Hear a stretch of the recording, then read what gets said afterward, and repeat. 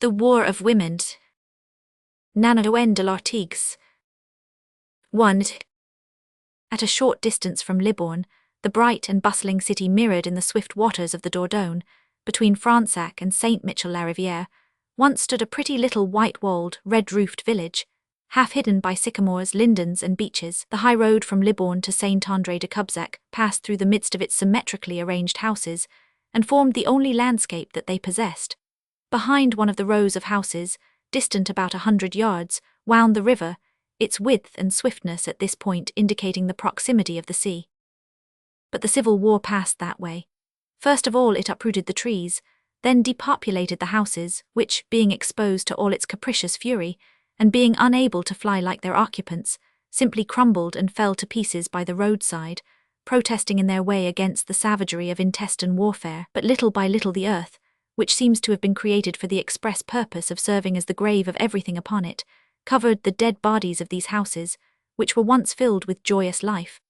Lastly, the grass sprang up in this artificial soil, and the traveller who today wends his way along the solitary road is far from suspecting, as he sees one of the vast flocks which one encounters at every turn in the south cropping the grass upon the uneven surface, that sheep and shepherd are walking over the burial place of a whole village.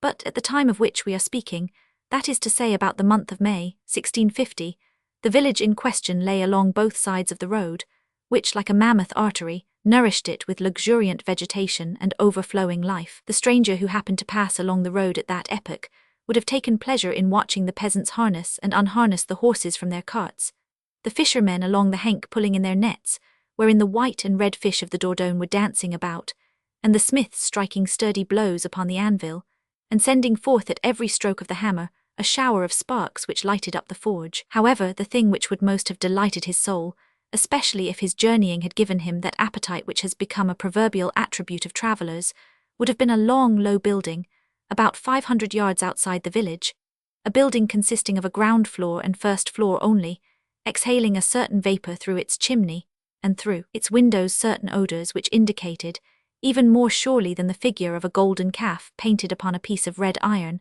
which creaked upon an iron rod set at the level of the first floor, that he had finally reached one of those hospitable establishments whose proprietors, in consideration of a certain modest recompense, undertake to restore the vigour of the tired wayfarer. Will someone tell me why this hostelry of the Golden Calf was located 500 yards from the village, instead of taking up its natural position amid the smiling houses grouped on either side of the road?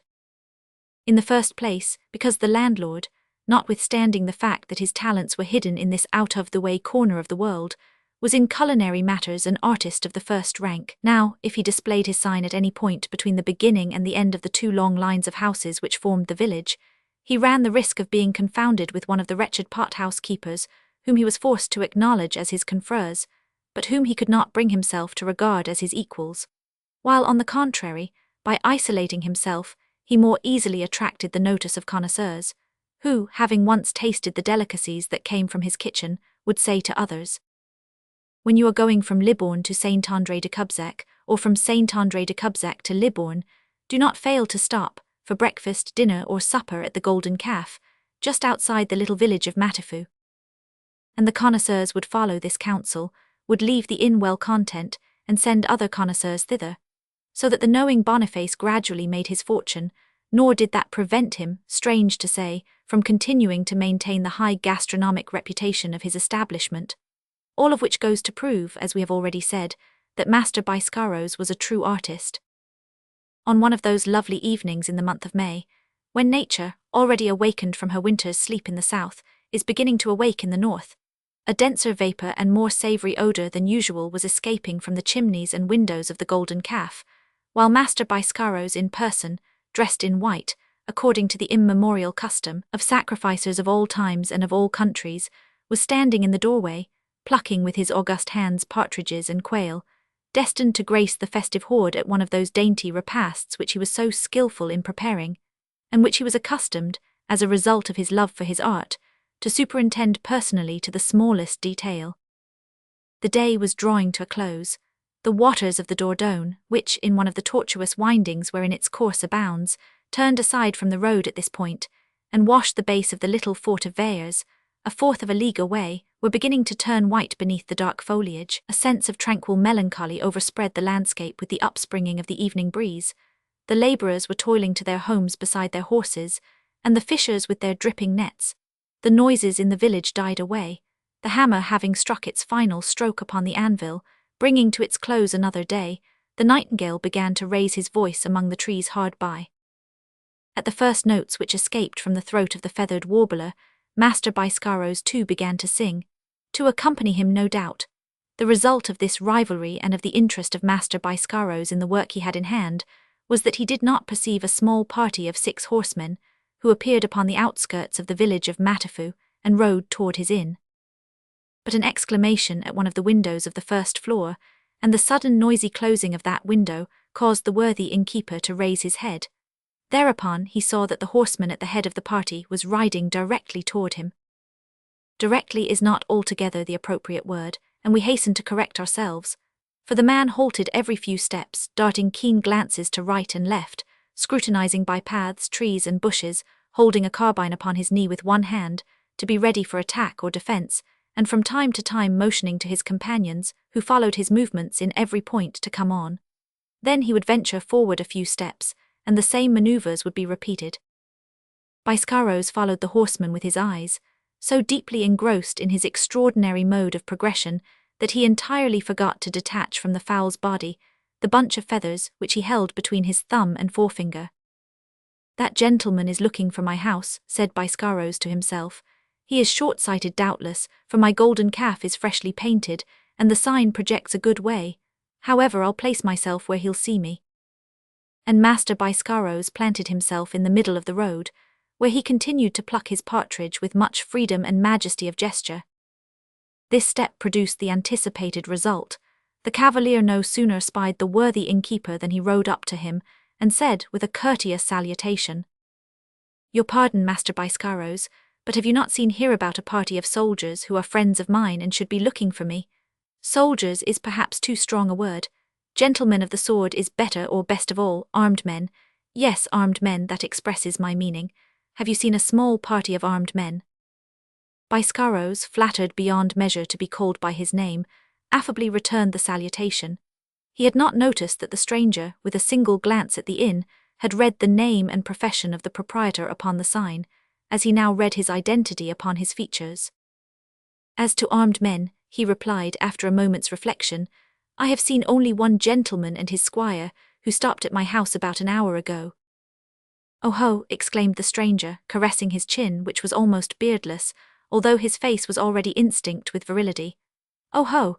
There is a gentleman and his squire here in your inn, and both armed, you say?" "Mon Dieu, yes, monsieur. Shall I send word to him that you wish to speak to him?" "Would it be altogether becoming," rejoined the stranger, "to disturb a person whom one doesn't know is somewhat too familiar usage, perhaps, especially if the unknown is a person of rank. No, Master Biscaros, be good enough to describe him to me, and let it go at that, or, better still, show him to me without letting him see me." "It would be difficult to show him to you, monsieur, for he seems anxious to keep out of sight. He closed his window the moment you and your companions appeared upon the road. To describe him to you is a simpler matter. He is a slender youth, fair-haired and delicate, hardly more than 16. He seems to have just about enough strength to carry the little parlour sword which hangs at his baldric." The stranger knit his brow as if searching his memory. "Ah yes," said he, "I know whom you mean. A light-haired, effeminate young dandy riding a Barbary horse and followed by an old squire, stiff as the knave of spades. He's not the man I seek." "Ah, he's not the man monsieur seeks," Biscaros repeated. "Knows." "Very good, pending his arrival whom monsieur seeks, as he cannot fail to pass this way, there being no other road, I trust that monsieur and his friends will enter my humble inn and take some refreshment." "No, I have simply to thank you, and to ask what time it might be." 6 o'clock is just striking on the village clock, monsieur. Don't you hear the loud tones of the bell?" "'Tis well. Now, Monsieur Biscaros, one last service." "With pleasure." "Tell me, please, how I can procure a boat and boatman." "To cross the river." "No, to take a sail upon the river." "Nothing easier. The fisherman who supplies me with fish. Are you fond of fish, monsieur?" queried Biscaros parenthetically, returning to his first idea of persuading the stranger to sup beneath his roof. It's not the most toothsome of delicacies, monsieur. However, when properly seasoned it's not to be despised. I always have excellent fish, monsieur. I congratulate you, Master Biscaros, but let us return to the man who supplies you. To be sure, at this hour his day's work is at an end and he is probably dining. You can see his boat from here, moored to the willows yonder just below the large elm. His house is hidden in the osier bed. You will surely find him at table. Thanks, Master Biscaros, thanks, said the stranger. Motioning to his companions to follow him, he rode rapidly away toward the clump of trees and knocked at the door of the little cabin. The door was opened by the fisherman's wife. As Master Biscaros had said, the fisherman was at table. Take your oars, said the horseman, and follow me. There's a crown to be earned. The fisherman rose with a degree of precipitation that was most eloquent of the hard bargains mine host of the Golden Calf was wont to drive. Do you wish to go down the river to Vayres? He asked. No, simply to go out into midstream and remain there a few moments. The fisherman stared at his customer's exposition of this strange whim, but as there was a crown at the end of it, and as he could see, some 20 yards away, the dark forms of the other horsemen, he made no objection, thinking that any indication of unwillingness on his part might lead to the use of force, and that in the struggle he would lose the proffered recompense. He therefore made haste to say to the stranger that he was at his service, with his boat and his oars. The little troop thereupon at once guided their horses toward the river, and while their leader kept on to the water's edge, halted at the top of the bank in such a position, as if they feared to be taken by surprise, that they could see in all directions. They had an uninterrupted view of the plain behind them, and could also cover the embarkation about to take place at their feet. Thereupon the stranger, who was a tall, light-haired young man, pale and rather thin, nervous in his movements, and with a bright, intelligent face, although there were dark rings around his blue eyes, and a cynical expression played about his lips. The stranger, we say, examined his pistols with particular attention, slung his carbine over his shoulder, made sure that his long rapier moved easily in its sheath, and then gazed attentively at the opposite shore, a broad expanse of plain, intersected by a path which ran in a straight line from the bank to the hamlet of Issen. The dark church spire and the smoke from the houses could be distinguished through the golden evening haze. Also on the other bank, scarcely an eighth of a league distant, stood the little fort of Vayres. Well, said the stranger, beginning to lose patience, and addressing his companions on the bank, is he coming? Can you see him anywhere to right or left, before or behind? I think, said one of the men, that I can make out a dark group on the Issen road, but I am not quite sure, for the sun's in my eyes. Wait. Yes, there are 1, 2, 3, 4, 5 men led by a laced hat and blue cloak. It must be the man we expect, attended by an escort for greater safety. He has the right to bring an escort, rejoined the stranger phlegmatically. Come and take my horse, Ferguson. The man to whom this command was addressed, in a half-familiar, half-imperative tone, obeyed at once and rode down the bank. Meanwhile the stranger alighted, and when the other joined him, threw his bridle over his arm and prepared to go aboard the boat. Look you, said Ferguson, laying his hand upon his arm, no useless foolhardiness, Covignac. If you see the slightest suspicious movement on your man's part, begin by putting a bullet through his brain. You see that the crafty villain has brought a whole squadron with him. True, but not so strong as ours, so we have the advantage in numbers as well as in courage and need fear nothing. Ah, their heads are beginning to show. Gad, what are they going to do? Said Ferguson. They can't procure a boat. Ah, faith, there is one there as by magic. It's my cousin, the Issen ferryman, said the fisherman, who evinced a keen interest in these preliminaries, and was in terror lest a naval battle was about to take place between his own craft and his cousin's. Good, there the blue coat steps aboard, said Ferguson, and alone, by my soul, strictly according to the terms of the treaty. Let us not keep him waiting, said the stranger, and leaping into the skiff he motioned to the fisherman to take his station. Be careful, Roland, said Ferguson, recurring to his prudent counsel. The river is broad, don't go too near the other shore to be greeted with a volley of musket balls that we can't return. Keep on this side of the centre if possible. He whom Ferguson called now Roland, and again Covignac, and who answered to both names, doubtless because one was the name by which he was baptized, and the other his family name or his nom de guerre, nodded assentingly. "Never fear," he said. "I was just thinking of that. It's all very well for them who have nothing to take rash chances, but this business promises too well for me foolishly to run the risk of losing all the fruit of it. So if there is any imprudence committed on this occasion, it won't be by me. Off we go, boatman." The fisherman cast off his moorings, thrust his long pole into the watergrass, and the boat began to move away from the bank, at the same time that the Isan ferryman's skiff put off from the opposite shore. There was near the centre of the stream a little stockade, consisting of 3 stakes surmounted by a white flag, which served to point out to the long lighters going down the Dordogne the location of a dangerous cluster of rocks. When the water was running low, the black, slippery crest of the reef could be seen above the surface, but at this moment, when the Dordogne was full, the little flag, and a slight ripple in the water alone indicated its presence. The 2 boatmen seemed by a common impulse to have fixed upon that spot as a convenient one for the interview between the 2 flags of truce, and both pulled in that direction. The ferryman reached the flag first, and in accordance with his passenger's orders, made his skiff fast to one of the rings in the stockade. At that moment the fisherman turned to his passenger to take his orders, and was not a little surprised to find a masked man, closely wrapped in his cloak. Upon that discovery, his feeling of dread, which had never left him, redoubled, and his voice trembled as he asked this strange personage what course he wished him to take. "Make your boat fast to yonder piece of wood," said Couvignac, pointing to one of the stakes, "and as near Monsieur's boat as possible." The boatman obeyed, and the 2 craft, brought close together by the current, permitted the plenipotentiaries to hold the following conference. Chapter 2. "What, you wear a mask, monsieur?" exclaimed the newcomer in a tone of surprise not unmixed with vexation. He was a stout man of some 55 to 58 years, with the stern, glaring eye of a bird of prey, and a grisly moustache and royale. Although he wore no mask, he concealed his hair and his features as much as possible beneath a huge laced hat, and his figure and his clothes beneath a blue cloak of ample proportions. Couvignac, upon obtaining a view at close quarters of the individual who addressed him, could not restrain an involuntary movement of surprise. "Well, well, monsieur, what's the matter?" demanded he of the blue cloak. "Nothing, monsieur, I nearly lost my balance. I believe that you did me the honour of addressing me. What were you saying, pray?" "I asked you why you are masked." "That is a plain question," said the young man, "and I will reply with equal frankness.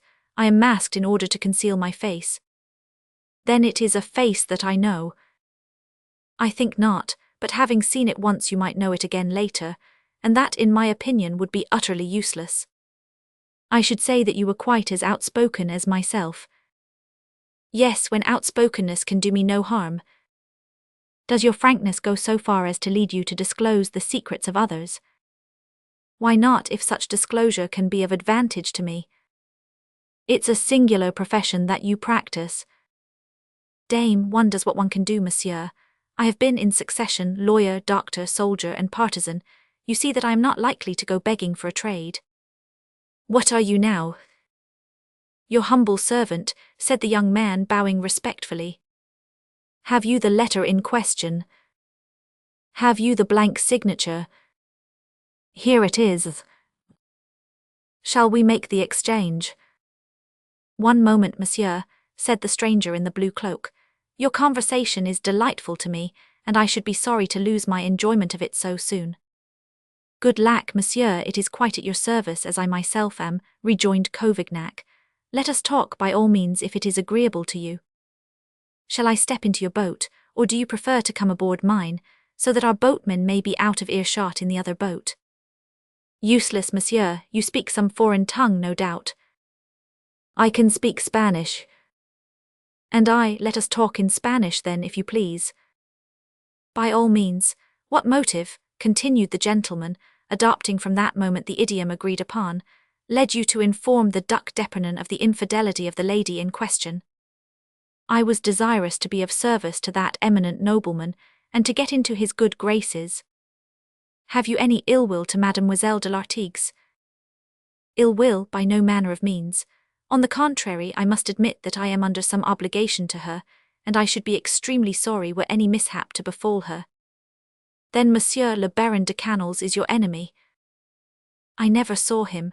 I know him only by reputation, and I must say that he is said to be a gallant knight and worthy gentleman. I am to understand that your action is not induced by hatred of any person. Go to, if I had a grievance against Baron de Canals, I should challenge him to exchange shots or sword thrusts with me, and he is too much of a man ever to decline an invitation of that kind. In that case I must recur to the reason you have given me. I think you can do no better. Very good, I understand that you have the letter which proves Mademoiselle de Lartigues to be unfaithful. Here it is, no offence, but this is the second time I have shown it to you. The older gentleman glanced sadly from afar at the dainty paper, through which he could see the written characters. The young man slowly unfolded the letter. You recognize the writing, do you not? Yes. Then give me the blank signature, and you shall have the letter. In a moment, will you allow me to ask you a question? Ask it, monsieur. The young man tranquilly folded the paper again, and replaced it in his pocket. How did you procure the letter? I am quite willing to tell you. I am listening. You know that the somewhat extravagant government of the Duc d'Epernon has aroused a strong feeling against him in Guyenne. Very well, go on. You know that the frightfully stingy government of Monsieur de Mazarin has aroused a tremendously strong feeling against him in the capital. What have Monsieur de Mazarin and Monsieur d'Epernon to do with the matter?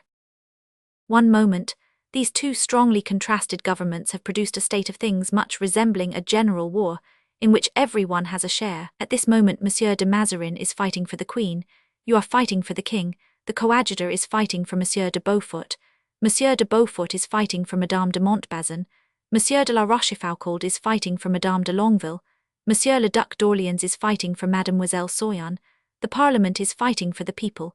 Lastly, Monsieur de Condé, who was fighting for France, has been imprisoned. Now I, who have no great stake to gain by fighting for the Queen, for the King, for the coadjutor, for Monsieur de Beaufort, for Madame de Montbazon, for Madame de Longueville, for Mademoiselle Soyon, for the people or for France, conceived the scheme of espousing no party whatever, but of following the one which I feel inclined to follow at the moment. Thus with me it is a question of expediency pure and simple. What say you to the idea? It is ingenious, certainly. Consequently I have levied an army. You can see it drawn up yonder on the bank of the Dordogne. 5 men, nonsense. That's one more than you have yourself. It doesn't look well, therefore, for you to treat it with contempt. Very ill-clad, continued the older man, who was in ill humour, and for that reason inclined to be censorious. True, rejoined his interlocutor, they somewhat resemble the companions of Falstaff. Falstaff, by the way, is an English gentleman of my acquaintance, but tonight they will be newly equipped, and if you fall in with them tomorrow, you will admit that they are pretty fellows. Let us return to yourself. I am not concerned with your men. Very well, as I was saying, in the course of my warfare on my own account, we fell in with the tax collector of this district, who was going from village to village, rounding out his Majesty's purse. So long as there was a single stiver uncollected, we did escort duty for him faithfully, and I confess that, as I watched his money-bags filling, I was strongly tempted to join the king's faction, but the infernal confusion that reigned everywhere, together with a fit of spleen against Monsieur de Mazarin, and the complaints that we heard on all sides against Monsieur d'Epernon, brought us to our senses. We concluded that there was much to be said in favour of the justice of the prince's cause, and we embraced it with ardour. The collector completed his round of visits at the little house which stands by itself yonder among the poplars and sycamores. Nanoen's house, muttered the other. Yes, I see it.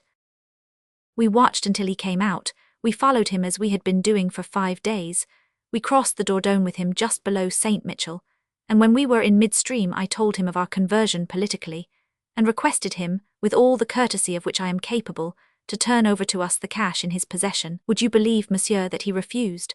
Thereupon my comrades searched him, and as he was shrieking in a way to cause scandal, my lieutenant, a resourceful rascal, you see him yonder in a red cloak holding my horse, reflected that the water, by intercepting the air currents, interfered with the continuity of sound.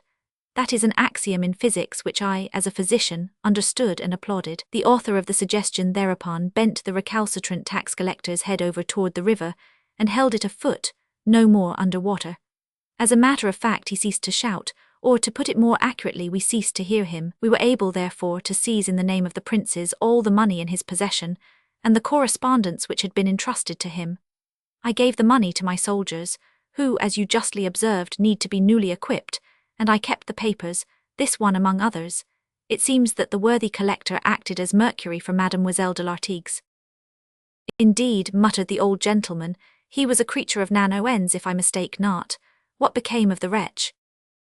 Ah, you will see whether we did well to dip the wretch, as you call him, in the river.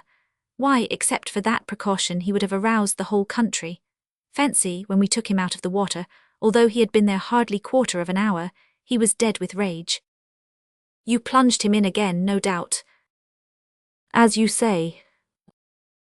But if the messenger was drowned? I didn't say that he was drowned.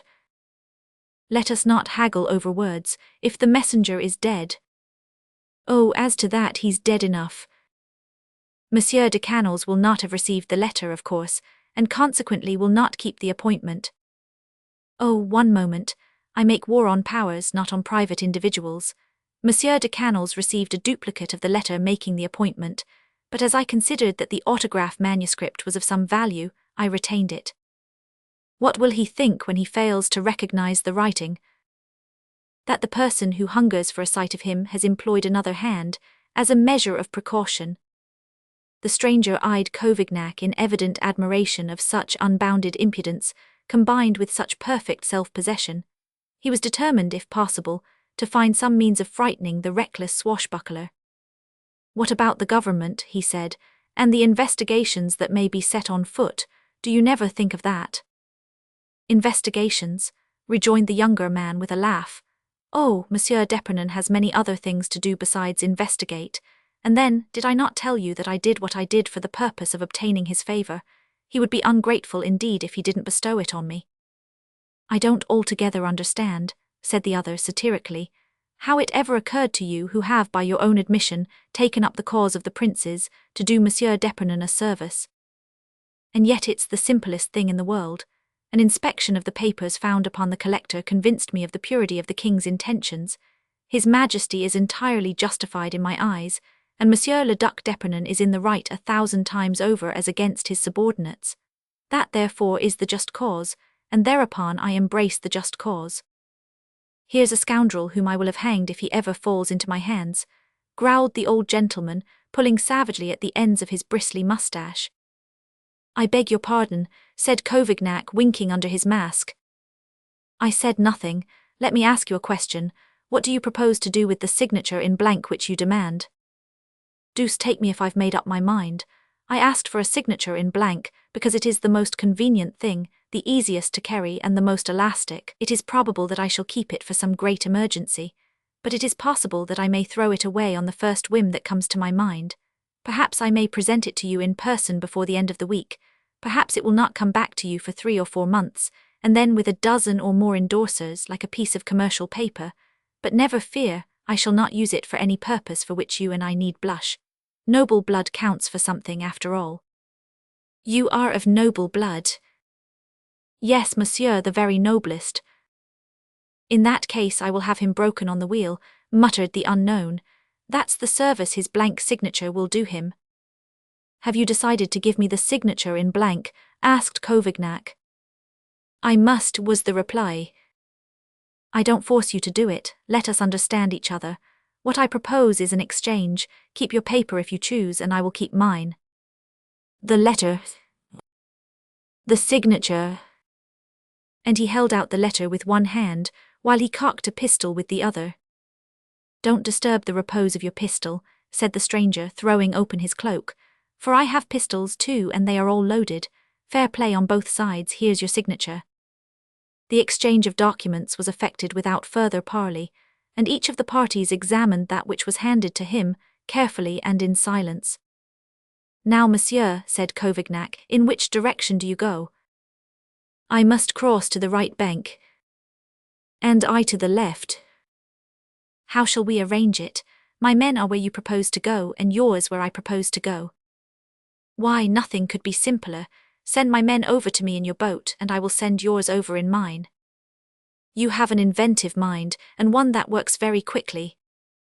I was born to command an army. And so you do. Ah, true, I had forgotten, said the young man. The stranger motioned to the ferryman to cast off his boat, and pull to the opposite shore in the direction of the clump of woods, which reached to the road. The young man, who was perhaps expecting some treachery, stood half erect to look after him, with his hand still resting on the butt of his pistol, ready to fire at the least suspicious movement on the stranger's part. But the latter did not even deign to notice the distrust of which he was the object, and turning his back on the young man with real or affected indifference, began to read the letter, and was soon entirely engrossed in its contents. Remember the hour, Couvignac called after him, 8 o'clock this evening. The stranger made no reply, and did not seem to have heard. Ah, said Couvignac to himself, caressing the butt of his pistol, to think that, if I chose, I might throw open the succession to the government of Guyenne, and stop the civil war. But with the Duc d'Epernon dead, what good would his signature in blank do me? And with the civil war at an end, what should I live on? Upon my word, there are times when I believe I am going mad. Vive le Duc d'Epernon and the civil war. Come, boatman, to your oars and pull to the other shore. We must not keep the worthy man waiting for his escort.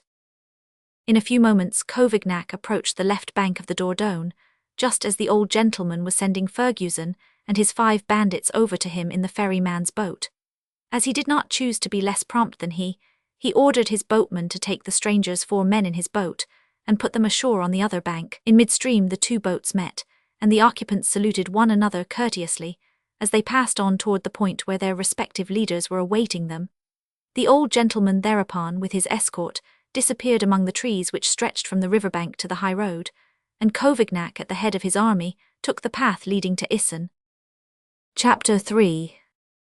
Half an hour after the scene we have described, the same window in Master Biscaro's hostelry which had been closed so suddenly was cautiously reopened, and a young man of some 16 or 18 years, dressed in black, with sleeves puffed at the wrists, in the fashion of that day, rested his elbows on the window-sill, after carefully scrutinizing the road to right and left. A shirt of the finest linen protruded proudly from his doublet, and fell in wavy folds over his beribboned small clothes. His small, slender hand, a true thoroughbred hand, toyed impatiently with his buckskin gloves, embroidered along the seams. A pearl-grey felt hat, surmounted by a magnificent blue feather, shaded his long, golden chestnut locks, which formed a marvellously fitting frame for an oval face, with fair complexion, rosy lips and black eyebrows. But truth compels us to state that this attractive ensemble, which was well adapted to make the youth one of the most charming of cavaliers, was for the moment ever so little clouded by an expression of ill humour, caused no doubt by a season of profitless waiting, for he gazed with dilated eye along the road, which was already swimming in the evening mist. In his impatience he struck his left hand with his gloves. At the sound, the landlord, who was plucking his last partridge, raised his head and said, removing his cap, "At what hour will you sup, my young sir? We are only awaiting your orders to serve you. You know that I do not sup alone, but am awaiting a friend. When you see him coming, you may serve the supper." "Ah, monsieur," rejoined Master Biscaros, "I wouldn't presume to censure your friend, for he is certainly free to come or not, but it's a very bad habit to keep people waiting." "He has no such habit, and I am much surprised at his tardiness." "I am something more than surprised, monsieur. I am deeply grieved, for the joint will be burned." "Take it off the spit." "Then it will be cold." "Put another to the fire." "It won't be cooked." "In that case, my friend, do as you please," said the youth, unable, notwithstanding his ill humour, to refrain from smiling at the innkeeper's despair. "I entrust the matter to your supreme wisdom." "There is no wisdom, not even King Solomon's own, that would make a warmed-over dinner eatable." Having propounded that axiom, which Boileau was to express in verse 20 years later, Master Biscaros, shaking his head sadly, entered the inn. Thereupon the youth, as if to cheat his impatience, drew back into the chamber, and was heard for a moment or two stamping noisily back and forth across the floor. But almost immediately, thinking that he heard horses' footsteps in the distance, he rushed to the window again. "At last," he cried, "there he is, God be praised." As he spoke, the head of a mounted man appeared beyond the thicket where the nightingale was singing, to whose melodious notes the young man seemed to pay no attention, doubtless because of his intense preoccupation. To his great astonishment, He waited in vain for the horseman to come out upon the road, for he turned to the right and rode in among the bushes, where his hat soon disappeared, an unmistakable indication that he had alighted. A moment later the watcher saw through the branches, as they were cautiously put aside, a grey helmet, and the last rays of the setting sun were reflected on a musket barrel. The young man remained at his window, lost in thought. Evidently the man hiding in the thicket was not the friend he expected, and the impatient expression which darkened his mobile features gave place to an expression of curiosity. Soon a second hat appeared beside the first, and the young man drew back out of sight. The same grey helmet, the same glistening musket barrel, the same manoeuvring in the thicket.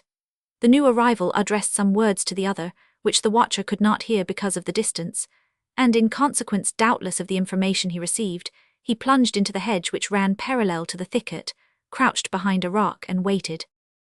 From his elevated position the young man could see his hat above the rock. Beside the hat gleamed a luminous point. It was the end of the musket barrel.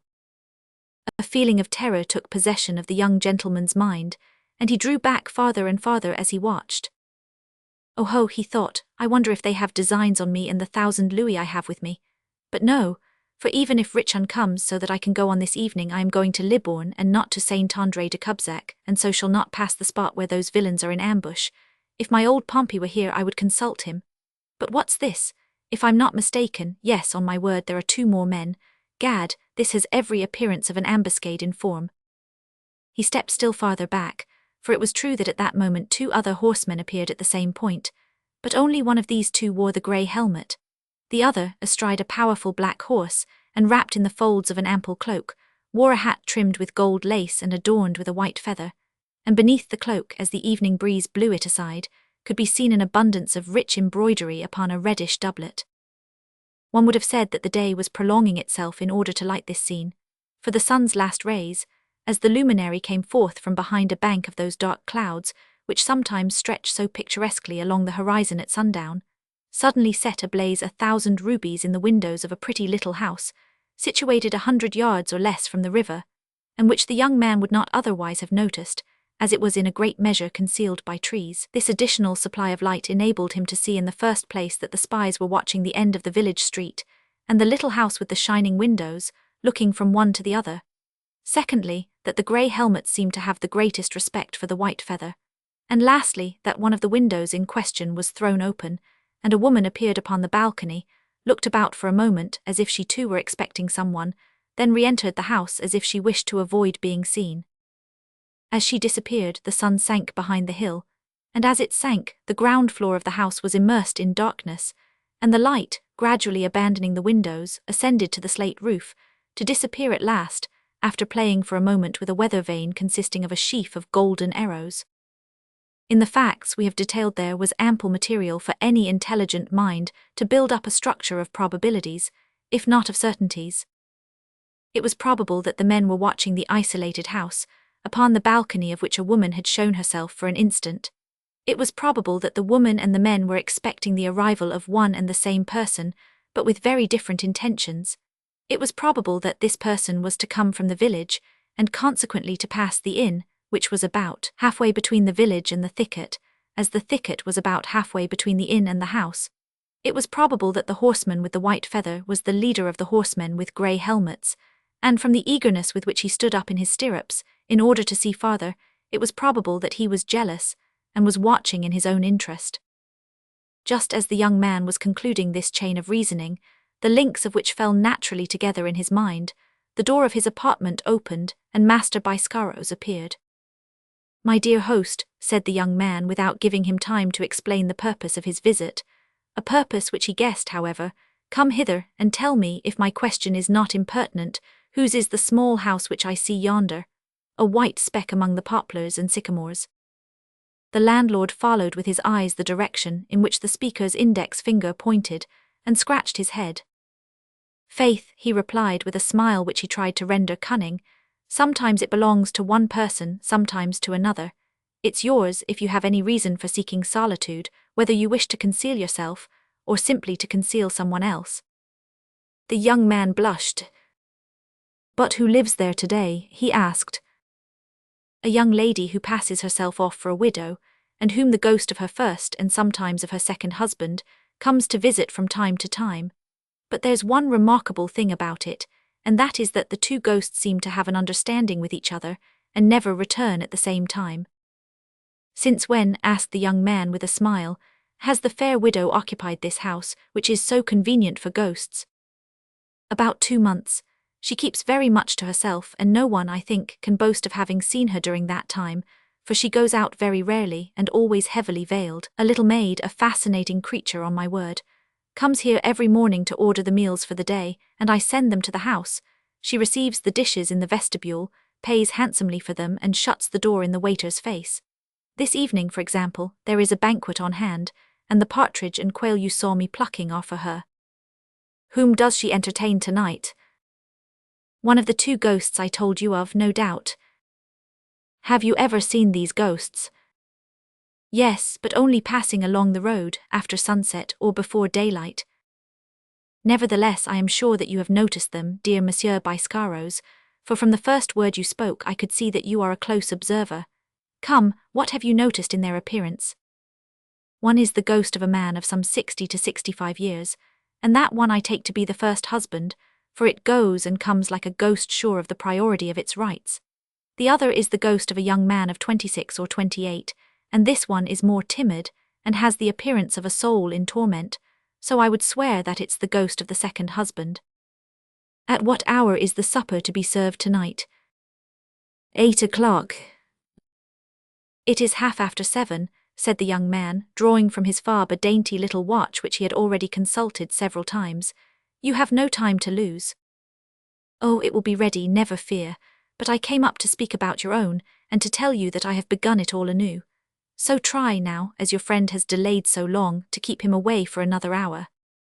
Look you, my dear host, said the young gentleman, with the air of a man to whom the important question of a meal served at the proper moment was a secondary matter, don't be disturbed about our supper, whenever the person whom I expect arrives, for we have much to talk about. If the supper isn't ready, we will talk first. If it is ready, we will talk afterward. In good sooth, monsieur, you are a very accommodating gentleman, and since you are content to leave the matter in my hands, you shall not be disappointed. Make your mind easy on that score. Whereupon Master Biscaros made a low bow, to which the young man replied with a nod, and left the room. Now, said the young man to himself, resuming his station at the window with renewed interest, I understand the whole affair. The lady is expecting somebody who is to come from Libourne, and the men in the bushes propose to accost him before he has time to knock at her door. At that instant, as if to confirm the supposition of our sagacious observer, he heard the hoof-beats of a horse at his left. His eye instantly sought the thicket to observe the attitude of the men in ambush there. Although the darkness was beginning to obscure the different objects, it seemed to him that some of the men put aside the branches, while the others stood up to look over the rock, all alike preparing for a movement, which had every appearance of being an aggressive one. At the same time a sharp click, like the cocking of a musket, reached his ear thrice and made him shudder. He at once turned in the opposite direction, to try and discern the person whose safety was menaced by that murderous sound, and spied a young man trotting briskly along upon a graceful, well-shaped horse. A handsome fellow he was, head erect, nose in air, and hand on hip, wearing a short cloak lined with white satin, thrown gracefully over his right shoulder. Seen from a distance, he seemed to have a refined, poetic, joyous face. At closer quarters, it was seen to be a face with pure outlines, bright, clear complexion, keen eyes, lips slightly parted by the habit of smiling, a soft, black mustache and fine, white teeth, a lordly way of twirling his switch, accompanied by a soft whistle, like that affected by the dandies of the epoch, following the fashion set by Monsieur Gaston d'Orleans, was not lacking to make of the newcomer a perfect cavalier, according to the laws of good form then in vogue at the court of France, which was beginning to set the fashion for all the courts of Europe. 50 paces behind him, mounted upon a horse whose gait he regulated by that of his master's, rode an extremely consequential, high and mighty valet, who seemed to occupy a no less distinguished station among servants than his master among gentlemen. The comely youth watching from the window of the inn, too young, doubtless, to look on in cold blood at such a scene as seemed imminent, could not restrain a shudder as he reflected that the two paragons who were approaching, with such absolute indifference and sense of security, would, in all probability, be shot down when they reached the spot where their foes were lying in ambush, A decisive conflict seemed to take place between the timidity natural at his age and his love for his neighbour. At last the generous sentiment carried the day, and as the gallant cavalier was riding by in front of the inn, without even looking toward it, the young man obeyed a sudden, irresistible impulse, leaned from the window, and cried, "Hold, monsieur, stop a moment, please, for I have something of importance to say to you." At the sound of the voice, and the words which it uttered, the horseman raised his head, and seeing the young man at the window, stopped his horse with a movement of his hand which would have done honour to the best of squires. "Don't stop your horse, monsieur, but ride toward me unconcernedly as if you knew me." The traveller hesitated a second, but realizing that he had to do with a gentleman of engaging countenance and pleasant manners, he removed his hat and rode forward, smiling. "Here I am at your service, monsieur," he said. "What can I do for you?" "Come still nearer, monsieur," continued he at the window, "or what I have to tell you cannot be told aloud. Put on your hat, for we must make them think that we are old acquaintances, and that you were coming to this inn to see me." "But I don't understand, monsieur," said the traveller. "You will understand directly. Meanwhile put on your hat. Good, now come nearer. Give me your hand, that's it, delighted to see you. Now listen, do not ride on beyond this inn or you are lost." "What's the matter? Really you terrify me," said the traveller with a smile. "The matter is that you are on your way to yonder little house where we see the light, are you not?" The horseman started. "Well, on the road to that house, at the bend in the road, in yonder dark thicket, 4 men are lying in wait for you." "Oh ho!" exclaimed the traveller, gazing with all his eyes at the young man, who was quite pale. "Indeed, you are sure?" "I saw them ride up, one after another, get down from their horses and hide, some behind the trees, others behind rocks. Lastly, when you rode out of the village just now, I heard them cock their muskets." "The devil!" exclaimed the traveller, beginning to take alarm. "Yes, monsieur, it's just as I tell you," continued the young man at the window. "If it were only not quite so dark you could see them, and perhaps recognize them." "Oh, I have no need to see them, I know perfectly well who they are. But who told you that I was going to that house, monsieur, and that it is I they are watching for?" "I guessed it." "You are a very charming Oedipus. Thanks. Ah, they propose to shoot me. How many of them are assembled for that praiseworthy purpose?" "4, one of whom seemed the leader." "He is older than the others, isn't he?" "Yes, as well as I could judge from here." "Does he stoop?" "He is round-shouldered, wears an embroidered doublet, white plume, brown cloak. His gestures are infrequent but imperative." "As I thought, it's the Duc d'Epernon." "The Duc d'Epernon." Well, here I am telling you my business," said the traveller with a laugh. "I never do so with others, but no matter, you have done me so great a service that I don't care so much what I say to you. How are the men dressed who are with him?" "Grey helmets." "Just so, they are his staff-bearers." "Become musket-bearers for today." "In my honour, thanks. Now do you know what you ought to do, my young gentleman?" "No, but tell me your opinion, and if what I ought to do can be of any service to you, I am ready in advance to undertake it." "You have weapons?" "Why, yes, I have a sword." "You have your servant?" "Of course, but he is not here. I sent him to meet someone whom I expect." "Very well, you ought to lend me a hand." "To do what?"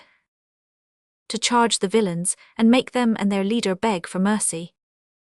"Are you mad, monsieur?" cried the young man, in a tone which showed that he was not in the least inclined for such an expedition. "Indeed, I ask your pardon," said the traveller. "I forgot that the affair had no interest for you." Turning to his servant, who had halted when his master halted, he said, "Come here, Castorin." At the same time he put his hand to his holsters, as if to make sure that his pistols were in good condition. "Ah, monsieur," cried the young man at the window, putting out his arms as if to stop him, "monsieur, in heaven's name do not risk your life in such an adventure. Rather come into the inn, and thereby avoid arousing the suspicion of the men who are waiting for you. Consider that the honour of a woman is at stake." "You are right," rejoined the horseman, "although in this case it's not her honour precisely but her material welfare. Castorin, my good fellow," he added, addressing his servant who had joined him, "we will go no farther just now." "What?" cried Castorin, almost as disappointed as his master. What does monsieur say?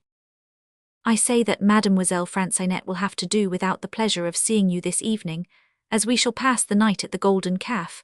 Go in, therefore, order supper for me, and a bed to be got ready. As he doubtless saw that Monsieur Castorin proposed to make some rejoinder, he accompanied his last words with a movement of the head which effectually precluded any more extended discussion. Castorin at once passed through the gate, crestfallen, and without venturing to say another word.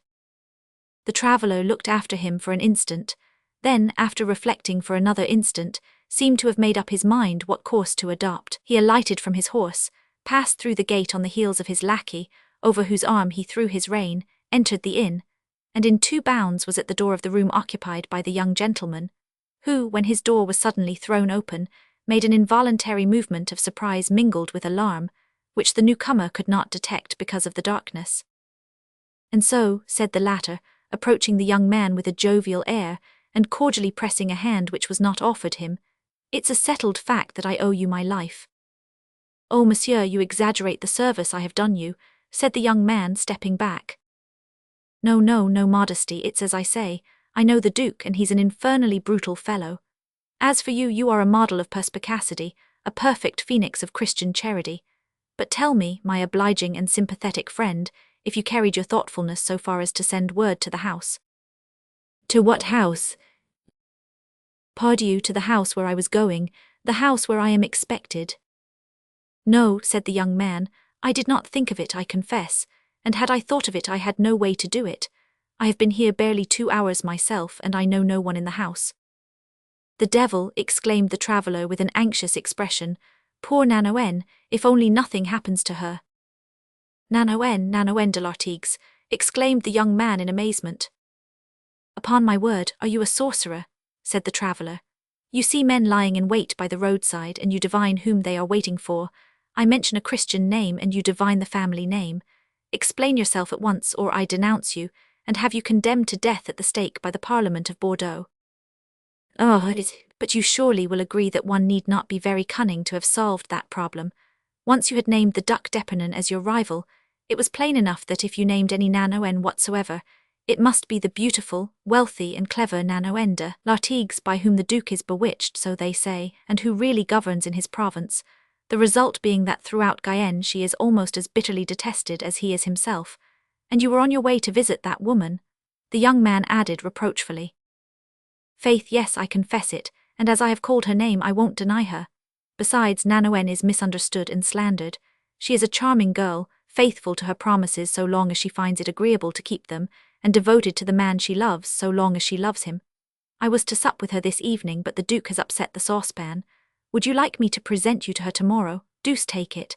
The Duke must return to Agen sooner or later. Thanks, returned the young gentleman dryly. I know Mademoiselle de l'Artigues by name only, and I have no desire for any further acquaintance with her. Well, you are wrong, Morbleu. Nanoen is a good person to know in every way. The young man's brows contracted. Oh ho, I beg your pardon, said the astonished traveller, but I thought that at your age. I know that I am of an age at which such suggestions are ordinarily accepted, replied the other, noticing the bad effect his prudery seemed to have produced, and I would gladly accept, were it not that I am simply a bird of passage here, and am compelled to continue my journey tonight. Pardieu, surely you will not go until I know the name of the gentle knight who so courteously saved my life. The young man hesitated for a moment before he replied. I am the Vicomte de Cambes. Aha, said his companion, I have heard of a lovely Vicomtesse de Cambes, who has large estates near Bordeaux, and is a close friend of Madame la Princess. She is a kinswoman of mine, said the young man hastily. Faith, Viscount, I congratulate you, for they say that she is charming beyond compare. I hope you will present me to her if the opportunity ever occurs. I am Baron de Canals, captain in the Nivelles regiment, and at present enjoying a leave of absence which Monsieur le Duc d'Epernon was pleased to grant me, at the recommendation of Mademoiselle de l'Artigues. Baron de Canals, cried the Viscount, gazing at his companion with the curiosity naturally aroused by that name, renowned in the love intrigues of the time. You know me, said Canals. By reputation only, the Viscount replied. And by bad reputation, eh? What would you have? Everyone follows his natural inclinations, and I love a life of excitement. You are perfectly free, monsieur, to live as you choose, rejoined the Viscount. Permit me, however, to express one thought that comes to my mind. What is it? That there is a woman yonder, deeply compromised for your sake, upon whom the Duke will wreak vengeance for his disappointment in your regard. The devil, do you think it? Of course, although she is a somewhat frail person, Mademoiselle de l'Artigues is a woman none the less, and compromised by you. It is for you to look to her safety. Gad, you are right, my young Nestor, and in the pleasure of conversing with you I was near forgetting my obligations as a gentleman. We have been betrayed, and in all probability the Duke knows all. It is very true that Nanoen is so clever that if she were warned in time, I would wager my life that she would make the Duke apologize. Now let us see.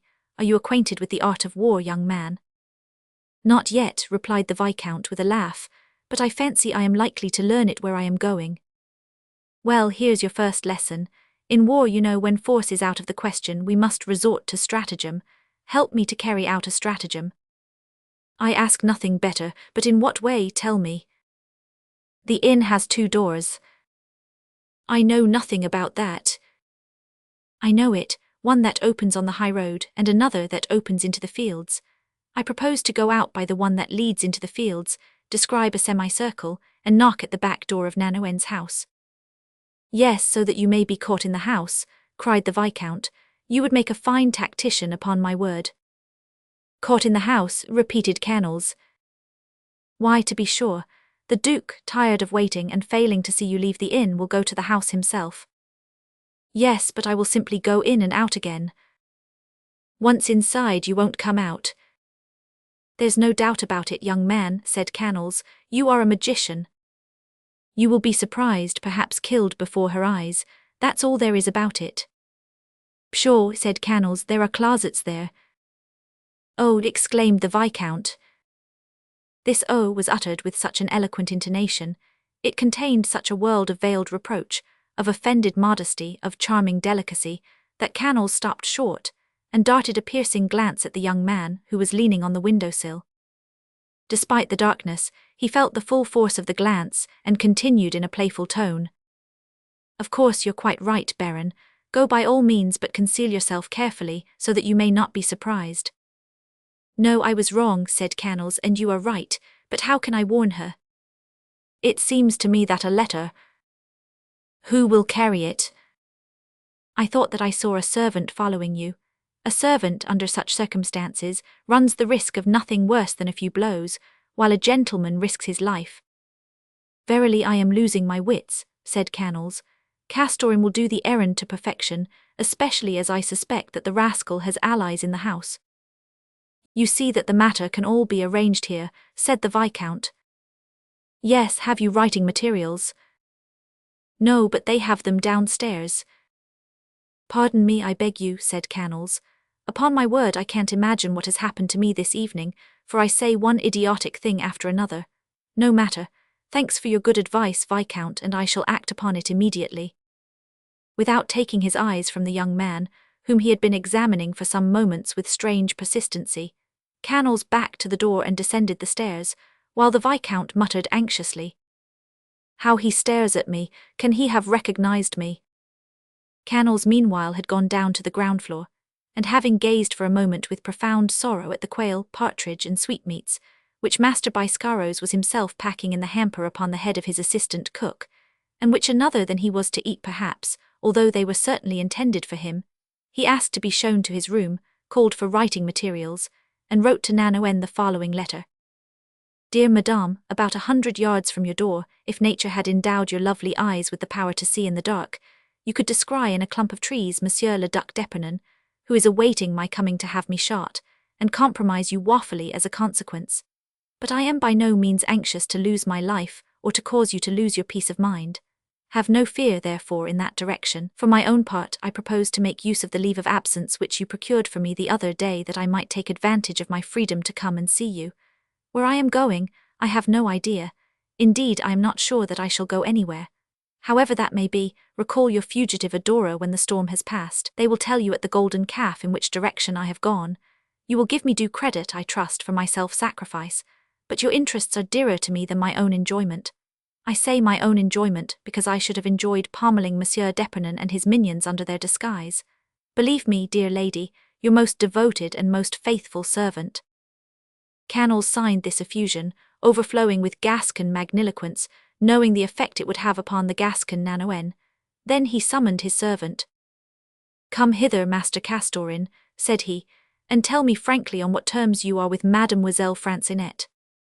"But, monsieur," replied Castorin, wondering much at the question, "I don't know if I ought." "Have no fear, Master Idiot. I have no designs upon her, and you haven't the honor of being my rival. I ask the question simply for information." "Ah, that's a different matter, monsieur, and I may say that Mademoiselle Francinet has deigned to appreciate my good qualities." "Then you are on the best of terms with her, aren't you, Monsieur Puppy? Very good. Take this letter and go around by the fields." "I know the road, monsieur," said Castorin, with a self-satisfied expression. "'Tis well, knock at the back door. No doubt you know that door too." "Perfectly well." "Better and better.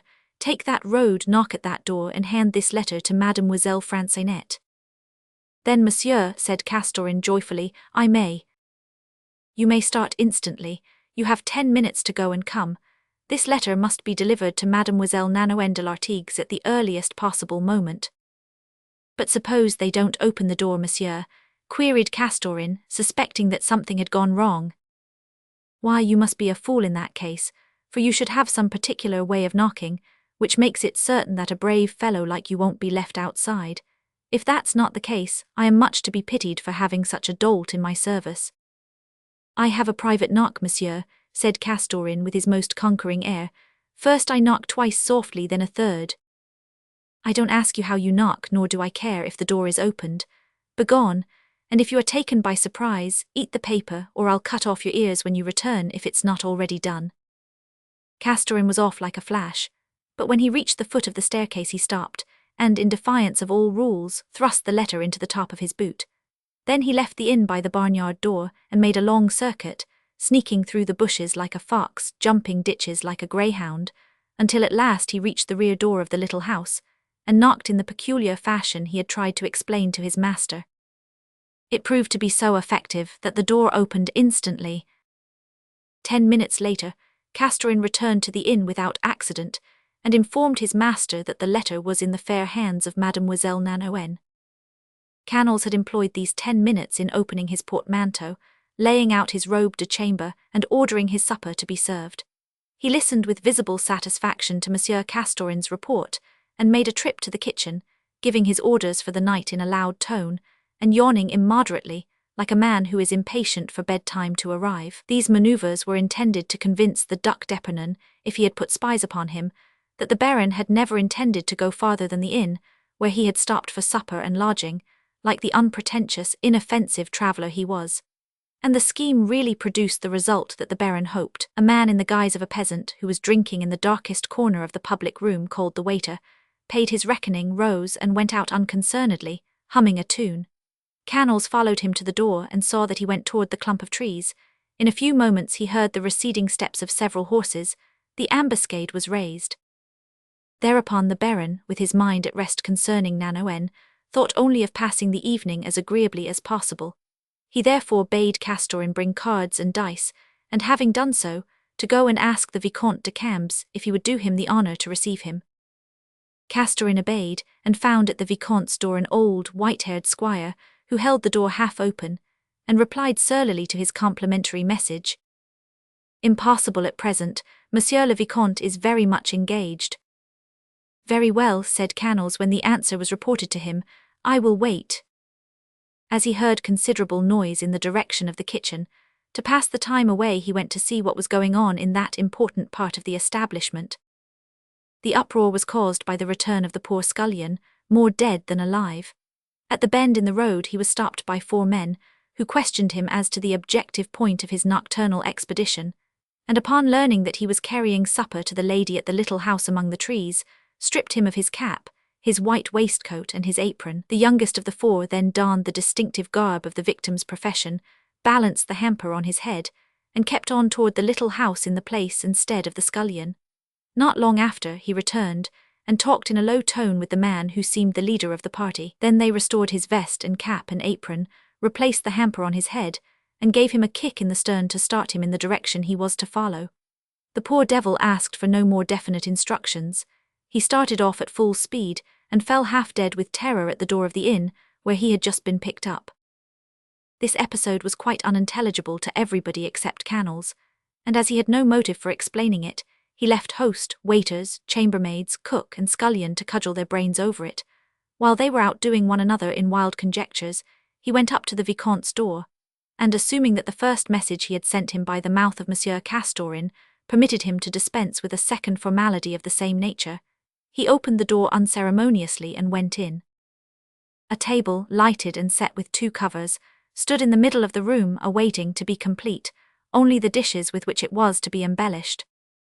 Canals noticed the 2 covers and drew a joyful inference therefrom.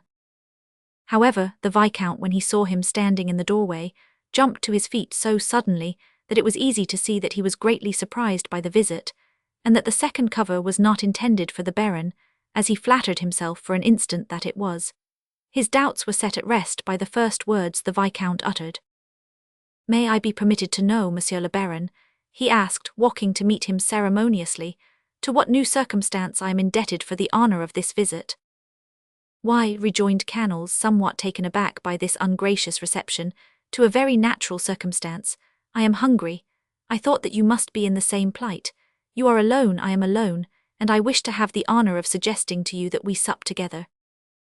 The Viscount looked at Canals with evident distrust, and seemed to feel some embarrassment in answering him. "Upon my honour," said Canals, laughing, "one would say that I frighten you. Are you a knight of Malta, pray? Are you destined for the church, or has your respectable family brought you up in holy horror of the Canals? Pardieu, I shall not ruin you if we pass an hour together on opposite sides of a table." "Impossible for me to go to your room, Baron." "Very well, don't do it, but as I am already here." "Even more impossible, monsieur, I am expecting someone." This time Canals was disarmed. "You are expecting someone," he said. "Yes." "Faith," said Canals after a moment of silence, "I should almost prefer that you had let me go on at any risk, rather than spoil, by your manifest repugnance for my society, the service you rendered me, for which I fear that I have not as yet thanked you sufficiently." The young man blushed and walked to Canals' side. "Forgive me, monsieur," he said in a trembling voice. "I realize how rude I am, and if it were not serious business, family matters, which I have to discuss with the person I expect, it would be both an honour and a pleasure to admit you as a third, although—" "Oh, finish," said Canals. "Whatever you say, I am determined not to be angry with you." "Although," continued the Viscount, "our acquaintance is one of the unforeseen results of mere chance, one of those fortuitous meetings, one of those momentary relations." "Why so?" queried Canals. "On the contrary, the most sincere and enduring friendships are formed in this way. We simply have to give credit to Providence for what you attribute to chance." "Providence, monsieur," the Viscount rejoined with a laugh, "decrees that I depart 2 hours hence, and that in all probability I take the opposite direction to that you will take. Receive, therefore, my sincere regrets at my inability to accept, gladly as I would do so if I could, the friendship you offer me so cordially, and of which I fully appreciate the worth." "You are a strange fellow, upon my word," said Canals, "and the generous impulse upon which you acted in the first place gave me quite a different idea of your character. But of course it shall be as you desire. I certainly have no right to persist, for I am your debtor, and you have done much more for me than I had any right to expect from a stranger. I will return, therefore, to my own room and sup alone, but I assure you, Viscount, it goes against my grain. I am not addicted to monologue." Indeed, notwithstanding what he said, and his declared purpose to withdraw, Canals did not withdraw. Some power that he could not understand seemed to nail him to his place. He felt irresistibly drawn to the Viscount, who, however, took up a candle and approached him with a charming smile. "Monsieur," said he, extending his hand, "however that may be, and short as our acquaintance has been, I beg you to believe that I am overjoyed to have been of service to you." Canals heard nothing but the compliment. He seized the hand the Viscount offered him, which was warm and soft, and instead of answering his friendly masculine pressure was withdrawn at once. Realizing that his dismissal was none the less a dismissal, although couched in courteous phrase, he left the room, disappointed and thoughtful. At the door he encountered the toothless smile of the old valet, who took the candle from the Viscount's hands, ceremoniously escorted Canals to his door, and hastened back to his master, who was waiting at the top of the stairs. "What is he doing?" the Viscount asked in an undertone. "I think he has made up his mind to take supper alone," replied Pompey. "Then he won't come up again." "I hope not, at least." "Order the horses, Pompey, it will be so much time gained. But what is that noise?" "I should say it was Monsieur Richard's voice." "And Monsieur de Canals?" "They seem to be quarrelling." "On the contrary, they are greeting each other. Listen. If only Richard doesn't say anything." "Oh, there's no fear of that, he's very circumspect." "Hush." As they ceased to speak, they heard Canal's voice. "Two covers, Master Biscaros," he cried. "Two covers, Monsieur Richard sups with me." "By your leave, no," replied Richard, "it's impossible." "The deuce, so you two propose to sup alone like the young gentleman upstairs." "What gentleman?" "The one upstairs, I say." "What's his name?" "Vicomte de Cambes." "Oh ho, you know the Viscount, do you?"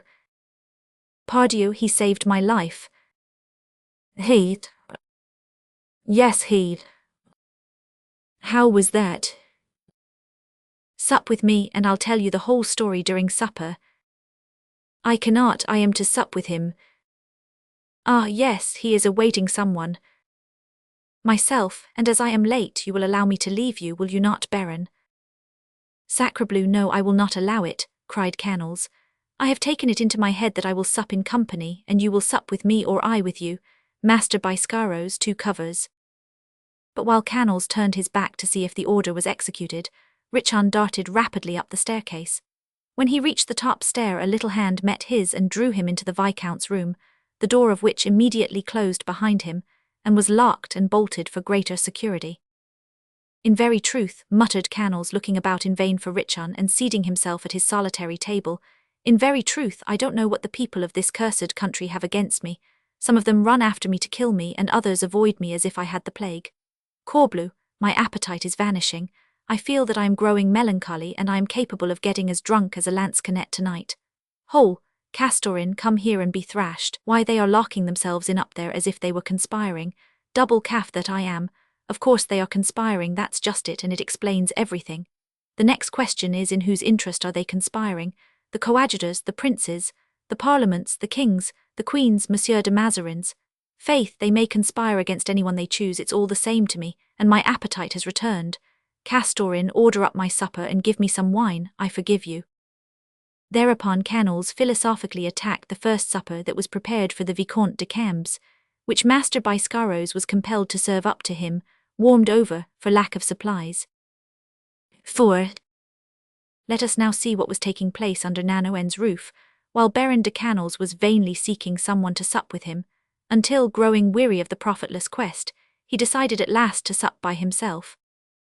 Nanoen, whatever her enemies may have said or written, and among her enemies must be accounted the great majority of the historians who have devoted any space to her, was, at this period, a charming creature of some 25 or 26 years, small of stature, dark-skinned, but with a supple, graceful figure, bright, fresh colouring, eyes of deepest black, in whose limpid depths all the passions and emotions found expression. Gay on the surface, in appearance a laughing siren. But Nanoen was very far from giving her mind to the whims and follies which embroider with fantastic designs the silky and golden woof of which the life of a petite maitresse ordinarily consists. On the contrary, the most weighty conclusions, long and laboriously reasoned out in her shapely head, assumed an aspect no less seductive than clear when announced by her vibrating voice, in which the Gascon accent was very marked. No one would have divined the untiring perseverance, the invincible tenacity, and the statesman-like depth of insight which lay beneath that rosy, smiling mask, behind that look overflowing with voluptuous promise and glowing with passion. And yet such were Nanoen's qualities, good or bad according as we look at the face or the reverse of the medal. Such was the scheming mind, such the ambitious heart, to which her seductive body served as envelope. Nanoen was of Agen, Monsieur le Duc d'Epernon, son of that inseparable friend of Henry Roman IV, who was in his carriage when Raveilac's knife struck him, and was the object of suspicions which did not stop short of Marie de Medicis, Monsieur le Duc d'Epernon, appointed governor of Guyenne, where his arrogance, his insolence, and his exactions caused him to be generally execrated, was captivated by the little creature, who was the daughter of a simple attorney. He paid court to her, and conquered her scruples with great difficulty, and after a long defence maintained with the skill of a consummate tactician determined that the victor shall pay the full price of his victory. But as the ransom of her thenceforth ruined reputation, Nanoën had despoiled the Duke of his power and his freedom. At the end of the first 6 months of her liaison with the governor of Guyenne, she was the de facto ruler of that fair province, returning with interest the injuries and insults she had received from all those who had slighted or humiliated her. A queen by chance, she became a tyrant by design, shrewdly realizing the advisability of supplementing the probable brevity of her reign by abusing her power. As a consequence, she seized upon everything she could reach: treasure, influence, honors. She was enormously wealthy, distributed appointments, received visits from Mazarin and the leading noblemen at court. With admirable skill, she made of the various elements that she had at her disposal a combination useful to her credit and profitable to her fortune. Every service that Nanoën rendered had its stated price. There was a regularly established tariff for appointments in the army and in the magistracy. Nanoën would procure this position or that for some fortunate individual, but it must be paid for in hard cash or by a royal gift, so that when she relaxed her hold upon a fragment of power for the benefit of one person or another, she recouped the fragment in another form, giving up the authority, but retaining the money, which is its active principle. This explains the duration of her reign, for men in their hatred hesitate to overthrow an enemy who will have any consolation remaining in his downfall. Vengeance thirsts for total ruin, for complete prostration. Nations are reluctant to expel a tyrant who would carry away their money and depart with smiling face. Nanoën de l'Artigues had 2 millions. And so she lived in a species of security over the volcano which was unceasingly shaking everything about her to its foundations. She had felt the popular hatred rise like the tide, increase in force, and assail with its waves the power of Monsieur d'Epernon, who, when hunted from Bordeaux in a day of wrath, had carried Nanoën in his wake, as the ship carries the skiff. Nanoën bent before the storm, ready to stand erect again when it should have passed. She had taken Monsieur de Mazarin for her model, and an humble pupil, she practiced at a distance the political tactics of the clever and pliable Italian. The cardinal's notice was attracted by this woman, who waxed great and wealthy by the same method which had made him a prime minister, possessed of 50 millions. He admired the little Gascon. He did more than that. He let her do as she chose. Perhaps we shall eventually know why. Notwithstanding all this, and although some who claimed to be better informed averred that she corresponded directly with Monsieur de Mazarin, but little was said of the fair Nanoën's political intrigues. Canals himself, who, however, being young and rich and handsome, could not understand the need of intriguing, did not know what to think upon that point. As to love affairs, whether it was that Nanoën, in her preoccupation by more serious matters, had postponed them to a more convenient season, or that the gossip caused by Monsieur d'Epernon's passion drowned whatever noise any secondary amours might have made, even her enemies were not lavish of scandalous reports in her regard, and Canals was justified in believing, as a matter of personal and national self-esteem, that Nanoën was invincible before his appearance upon the scene. It may be that Canals was, in truth, the beneficiary of the first real passion of that heart, hitherto accessible to ambition only. It may be that prudence had enjoined upon his predecessors absolute silence. At all events, Nanoën as mistress was a fascinating woman. Nanoën insulted was like to be a redoubtable foe. The acquaintance between Nanoën and Canals had come about in the most natural way. Canals, a lieutenant in the Nivelles regiment, aspired to the rank of captain.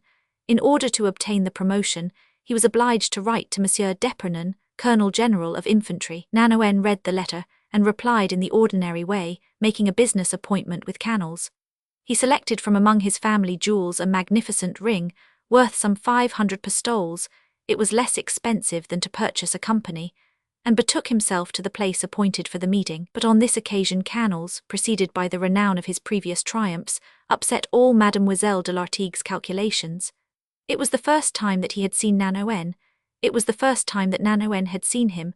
They were both young, handsome, and clever. Their conversation consisted chiefly of reciprocal compliments, Not a word was said concerning the business which brought them together, and yet the business was done. The next day Canals received his captain's commission, and when the ring passed from his finger to Nanoen's, it was not as the price of gratified ambition, but as a pledge of mutual love. 5.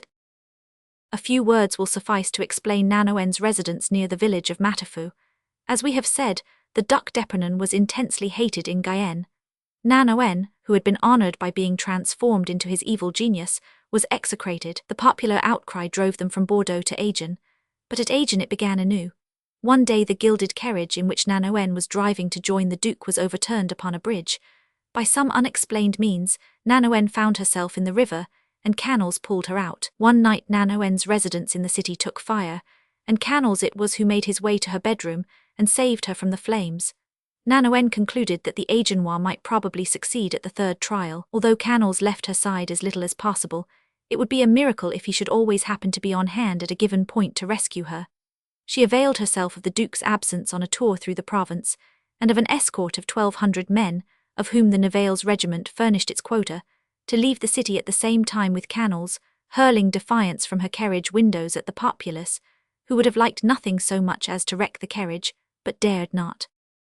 Thereafter the Duke and Nanoen selected, or rather Canals had secretly selected for them, the little country house where it was decided that Nanoen should remain while an establishment was being prepared for her at Libourne. Canals procured a leave of absence, ostensibly in order to attend to some private business at his home, really so that he might be at liberty to leave his regiment, which had returned to Agen, and to remain within a reasonable distance of Matafu, where his protecting presence was more necessary than ever. In fact, events were becoming alarmingly serious. The princes of Conde, Conti and Longueville, who had been arrested and imprisoned at Vincennes on the 17th January preceding, afforded an excellent pretext for civil war to the 4 or 5 factions which divided France at that epoch. The unpopularity of the Duc d'Epernon, who was known to be entirely devoted to the court, continued to increase, although it was reasonable to hope that it had reached its limit. A catastrophe earnestly desired by all the factions, who, under the extraordinary conditions prevailing in France at the time, did not themselves know where they stood, was imminent. Nanoen, like the birds which see the storm approaching, disappeared from the sky and betook herself to her leafy nest, there to await the result unknown and in obscurity. She gave herself out as a widow desirous of living in seclusion, so Master Biscaros described her, the reader will remember. Monsieur d'Epernon paid her a visit, and announced his intention of being absent for a week.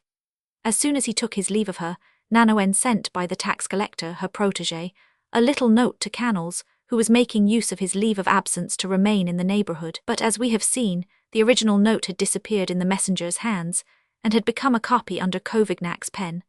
The reckless young nobleman was making all haste to obey the summons contained therein, when the Vicomte de Cambes stopped him 400 yards from his destination. We know the rest. Nanoen therefore was awaiting Canals, as a woman who loves is wont to await the loved one, consulting her watch 10 times a minute, walking to the window again and again, listening to every sound, gazing questioningly at the sun as it sank in ruddy splendor behind the mountain, to give place to the first shades of night. The first knocking was at the front door, and she dispatched Francinet thither, but it was only the pseudo-waiter from the inn, bringing the supper for which the guest was lacking. Nanoen looked out into the hall and saw Master Biscaro's false servant, who, for his part, stole a glance into the bedroom, where a tiny table was set with 2 covers. Nanoen bade Francinet keep the dishes hot, then sadly closed the door and returned to the window, which showed her the road still deserted as far as she could see it in the gathering darkness. A second knock, a peculiar knock, was heard, this time at the back door, and Nanoen cried, "Here he is." But still she feared that it was not he, and stopped in the middle of the room. The next moment the door opened, and Mademoiselle Francinet appeared on the threshold in evident consternation, holding the letter in her hand. Nanoen spied the paper, rushed up to her, tore it from her hand, hastily opened it, and read it in an agony of fear. The perusal of the letter was like a thunderclap to Nanoen. She dearly loved Canals, but with her, ambition was almost equal to love, and in losing the Duc d'Epernon she would lose not only all her hopes of fortune to come, but perhaps her accumulated wealth as well. However, as she was a quick-witted siren, she began by putting out the candle, which would have caused her shadow to betray her movements, and ran to the window. It was time, 4 men were approaching the house and were not more than 50 feet away. The man in the cloak walked first, and in the man in the cloak Nanoen recognized the Duke beyond a peradventure. At that moment Mademoiselle Francinet entered, candle in hand. Nanoen glanced despairingly at the table, and the 2 covers, at the 2 armchairs, at the 2 embroidered pillows, which displayed their insolent whiteness against the background of crimson damask bed curtains, and at her fascinating negligee, which harmonized so well with all the rest. I am lost, she thought. But almost immediately her wits returned to her, and a smile stole over her face. Like a flash she seized the plain glass tumbler intended for cannels, and threw it out into the garden, took from its box a golden goblet adorned with the Duke's arms, and placed beside his plate his silver cover. Then, shivering with fear but with a forced smile upon her face, she rushed down the stairs, and reached the door just as a grave, solemn blow was struck upon it. Francinet was about to open the door, but Nanoen caught her by the arm, thrust her aside, and said, with that swift glance which, with women taken by surprise, serves so well to complete their thought, I am waiting for Monsieur le Duc, not for Monsieur de Canals. Serve the supper. With that she drew the bolts herself, and threw herself upon the neck of the man with the white plume, who was preparing to greet her with a most savage expression. Ah, she cried, my dream did not play me false.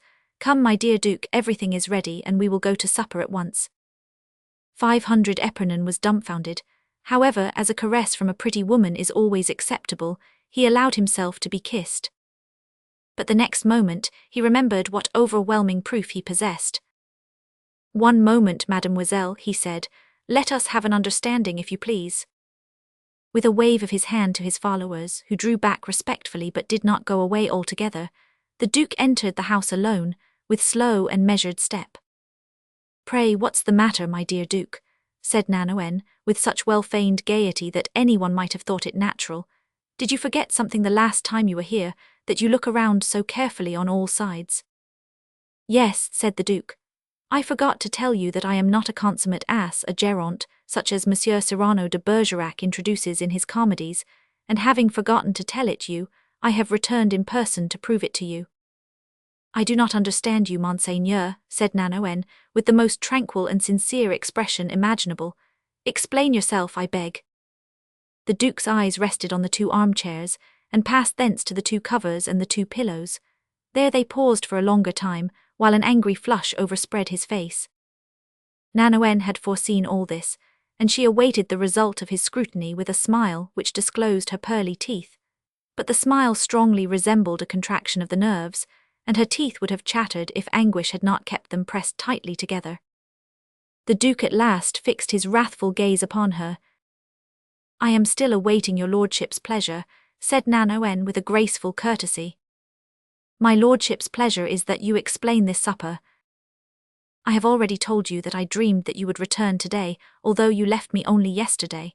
My dreams never fail to come true, so I ordered this supper purposely for you. The Duke made a grimace which he intended to pass off for an ironical smile. And the 2 pillows, he said. Pray, is it Monseigneur's intention to return to Libourne? In that case my dream lied to me, for it told me that Monseigneur would remain. The Duke made a second grimace, even more significant than the first. And this charming negligee, madame, and these exquisite perfumes. It is one of those I am accustomed to wear when I expect Monseigneur. The perfume comes from sachets of Peau d'Espagne, which I put in my wardrobes, and which Monseigneur has often told me he preferred to all others, because it is the Queen's favourite perfume. And so you were expecting me, rejoined the Duke with a sneering laugh. Good lack, Monseigneur, said Nanoen, frowning. I believe, God forgive me, that you would like to look in the closets. Are you jealous by any chance? Nanoen laughed aloud, whereat the Duke assumed his most majestic air. I jealous? No, thank God I'm no such idiot as that. Being old and rich, I know naturally that I was made to be deceived, but I propose to prove to those who deceive me that I am not their dupe. How will you prove it, pray? I am curious to know. Oh, it will be an easy matter. I shall simply have to show them this paper. He took a letter from his pocket. I don't dream myself, he said. At my age one doesn't dream even when awake, but I receive letters. Read this one, it's very interesting. Nanoen shuddered as she took the letter the Duke handed her, and started when she saw the writing, but the movement was imperceptible, and she read: Monseigneur le Duc d'Epernon is informed that a man who, for 6 months past, has been on familiar terms with Mademoiselle Nanoën de l'Artigues, will visit her this evening, and will remain to supper and to sleep. As I do not desire to leave Monseigneur le Duc d'Epernon in uncertainty, he is informed that his fortunate rival is Monsieur le Baron de Canals. Nanoën turned pale, the blow struck home. Ah, Roland, Roland, she murmured, I believed myself to be well rid of you. Am I well informed? Queried the Duke triumphantly. Not by any means, retorted Nanoën, and if your political police is no better organized than your amorous police, I pity you. You pity me? Yes, for this Monsieur de Canals, whom you gratuitously honor by believing him to be your rival, is not here, and you are at liberty to wait and see if he comes. He has come. He, cried Nanoën, that is not true. There was an unmistakable accent of truth in this exclamation of the accused. I mean that he came within 400 yards, and stopped at the Golden Calf, luckily for him. Nanoën saw that the Duke was not nearly so well informed as she had supposed at first. She shrugged her shoulders as another idea, prompted doubtless by the letter, which she was folding and unfolding in her hands, began to take root in her mind. Is it possible, said she, that a man of intellect, one of the cleverest politicians in the kingdom, allows himself to be gulled by anonymous letters? That's all very well, but how do you explain this letter, anonymous or not? Why, the explanation's very simple. It's simply a continuation of the generous proceedings of our friends at Agen. Monsieur de Canals applied to you for leave of absence on account of urgent private business, and you granted it. They found out that he had come in this direction, and this absurd accusation has no other foundation than his journey. Nanoën noticed that the Duke's features did not relax, but that his scowl became more pronounced. The explanation would answer, if the letter you attribute to your friends had not a certain postscript, which in your confusion you omitted to read. The young woman shivered with terror. She realized that, if chance did not come to her assistance, she could not long continue the struggle. A postscript, she repeated. Yes, read it, said the Duke. You have the letter in your hands. Nanoën tried to smile, but she felt that her distorted features would not lend their aid to any such demonstration. She contented herself, therefore, with reading aloud, in the firmest tones she could command. I have in my possession Mademoiselle de l'Artigues' letter to Monsieur de Canals, making the appointment I mention for this evening. I will give up the letter in exchange for a paper signed in blank by Monsieur d'Epernon, to be handed to me by a man, alone in a boat on the Dordogne, opposite the village of Saint-Michel-la-Rivière, at 6 o'clock in the evening. And you were so imprudent, continued Nanoën. Your handwriting is so precious to me, dear lady, that I thought I could not pay too high a price for a letter of yours. And you revealed such a secret to the possible indiscretion of one of your servants. Oh, Monsieur le Duc! Such confidences, madame, a man should receive in person, and I so received this one. I myself was waiting in the boat on the Dordogne. Then you have my letter. Here it is.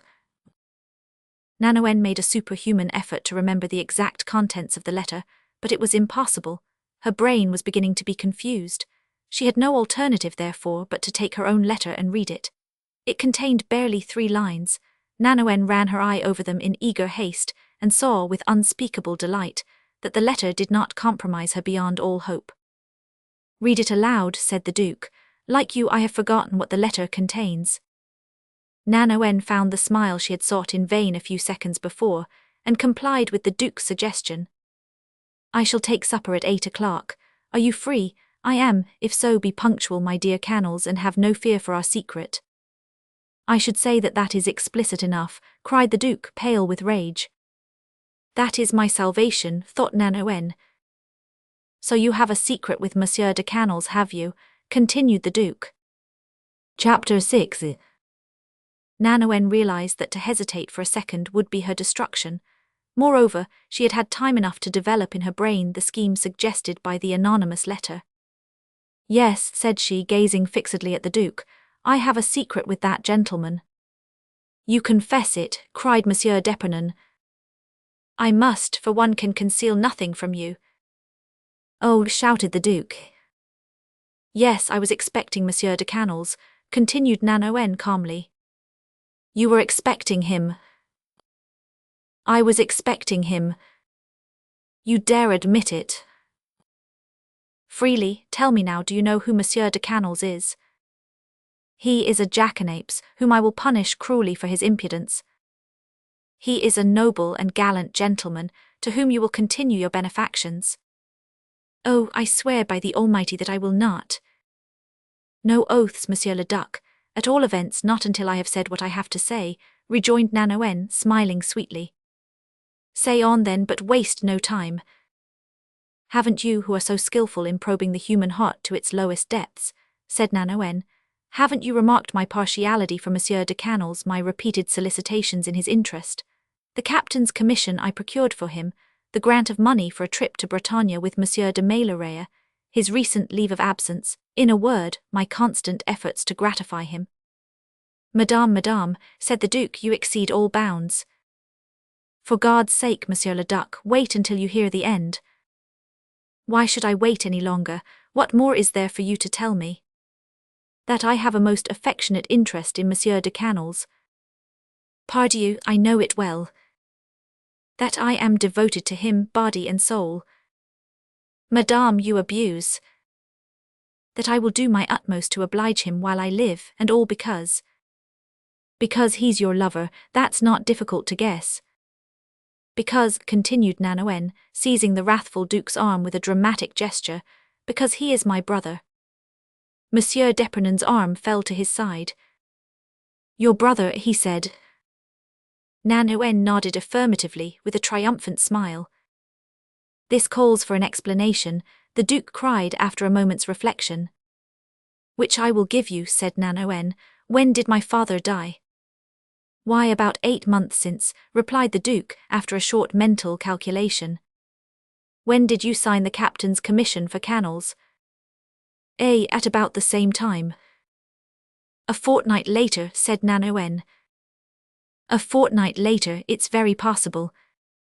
It is a sad thing for me to disclose another woman's shame, to divulge a secret which belongs to us alone, you understand. But your extraordinary jealousy drives me to it. Your cruelty leaves me no alternative. I am like you, Monsieur le Duc, I lack generosity. Go on, cried the Duke, beginning to yield to the fair Gascon's imaginative flights. Very good, my father was an attorney of some note. 28 years ago he was still young and he was always fine-looking. Before his marriage he was in love with Monsieur de Canals' mother, whose hand was denied him because she was of noble blood, and he a plebeian. Love undertook the task of remedying the mistakes of nature, as it often does, and during Monsieur de Canals the elder's absence from home, now do you understand? Yes, but how does it happen that this affection for Monsieur de Canals took possession of you so recently? Because I never knew of the bond between us until my father's death, because the secret was made known to me in a letter handed me by the Baron himself, who then addressed me as his sister. Where is that letter? Queried the Duke. Have you forgotten the fire which consumed everything I owned, all my most valuable jewels and papers? True, said the Duke. 20 times I have been on the point of telling you the story, feeling sure that you would do everything for him whom I call my brother under my breath, but he has always prevented me, always begged me to spare his mother's reputation, for she is still living. I have respected his scruples because I appreciated them. Ah, indeed, said the Duke, almost melted, poor Canals. And yet, continued Nanoen, when he refused to let me speak, he threw away his own fortune. He's a high-minded youth, said the Duke, and his scruples do him honour. I did more than respect his scruples.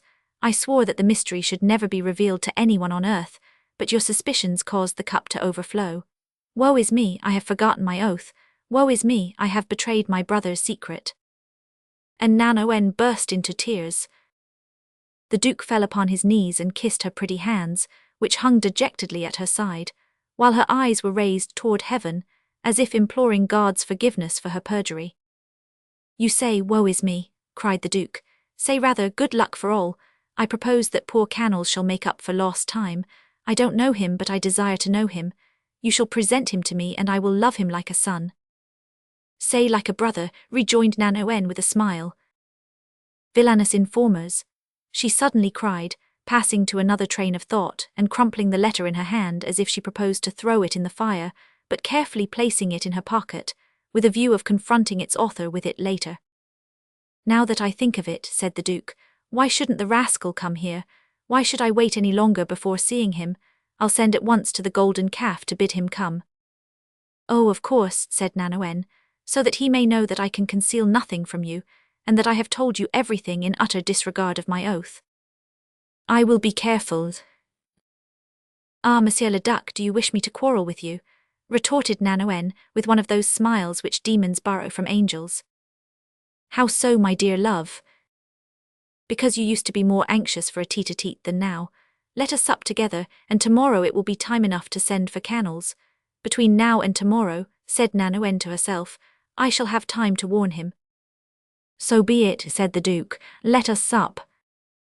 Haunted by a vestige of suspicion, he added under his breath, between now and tomorrow I will not leave her side, and if she succeeds in inventing any method of warning him, she's a sorceress. And so, said Nanoen, laying her hand upon the Duke's shoulder, I may venture to solicit my friend in my brother's interest. Most assuredly, rejoined D'Epernon, as much as you choose. Is it money? Money indeed, said Nanoen. He's in no need of money. Indeed it was he who gave me the magnificent ring you have noticed, which was his mother's. Promotion then, said the Duke. Ah yes, promotion. We'll make him a colonel, won't we?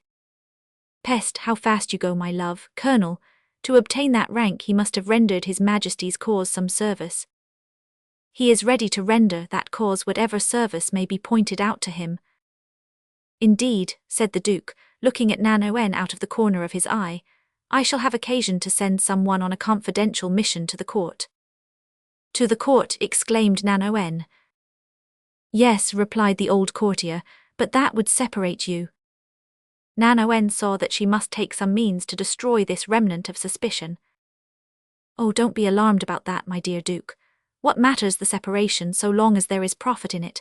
If he's near at hand I can be of but little use to him. You are jealous, but at a distance you will extend your powerful patronage to him. Exile him, expatriate him if it's for his good, and don't be concerned about me. So long as I retain my dear Duke's affection, have I not more than enough to make me happy? Very well, it's agreed, said the Duke. Tomorrow morning I will send for him and give him his instructions. And now, as you suggest, he continued, casting a much more amiable glance upon the 2 chairs, the 2 covers, and the 2 pillows, and now, my love, let us sup. They took their places at the table, smiling amicably at each other, so that Franceinette herself, although in her capacity of confidential maid, she was well used to the Duke's peculiarities and her mistress's character, believed that her mistress was perfectly tranquil in her mind, and the Duke completely reassured. Chapter 7. The gentleman whom Canals greeted by the name of Richan went up to the first floor of the Golden Calf, and was taking supper there with the Viscount. He was the person whose coming the Viscount was impatiently awaiting, when chance made him a witness of Monsieur d'Epernon's hostile preparations, and made it possible for him to render Baron de Canals the important service we have described. He had left Paris a week before, and Bordeaux the same day, and was therefore the bearer of recent news concerning the somewhat disturbed state of affairs, and the disquieting plots which were brewing all the way from Paris to Bordeaux. As he spoke, now of the imprisonment of the princes, which was the sensation of the day, again of the Parliament of Bordeaux, which was the ruling power of the neighbourhood, and still again of Monsieur de Mazarin, who was the king of the moment, the young man silently watched his strong, bronzed face, his piercing, confident eye, his sharp, white teeth, which showed beneath his long, black moustache, details which made Richan the perfect type of the true soldier of fortune. And so, said the Viscount, after his companion had told what he had to tell, Madame la Princess is now at Chantilly. As is well known, both Duchesses de Conde were so called, but the additional title of Dowager was bestowed upon the elder of the 2. Yes, and they look for you there at the earliest possible moment, said Richan. What is her situation? She is practically in exile. Her movements as well as her mother-in-law's are watched with the utmost care, for there is a shrewd suspicion at court that they do not mean to confine themselves to petitions to Parliament, and that they are concocting something for the benefit of the princes more likely to prove efficacious. Unfortunately, as always, money, Speaking of money, have you received what was due you? That is a question I was strongly urged to ask you. I have succeeded with great difficulty in collecting about 20,000 livres, and I have it with me in gold, that's all. All peste, Viscount, it's easy to see that you are a millionaire. To talk so contemptuously of such a sum at such a time, 20,000 francs, we shall be poorer than Monsieur de Mazarin but richer than the king. Then you think that Madame la Princess will accept my humble offering, Richan? Most gratefully, it is enough to pay an army. Do you think that we shall need it? Need what, an army? Most assuredly, and we are busily at work levying one. Monsieur de la Rochefoucauld has enlisted 400 gentlemen on the pretext that he wishes them to be present at the obsequies of his father.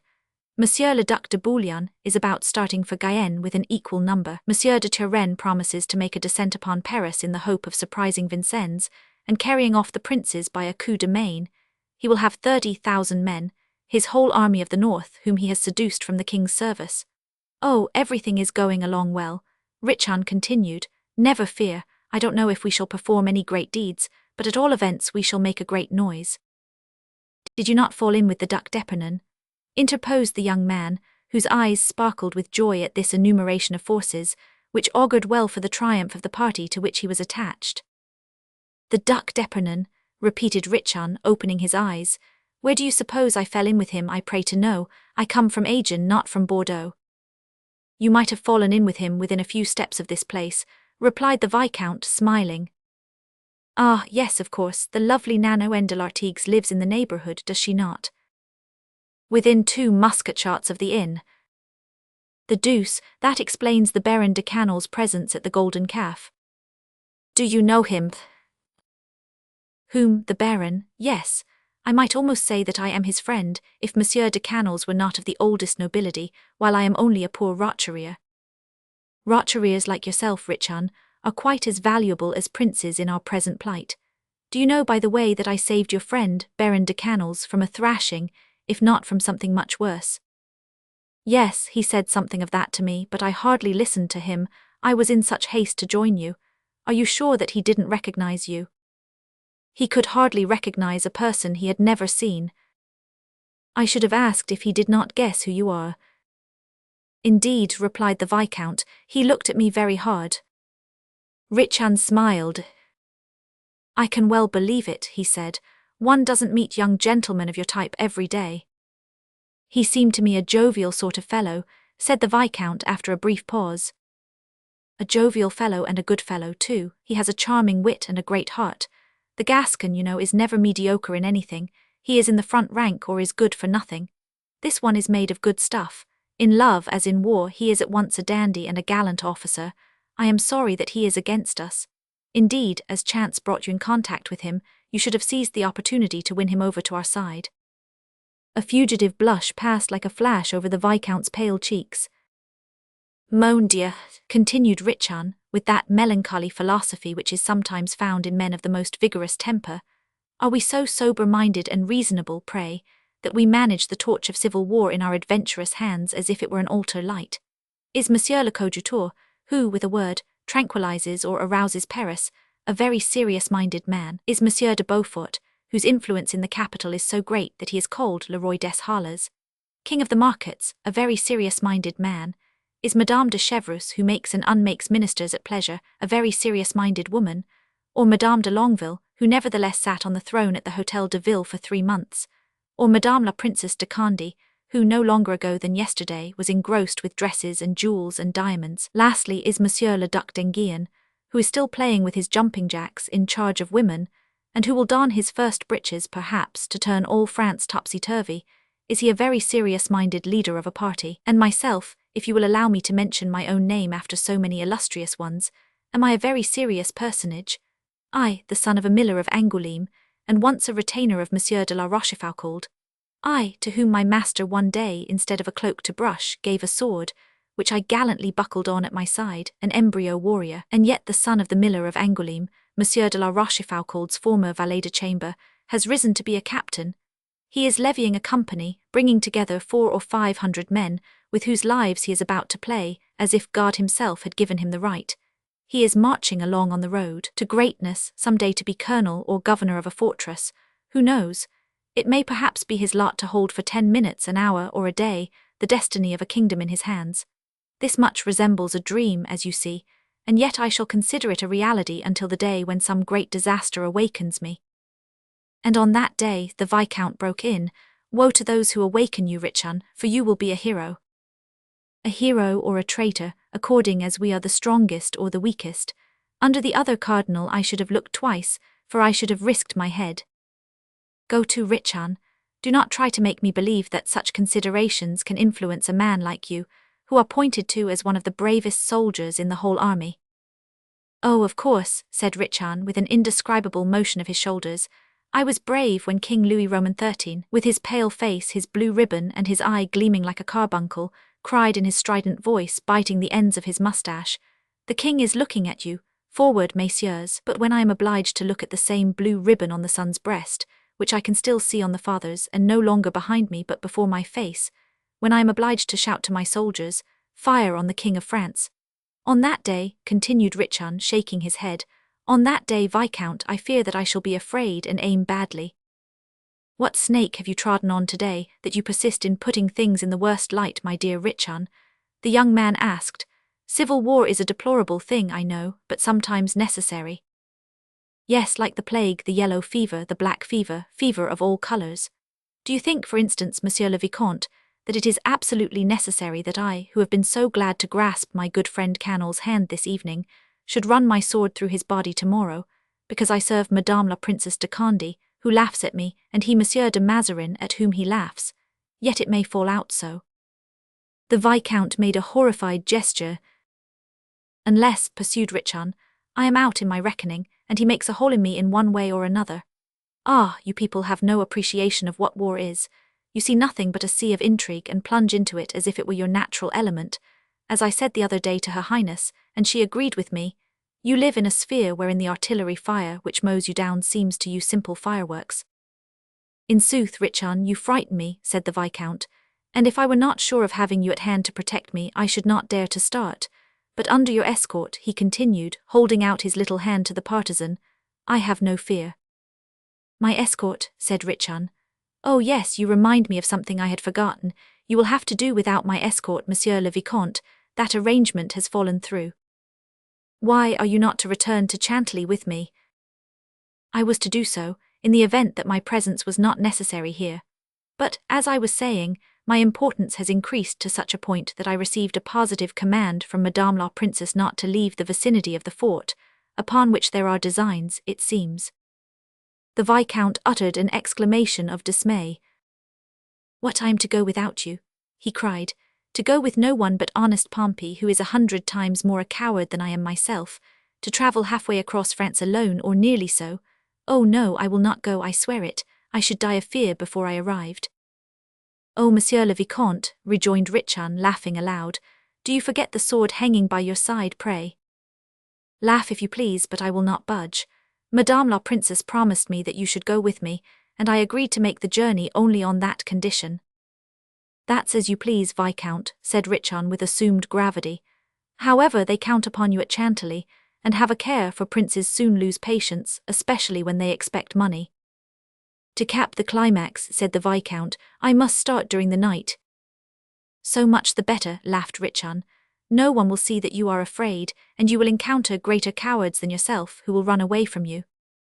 You think so, said the Viscount, by no means at ease despite this reassuring suggestion. But there's another way of arranging the matter, said Richan. Your fear is for the money, is it not?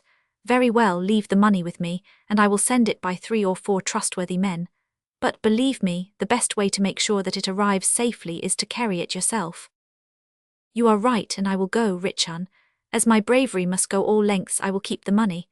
I fancy that Her Highness, judging by what you tell me, is even more in need of the money than of myself, so perhaps I should not be welcome if I arrived empty-handed. I told you when I first came that you have a very martial air. Moreover, the king's soldiers are everywhere, and there is no war as yet. However, don't trust to them too much, but bid Pompey load his pistols. Do you say that simply to encourage me? Of course, he who realizes his danger doesn't allow himself to be taken by surprise. You had best go now, continued Richan, rising. The night will be fine and you can be at Monlu before morning. Will our friend the Baron play the spy when we go? Oh, at this moment he is doing what we have just done, eating his supper, that is to say, and although his supper may not have been as good as ours, he is too much of a bon vivant to leave the table without a weighty reason. But I will go down and keep his attention diverted. Apologize to him for my rudeness. I don't choose that he shall pick a quarrel with me, if we meet some day when he is less generously disposed than today, for your Baron must be a very punctilious sort of fellow. You have hit the right word. He would be just the man to follow you to the ends of the world simply to cross swords with you, but I will make your excuses, never fear. Do so by all means, but wait till I am gone. You may be very sure that I will. Have you no message for Her Highness? Indeed I have. You remind me of the most important thing of all. Have you written to her? No, there are but 2 words to say to her. What are they?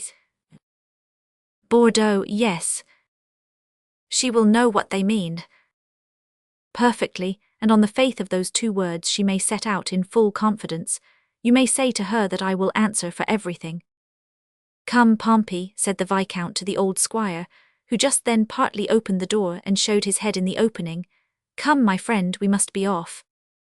Oh, exclaimed Pompey, can it be that Monsieur le Vicomte thinks of starting now? There is going to be a frightful storm. What's that you say, Pompey? Rejoined Richan. There's not a cloud in the sky. But we may lose our way in the dark. That would be a difficult thing to do. You have simply to follow the high road. Besides, it's a superb moonlight night. Moonlight, moonlight, muttered Pompey.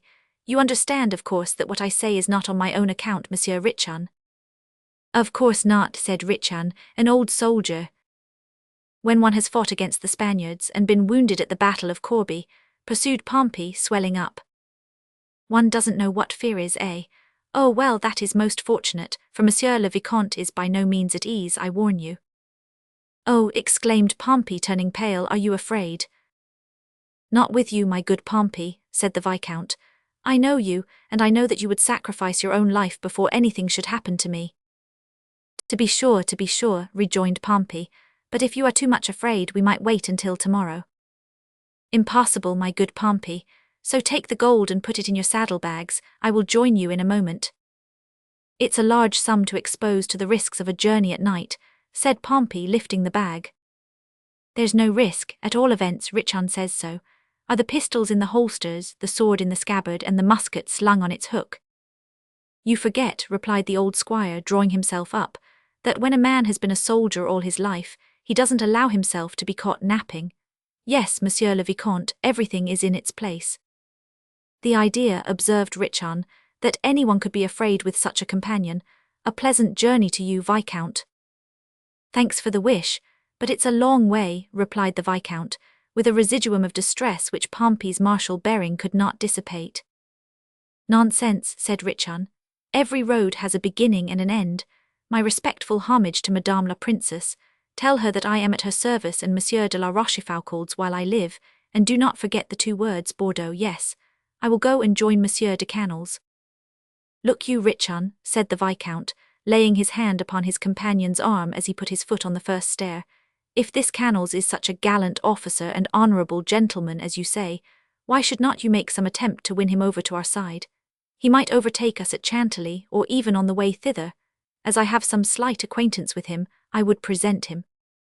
Richan looked at the Viscount with such a strange smile that he, reading upon the partisan's face what was passing through his mind, made haste to add, Consider that I said nothing, Richan, and act as you think you ought to act in the premises.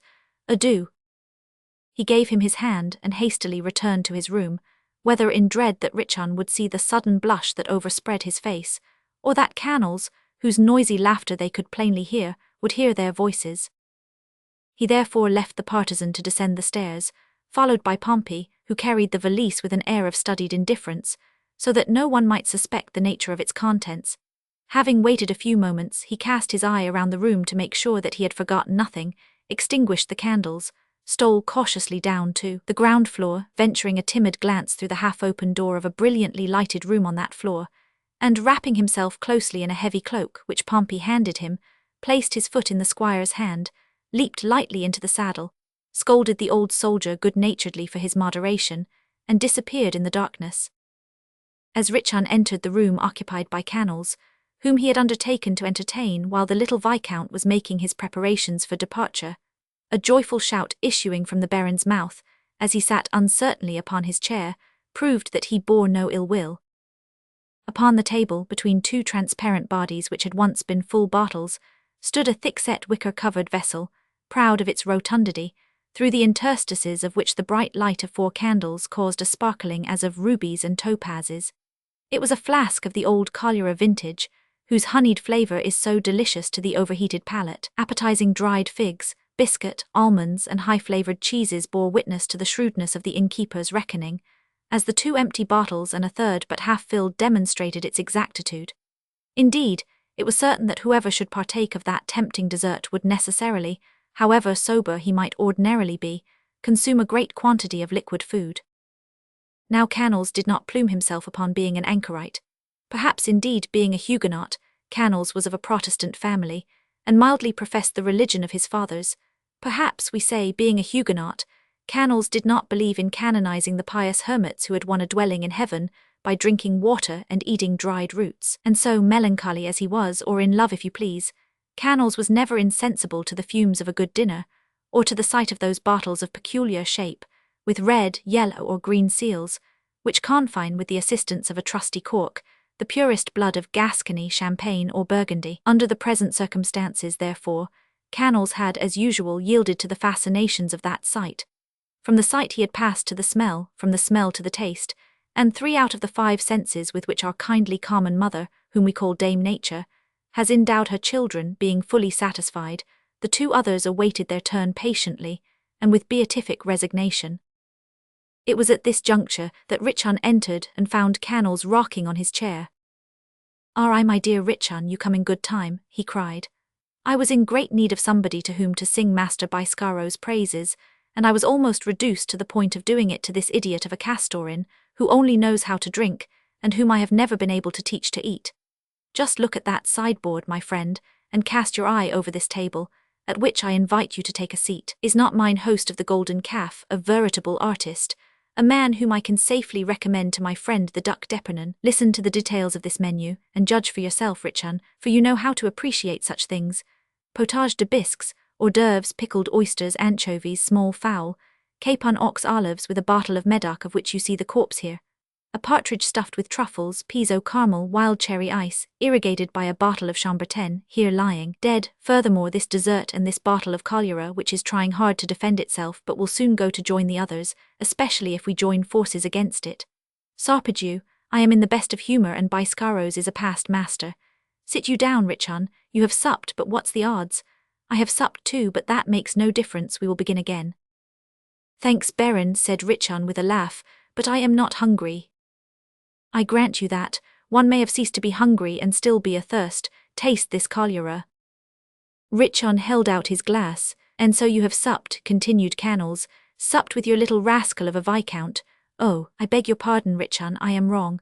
A charming boy, I mean, to whom I owe my present pleasure of looking at life on its beautiful side, instead of giving up the ghost through 3 or 4 holes, which the gallant Duc d'Epernon had it in contemplation to make in my skin. I am very grateful, therefore, to the charming Viscount, the fascinating Ganymede.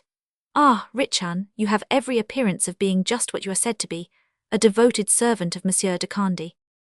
A truce to your pleasantry, Baron, cried Richan, laughing uproariously. Don't say such things as that, or you will kill me with laughter. Kill you with laughter? Go to, my dear fellow, not you. In tantum pericere. Queer est. Landerere. You know the lament, do you not? It's a Christmas carol, written by your patron upon the German river Renus, one morning when he was consoling one of his followers, who dreaded death by drowning. Oh, you devil of a Richan, no matter, I am shocked at your little gentleman, to take so deep an interest in the first well-favoured cavalier who passes. As he finished, Canals fairly rolled off his chair, shrieking with laughter, and pulling at his moustache in a paroxysm of merriment, in which Richan could not help joining. Seriously, my dear Richan, Canals resumed, you are conspiring, aren't you? Richan continued to laugh, but somewhat less frankly. Do you know that I had a great mind to have you and your little gentleman arrested? Corbleu, that would have been amusing and very easy too. I had the staff-bearers of my good gossip Depernon at hand. Ah, Richan to the guardhouse and the little gentleman too, Lander Reary. At that moment they heard 2 horses galloping away from the inn. Oh ho, said Canals, what might that be, Richan, do you know? I have a shrewd suspicion.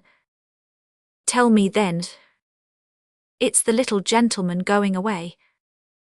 Without bidding me adieu, cried Canals, he is a consummate boor. Oh no, my dear Baron, he's a man in a hurry, that's all. Canals frowned. What extraordinary manners, said he. Where was the fellow brought up? Richan, my friend, I tell you frankly that he does you no credit. That's not the way gentlemen should treat one another. Corbleu, if I had him here I believe I would box his ears. The devil fly away with his father, who from stinginess I doubt not gave him no governor. Don't lose your temper, Baron, said Richan with a laugh. The Viscount isn't so ill-bred as you think, for as he went away he bade me express to you his deep regret, and to say 1,000 complimentary things to you. Nonsense, nonsense, said Canals. Caught holy water which transforms a piece of errant impudence into a trifling rudeness, that's all of that. Corbleu, I'm in a ferocious humour. Pick a quarrel with me, Richan, you refuse, wait a moment. Sarpejou, Richan, my friend, I consider you an ill-favoured villain. Richan began to laugh. In this mood, Baron, said he, you would be quite capable of winning 100 pistoles from me this evening if we should play. Luck, you know, always favours the disappointed. Richan knew Canals, and designedly opened this vent for his ill humour. Ah, pardieu, he cried, let us play. You are right, my friend, and the suggestion reconciles me to your company. Richan, you are a very agreeable fellow. You are as handsome as Adonis, Richan, and I forgive Monsieur de Cambes. Cards, Castorin. Castorin hurried in, accompanied by Biscaros.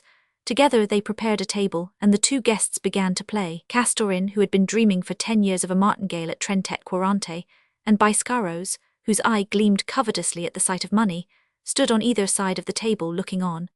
In less than an hour, notwithstanding his prediction, Richan had won 40 pistoles from his opponent, whereupon Canals, who had no more money about him, bade Castorin bring him a further supply from his valise.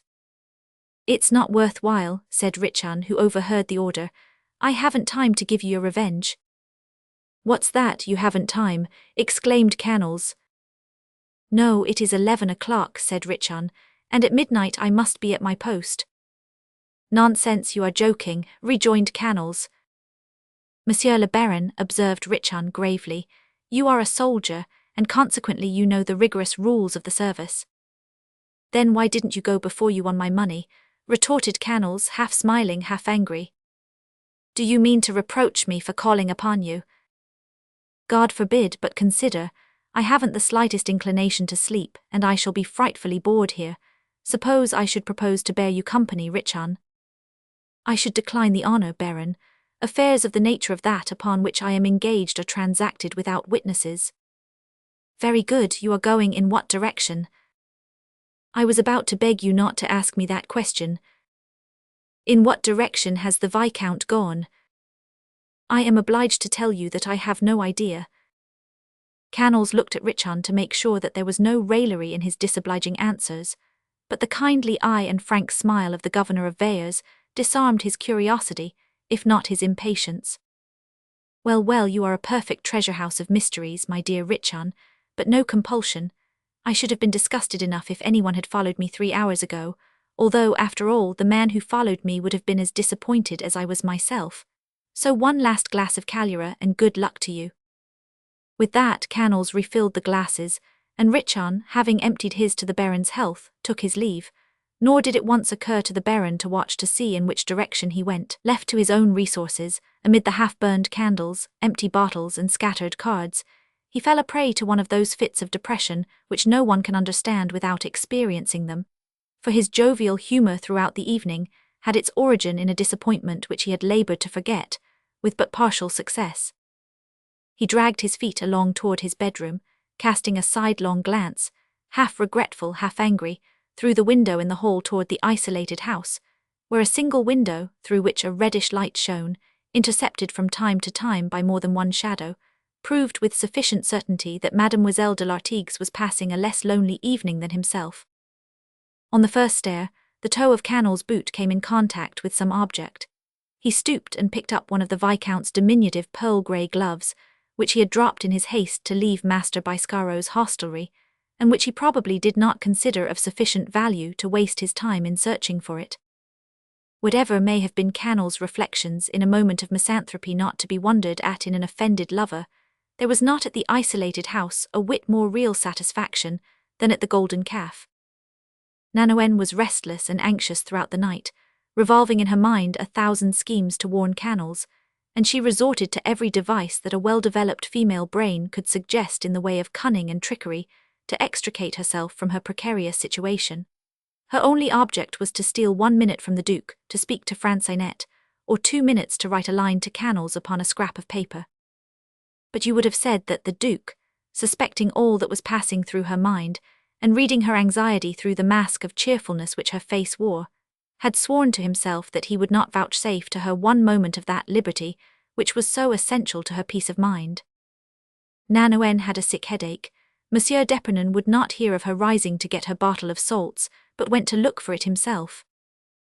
Nanoën pricked herself with a pin, and a ruby drop appeared at the end of her taper finger. She essayed to go to her toilet case for a piece of the famous rose taffeta, which was just coming into favour, but Monsieur d'Épernay, with indefatigable devotion to her comfort, rose, prepared the rose taffeta with disheartening dexterity, and locked the toilet case. Nanoën thereupon pretended to be sleeping soundly. Almost immediately the Duke began to snore. At that Nanoën opened her eyes, and by the glimmer of the night light in its alabaster vessel on a table by the bed, she tried to take the Duke's own tablets from his doublet, which was within her reach. But just as she had the pencil in her hand, and was about tearing off a leaf of paper, the Duke opened one eye. "What are you doing, my love?" he asked. "I was looking to see if there isn't a calendar in your tablets." "For what purpose?" "To see when your birthday comes." "My name is Louis, and my birthday falls on August 25th, as you know, so you have abundant time to prepare for it, dear heart." And he took the tablets from her hands and replaced them in his doublet. By this last manoeuvre, Nanoën had at all events secured pencil and paper. She stowed them away under her bolster and very adroitly overturned the night-light, hoping to be able to write in the dark. But the Duke immediately rang for Francinet and loudly demanded a light, declaring that he could not sleep unless he could see. Francinet came running in before Nanoën had had time to write half of her sentence, and the Duke, to avoid another similar mishap, bade the maid place 2 candles on the chimney-piece. Thereupon, Nanoën declared that she could not sleep with so much light, and resolutely turned her face to the wall, awaiting the dawn in feverish impatience and anxiety easy to understand. The dreaded day broke at last and bedimmed the light of the 2 candles. Monsieur le Duc d'Épernay, who prided himself upon his strict adherence to a military mode of life, rose as the first ray of dawn stole in through the jalousies, dressed without assistance, in order not to leave his little Nanoën for an instant, donned his robe de chambre, and rang to ask if there were any news. Francinet replied by handing him a bundle of dispatches which Courtevox, his favourite outrider, had brought during the night. The Duke began to unseal them and to read with one eye, the other eye, to which he sought to impart the most affectionate expression he could command, he did not once remove from Nanoën. Nanoën would have torn him in pieces if she could. "Do you know what you ought to do, my dear?" said he after he had read a portion of the dispatches. "No, monseigneur, but if you will give your orders they shall be obeyed." "You should send for your brother," said the Duke. "I have here a letter from Bordeaux containing the information I desired, and he might start instantly, so that when he returned I should have an excuse for giving him the promotion you suggest." The Duke's face was a picture of open-hearted benevolence. "Courage," said Nanoën to herself. "There is a possibility that Cannel's will read in my eyes what I want to say, or will understand a hint. Send yourself, my dear Duke," she said aloud, for she suspected that if she undertook to do the errand herself he would not allow her. 500 Épernay called Francinet, and dispatched her to the inn with no other instructions than these.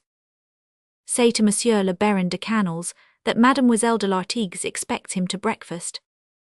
Nanoen darted a meaning glance at Francinet, but, eloquent as it was, Francinet could not read in it. "Tell Monsieur le Baron de Canals that I am his sister."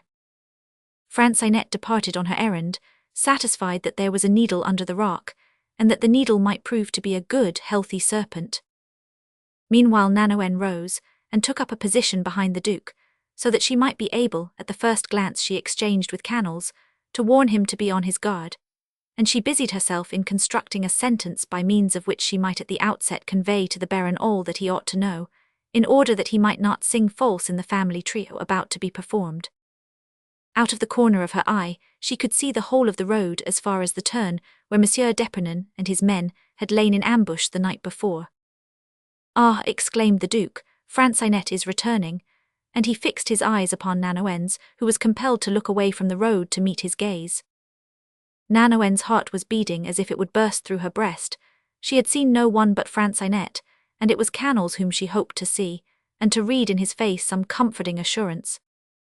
Steps were heard upon the stairs. The Duke prepared a smile which was at once condescending and affable. Nanoen forced back the flush which mounted to her cheeks, and summoned all her strength for the conflict. Francinet tapped gently at the door. "Come in," said the Duke. Nanoen conned the famous sentence with which she proposed to greet Canals. The door opened. Francinet was alone. Nanoen gazed eagerly into the reception room. There was no one there. "Madame," said Francinet, with the imperturbable self-possession of a comedy soubrette, "Monsieur le Baron de Canals has left the Golden Calf." The Duke stared and his face grew dark. Nanoen threw back her head and drew a long breath. "What?" exclaimed the Duke. "Monsieur de Canals is not at the Golden Calf." "You are surely mistaken, Francinet," chimed in Nanoen. "Madame," said Francinet, "I tell you what Monsieur Biscaros himself told me." "He must have guessed the whole truth," murmured Nanoen. "Dear Canals, as quick-witted and clever as he is gallant and handsome." "Go at once to Master Biscaros," said the Duke with a face like a thundercloud, and— "Oh, I fancy," said Nanoen hastily, "that he knew you were here and disliked to disturb you. Poor Canals is so timid." "Timid," echoed the Duke. "That isn't the reputation he bears unless I am much mistaken." "No, madame," said Francinet. "Monsieur le Baron has really gone." "How does it happen, madame, I pray to know, that the Baron is afraid of me, when Francinet was instructed to invite him in your name? Did you tell him I was here, Francinet? Answer." "I could not tell him, Monsieur le Duc, as he was not there." Notwithstanding this rejoinder, which was uttered with an absence of hesitation that betokened sincerity, the Duke seemed to have become as suspicious as ever. Nanoen, in her joy at the turn the affair had taken, could not find strength to say a word. "Must I return and summon Master Biscaros?" queried Francinet. "Most assuredly," said the Duke in his harshest voice. "But no, wait a moment. Remain here, your mistress may need you, and I will send Courtevox." Francinet vanished. 5 minutes later Courtevox knocked at the door. "Go and bid the landlord of the Golden Calf come hither, and bring with him a breakfast menu. Give him these 10 louis so that the breakfast may be a good one," said the Duke.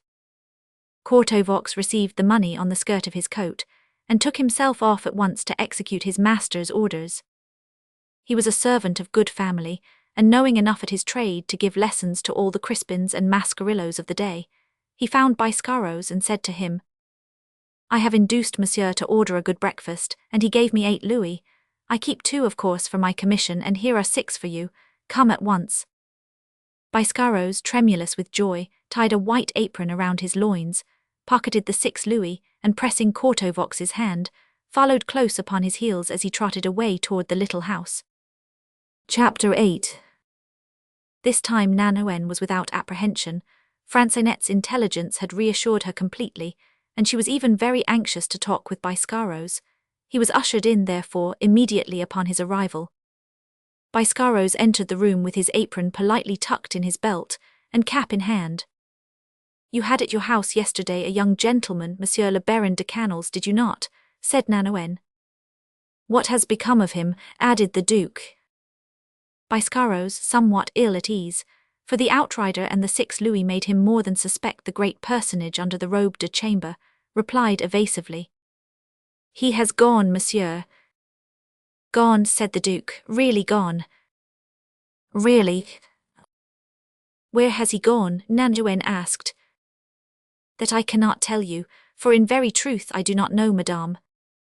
You know at least in which direction he went. He took the Paris road. At what hour did he take that road? Asked the Duke. About midnight. And without saying anything, queried Nandoen timidly. Without saying anything, he simply left a letter and bade me hand it to Mademoiselle Francinet. Well, why haven't you handed it to her, knave? Said the Duke. Is that all the respect you have for a nobleman's command? I did hand it to her, monsieur, I did indeed. Francinet, roared the Duke. Francinet, who was listening at the door, made but one bound from the reception-room into the bedroom. Why didn't you give your mistress the letter Monsieur de Canals left for her? Why, Monseigneur, murmured the maid in deadly terror. Monseigneur, thought the amazed Biscaros, shrinking into the most remote corner of the room. Monseigneur, it must be some prince in disguise. I had not asked her for it, Nandoen, pale as a ghost, hastened to say. Give it me, said the Duke, extending his hand. Poor Francinet slowly held out the letter, turning to her mistress with a look which seemed to say, You see that it's no fault of mine. That imbecile of a Biscaros has ruined everything. Two fierce gleams shot from Nandoen's eyes, and pierced Biscaros in his corner. The sweat stood in great drops on the poor wretch's brow, and he would have given the 6 louis he had in his pocket to be standing in front of his oven, with the handle of a saucepan in his hand. Meanwhile the Duke had taken the letter and opened it, and was reading. As he read, Nandoen stood beside him, paler and colder than a statue, feeling as if no part of her were alive save her heart. What does all this mean? Queried the Duke.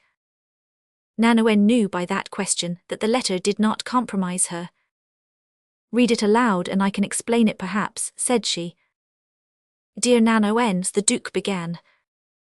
He turned to his companion, who became more composed with every second, and bore his gaze with admirable self-possession.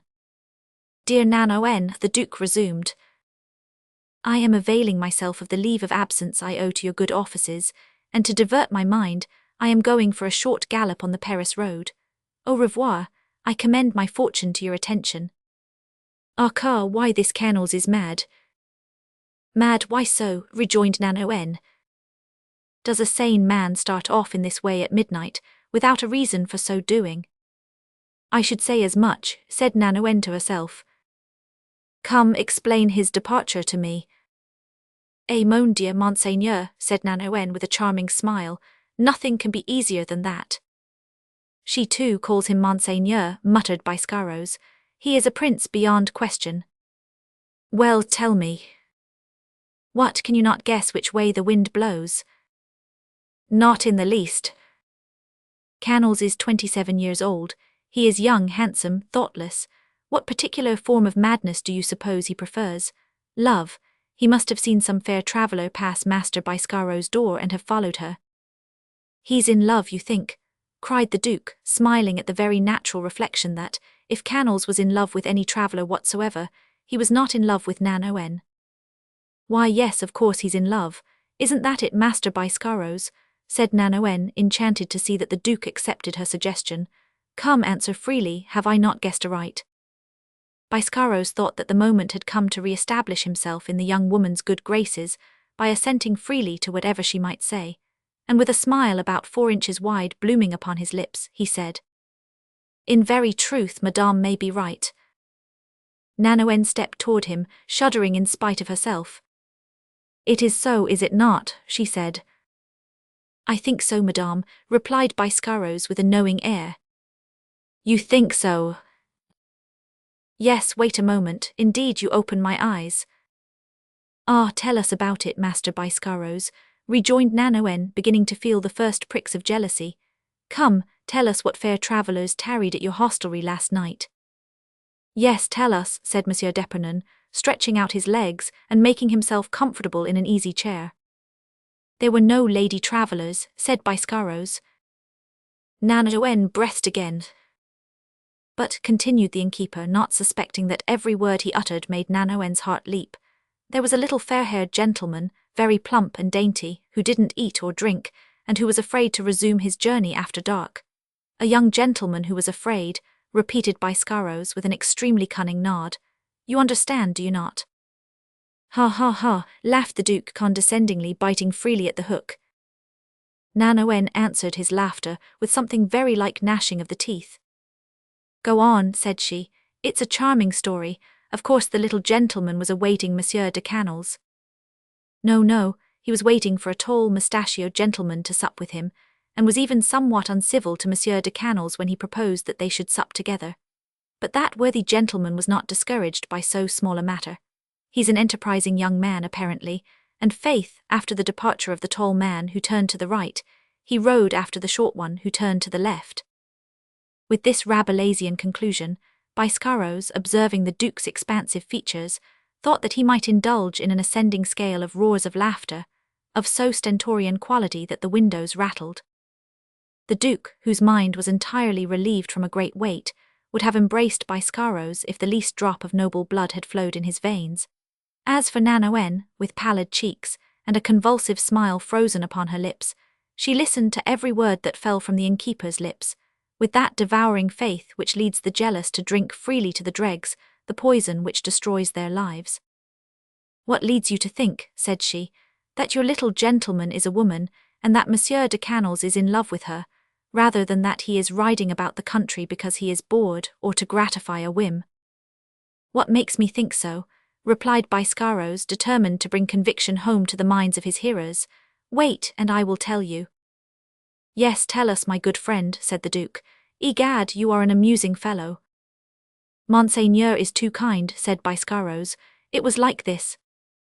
The Duke became all ears, and Nanoen listened with clenched fists. I suspected nothing, and had taken the little fair-haired cavalier for a man readily enough, when I met Monsieur de Canals halfway upstairs, with a candle in his left hand, and in his right a small glove which he was examining and passionately smelling. Ho, ho, ho, roared the Duke, whose spleen vanished with amazing rapidity as soon as he ceased to have any apprehension on his own account. A glove, exclaimed Nanoen, trying to remember if she had not left such a pledge in the possession of her knight.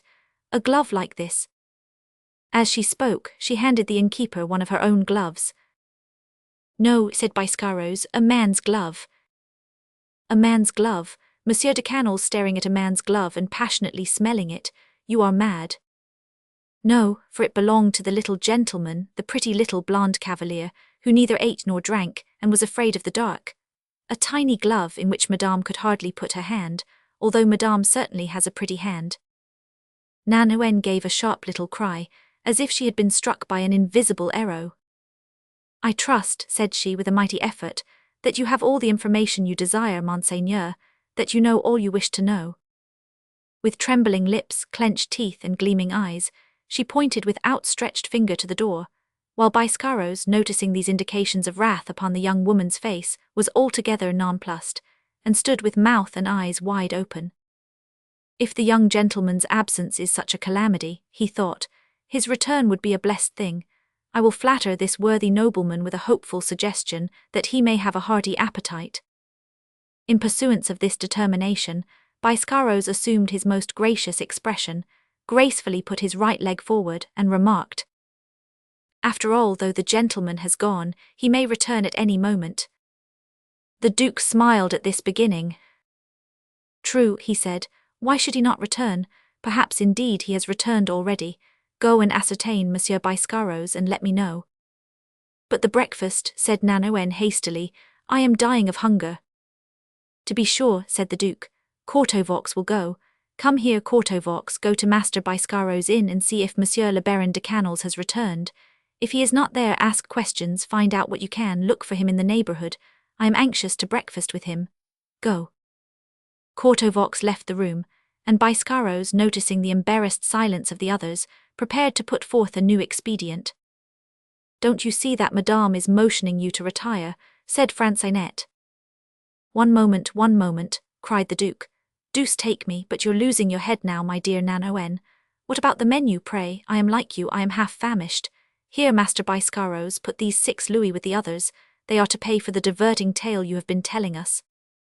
Thereupon he bade the historian give place to the cook, and we hasten to say that Master Biscaros shone no less brilliantly in the second role than the first. Meanwhile Nanoen had reflected and realized at a glance the situation in which she was placed, if Master Biscaros' supposition were well-founded. In the first place, was it well-founded? And after all, even if it were, was not Canals excusable? For what a cruel thing for a gallant fellow like him was this broken appointment.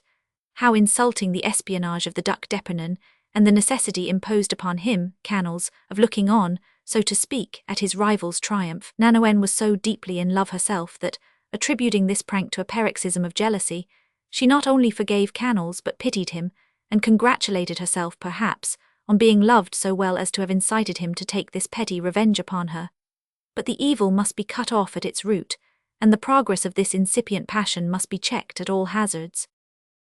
At that point a terrifying thought passed through Nanoen's mind, and well-nigh struck her dumb. Suppose that this meeting between Canals and the little gentleman was by appointment. But no, she was mad to think of it, for the little fellow awaited the arrival of a man with moustaches, and was rude to Canals. Perhaps Canals did not himself detect the stranger's sex until he happened upon the little glove. No matter, Canals must be thwarted. Summoning all her energy, she returned to the Duke, who had just dismissed Biscaros, laden with compliments and instructions. "What a misfortune, monsieur," said she, that madcap's folly deprives him of an honour like that you were about to bestow upon him. If he had been here his future was assured, his absence may ruin everything." "But," said the Duke, "if we find him—" "No danger of that," rejoined Nanoen. "If there's a woman in the case, he will not have returned."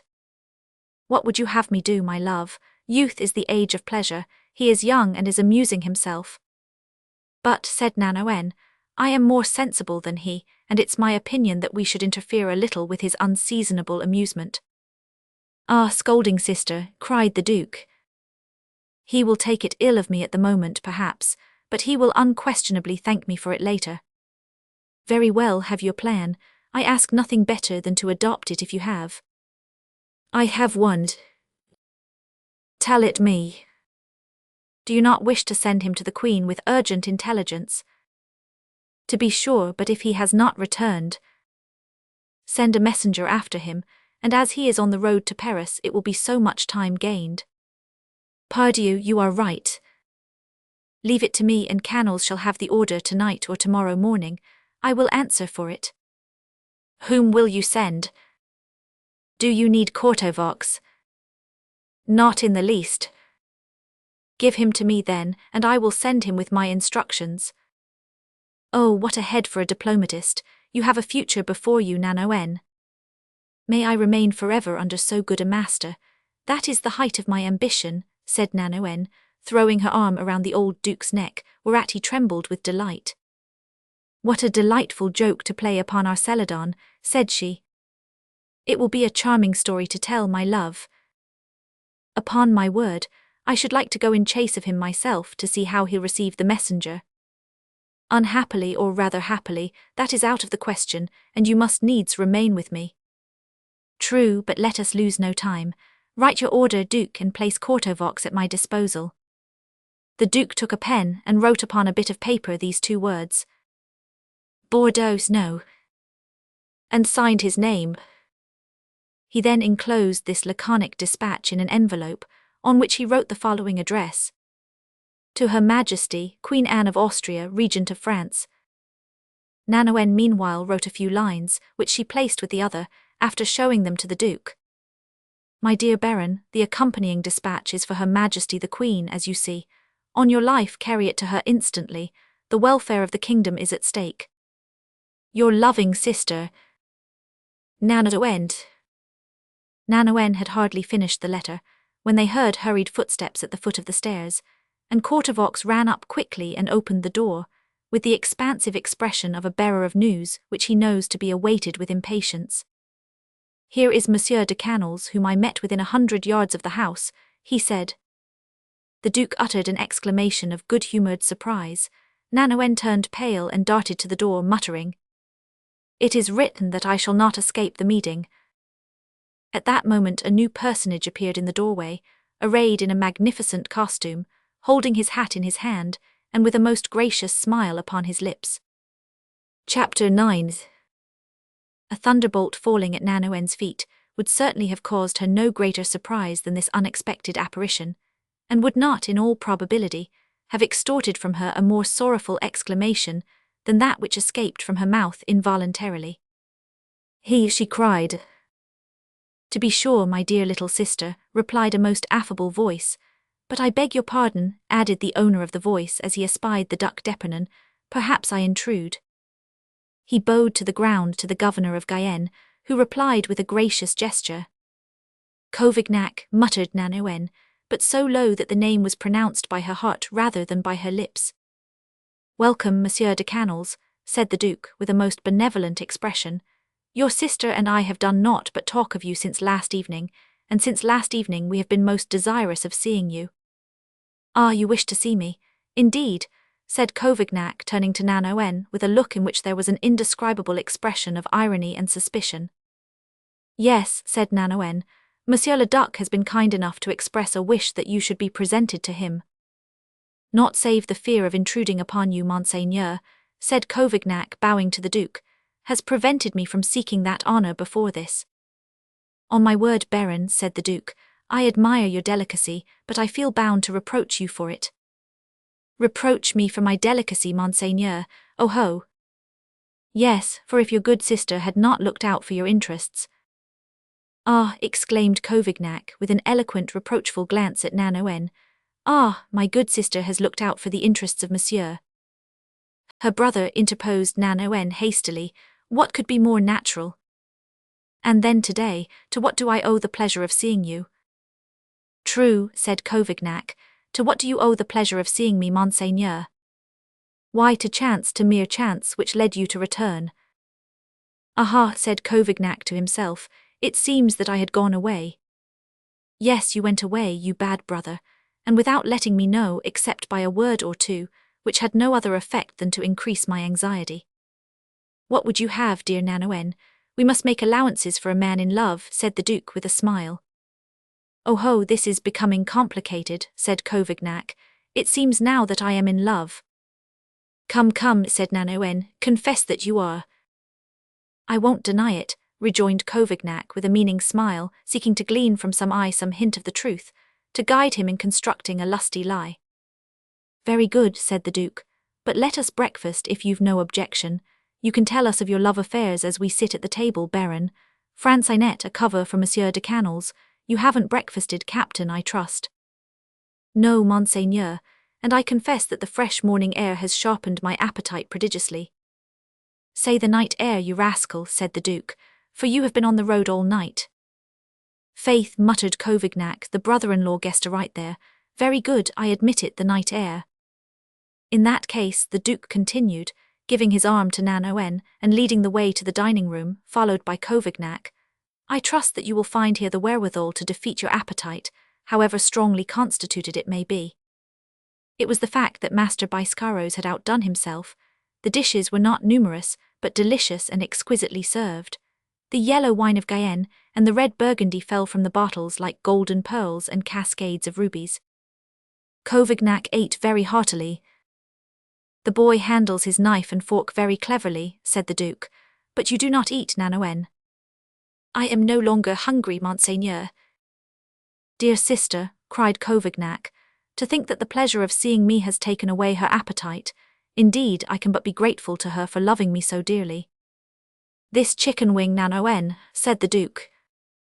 Give it to my brother, Monseigneur, give it to my brother, replied Nanoen, who saw Couvignac emptying his plate with terrifying rapidity, and dreaded his raillery after the food had disappeared. Couvignac held out his plate with a grateful smile. The Duke placed the wing upon the plate, and Couvignac replaced the plate on the table before him. Well, what have you been doing that's worth the telling, Canals? Said the Duke, with a familiarity which seemed to Couvignac of most hopeful augury.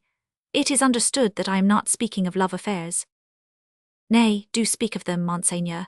Speak of them, rejoined the younger man, whose tongue was beginning to be unloosed by successive doses of Medoc and Chambertin, and who, moreover, was in a very different situation from those people who borrow a name themselves, in that he had no fear of being interfered with by his double. Oh, Monseigneur, he's very skillful at raillery, said Nanoen. In that case we can place him in the same category with the little gentleman, the Duke suggested. Yes, said Nanoen, the little gentleman you met last evening. Ah, yes, in the road, said Covignac. And afterwards at Master Biscaro's hotel, the Duke added. And afterwards at Master Biscaro's hotel, assented Covignac. It's true, by my faith. Do you mean that you really did meet him? Queried Nanoen. The little gentleman. Yes. What sort of person was he? Tell us frankly, said the Duke. Egad, replied Covignac. He was a charming little fellow, fair and slender and refined and travelling with a caricature of a squire. It's the same man, said Nanoen, biting her lips. And you are in love with him? With whom? With this same little, fair, slender, refined gentleman. Oh, Monseigneur, exclaimed Covignac, what do you mean? Have you still the pearl-grey glove on your heart? The pearl-grey glove? Yes, the one you were smelling and kissing so passionately last evening. This last phrase removed Covignac's perplexity. Ah, he cried, your little gentleman was a woman, was she? On my word of honour, I suspected as much. There can be no doubt now, murmured Nanoen. Give me some wine, sister mine, said Covignac. I can't imagine who emptied the bottle that stands beside me, but there's nothing in it. Go to, exclaimed the Duke. His complaint can be cured, as his love doesn't interfere with his eating or drinking, and the king's business will not suffer. The king's business suffer, cried Covignac. Never, the king's business first of all, the king's business is sacred, to his majesty's health, Monseigneur. I may rely upon your loyalty, Baron. Upon my loyalty to the king. Yes. I should say you may rely upon it. I would gladly be drawn and quartered for him, at times. Your loyalty is easily understood, said Nanoen, fearing that in his enthusiasm for the Medoc and Chambertin, Covignac might forget the part he was playing and clothe himself in his own individuality. Aren't you a captain in his Majesty's service, by virtue of Monsieur le Duc's favour? I shall never forget it, said Covignac, laying his hand upon his heart with tearful emotion. We will do better, Baron, we will do better hereafter, said the Duke. Thanks, Monseigneur, thanks. And we have already begun. Indeed. Yes, you are too bashful, my young friend, continued d'Epernon. When you are in need of anything, you must come to me. Now that there is no need to beat around the bush, now that you are no longer called upon to conceal your identity, now that I know that you are Nanoen's brother. Monseigneur, cried Covignac, henceforth I will apply to you in person. You promise? I give you my word. You will do well. Meanwhile your sister will explain to you what is to be done now. She has a letter to entrust to you in my behalf. Perhaps your fortune is in the missive which I place in your hands on her recommendation. Follow your sister's advice, young man, follow her advice. She has an active brain, a keen intellect, and a noble heart. Love your sister, Baron, and you will be established in my good graces. Monseigneur, exclaimed Covignac effusively, my sister knows how dearly I love her, and that I long for nothing so much as to see her happy, powerful, and rich. Your fervour gratifies me, said the Duke. Pray remain with Nanoen, while I go hence to have a reckoning with a certain consummate villain. By the way, Baron, perhaps you may be able to give me some information concerning the scoundrel. Gladly, said Covignac. Only it will be necessary for me to know to what scoundrel you refer, Monseigneur. There are many of them, and of every variety in these days. You are right, but this one is one of the most brazen-faced it has ever been my lot to fall in with. Indeed. Imagine, if you please, that the gallows bird extorted my signature in blank, in exchange for the letter your sister wrote you yesterday, which he procured by an infamous deed of violence. A signature in blank, upon my word, but what interest had you, pray, in possessing the letter of a sister to her brother? Do you forget that I knew nothing of the relationship? Ah, truth. And I was idiotic enough, you will forgive me, won't you, Nanoen? Continued the Duke, holding out his hand to the young woman. I was idiotic enough to be jealous of you. Indeed, jealous of me. Oh, Monseigneur, you were very, very wrong. I was about to ask you if you had any suspicion as to the identity of the rascal who played informer. No, not the slightest. But you understand, Monseigneur, that such acts do not go unpunished, and some day you will know who did it. Oh, yes, certainly I shall know it some day, and I have taken precautions in abundance to that end, but I would have preferred to know it immediately. Ah, rejoined Covignac, pricking up his ears. Ah, you say you have taken precautions to that end, Monseigneur. Yes, yes, and the villain, continued the Duke, will be very fortunate if my signature in blank doesn't lead to his being hanged. Why, how can you distinguish that particular signature from all the other orders you give out, Monseigneur?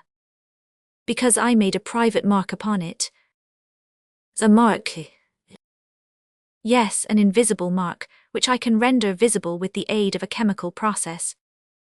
Well, well, said Covignac, that is certainly a most ingenious device, Monseigneur, but you must be careful that he doesn't suspect the trap.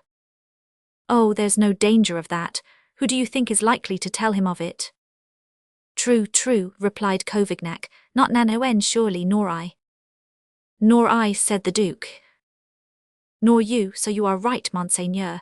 You cannot fail to know some day who the man is, and then, as I shall have kept my agreement with him, for he will have obtained whatever he chose to use the signature for, I will have him hanged.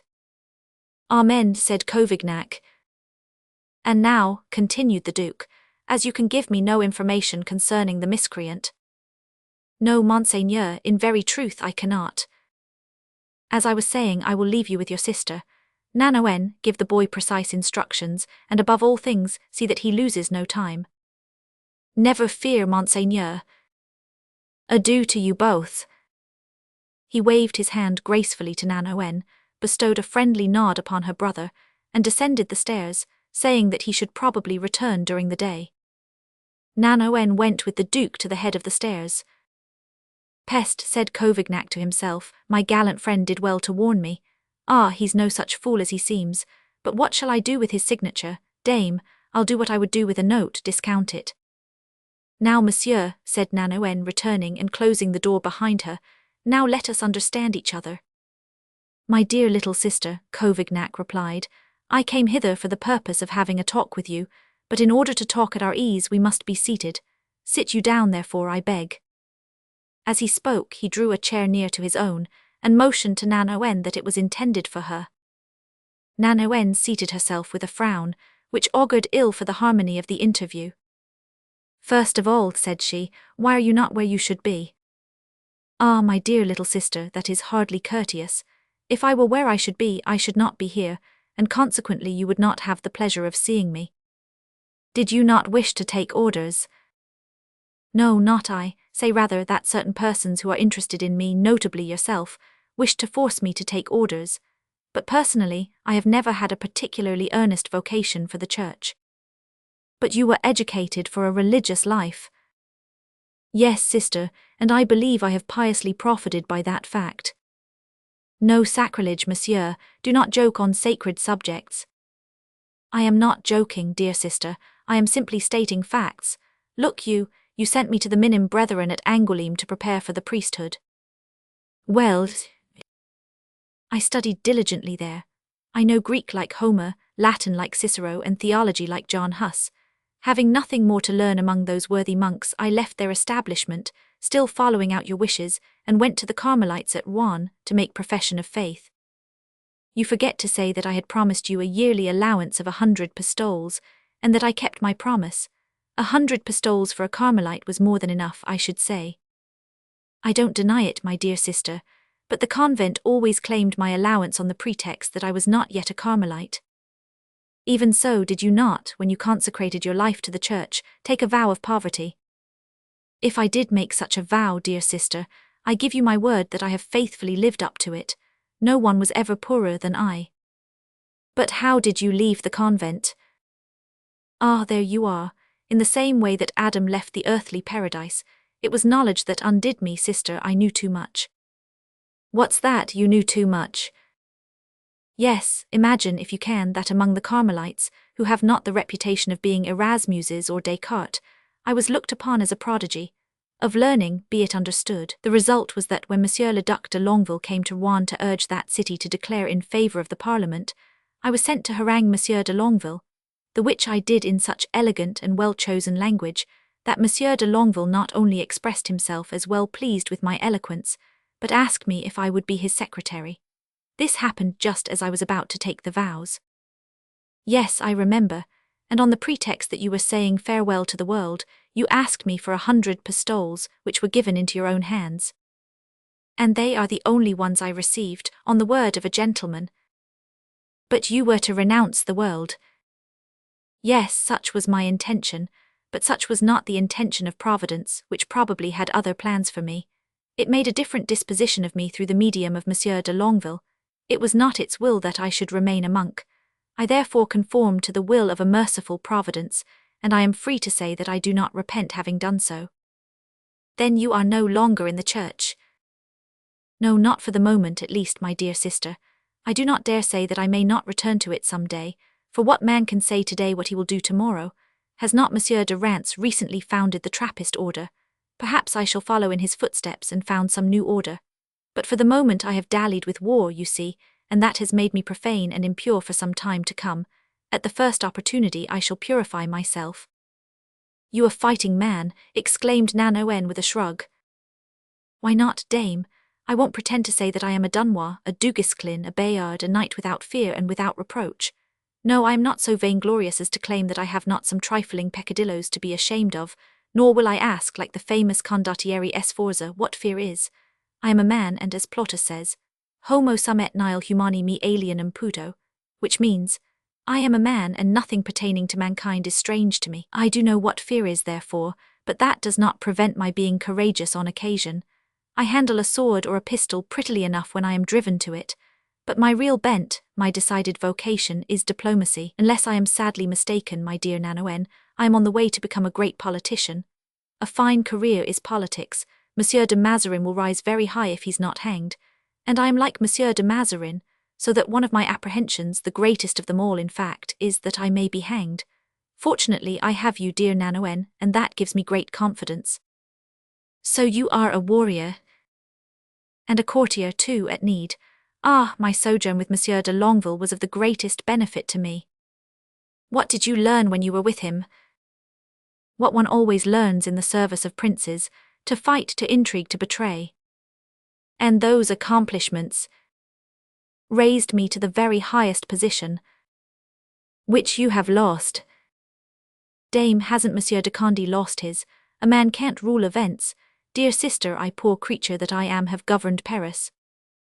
You? Yes, I. For how long a time? For an hour and 3/4, watch in hand. You governed Paris with despotic power. How did that come about? In the simplest way imaginable. You must know that Monsieur le Coadjuteur, Monsieur de Gondy, the Abbe de Gondy, well, was absolute master of the city. Well, at that precise moment I was in the service of Monsieur le Duc d'Elbeuf. He is a Lorraine prince, and one need not be ashamed to belong to him. For the time being, Monsieur d'Elbeuf was at enmity with the coadjutor, so I led an uprising in favour of Monsieur d'Elbeuf, in the course of which I captured. Whom, the coadjutor? No, I shouldn't have known what to do with him, and should have been much embarrassed. I captured his mistress, Mademoiselle de Chevreuse. Why, that was a terrible thing to do, cried Nanoen. Isn't it a terrible thing that a priest should have a mistress? At all events, that's what I said to myself. My purpose was, therefore, to carry her away, and carry her so far that he would never see her again. I sent word to him of my purpose, but the devil of a man uses arguments one can't resist. He offered me 1,000 pistoles. Poor woman, to be thus bargained for. Nonsense, on the contrary, she should have been overjoyed, for that proved how dearly Monsieur de Gondy loved her. None but men of the church are so devoted as all that to their mistresses. I fancy that it's because they are forbidden to have them. You are rich, then? Rich? Of course, after all these acts of brigandage. Don't speak of it. Look you, Nanoen, I was most unlucky. Mademoiselle de Chevreuse's maid, whom no one thought of ransoming, and who consequently remained with me, took the money from me. I hope that you retained at least the goodwill of those in whose interest you acted in putting this affront upon the coadjutor. Ah, Nanoen, that proves how little you know of princes. Monsieur d'Elbeuf was reconciled with the coadjutor. In the treaty they entered into I was sacrificed. I was forced therefore to enter the service of Monsieur de Mazarin, who is a contemptible creature. And as the pay was by no means commensurate with the work to be done, I accepted an offer that was made me to incite another emeute in honour of Councillor Broussel, the object being to secure the election of Chancellor Seguier, but my men the bunglers only half killed him. In that affray I was in greater danger than ever before threatened me. Monsieur de la Meilleraie fired a pistol at me almost point-blank. Luckily I stooped in time, the bullet whistled over my head, and the illustrious marshal killed no one but an old woman. What a tissue of horrors, exclaimed Nanoen. Why no, dear sister, simply the necessities of civil war. I can understand that a man capable of such things might have dared to do what you did yesterday. What did I do, pray? Queried Covignac with the most innocent expression. What did I dare? You dared to throw dust in the eyes of so eminent a man as Monsieur d'Epernon. But what I cannot understand, and would never have believed, is that a brother, fairly laden with favours at his sister's hands, could in cold blood form a plan to ruin that sister. Ruin my sister, I, said Covignac. Yes, you, retorted Nanoen. I had no need to wait for the tale you have just told me, which proves that you are capable of anything, to recognize the handwriting of this letter. Tell me, do you deny that this unsigned letter was written by you? And Nanoen indignantly held before her brother's eyes the denunciatory letter the Duke had handed her the night before. Covignac read it composedly. Well, said he, what have you to say against this letter? Is it not couched in well-turned phrase? If you thought so, I should be very sorry for you, for it would prove that your literary taste is vitiated. This is not a question of the composition, monsieur, but of the fact itself. Did you or did you not write this letter? Unquestionably I did. If I had proposed to deny the fact, I should have disguised my handwriting, but it was useless. I have never intended to hide it from you. Indeed, I was anxious that you should recognize the letter as coming from me. Oh, exclaimed Nanoen with a horrified gesture, you admit it. It is a last relic of humility, dear sister. Yes, I may as well tell you that I was actuated by a desire for revenge. Revenge? Yes, most naturally. Revenge upon me, you wretch. Pray, consider what you are saying. What injury have I ever done you that the thought of seeking revenge should enter your mind? What have you done to me? Ah, Nanoen, put yourself in my place. I left Paris because I had too many enemies there. Tea is the misfortune of all men who dabble in politics. I returned to you, I implored you. Do you remember? You received 3 letters. You won't say that you did not recognize my hand. It was precisely the same as in this anonymous letter, and furthermore those letters were signed. I wrote you 3 letters begging for 100 beggarly pistoles, 100 pistoles. To you who had millions it was the merest trifle. But 100 pistoles, as you know, is my favourite figure. Very good, my sister ignored me. I presented myself at my sister's house. My sister's door was closed in my face. Naturally, I made inquiries. Perhaps she is in want, I said to myself. If so, this is the time to show her that her benefactions have not fallen on stony soil. Perhaps she is no longer free. In that case her treatment of me is pardonable. You see, my heart sought excuses for you, until I learned that my sister was free, happy, wealthy, and rich, richer, richest. And that one Baron de Canals, a stranger, had usurped my privileges, and was enjoying her protection in my place. Thereupon jealousy turned my head. Say cupidity. You sold me to Monsieur d'Epernon as you sold Mademoiselle de Chevreuse to the coadjutor. What business was it of yours, I pray to know, that I was on friendly terms with Monsieur le Baron de Canals? What business was it of mine? None at all, and I should not even have thought of interfering if you had continued to be on friendly terms with me. Do you know that if I were to say a single word to Monsieur d'Epernon, if I should tell him the whole truth, you would be lost? Certainly. You heard with your own ears from his mouth a moment since. What fate is in store for the man who extorted that signature in blank from him? Don't speak of it. I shuddered to the very marrow of my bones, and it needed all my self-control to prevent me from betraying myself. And you say that you do not tremble now, although you confess your acquaintance with fear. No, for such an open confession on your part would show that Monsieur de Canals is not your brother, and that note of yours, being addressed to a stranger, would take on very sinister meaning. It is much better, believe me, to have made the disingenuous confession you have made, ungrateful sister. I dare not say blindly, I know you too well for that. But consider, pray, how many advantages, all foreseen by me, result from this little episode, for which all the credit is due to my thoughtfulness. In the first place, you were greatly embarrassed, and dreaded the arrival of Monsieur de Canals, who, not having been warned, would have floundered around terribly in the midst of your little family romance. My presence, on the other hand, has made everything smooth. Your brother is no longer a mystery. Monsieur d'Épinay has adopted him, and in a very flattering way, I am bound to say. Now, therefore, the brother is under no further necessity of skulking in corners. He is one of the family, ergo, correspondence, appointments without, and why not within? Provided always that the brother with black eyes and hair is careful not to come face to face with Monsieur d'Épinay. One cloak bears an astonishing resemblance to another, deuce take it. And when Monsieur d'Épinay sees a cloak leave your house, who is to tell him whether it is or is not a brother's cloak? So there you are, free as the wind. But to do you this service I have unbaptized myself. My name is Canals, and that's a nuisance. You ought to be grateful to me for the sacrifice. Nanoen was struck dumb by this resistless flood of eloquence, the fruit of inconceivable impudence, and she could think of no arguments to oppose to it. Covignac made the most of his victory, and continued. And now, dear sister, as we are united once more after so long a separation, as you have found a real brother after so many disappointments, confess that henceforth you will sleep in peace. Thanks to the shield which love stretches over you, you will lead as tranquil a life as if all Guyenne adored you, which is not precisely the fact, you know. But Guyenne must bend to our will. In short, I have taken my station at your threshold. Monsieur d'Épinay procures a colonel's commission for me.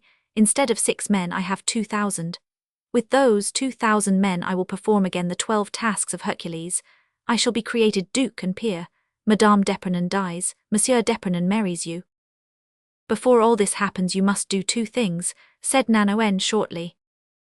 What are they, dear sister? Tell me, I am listening. First of all, you must return the duke's signature in blank to him. Otherwise you will be hanged. You heard your sentence from his own lips. Secondly, you must leave this house instantly, or not only am I ruined forever, for which you care nothing, but you will be involved in my ruin, a consideration which will cause you to think twice, I trust, before you decide. These are my answers, dear lady. The signature in blank is my property, and you can't prevent my getting myself hanged, if such is my good pleasure. God forbid. Thanks, I shall do nothing of the kind, never fear. I declared my aversion to that kind of death a few moments since. I shall keep the document, therefore, unless you have a craving to purchase it from me, in which case we may come to terms. I have no use for it, I give them away. Lucky Nanoen. You will keep it then? Yes. At the risk of what may happen to you. Don't be alarmed, I have a place for it. As to taking my leave, I shall make no such blunder, being here by the Duke's invitation. Furthermore, in your desire to be rid of me, you forget one thing. What is that? The important commission the Duke mentioned, which is likely to make my fortune. Nanoen turned pale. Why, you know perfectly well that it was not intended for you, she said. You know that to abuse your present position would be a crime, for which you would have to pay the penalty one day or another. For that reason I don't propose to abuse it, I am anxious to use it, nothing more. Besides, Monsieur de Canals is named in the commission. Very good, am I not Baron de Canals? Yes, but his face as well as his name is known at court. Monsieur de Canals has been there several times. Eh la bonne heure, that's a strong argument. It's the first you have put forward, and you see that I yield to it. Moreover, you might fall in with your political opponents there, said Nanoen, and perhaps your face, although under a different name, is as well known as Monsieur de Canals. Oh, that would amount to nothing if, as the Duke says, the mission is destined to result advantageously to France. The message will be the messenger's safeguard. A service of such importance implies pardon for him who renders it, and amnesty for the past is always the first condition of political conversions. And so, dear sister, it is not for you, but for me, to impose conditions. Well, what are yours? In the first place, as I was saying, the first condition of every treaty, general amnesty. Is that all? Secondly, the adjustment of our accounts. It would seem that I owe you something then. You owe me the 100 pistoles, which you inhumanly refused me. Here are 200. Good, I recognize the real Nanoen in that. But I give them to you on one condition. What is that? That you repair the wrong you have done. That is no more than fair. What must I do? You must take horse and ride along the Paris road, until you overtake Monsieur de Canals. In that case I lose his name. You restore it to him. And what am I to say to him? You will hand him this order, and make sure that he sets out instantly to execute it. Is that all? Absolutely. Is it necessary that he should know who I am? On the contrary, it is of the utmost importance that he should not know. Ah, Nanoen, do you blush for your brother? Nanoen did not reply. She was lost in thought. How can I be sure, she began after a moment's silence, that you will do my errand faithfully? If you held anything sacred, I would require your oath. You can do better than that. How? Promise me 100 more pistoles after the errand is done. It's a bargain, said Nanoen with a shrug. Mark the difference. I ask you for no oath, and your simple word is enough for me. We will say 100 pistoles to the man who hands you from me Monsieur de Canals' receipt. Yes, but you speak of a third person. Do you not expect to return yourself? Who knows? I have business myself which requires my presence in the neighborhood of Paris. Nanoen could not restrain an exclamation of delight. Ah, that's not polite, said Covignac with a laugh, but never mind, dear sister, no malice. Agreed, but to horse. Instantly, simply time to drink a stirrup cup. Covignac emptied the bottle of Chambertin into his glass, saluted his sister deferentially, vaulted into the saddle, and disappeared in a cloud of dust. 10. The moon was just rising as the Viscount, followed by the faithful Pompey, left Master Biscaro's hostelry behind him and started off on the road to Paris. After about quarter of an hour, which the Viscount devoted to his reflections, and during which they made something like a league and a half, he turned to the squire, who was gravely bobbing up and down in his saddle, 3 paces behind his master.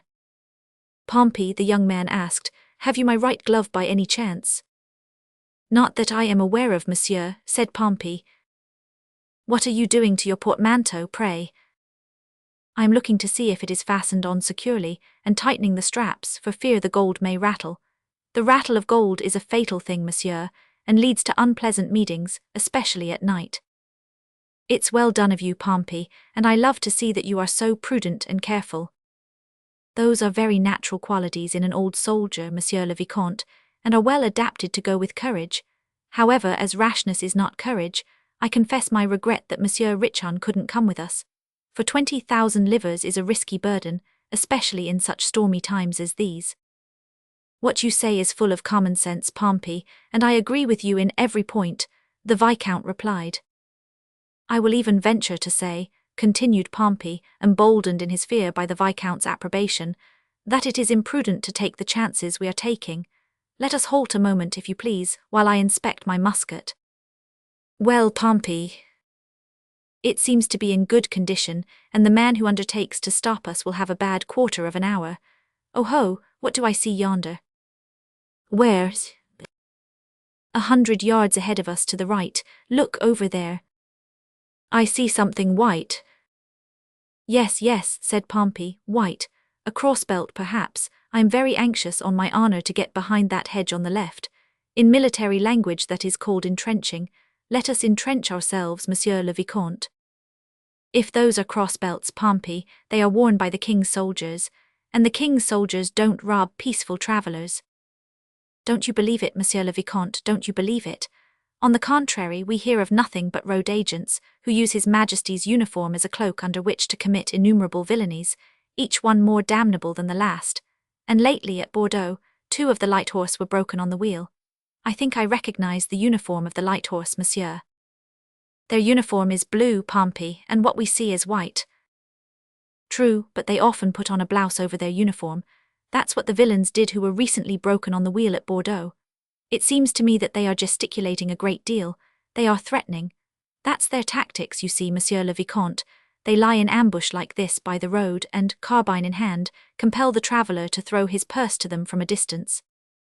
But my good Pompey, said the Viscount, who, although considerably alarmed, kept his presence of mind, if they threaten from a distance with their carbines, do the same with yours.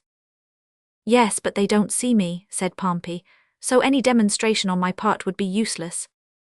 Well, if they don't see you, they can hardly be threatening you, I should say. You understand absolutely nothing of war, retorted the squire, ill-humouredly. The same thing is going to happen to me here that happened at Corbie. Let us hope not, Pompey, for if I remember aright, Corbie is where you were wounded. Yes, and a terrible wound. I was with Monsieur de Cambes, and a rash gentleman he was. We were doing patrol duty one night to investigate the place where the battle was to be fought. We spied some crossbelts. I urged him not to do a foolhardy thing that would do no good. He persisted and marched straight up to the crossbelts. I turned my back angrily. At that moment a cursed ball, Viscount, let us be prudent. Prudent we will be, Pompey, I ask nothing better, but it seems to me that they do not move. They are scenting their prey. Wait. The travellers, luckily for them, had not to wait long. In a moment the moon shone out from behind a black cloud, and cast a bright light upon 2 or 3 shirts drying behind a hedge, with sleeves outstretched, some 50 paces away. They were the crossbelts, which reminded Pompey of his ill-fated patrol at Corbie.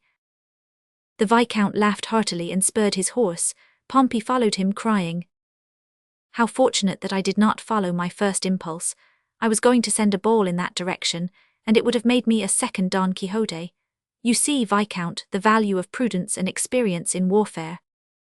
After a period of deep emotion, there is always a period of repose. Having safely passed the shirts, the travellers rode on 2 or 3 leagues peacefully enough. It was a superb night. A clump of trees by the roadside made a broad shadow, black as ebony, across the road. I most assuredly do not like the moonlight, said Pompey. When you can be seen from a distance, you run the risk of being taken by surprise. I have always heard men versed in war say that of 2 men who are looking for each other the moon never helps but one at a time. We are in the bright light, Monsieur le Vicomte, and it isn't prudent. Very well, let us ride in the shadow, Pompey. Yes, but if men were lying hidden in the edge of the wood, we should literally run into their mouths. In wartime you never approach a wood until it has been reconnoitred. Unfortunately, rejoined the Viscount, we lack scouts. Isn't that what they call the men who reconnoitre woods, brave Pompey? Yes, yes, muttered the squire. Deuce take Richon, why didn't he come? We could have sent him forward as advance guard while we formed the main body of the army. Well, Pompey, what shall we do? Shall we stay in the moonlight or go over into the shadow? Let us get into the shadow, Monsieur le Vicomte. It's the most prudent way, I think. Shadow it is. You are afraid, Monsieur le Vicomte, aren't you? No, my dear Pompey, I swear I'm not. You would be foolish, for I am here and on the watch. If I were alone, you understand, this would trouble me very little. An old soldier fears neither God nor devil, but you are a companion as hard to watch as the gold I have on behind, and the double responsibility alarms me. Ah, what is that black form I see over there? This time it is moving. There's no doubt about that, said the Viscount. See what it is to be in the shadow. We see the enemy and he doesn't see us. Doesn't it seem to you as if the villain has a musket? Yes, but he's alone, Pompey, and there are 2 of us. Monsieur le Vicomte, men who travel alone are most to be feared, for their being alone indicates a determined character. The famous Baron Desiderates always went by himself. Look, he's aiming at us, or I'm much mistaken. He's going to fire, stoop. Why no, Pompey, he's simply changing his musket from one shoulder to the other. Never mind, we must stoop all the same. It's the custom. Let us receive his fire with our noses on our saddles. But you see that he doesn't fire, Pompey. He doesn't fire, said the squire, raising his head. Good, he must be afraid our determined bearing has intimidated him. Ah, he's afraid. Let me speak to him, and do you speak after me and make your voice as gruff as possible. The shadow was coming toward them. Whole friend, who are you? Cried Pompey. The shadow halted with a very perceptible start of terror. Do you shout now? Said Pompey. It's useless, said the Viscount. The poor devil is frightened enough already. Ah, he's afraid, said Pompey, raising his weapon. Mercy, monsieur, exclaimed the man, falling on his knees, mercy, I am only a poor peddler, and I haven't sold as much as a pocket handkerchief for a week. I haven't a sou about me. What Pompey had taken for a musket was the yardstick with which the poor devil measured off his wares. Pray understand, my friend, said Pompey majestically, that we are no thieves but fighting men travelling at night because we are afraid of nothing. Go your way in peace, you are free. Here, my friend, the milder voice of the Viscount interposed, here's a half-pistole for the fright we gave you, and may God be with you. As he spoke, the Viscount, with his small white hand, gave the poor devil a half-pistole, and he walked away, thanking heaven for the lucky meeting. You were wrong, Monsieur le Vicomte, you were very wrong, said Pompey, a few steps farther on. Wrong, wherein, pray? In giving that man a half-pistole. At night you should never admit that you have money about you. Look you, wasn't it that coward's first cry that he hadn't a sou? True, said the Viscount, smiling, but he's a coward, as you say, while we, as you also said, are fighting men who fear nothing. Between being afraid and being suspicious, Monsieur le Vicomte, there is as great a distance as between fear and prudence. Now, it isn't prudent, I say again, to let a stranger whom you meet on the high road see that you have money. Not when the stranger is alone and unarmed. He may belong to an armed band, he may be only a spy sent forward to see how the land lies. He may return with a crowd, and what can two men, however brave they may be, do against a crowd? This time the Viscount realized the reasonableness of Pompey's reproof, or rather, to cut the lecture short, pretended to admit his guilt, and they rode on until they reached the bank of the little river Say, near St. Jean's. There was no bridge, and they were obliged to ford the stream. Pompey, thereupon, delivered a learned discourse upon the passage of rivers, but as a discourse is not a bridge, they were not the less obliged to ford the stream after the discourse was concluded. Fortunately, the river was not deep, and this latest incident afforded the Viscount further proof that things seen at a distance, especially at night, are much more alarming than when seen at close quarters. He was really beginning, therefore, to feel safe, especially as the day would break in about another hour, when, as they were in the midst of the wood which lies about Immerses, the two travellers suddenly drew rein.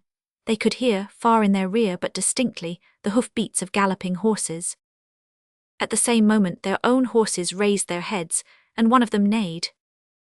This time, said Pompey in a stifled voice, seizing the bridle of his companion's horse, this time, Monsieur le Vicomte, you will show a little docility, I trust, and be guided by the experience of an old soldier.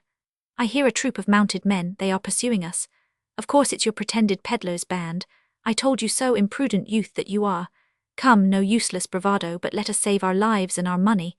Flight is often a means of winning the battle. Horace pretended to fly. Very well, let us fly, Pompey, said the Viscount, trembling from head to foot. Pompey drove in his spurs. His horse, an excellent roan, leaped forward with a zeal that inflamed the ardour of the Viscount's barb, and they dashed away at full speed, followed by a train of sparks, as their iron-shod hoofs flew along the hard road. This race lasted about half an hour, but instead of gaining ground, it seemed to the fugitives that their enemies were coming nearer. Suddenly a voice issued from the darkness, a voice which, mingling with the hissing sound produced by the speed at which they were riding, seemed like the muttered menace of the spirits of the night. It made the grey hair stand erect on Pompey's head. They cried stop, he muttered, they cried stop. Well, shall we stop? Asked the Viscount. By no means, cried Pompey, let us double our speed if possible, forward, forward. Yes, forward, forward, cried the Viscount, as thoroughly terrified now as his defender. They are gaining, said Pompey, do you hear them? Alas, yes. They are not more than 30, listen, they are calling us again, we are lost. Founder the horses if we must, said the Viscount, more dead than alive. Viscount, shouted the voice, stop, old Pompey. It is someone who knows us, someone who knows we are carrying money to Madame la Princess, someone who knows we are conspirators. We shall be broken on the wheel alive. Stop, the voice persisted. They are shouting to someone to stop us, said Pompey. They have someone ahead of us, we are surrounded. Suppose we turn into the field and let them pass. A good idea, said Pompey, let us try it. They guided their horses with rein and knee at the same time and turned to the left. The Viscount's mount, skillfully handled, leaped the ditch, but Pompey's heavier beast took off too late. The ground gave way under his feet and he fell, carrying his rider down with him. The squire emitted a shriek of despair. The Viscount, who was already 50 paces away, heard his cry of distress, and although sadly frightened himself, turned and rode back to his companion. Mercy, howled Pompey. Ransom, I surrender, I belong to the house of Cambs. A loud shout of laughter was the only response to this pitiful appeal, and the Viscount, riding up at that moment, saw Pompey embracing the stirrup of the conqueror, who, in a voice choking with laughter, was trying to reassure him. Monsieur le Baron de Canals, exclaimed the Viscount. Sarpedieu, yes, go to Viscount, it isn't fair to lead people who are looking for you such a race as this. Monsieur le Baron de Canals, echoed Pompey, still doubting his good luck. Monsieur le Baron de Canals and Monsieur Castorin. Why yes, Monsieur Pompey, said Castorin, rising in his stirrups to look over his master's shoulder as he bent forward laughing over his saddlebow. What are you doing in that ditch? You see, said Pompey, my horse fell just as I was about to entrench myself, taking you for enemies in order to make a vigorous defense. Monsieur le Vicomte, he continued, rising and shaking himself, it's Monsieur de Canals. You hear, Monsieur, murmured the Viscount with something very like joy, which was reflected in his tone in spite of himself. Faith, yes, it's myself, replied Canals, gazing at the Viscount with a degree of pertinacity which his finding of the glove sufficiently explained. I was bored to death in that inn. Richon left me after winning my money. I learned that you had taken the Paris road. Luckily I had business in the same direction, so I set out to overtake you. I didn't suspect that I should have to run such a race to do it. Peste, my young gentleman, what a horseman you are.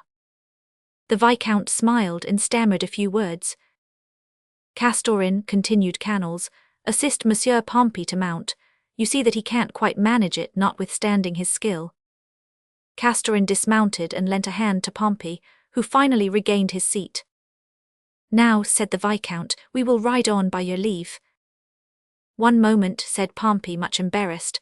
One moment, Monsieur le Vicomte, it seems to me that I miss something. I should say as much, said the Viscount, you miss the valise. Oh mon Dieu, ejaculated Pompey, feigning profound astonishment. Wretch, cried the Viscount, can you have lost it? It can't be far away, monsieur, Pompey replied. Isn't this it? Inquired Castorin, picking up the object in question, which he found some difficulty in lifting. It is, said the Viscount. It is, echoed Pompey. It isn't his fault, said Canals, anxious to make a friend of the old squire. In his fall the straps broke and the valise fell off. The straps are not broken, monsieur, but cut, said Castorin. Look. Oh ho, Monsieur Pompey, said Canals, what does that mean? It means, said the Viscount sternly, that, in his terror at being pursued by robbers, Monsieur Pompey cleverly cut the straps of the valise so that he might not have the responsibility of being the treasurer. In military parlance, what is that ruse called, Monsieur Pompey? Pompey tried to excuse himself by putting the blame on his hunting knife which he had imprudently drawn, but, as he could give no satisfactory explanation, he remained under the suspicion, in the Viscount's eyes, of having chosen to sacrifice the valise to his own safety. Canals was more lenient. Nonsense, nonsense, said he. That may or may not be, but strap the valise on again. Come, Castorin, help Monsieur Pompey. You were right, Master Pompey, to be afraid of robbers. The valise is heavy and would be a valuable prize. Don't joke, monsieur, said Pompey with a shudder. All joking is equivocal at night. You are right, Pompey, always right. And so I propose to act as escort to you and the Viscount. A reinforcement of 2 men may be of some use to you. Yes, indeed, cried Pompey, there is safety in numbers. What say you to my offer, Viscount?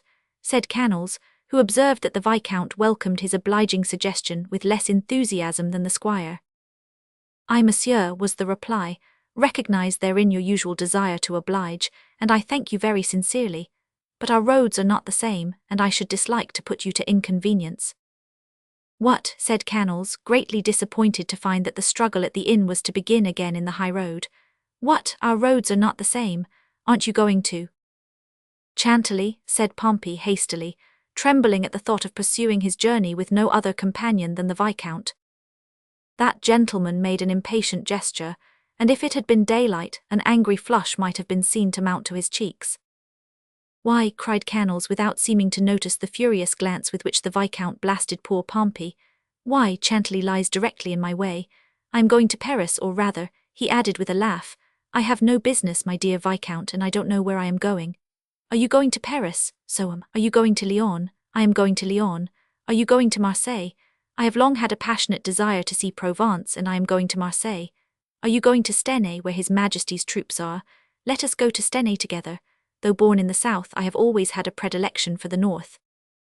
Monsieur, rejoined the Viscount in a determined tone, due doubtless to his irritation against Pompey, you force me to remind you that I am travelling alone on private business of the utmost importance, and forgive me, but if you insist, you will compel me, to my great regret, to tell you that you annoy me.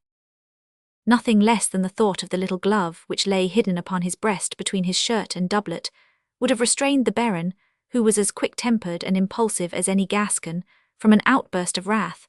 However, he did succeed in controlling himself. Monsieur, he replied in a more serious tone, I have never heard it said that the high road belonged to one person more than to another. Indeed, if I mistake not, it is called the King's Road, as an indication that all His Majesty's subjects have an equal right to use it. I am therefore upon the King's Road with no purpose of annoying you. Indeed, I am here to make myself useful to you, for you are young, weak, and practically undefended. I did not suppose that I looked like a highwayman, but since you so imply, I must needs admit my unprepossessing appearance. Forgive my intrusion, monsieur. I have the honour of presenting my respects to you. Bon voyage. With that, Canals, having saluted the Viscount, rode to the other side of the road, followed by Castorin in the flesh and by Pompey in spirit.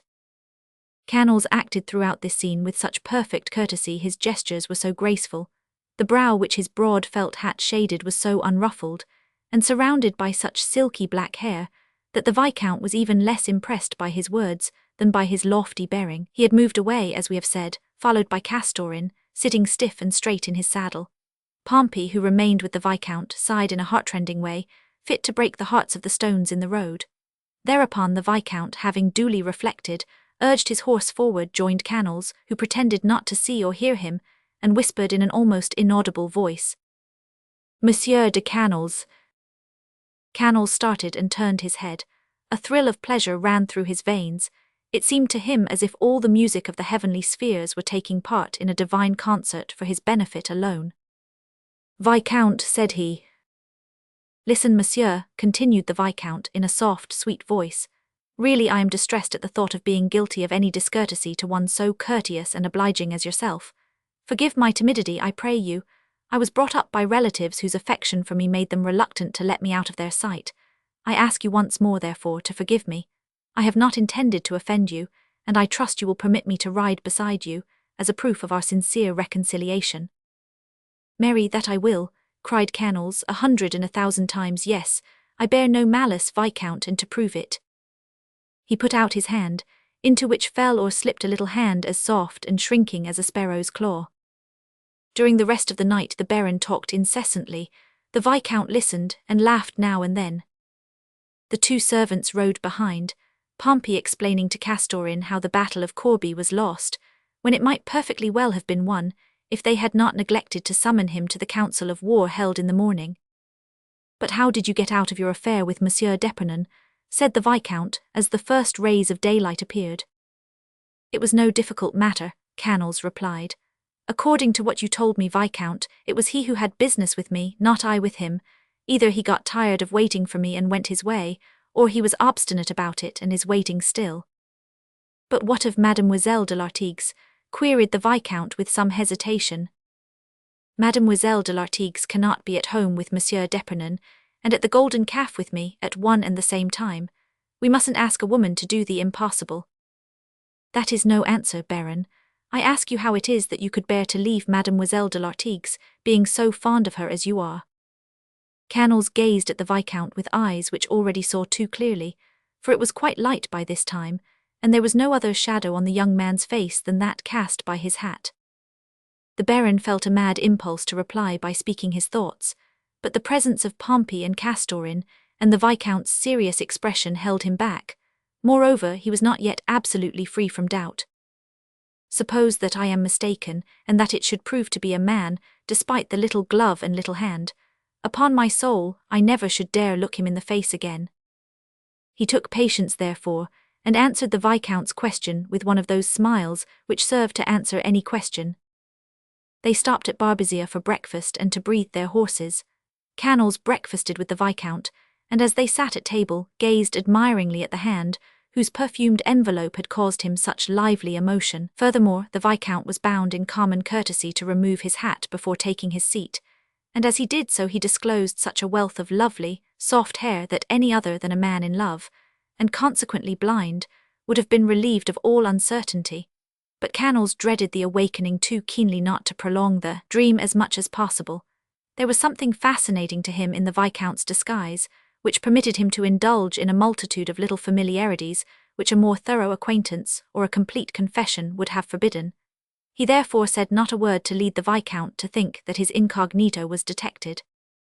After breakfast they resumed their journey and rode until dinner. Gradually a feeling of weariness, which he found more and more difficulty in concealing, caused a haggard look to appear on the Viscount's face, and a slight shivering of his whole body, of which Canals in a friendly way asked him the cause. Thereupon Monsieur de Cambes would smile and pretend that the feeling had passed away, and even suggest quickening their pace, which Canals refused to do, saying that they had a long distance still to travel, and that they must therefore spare their horses. After dinner the Viscount found some difficulty in rising. Canals darted to his assistance. "You need rest, my young friend," said he. "A continuous journey like this would kill you before you finish the third stage. We will not ride tonight but go to bed. I propose that you shall have a good night's sleep, and may I die if the best room in the inn is not given you." The Viscount looked at Pompey with such an expression of terror that Canals could not conquer his desire to laugh. "When we undertake so long a journey," said Pompey, "we ought each to have a tent." "Or one tent for two," observed Canals with the most natural air. "That would be quite enough." The Viscount shivered from head to foot. The blow struck home, and Canals saw that it did. Out of the corner of his eye he noticed that the Viscount made a sign to Pompey. Pompey went to his master's side, who said a few words to him in an undertone, and a moment later the old squire, muttering some excuse, rode on ahead and disappeared. An hour and a half after this incident, which Canals did not seek to have explained, as they rode into a considerable village, the two travellers spied the squire standing in the doorway of a hostelry of decent appearance. "Aha," said Canals, "it would seem that we are to pass the night here, Viscount?" "Why, yes, Baron, if you choose." "Nonsense, it is for you to choose. As I told you, I am travelling for pleasure, while you tell me that you are travelling on business. I'm afraid that you won't fare very well in this hovel." "Oh, a night is soon past." They halted, and Pompey, more alert than Canals, darted forward and took his master's stirrup. Moreover, it occurred to Canals that such an attention would be absurd from one man to another. "Show me to my room at once," said the Viscount. "In truth, you are right, Monsieur de Canals," he continued, turning to his companion. "I am really extremely fatigued." "Here it is, monsieur," said the hostess, throwing open the door of a good-sized room on the ground floor, looking on the courtyard but with bars at the windows, and nothing but the garret above. "Where is mine, pray?" cried Canals, casting his eyes cautiously at the door next the Viscount's, and at the thin partition, which would have been very slender protection against a curiosity so thoroughly sharpened as his. "Yours," said the hostess. "Come this way, monsieur, and I'll take you to it." Without apparently noticing Canals' ill humour, she led him to the farther end of an exterior corridor, lavishly supplied with doors, and separated from the Viscount's room by the width of the courtyard. The Viscount stood at his door looking after them. "Now," said Canals, "I am sure of my fact, but I have acted like a fool. To put a bad face on the matter would ruin me irretrievably. I must assume my most gracious air." He went out again upon the sort of gallery formed by the exterior corridor, and cried, "Good night, my dear Viscount, sleep well, you sadly need it. Shall I wake you in the morning? No, very well then, do you wake me when you choose. Good night." "Good night, Baron." "By the way," continued Canals, "is there nothing you lack? Shall I lend you Castorin to wait upon you?" Thanks, I have Pompey, he sleeps in the next room. A wise precaution, I will see that Castorin does the same. A prudent measure, Pompey? One can't take too many precautions at an inn. Good night, Viscount.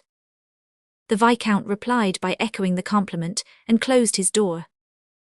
Very good, Viscount, murmured Canals. Tomorrow it will be my turn to engage quarters for the night, and I'll have my revenge. Aha! He pulls both curtains close at his window, he hangs up a cloth to intercept his shadow. Pest! A very modest youth is this little gentleman, but it's all the same. Tomorrow.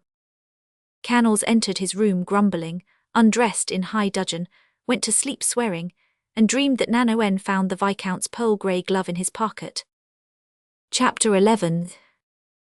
The next morning Canals was in even more jovial humour than on the preceding day. The Vicomte de Cambes, too, gave freer rein to his natural animation. Even the dignified Pompey became almost playful in describing his campaigns to Castorin.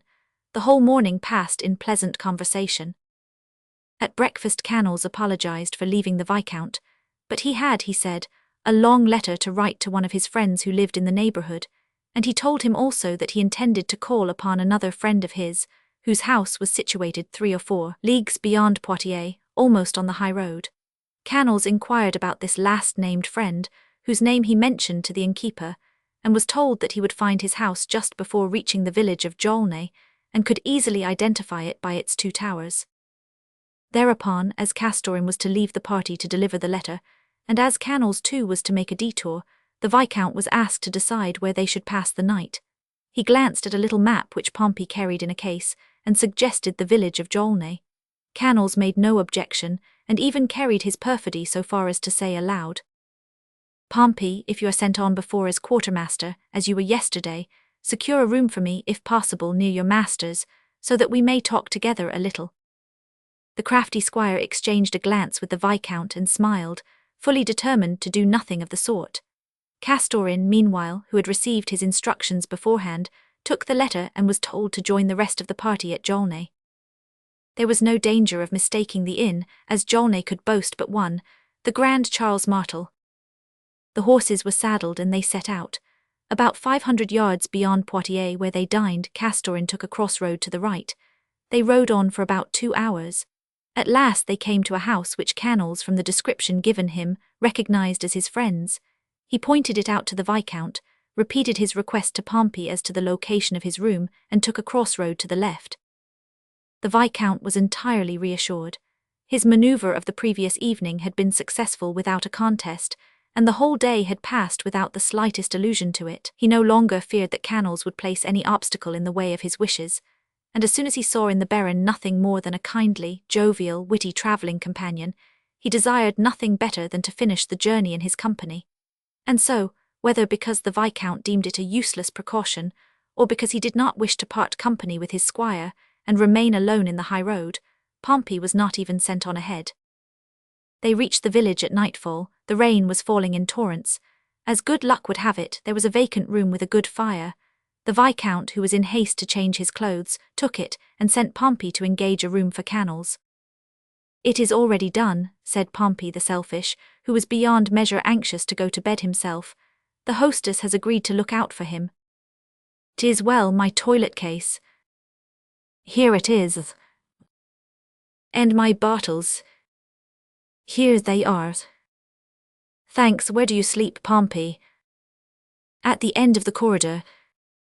Suppose I need you. Here is a bell, the hostess will come. That will do, the door has a good lock, has it not? Monsieur can see for himself. There are no bolts. No, but there's a stout lock. Good, I will lock myself in, there's no other entrance. None that I know of. Pompey took the candle and made the circuit of the room. See if the shutters are secure. They are all hooked. Very well, you may go, Pompey. Pompey went out, and the Viscount turned the key in the lock. An hour later Castorin, who had arrived first at the inn, and was quartered near Pompey without his knowledge, left his room on tiptoe, and opened the door to admit Canals. Canals, with beating heart, glided into the inn, and leaving Castorin to secure the door, inquired the location of the Viscount's room and went upstairs. The Viscount was just about to retire when he heard footsteps in the corridor. The Viscount, as we have seen, was very timid. The footsteps startled him, and he listened with all his ears. The footsteps stopped at his door. An instant later someone knocked. "Who's there?" inquired a voice with such a terrified accent that Canals could not have recognized it, had he not already had occasion to study all its variations. "I," said Canals. "What, you?" rejoined the voice, passing from terror to dismay.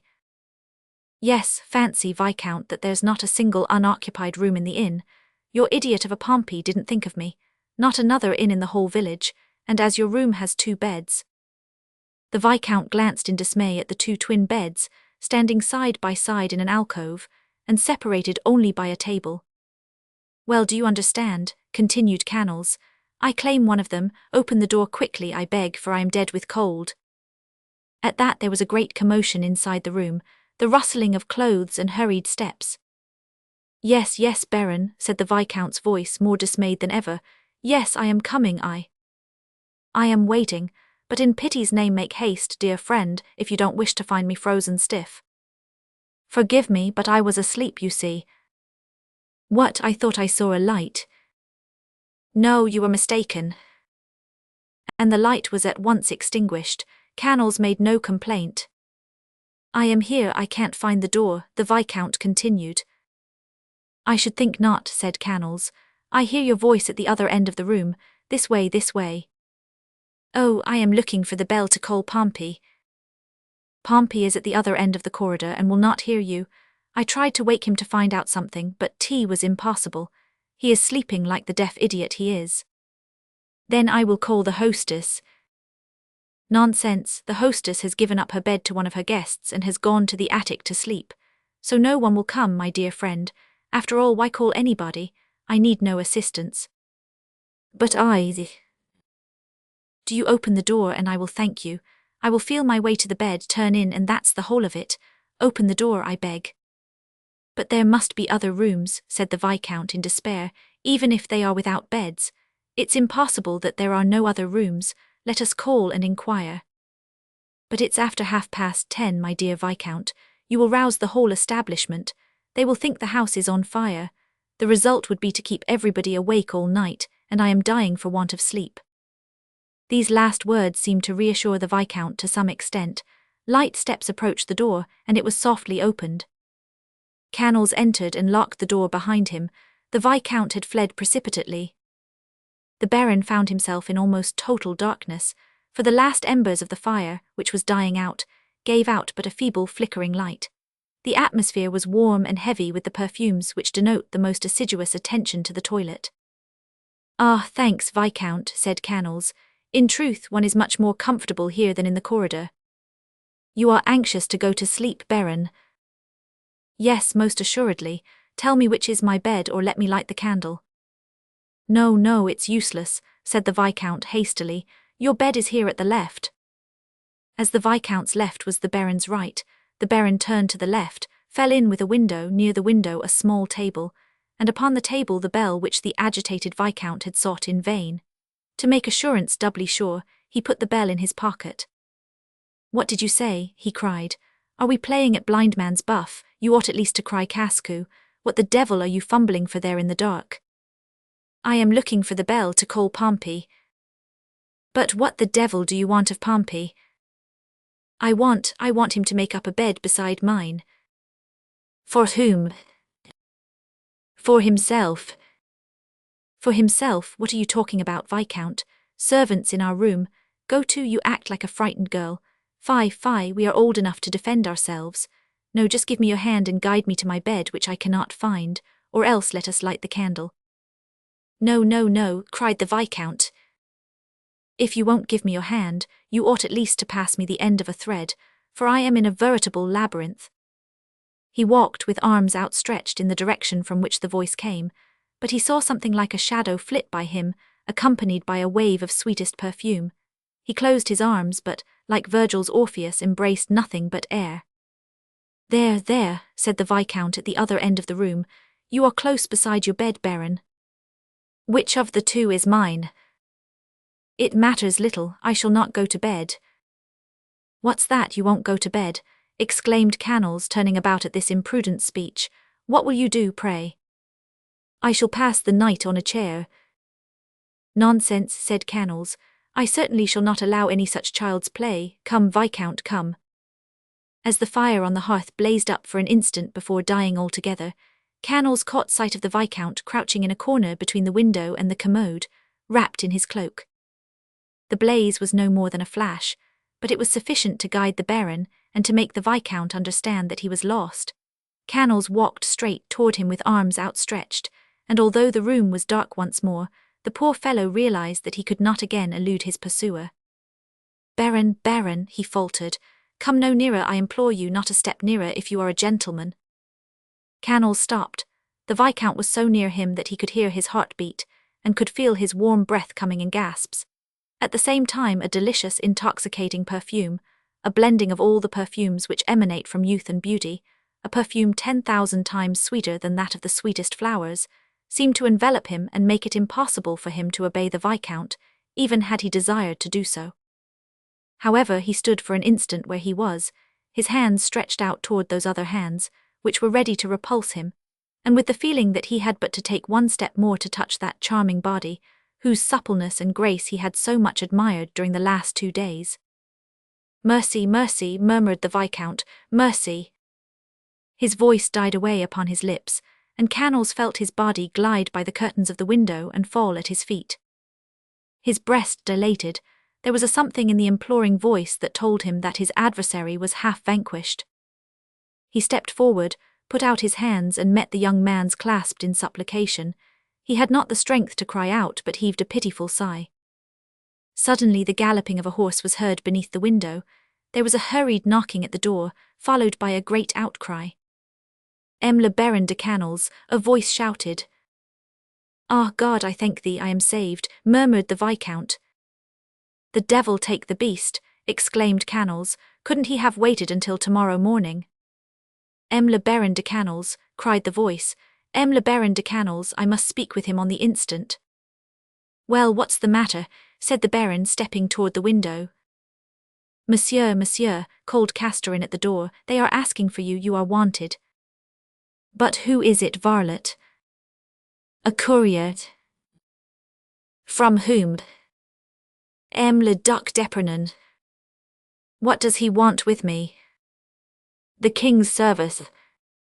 At that magic phrase, which it was impossible not to heed, Canals, still grumbling, opened the door and went downstairs. Pompey's snoring could be distinctly heard. The courier had entered the inn and was waiting below. Canals joined him and turned pale as he read Nanoen's letter. For, as the reader will have guessed, the courier was Couvignac himself, who, having started nearly 10 hours after Canals, was unable to overtake him before the second night, ride as hard as he might. Couvignac's answers to his questions left Canals in no doubt as to the necessity of losing no time. He read the letter a second time, and the phrase, your loving sister, Nanoen, told him what had happened. That is to say, that Mademoiselle had cleared her skirts by passing him off as her brother. Canals had frequently heard Nanoen herself speak in most unflattering terms of this brother, whose place he had taken. This fact added not a little to the ill grace with which he prepared to obey the Duke's behest. "'Tis well," said he to Couvignac, without opening a credit for him at the inn or emptying his purse into his hands, which he would have been certain to do under other circumstances. "'Tis is well. Tell your master that you overtook me, and that I obeyed him instantly." "Shall I say nothing to Mademoiselle de l'Artigues?" "Yes, tell her that her brother appreciates the feeling which dictates her action, and is deeply indebted to her. Castorin, saddle the horses." Without another word to the messenger, who was thunderstruck by this ungracious reception, Canals went up once more to the Viscount's room, and found him pale and trembling, and completely dressed. "You may set your mind at rest, Viscount," said Canals. "You are rid of me for the rest of your journey. I am about to take my leave in the king's service." "When?" the Viscount asked with a vestige of apprehension. "Instantly. I am going to Mantes, where the court now is." "Adieu, monsieur." The young man could hardly utter the words, and sank upon a chair, not daring to meet his companion's eye. Canals stepped up to him. "I shall never see you again in all probability," he said with deep emotion. "Who knows," said the Viscount, trying to smile. "Promise one thing to a man who will never forget you," said Canals, laying his hand upon his heart, and his tone and his gesture alike indicated absolute sincerity. "What is it?" "That you will sometimes think of him." "I promise." "Without anger." "Yes." "Will you give me any token in support of your promise?" The Viscount put out his hand. Canals took the trembling hand in his own, with no purpose to do aught but press it, but in obedience to an impulse stronger than his will, he put it to his lips and imprinted an ardent kiss upon it, then rushed from the room, murmuring, "Ah, Nan-Owen, Nan-Owen, can you ever make up to me what you have caused me to lose?" Chapter 12.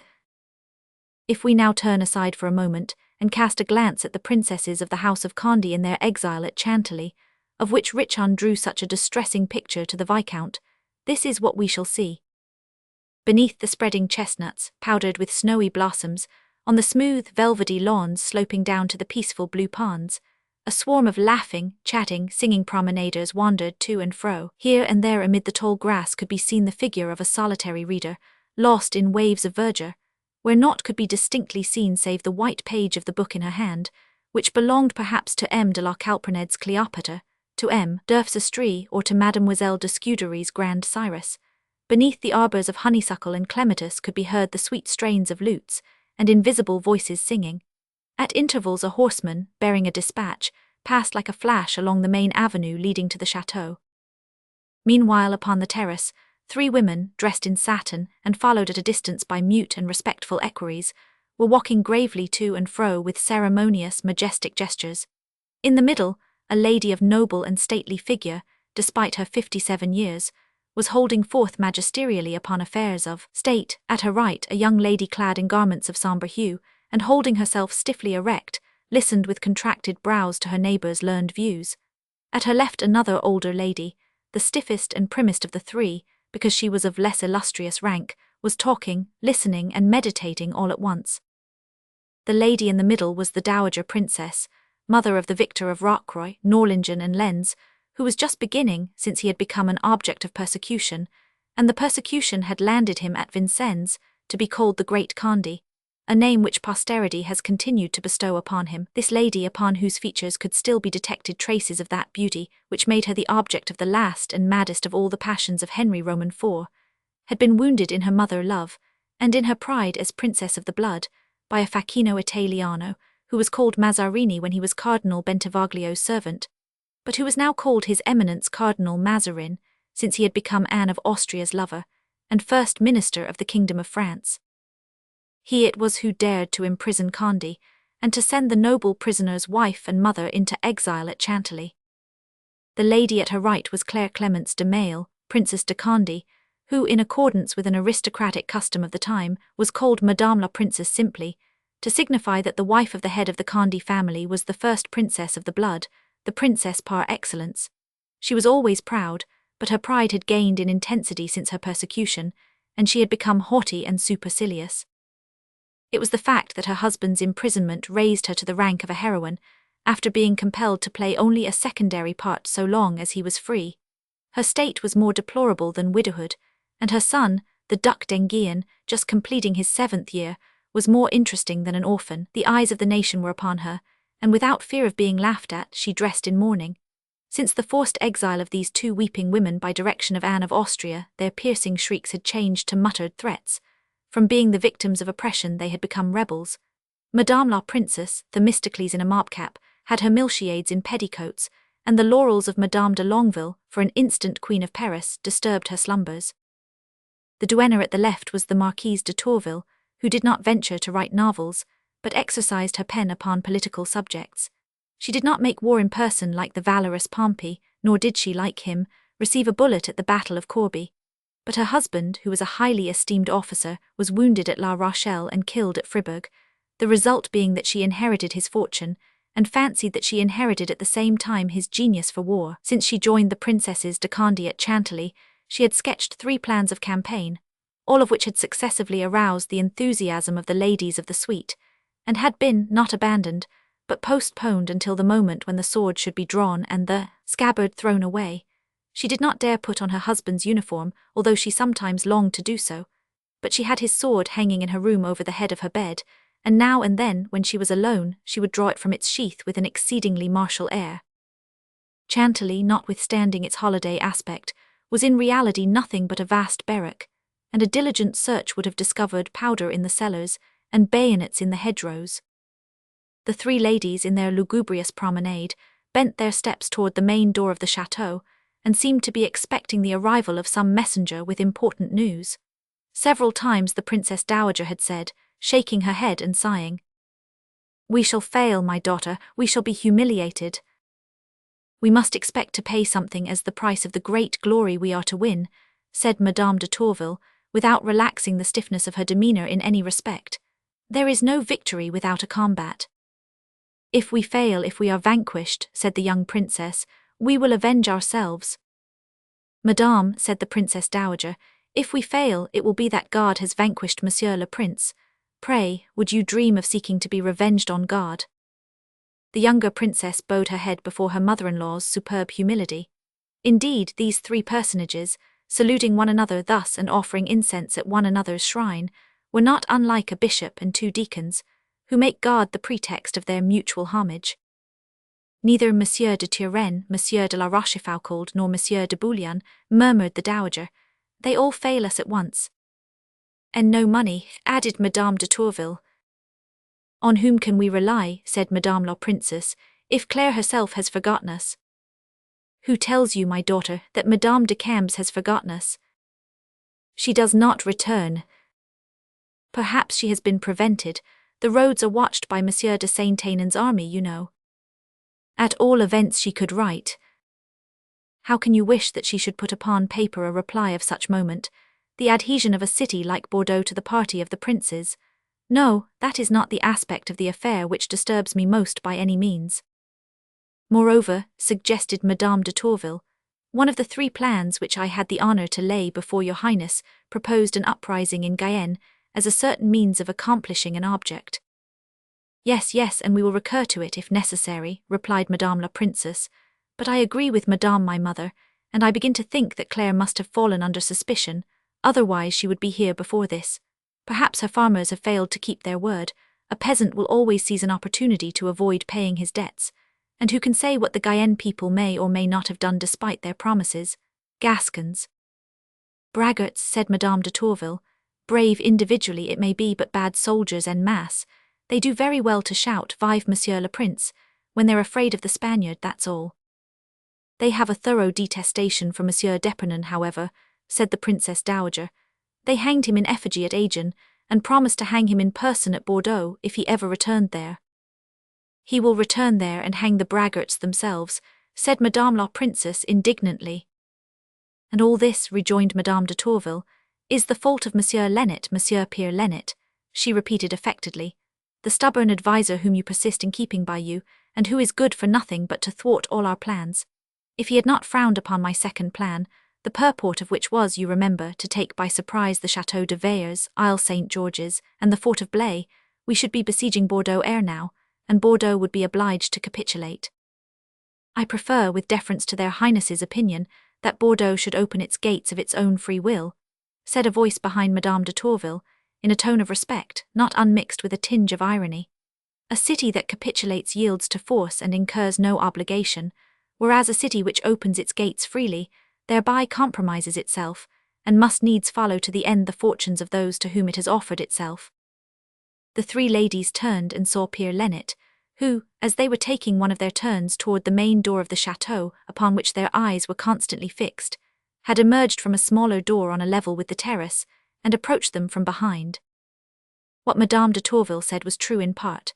Pierre Lennet, one of Monsieur le Prince's advisers, a cold, grave, but very shrewd man, was commissioned by the prisoner to keep an eye on his friends and foes alike, and it must be said that he had much more difficulty in preventing the prince's friends from compromising his cause than in foiling the evil designs of his foes. But being endowed with the cleverness and craft of a lawyer, and accustomed to the sharp practice and jugglery of the tribunals, he usually triumphed, either by some timely counterplot or by passive opposition. It was at Chantilly itself that the battles had to be fought which taxed his powers to the utmost. The self-esteem of Madame de Tourville, the impatience of Madame la Princess, and the aristocratic inflexibility of the dowager were quite as hard to deal with as the astuteness of Mazarin, the pride of Anne of Austria, and the indecision of the Parliament. Lennet, to whom the princes addressed their correspondence, had established a rule that he would give the princesses no news, except at what he himself deemed an opportune time. For, as feminine diplomacy is not always shrouded in mystery, which is the cardinal principle of the masculine variety, many of Lennet's plans had been in this way betrayed by his friends to his enemies. The two princesses, who, notwithstanding the opposition they encountered at his hands, none the less appreciated Peer Lennet's devotion, and especially his usefulness, welcomed him with a friendly gesture. There was even the shadow of a smile upon the dowager's lips. "Well, my dear Lennet," she said, "you heard Madame de Tourville complaining, or rather commiserating us. Everything is going from bad to worse. Ah, my dear Lennet, our affairs, our affairs." "Madame," said Lennet, "I am very far from taking so gloomy a view of our affairs as your Highness. I hope much from time, and from a change in the tide of fortune.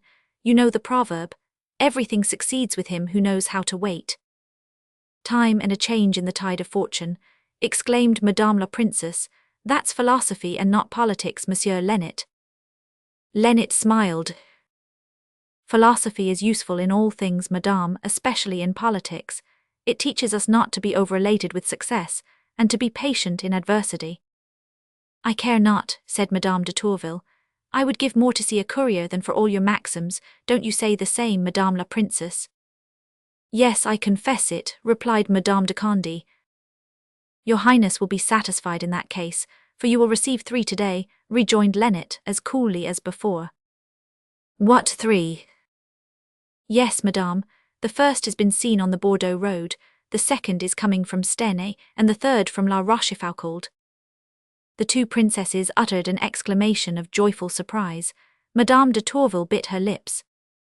"It seems to me, my dear Monsieur Peer," she said in a wheedling tone, to conceal her vexation, and wrap in a coating of sugar the bitter remark she was about to make.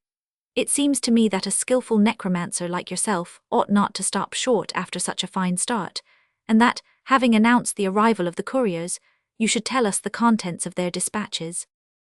"My knowledge, Madame, doesn't extend as far as you think," said he modestly. "It confines itself to being a faithful servitor.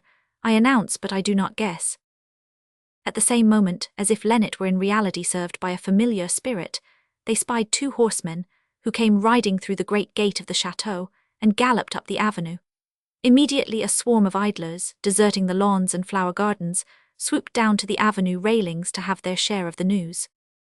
The horsemen dismounted, and one of them, tossing to the other, who seemed to be his servant, the bridle rein of his foam-covered steed, ran rather than walked toward the princesses who came forward to meet him, and stepped upon the balcony at one end as he stepped upon it at the other.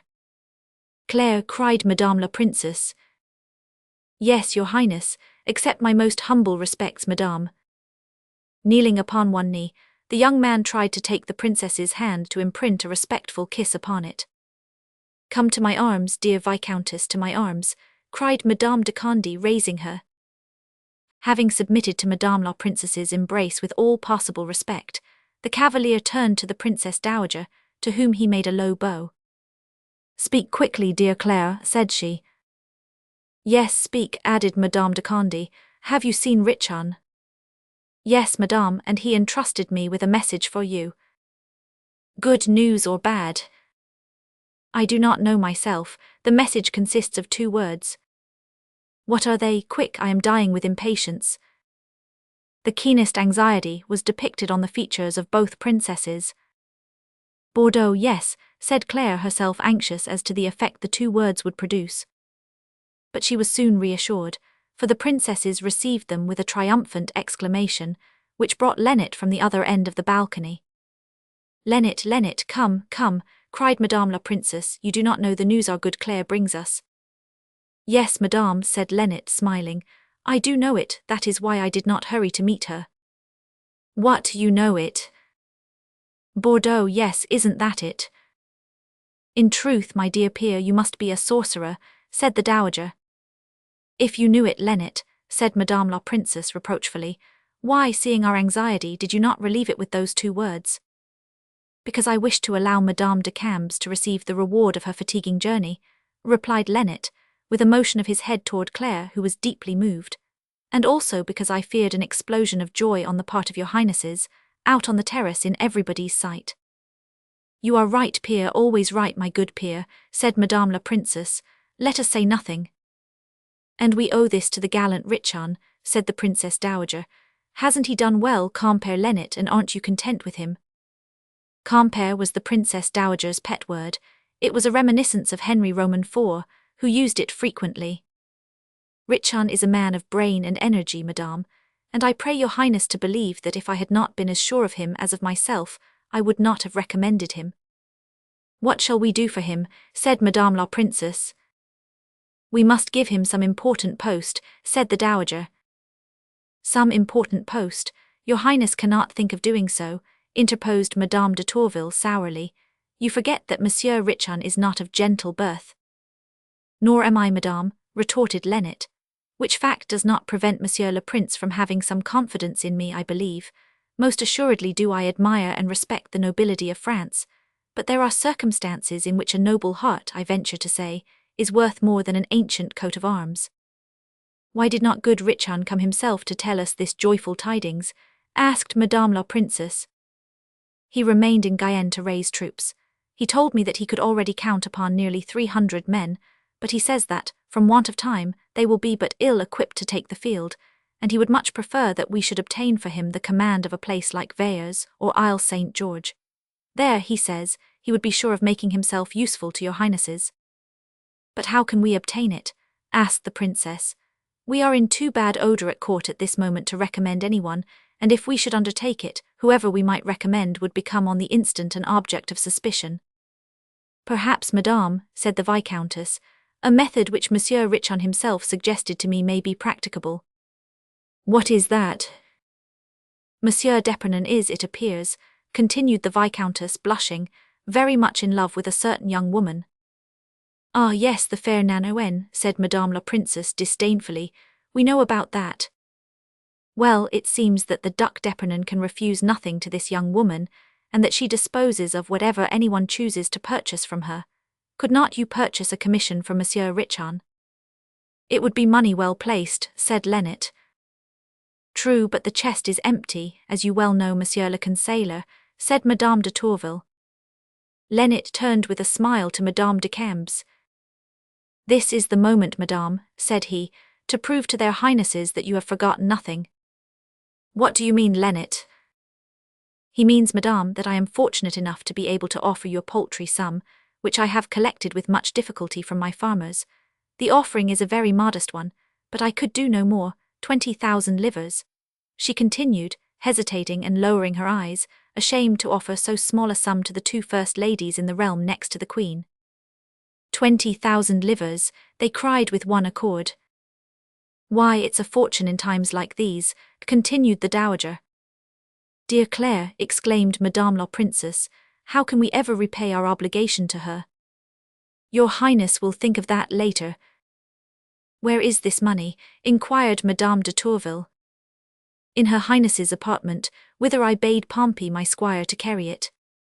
Lennet, said Madame la Princess, you will remember that we owe this sum to Madame de Cambes. It is already carried to her credit, said Lennet, producing his tablets and pointing out the Viscountess's 20,000 livres set down, under that date, in a column, the total of which would have alarmed the princesses somewhat if they had taken the trouble to add it. Pray, how did you succeed in reaching here, dear Claire? Said Madame la Princess, for we are told that Monsieur de Saint-Aignan is watching the road, and searching every traveller for all the world like a customs officer. Thanks to Pompey's superior wisdom, Madame, we avoided that danger by making a tremendous detour, which delayed us a day and a half, but assured our safety. Except for that I should have arrived day before yesterday. Have no uneasiness on that score, Madame, said Lennet. There is no time lost as yet, but we must see to it that we make good use of today and tomorrow. Today, as your highnesses will remember, we expect 3 couriers. One has already arrived, the other 2 are still to come. May we know the names of these others, monsieur? asked Madame de Tourville, still hoping to catch the counsellor at fault, for she was constantly at war with him, and though the war was not declared, it was none the less real. The first, if my expectations are fulfilled, will be Gerville. He comes from the Duc de la Rochefoucauld. From the Prince de Marsillac, you mean, rejoined Madame de Tourville. Monsieur le Prince de Marsillac is now Duc de la Rochefoucauld, madame. His father is dead, then? A week since. Where did he die? At Vertuil. And the second? Asked Madame la Princess.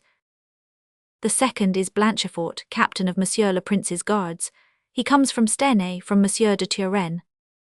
In that case, said Madame de Tourville, I think that, to avoid any loss of time, we should recur to the first plan I suggested in the probable event of the adhesion of Bordeaux, and the alliance of Messieurs de Turenne and de Marsillac. Lennet smiled as usual.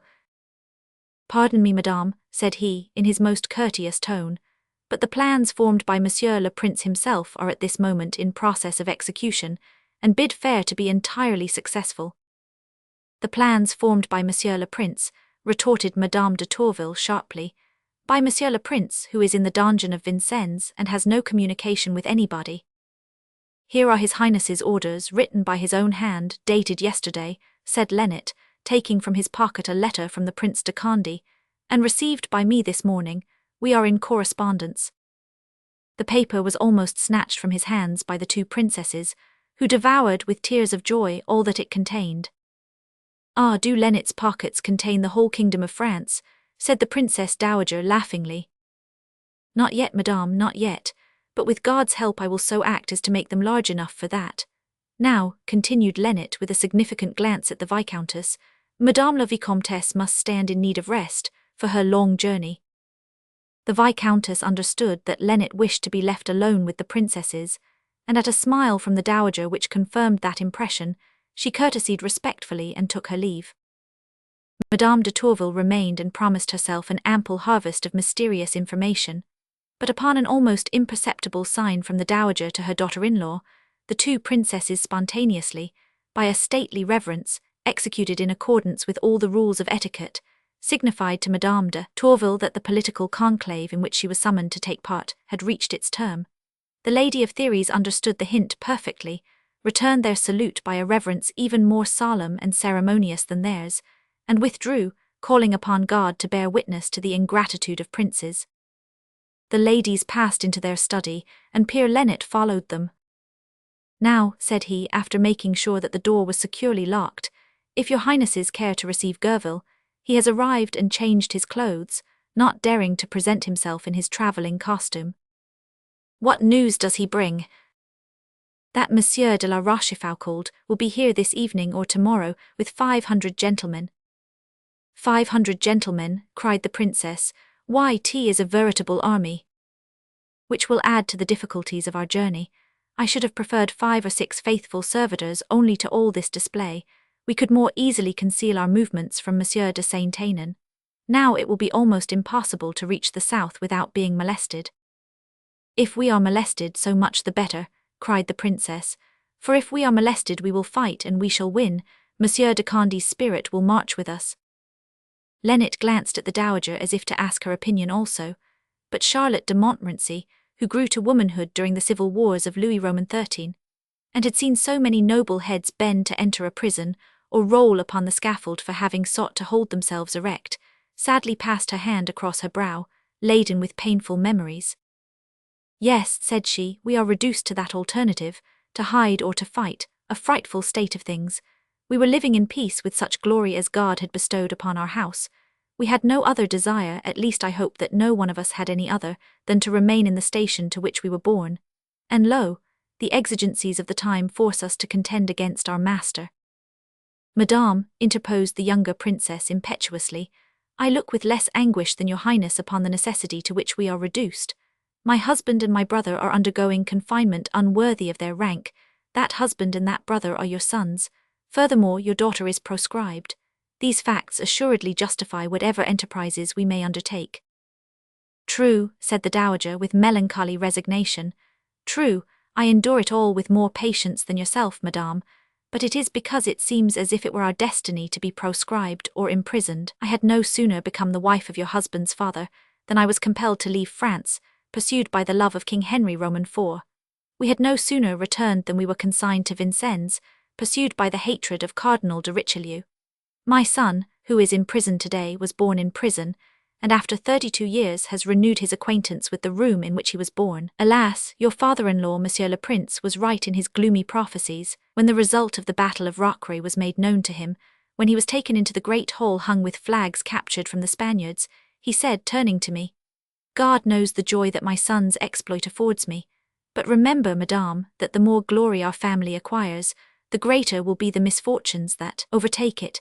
If it were not that I bear the arms of France, too noble a blazonry to be cast aside, I would take for my crest a falcon betrayed and recaptured by the ringing of his bells with this legend, Fama Nocet. We have made too much noise in the world, my daughter, and that is what injures us. Do not you agree with me, Lennet?"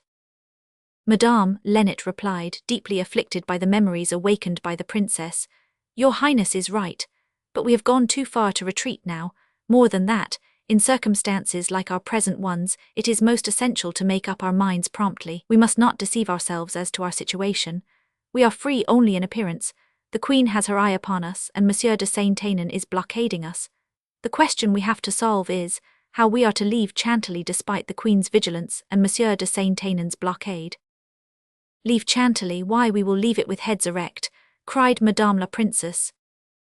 "I am of the same opinion," said the Princess Dowager. "The Khans are not Spaniards and they do not play false. They are not Italians and they do not resort to trickery. What they do in broad daylight with heads erect." "Madame," said Lennet in a tone of conviction, "God is my witness that I will be the first to execute your highness's commands, whatever they may be. But in order to leave Chantilly in the way you describe, we must fight our way. You do not intend, of course, to become women again in the day of battle, after taking a man's part in council. You will march at the head of your supporters, and you will be the ones to furnish your soldiers with their war cry. But you forget that closely connected with your precious lives, another life no less precious is beginning to assume prominence, that of the Duc d'Enghien, your son and grandson. Will you incur the risk of burying in the same grave the present and the future of your family? Do you imagine that Mazarin will not make use of the father as a hostage, when such rash enterprises are undertaken in the name of the son? Have you forgotten the secrets of the donjon of Vincennes, which were investigated under such melancholy circumstances by the Grand Prior of Vendôme, by Marshal d'Ornano, and by Pylorens? Have you forgotten the fatal chamber, which, as Madame de Rambouillet says, is worth its weight in arsenic? No, mesdames," continued Lennet, clasping his hands, "no, you will hearken to the advice of your faithful counsellor. You will take your departure from Chantilly as it is fitting that persecuted women should do. Remember that your surest weapon is weakness. A child bereft of its father, a woman bereft of her husband, a mother bereft of her son, escape as they may from the snare in which they are caught. Before you act or speak openly, wait until you no longer serve as guarantees to the stronger party. Prisoners, your supporters will remain mute. Free, they will declare themselves, having no further reason to fear that anyone will dictate to them the conditions of your ransom. Our plan is concerted with Gerville. We are sure of a strong escort which will protect us from insult on the road, for today 20 different factions are in the field and preying indiscriminately upon friend and foe. Give your consent. Everything is in readiness." "Leave Chantilly in disguise, like malefactors," cried the young princess. "Oh, what will my husband say when he learns that his mother, his wife, and his son have done such a shameful thing?" "I know not what he will say, madame, but if you succeed he will owe his liberty to you. If you fail, you risk the loss of none of your advantages, especially not your position, as you would do by a battle." The dowager reflected a moment before she said sadly, "Dear Monsieur Lennet, convince my daughter, for so far as I personally am concerned I am compelled to remain here. I have struggled on until now, but at last I must succumb. The pain which is consuming me, and which I try in vain to hide, that I may not bring discouragement on those about me, will soon hold me fast upon a bed of suffering, which will perhaps be my deathbed. But as you have said, we must before everything look to the fortune of the Khans. My daughter and my grandson will leave Chantilly, and will, I trust, be sufficiently well advised to abide by your counsel. I say more, by your commands. Command Lennet and you will be obeyed." "You are pale, madame," cried Lennet, supporting the dowager as Madame la Princess, alarmed at her sudden pallor, took her in her arms. "Yes," said the dowager, growing manifestly weaker. Yes, the glad tidings of today have done me more harm than the anguish of the last few days. I feel that an internal fever is consuming me, but let us make no sign. At such a moment it might work severe injury to our cause. Madame, said Lennet in a low voice, your Highness's indisposition would be a blessing from heaven if it did not cause you to suffer. Keep your bed, and spread the report that you are ill. Do you, madame, he continued, addressing the young princess, summon your physician Berdelot, and as we shall soon need to make a requisition upon the stables, let it be known everywhere that it is your purpose to have a stag hunt in the park. In that way no one will be surprised to see men, weapons, and horses in large numbers. Do it yourself, Lennet. But how can it be that so clear-sighted a man as you are does not feel that this hunting party, given at the very moment that my mother falls ill, will cause remark? That is all provided for, madame. Is not day after tomorrow Monsieur le Duc d'Enghien 7th birthday, when he is to be taken from the charge of women? Yes. Very well, we will say that this hunting party is given to celebrate the young prince's first pair of breeches, and that Her Highness was so determined that her illness should not interfere with this function, that you could but yield to her wishes.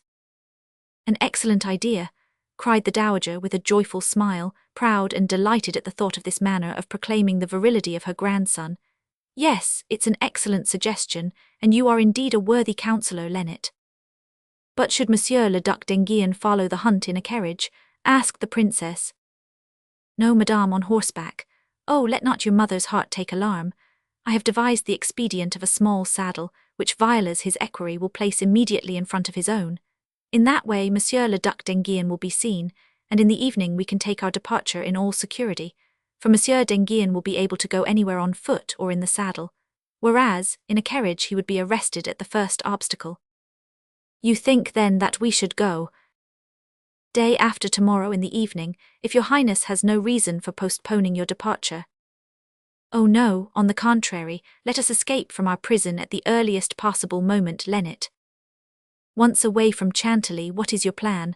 The dowager inquired. We shall pass through Monsieur de Saint-Ainan's forces, finding some means to tie a bandage over his eyes. We shall join Monsieur de la Rochefoucauld and his escort, and go on to Bordeaux, where we are expected. Once in the possession of the second city in the realm, the capital of the south, we can negotiate or make war, as seems best to your Highness. However, I have the honour to remind you, madame, that, even at Bordeaux, we shall have no chance of holding out for a considerable time, unless we have control of some posts in the vicinity to divert the attention of the royal troops. 2 of these posts especially are of the greatest importance: Vayres, which commands the Dordogne, and would keep open a way to send supplies into the city, and Isle St. George's, which the Bordelais themselves consider the key of their city. But we will think of that later. For the moment let us confine ourselves to the method of leaving this place. Nothing can be simpler, I think, said Madame la Princess. We are alone and masters here, whatever you may say, Lennet. Rely upon nothing, madame, until you are at Bordeaux.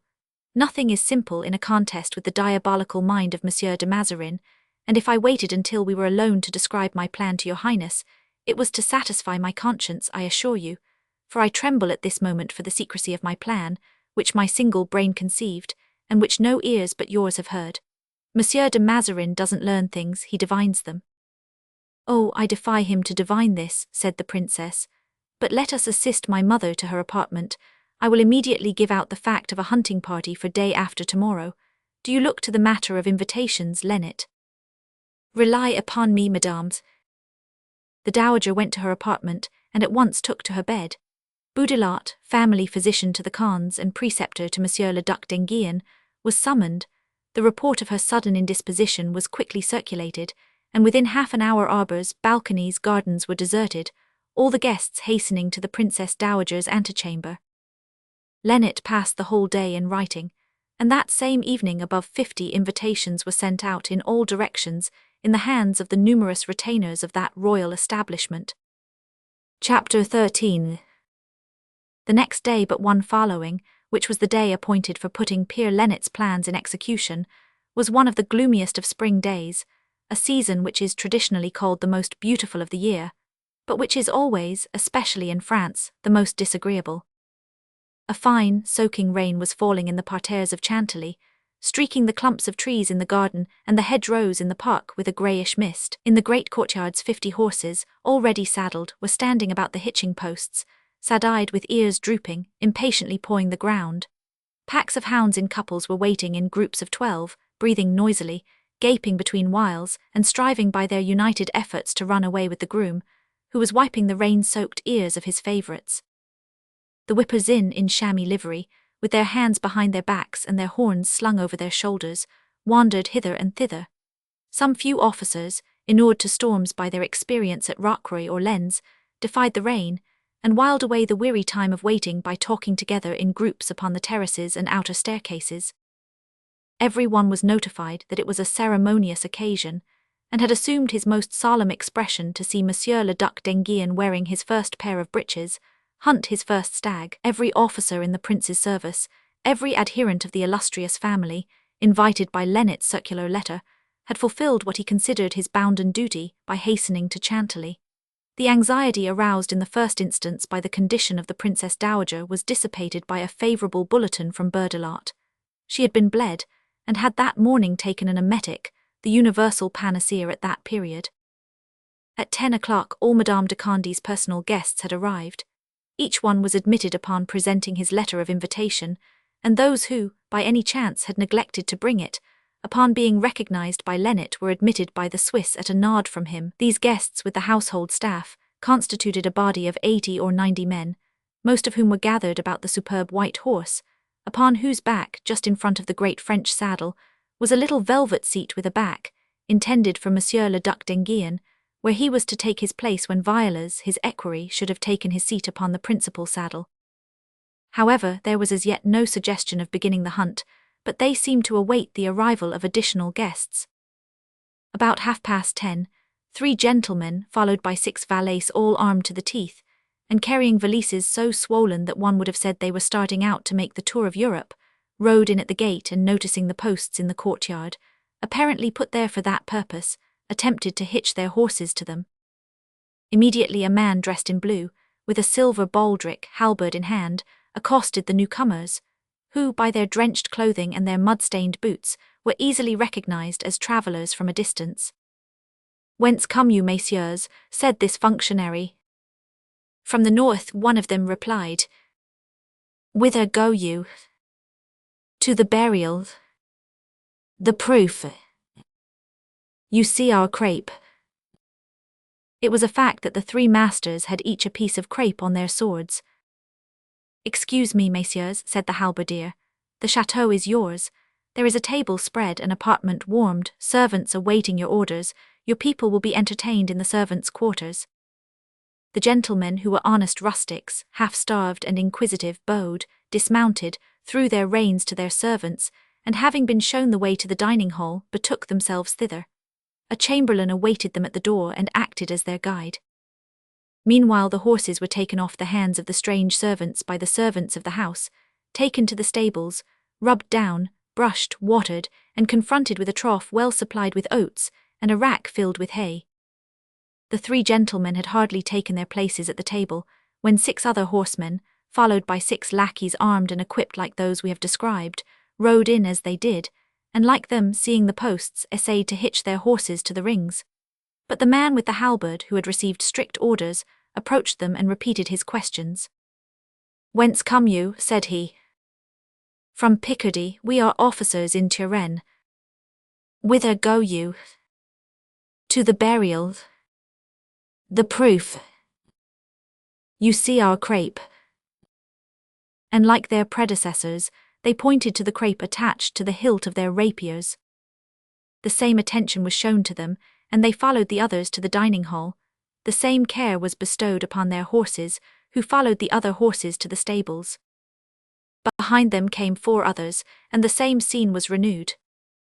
Between 10:30 and noon, 2 by 2, 4 by 4, 5 by 5, alone or in parties, shabbily or sumptuously dressed, but all well mounted, well armed, and well equipped, 100 cavaliers made their appearance, all of whom were questioned according to the same formula, and replied by stating whence they came and that they were going to the burial, and by exhibiting their crape. When they had all dined, and become acquainted with one another, while their people were being entertained and their horses were resting, Lennet entered the room where they were all assembled, and said to them, Messieurs, Madame la Princess thanks you by my mouth for the honour you have done her, by calling upon her on your way to join Monsieur le Duc de la Rochefoucauld, who awaits your coming to celebrate the obsequies of his late father. Look upon this house as your own, and deign to take part in the diversion of a stag hunt, ordered to take place this afternoon by Monsieur le Duc d'Enghien, who dons today his first pair of breeches. A murmur of approbation and gratitude welcomed the first part of Lennet's harangue, who, like a practised orator, paused for that purpose. After the hunt, he continued, you will sup with Madame la Princess, who desires to thank you in person. Thereafter you will be at liberty to continue your journey. Some of the gentlemen paid particular attention to the announcement of this programme, which seemed to some extent to impose fetters on their free will, but in all likelihood they had been warned by Monsieur de la Rochefoucauld to expect something of the sort, for not one of them murmured. Some went to inspect their horses, others had recourse to their portmanteaus to put themselves in fit condition to appear before the princesses, while others remained at table, talking about the state of affairs in the country, which seemed to have some affinity with the events of the day. Many walked about beneath the main balcony, where Monsieur le Duc d'Enghien, his toilet completed, was expected to appear for the last time before his final farewell to female attendants. The young prince in his nursery, surrounded by nurses and playthings, did not realize his own importance, but the pride of birth manifested itself in full measure, and he gazed impatiently at the rich, yet simple costume in which he was to be dressed for the first time. It was a black velvet suit trimmed with unpolished silver, which made it appear as if he were dressed in mourning. Indeed, his mother, who was determined at all hazards to pose as a widow, thought seriously of speaking of him in a certain harangue as the poor orphaned prince. But there was one who eyed these splendid garments even more longingly than the prince. A few feet from him, another child, a few months older than he, with red cheeks and light hair, overflowing with health and strength, and childish petulance, was devouring with hungry eyes the luxurious surroundings of his more fortunate playfellow. Several times, unable to repress his curiosity, he had ventured to approach the chair upon which the fine clothes were spread out, and had slyly patted the velvet and caressed the trimming, while the little prince was looking in another direction. But at last it happened that he brought back his eyes in time, and Pierrot drew his hand away too late. "Take care," cried the prince sharply. "Take care, Pierrot, you'll spoil my new breeches. They're broidered velvet, Pierrot, and it fades when you touch it. I forbid you touching my breeches."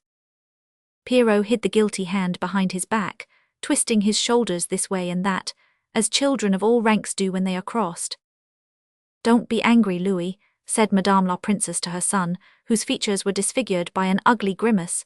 "If Pierrot touches your suit again, he shall be whipped." Pierrot changed his sulky expression for a threatening one. "Monseigneur's a prince," he said, "but I'm a gardener, and if Monseigneur is to keep me from touching his clothes, I won't let him play with my guinea hens. Ah, I'm stronger than Monseigneur, and he knows it." These imprudent words were no sooner out of Pierrot's mouth than the prince's nurse, who was Pierrot's mother, seized the independent youngster by the wrist and said, "Pierrot, you forget that Monseigneur is your master, the master of everything in the chateau and around the chateau, and so your guinea hens are his." "Why, I thought he was my brother," said Pierrot. "Your foster brother, yes. If he's my brother, we ought to share, and if my guinea hens are his clothes are mine." The nurse was about to reply by a demonstration of the difference between a uterine brother and a foster brother, but the young prince, who wished Pierrot to witness his triumph from beginning to end, because he was especially desirous to excite Pierrot's admiration and envy, did not give her time. "Don't be afraid, Pierrot," said he. "I am not angry with you, and you shall see me in a little while on my fine white horse and my nice little saddle. I am going to hunt, and I shall kill the stag." "Oh, yes," retorted the irreverent Pierrot. "You'll stay a long while on horseback. You wanted to ride my donkey the other day, and my donkey threw you off onto the ground." "Yes, but today," rejoined the prince, with all the majesty he could summon to his assistance and find in his memory, "today I represent my papa, and I shall not fall. Besides, Violas will hold me in his arms." "Come, come," said Madame la Princess to cut short the discussion between the children. "Come and dress the prince. 1 o'clock is striking, and all our friends are waiting impatiently. Lennet, bid them give the signal for departure." Chapter 14. At the same instant the blast of the horn rang out in the courtyard and reached the most distant corners of the chateau. Thereupon each guest ran to his horse, finding him fresh and well rested, thanks to the care that had been bestowed upon him, and vaulted into the saddle. The huntsman with his staghounds, the whippers-in with their packs, were the first to set out. Then the gentlemen drew up in line, and the Duc d'Enghien, mounted on the white horse and held in his seat by Violas, made his appearance, surrounded by maids of honour, equerries, and gentlemen in waiting, and followed by his mother in a dazzling costume and riding a jet-black horse.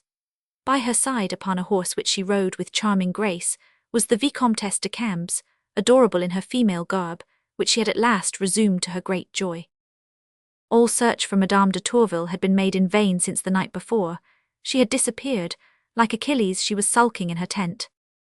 This brilliant cavalcade was greeted with unanimous acclamations.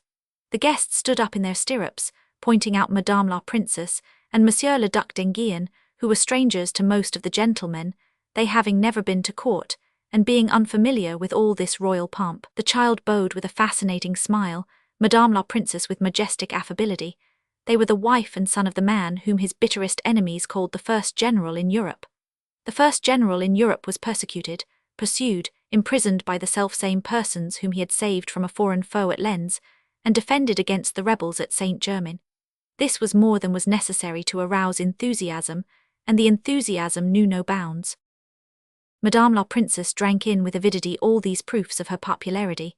Then, upon Lennox whispering a few words in her ear, she gave the signal for departure, and they soon passed from the gardens into the park, all the gates of which were guarded by soldiers of the Conde regiment. Behind the hunters the wickets were locked, and as if that precaution were insufficient to make sure that no false brother should take part in the festivities, the soldiers remained on sentry duty behind the wicket, and a halberdier, dressed and armed like the one in the courtyard, stood beside each of them, with orders to open to none but those who could answer the 3 questions which composed the countersign. A moment after the gates were locked, the notes of the horn and the furious baying of the hounds announced that the stag was away. Meanwhile, on the other side of the park, opposite the wall built by the Constable Anne de Montmorency, 6 horsemen had halted in the road to listen to the horns and the dogs, and seemed to be taking counsel together as they patted the necks of their panting steeds. In view of their entirely new costumes, the glistening accoutrements of their horses, the glossy cloaks which fell jauntily from their shoulders over their horses' tails, the magnificence of the weapons which could be seen through artistically devised openings, it was rather astonishing that such smart, well-favoured cavaliers should hold aloof at a time when all the nobility of the neighbourhood were assembled at the chateau of Chantilly. These resplendent worthies were eclipsed, however, by their leader, or by him who appeared to be their leader. Plumed hat, gilded baldric, elegant boots with golden spurs, a long sword with carved, openwork hilt, such, with the accompaniment of a superb sky-blue cloak à l'espagnole, was this gentleman's equipment. "Pardieu," he exclaimed after a moment of deep reflection, during which his 5 comrades gazed at one another in astonishment. "How do we get into the park? By the gate or the wicket? Let us present ourselves at the first gate or the first wicket, and we shall get in all right. Cavaliers of our cut are not left outside when men dressed like those we met this morning are admitted." "I tell you again, Covignac," replied one of the 5, "that those same ill-clad men who, notwithstanding their dress and their rustic bearing, are in the park at this moment, had a great advantage over us, the countersign. We haven't it, and we can't get in." "You think so, Ferguson?" said the first speaker, with some deference for the opinion of his lieutenant. "Our readers will have recognized in him the adventurer whom they met in the early pages of this narrative." "Do I think so? I am sure of it. Do you imagine that these people are hunting for the sake of hunting? Terror, they are conspiring, that's certain." "Ferguson is right," said a third. "They are conspiring, and we shan't be able to get in." "A stag hunt isn't a bad thing, however, when one falls in with it on the road." "Especially when one is tired of hunting men, Barabbas?" said Covignac. "Well, it shall not be said that we allowed this one to pass under our noses. We are all that anyone need be to cut a decent figure at this fete. We are as shiny as new crown pieces. If Monsieur le Duc d'Enghien needs soldiers, where will he find smarter ones than we? If he needs conspirators, where will he find any more fashionably dressed? The least gorgeous of us has the bearing of a captain." "And you, Covignac," rejoined Barabbas, "would pass at need for a duke and peer." Ferguson said nothing. He was reflecting. Unfortunately, continued Covignac, laughing, Ferguson is not inclined to hunt today. Pest, said Ferguson, I've no special objection to hunting. It's a gentlemanly amusement which suits me to a T, so I don't despise it myself, nor try to dissuade others. I simply say that an entrance to the park where they are hunting is made impossible by locked gates. Hark, cried Covignac, there are the horns sounding the tally-ho. But, continued Ferguson, what I say doesn't necessarily mean that we may not hunt. How can we hunt, blockhead, if we can't get in? I don't say that we can't get in, rejoined Ferguson.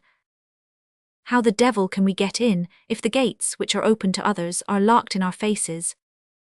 Why shouldn't we make a breach in this little wall, for our private use, a breach through which we and our horses can pass, and behind which we certainly shall find no one to call us to account? Aura, cried Covignac, waving his hat joyfully. Full reparation, Ferguson, you are the one brainy man among us, and when I have overturned the King of France and placed Monsieur le Prince on his throne, I will demand Signor Mazzarini's place for you. To work, my boys, to work. With that, Covignac sprang to the ground, and assisted by his companions, one of whom sufficed to hold all the horses, he began to tear down the wall, already in a somewhat shaky condition. In a twinkling, the 5 workers opened a breach 3 or 4 feet wide. Then they remounted and followed Covignac into the park. Now, said he, riding in the direction whence the sound of the horns seemed to come, now, be refined and courteous, and I invite you to take supper with Monsieur le Duc d'Enghien. Chapter 15. We have said that our 6 gentlemen of recent manufacture were well mounted. Their horses also had the advantage over those of the cavaliers who arrived in the morning, that they were fresh. They therefore soon overtook the main body of the hunt, and took their places among the hunters without the least objection from any quarter. The great majority of the guests were from different provinces, and were not acquainted with one another, so that the intruders, once in the park, might easily pass for guests. Everything would have passed off as well as they could have wished, if they had kept to their proper station, or even if they had been content with outstripping the others and riding among the huntsmen and whippers-in. But it was not so. In a very few moments, Covignac seemed to reach the conclusion that the hunt was given in his honor. He snatched a horn from the hands of one of the whippers-in, who did not dare refuse to give it to him, took the lead of the huntsmen, rode in front of the captain of the hunt again and again, cut through woods and hedges, blowing the horn in any but the right way, confusing the view with the lancer, the debauch with the rimbuch, running down the dogs, overturning the whippers-in, saluting the ladies with a jaunty air when he rode by them, swearing, yelling, and losing his head when he lost sight of them, and at the last coming upon the stag, just as the animal, after swimming across the great pond, turned upon his pursuers and stood at bay. Halali, halali, cried Covignac, the stag is ours, Corbleu, we have him. Covignac, said Ferguson, who was only a length behind him, Covignac, you'll get us all turned out of the park. In God's name be more quiet. But Covignac heard not a word, and seeing that the animal was getting the best of the dogs, dismounted and drew his sword, shouting with all the strength of his lungs. Halali, halali. His companions, excepting always the prudent Ferguson, encouraged by his example, were preparing to swoop down upon their prey, when the captain of the hunt interposed. Gently, monsieur, he said, waving Covignac aside with his knife. Madame la Princess directs the hunt. It is for her, therefore, to cut the stag's throat, or to concede that honor to such person as she may please. Covignac was recalled to himself by this sharp reprimand, and as he fell back with decidedly bad grace, he found himself suddenly surrounded by the crowd of hunters, the delay having given them time to come up. They formed a great circle about the beast, driven to bay at the foot of an oak, and surrounded by all the dogs. At the same moment Madame la Princess was seen galloping up, preceding Monsieur le Duc d'Enghien, the gentleman in waiting and the ladies, who had made it a point of honor not to leave her. She was greatly excited, and it was easy to imagine that she looked upon this simulacrum of war as the prelude to a real war. When she reached the center of the circle she stopped, cast a haughty glance about her, and noticed Covignac and his comrades, whom the officers of the hunt were eyeing uneasily and suspiciously. The captain drew near to her, knife in hand. It was the knife ordinarily used by Monsieur le Prince. The blade was of the finest steel and the handle of silver gilt. "Does your Highness know yonder gentleman?" he said in a low tone, glancing at Covignac out of the corner of his eye. No, said she, but he was admitted, so he is undoubtedly known to someone. He is known to no one, your highness. Every one whom I have questioned sees him today for the first time. But he could not pass the gates without the countersign. No, of course not, replied the captain, and yet I venture to advise your highness to be on your guard. First of all we must know who he is, said the princess. We shall soon know, madame, Lennet, who had ridden up with the princess, observed with his habitual smile. I have sent a Norman, a Picard, and a Breton to talk with him, and he will be closely questioned, but for the moment do not seem to be talking about him, or he will escape us. Covignac, said Fergusson, I think that we are being discussed in high places. We shall do well to suffer an eclipse. Do you think so? Said Covignac. Faith, what's the odds? I propose to be in at the death, come what come may. It's a stirring spectacle, I know, said Fergusson, but we may have to pay more for our places than at the Hôtel de Bourgogne. Madame, said the captain, presenting the knife to the princess, to whom is your highness pleased to grant the honour of putting the stag to death? I reserve it for myself, monsieur, said the princess. A woman of my station should accustom herself to the touch of steel and the sight of blood. No more, said the captain to the arquebusier, be ready. The arquebusier stepped forward, arquebuse in hand, and took up his position within 20 feet of the animal. This manoeuvre was intended to ensure the princess's safety if the stag, driven to despair, as sometimes happens, should attack her instead of waiting meekly to be killed.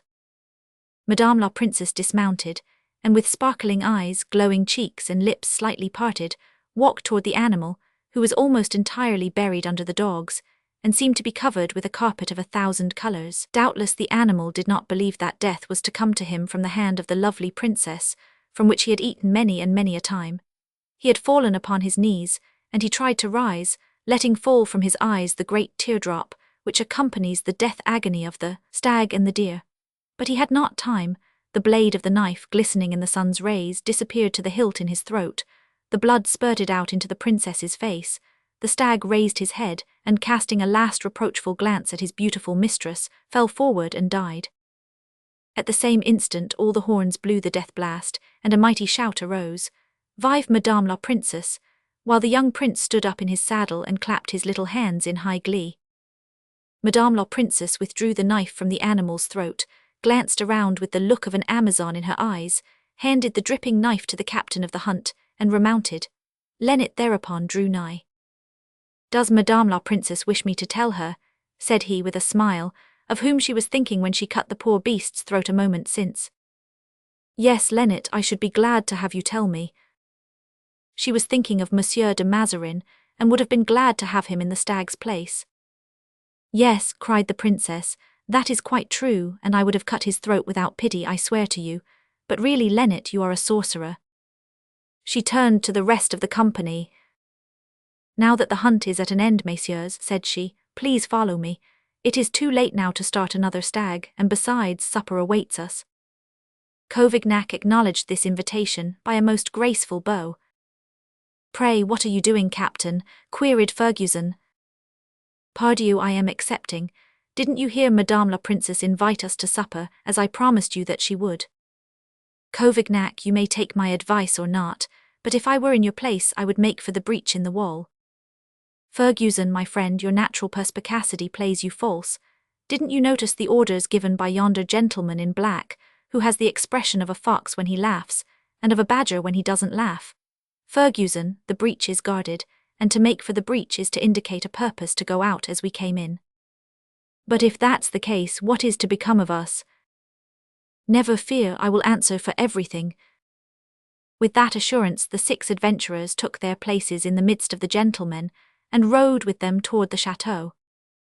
Covignac was not mistaken, they were closely watched. Lennet rode on the outskirts of the cavalcade. On his right was the captain of the hunt, and on his left the intendant of the Condé estates. You are sure, said he, that no one knows those men? No one. We have questioned more than 50 gentlemen, and the reply is always the same, perfect strangers to everybody. The Norman, the Picard, and the Breton had no further information to impart, but the Norman had discovered a breach in the park wall, and like an intelligent man had stationed guards there. We must have recourse, then, to a more efficacious method, said Lennet. "We must not allow a handful of spies to compel us to send away 100 gallant fellows without accomplishing anything. Look to it, Monsieur l'Intendant, that no one is allowed to leave the courtyard, or the gallery where the horsemen are to be entertained. Do you, Monsieur le Capitaine, as soon as the door of the gallery is closed, station a picket guard of 12 men with loaded muskets in case of accident. Go, I will not lose sight of them." Lennet had no great difficulty in performing the duties he had imposed upon himself. Covignac and his companions evinced no desire to fly. Covignac rode among the foremost, twisting his moustache with a killing air. Fergusson followed him, relying upon his promise, for he knew his leader too well not to be sure that he would not be caught in that trap, even if it had no second issue. Barabbas and the other 3 followed their captain and lieutenant, thinking of nothing but the excellent supper that awaited them. They were in fact rather dull fellows, who with absolute indifference abandoned the intellectual portion of their social relations to their 2 leaders, in whom they had full and entire confidence. Everything took place in accordance with Lennet's intention, and his orders were carried out to the letter. Madame la Princess took her place in the great reception-room under a canopy, which served her for a throne. Her son was beside her, dressed as we have described. The guests exchanged glances. They had been promised a supper, but it was evident that they were to listen to a speech. The princess at last rose and began to speak. Her harangue was well calculated to arouse enthusiasm and make converts to her cause. On this occasion Clemence de Mailbreeze gave free rein to her feelings and openly attacked Mazarin. Her hearers, electrified by the reminder of the insult offered to the whole nobility of France in the persons of the princes, and even more, it may be, by the hope of making an advantageous bargain with the court in case of success, interrupted the discourse again and again, calling God to witness, at the tops of their voices, that they would do faithful service in the cause of the illustrious House of Condé, and would help to rescue it from the state of degradation to which Mazarin wished to reduce it. "And so, messieurs," cried the princess, bringing her harangue to an end, "the support of your valor, the free offering of your devotion is what the orphan before you asks of your noble hearts. You are our friends, at all events you present yourselves here as such. What can you do for us?" After a moment of solemn silence began one of the grandest and most affecting scenes that can be imagined. One of the gentlemen bowed with deep respect to the princess. "My name," said he, "is Gerard de Montalent. I bring with me 4 gentlemen, my friends. We have among us 5 good swords and 2,000 pistoles, which we place at Monsieur le Prince's service. Here are our credentials, signed by Monsieur le Duc de la Rochefoucauld." The princess bowed, took the letter from the hands of the speaker, passed it to Lennet, and motioned to the gentlemen to take their places at her right. As soon as they had obeyed her command, another gentleman rose. "My name is Claude Rail de Lessac, Comte de Clermont. I come with 6 gentlemen, my friends. We have each 1,000 pistoles which we ask to be allowed to pour into your Highness's treasure chest. We are well armed and equipped, and a small daily wage will suffice for our needs. Here are our credentials, signed by Monsieur le Duc de Bouillon." "Step to my right, gentlemen," said the princess, taking Monsieur de Bouillon's letter, which she read as she read the other and passed to Lennet, "and accept my grateful thanks." The gentlemen obeyed. "My name is Louis Ferdinand de Lorges, Comte de Duras," said a third. "I come without friends and without money, my sword my only wealth and my only strength. With it I cut my way through the enemy when I was besieged in Bellegarde. Here are my credentials from Monsieur le Vicomte de Turenne." "Come hither, monsieur," said the princess, taking the letter with one hand and giving him the other to kiss. "Come and stand by my side. I make you one of my brigadiers." The same course was followed by all the gentlemen.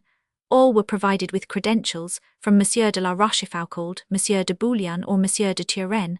All delivered their letters and passed to the right of the princess. When there was no more room on that side, they took their places at her left. The centre of the great hall became gradually empty. Soon there remained only Covignac and his fellows, a solitary group, and upon them many suspicious and threatening glances were cast, accompanied by angry murmurs. Lennet glanced toward the door. It was securely locked. He knew that the captain and 12 armed men were on the other side. Bringing his piercing gaze to bear upon the strangers, he said, "And you, messieurs, who are you? Will you do us the honor to tell us your names and show us your credentials?" The beginning of this scene, the probable ending of which disturbed him beyond measure, had cast a shadow over the face of Fergusson, and his uneasiness gradually infected his companions, who, like Lennet, glanced in the direction of the door. But their leader, majestically enveloped in his cloak, had maintained throughout an impassive demeanour. At Lennet's invitation he stepped forward and said, saluting the princess with ostentatious gallantry, "Madame, my name is Roland de Covignac, and I bring with me for your highness's service these 5 gentlemen, who belong to the first families of Guyenne, but desire to retain their incognito." "But you did not, of course, come to Chantilly without being recommended to us by someone," said the princess, thinking with dismay of the terrible tumult which would result from the arrest of these 6 men. "Where are your credentials?" Covignac bowed as if he recognized the justness of the question, felt in the pocket of his doublet, and took from it a folded paper which he handed to Lennet with a low bow. Lennet opened and read it, and a joyful expression overspread his features, contracted a moment before by very natural apprehension. While Lennet was reading, Covignac cast a triumphant glance upon the assemblage. "Madame," said Lennet, stooping to whisper in the princess's ear, "see what unexpected good fortune, a paper signed in blank by Monsieur d'Epernon." "Monsieur," said the princess with her most gracious smile, "thrice I thank you, for my husband, for myself, for my son." Surprise deprived all the spectators of the power of speech. "Monsieur," said Lennet, "this paper is so valuable that it cannot be your intention to give it into our hands unconditionally. This evening, after supper, we will talk together, if you please, and you can then tell me in what way we can be of service to you." With that, Lennet put the precious paper in his pocket, and Covignac had the requisite delicacy to abstain from asking him for it. "Well," said he to his companions, "did I not invite you to take supper with Monsieur le Duc d'Enghien?" "Now to supper," said the princess. At the word the folding doors were thrown open, and disclosed a table spread with a sumptuous repast in the great gallery of the chateau. The feast was very animated and noisy. The health of Monsieur le Prince, proposed again and again, was drunk each time by all the guests on their knees, sword in hand, and uttering imprecations against Mazarin fierce enough to bring the walls down on their heads. Every one did honour to the good cheer of Chantilly. Even Fergusson, the prudent Fergusson, yielded to the charms of the vintage of Burgundy, with which he became acquainted for the first time. Fergusson was a Gascon, and had previously been in a position to appreciate no other wines than those of his own province, which he considered excellent, but which had achieved no great renown at that period, if the Duc de Saint-Simon is to be believed. But it was not so with Covignac. Covignac, while appreciating at their full worth the vintages of Moulin-et-Vent, Nuits, and Chambertin, was very moderate in his libations. He had not forgotten Lennet's cunning smile, and he thought that he needed all his faculties in order to make a bargain with the crafty counsellor, which he would not have occasion to repent having made. He aroused the admiration of Fergusson, Barabbas, and the other 3, who, failing to appreciate the reason of his temperance, were simple enough to think that he was beginning to reform. Toward the close of the banquet, as the toasts were becoming more frequent, the princess vanished, taking the Duc d'Enghien with her, and leaving her guests free to prolong the revelry as far into the night as they chose. Everything had taken place according to her wishes, and she gives a circumstantial narrative of the scene in the salon, and the banquet in the gallery, omitting nothing save the words Lennet whispered in her ear as she rose from the table. "Do not forget, your highness, that we start at 10 o'clock. It was then close upon 9, and the princess began her preparations. Meanwhile Lennet and Covignac exchanged glances. Lennet rose, Covignac did the same. Lennet left the gallery by a small door in a corner. Covignac understood the maneuver and followed him. Lennet led Covignac to his cabinet. The adventurer strode along behind with a careless, confident air, but his hand toyed negligently with the hilt of a long dagger thrust in his belt, and his keen, quick eye peered through half-opened doors and scanned every fluttering curtain. He did not fear treachery precisely, but it was a matter of principle with him always to be prepared for it. Once in the cabinet, which was dimly lighted by a lamp, but was quite untenanted, as a swift glance showed him, Covignac took the seat to which Lennet waved him on one side of the table whereon the lamp was burning. Lennet took his seat on the other side. "Monsieur," said Lennet to win the adventurer's confidence at the outset, "in the first place, here is your signature in blank which I return to you. It is yours, is it not?" "It belongs, monsieur," replied Covignac, "to him in whose possession it happens to be, for, as you see, it bears no other name than that of Monsieur le Duc d'Epernon." When I ask if it is yours, I mean to ask if it is in your possession with Monsieur le Duc d'Epernon's consent. I have it from his own hand, monsieur. It was neither stolen then, nor extorted from him by violence. I do not say by you, but by some other person from whom you received it. Perhaps you have it only at second hand. It was given me by the Duke himself, I tell you, voluntarily, in exchange for a paper which I handed him. Did you agree with Monsieur d'Epernon to use this signature of his for any particular purpose, and for no other? I made no agreement whatsoever with Monsieur d'Epernon. The person in whose hands it is may use it then with perfect safety. He may. If that is so, why do you not make use of it yourself? Because if I keep it I can use it for but one purpose, while by giving it to you, I can purchase two things with it. What are these two things? Money first of all. We have almost none. I will be reasonable. And the second thing. A commission in the army of the princes. The princes have no army. They soon will have one. Would you not prefer a commission to raise a company? I was about to make that very suggestion to you. The question of the money is left for decision then. Yes, the question of the money. What amount do you expect? 10,000 livres. I told you that I would be reasonable. 10,000 livres. Yes, you must surely advance me something toward arming and equipping my men. Indeed, it's not an exorbitant request. You agree then? It's a bargain. Lennet produced a commission all signed, inserted the names given him by the young man, affixed Madame la Princess's seal, and handed it to Covignac. He then opened a strong box which contained the treasure of the rebels, and took out 10,000 livres in gold pieces, which he arranged in piles of 20 each. Covignac counted them scrupulously one after another. When that task was completed, he nodded to Lennet, to signify that the paper with Monsieur d'Epernon's signature was his. Lennet took it and placed it in the strong box, thinking, doubtless, that so precious a treasure could not be too carefully guarded. Just as he was placing the key of the chest in his pocket, a valet came running in, all aghast, to tell him that his presence was required on business of importance. Consequently, Lennet and Covignac left the cabinet, Lennet to follow the servant, Covignac to return to the banqueting hall.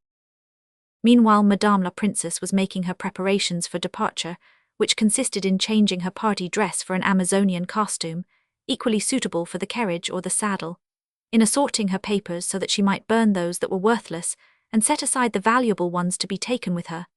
Lastly, in collecting her diamonds, which she had removed from their settings, that they might occupy less space, and be more easily available in case of an emergency. Monsieur le Duc d'Enghien was to travel in the suit he had worn at the hunt, as there had been no time to order another one made. His equerry Violas was to remain constantly at the carriage door, riding a white horse of the purest racing blood, so that he might take him upon the little saddle and gallop away with him, if need were. They were afraid at first that he would fall asleep, and sent for Pierrot to come and play with him, but it was an unnecessary precaution. The proud satisfaction of being dressed as a man was quite enough to keep him awake. The carriages, which were ordered to be made ready as if to drive Madame la Vicomtesse de Cambes to Paris, were driven to a dark avenue of chestnuts, where it was impossible to see them, and were waiting there, doors open and coachmen in their places, within 20 paces of the main gate. They were all ready for the signal, which was to be given by a blast from the hunting horns. Madame la Princess, with her eyes fixed upon the clock, which marked 5 minutes less than 10 o'clock, had already left her seat and was walking toward her son to take him by the hand, when the door was hastily thrown open, and Lennet burst into, rather than entered the room.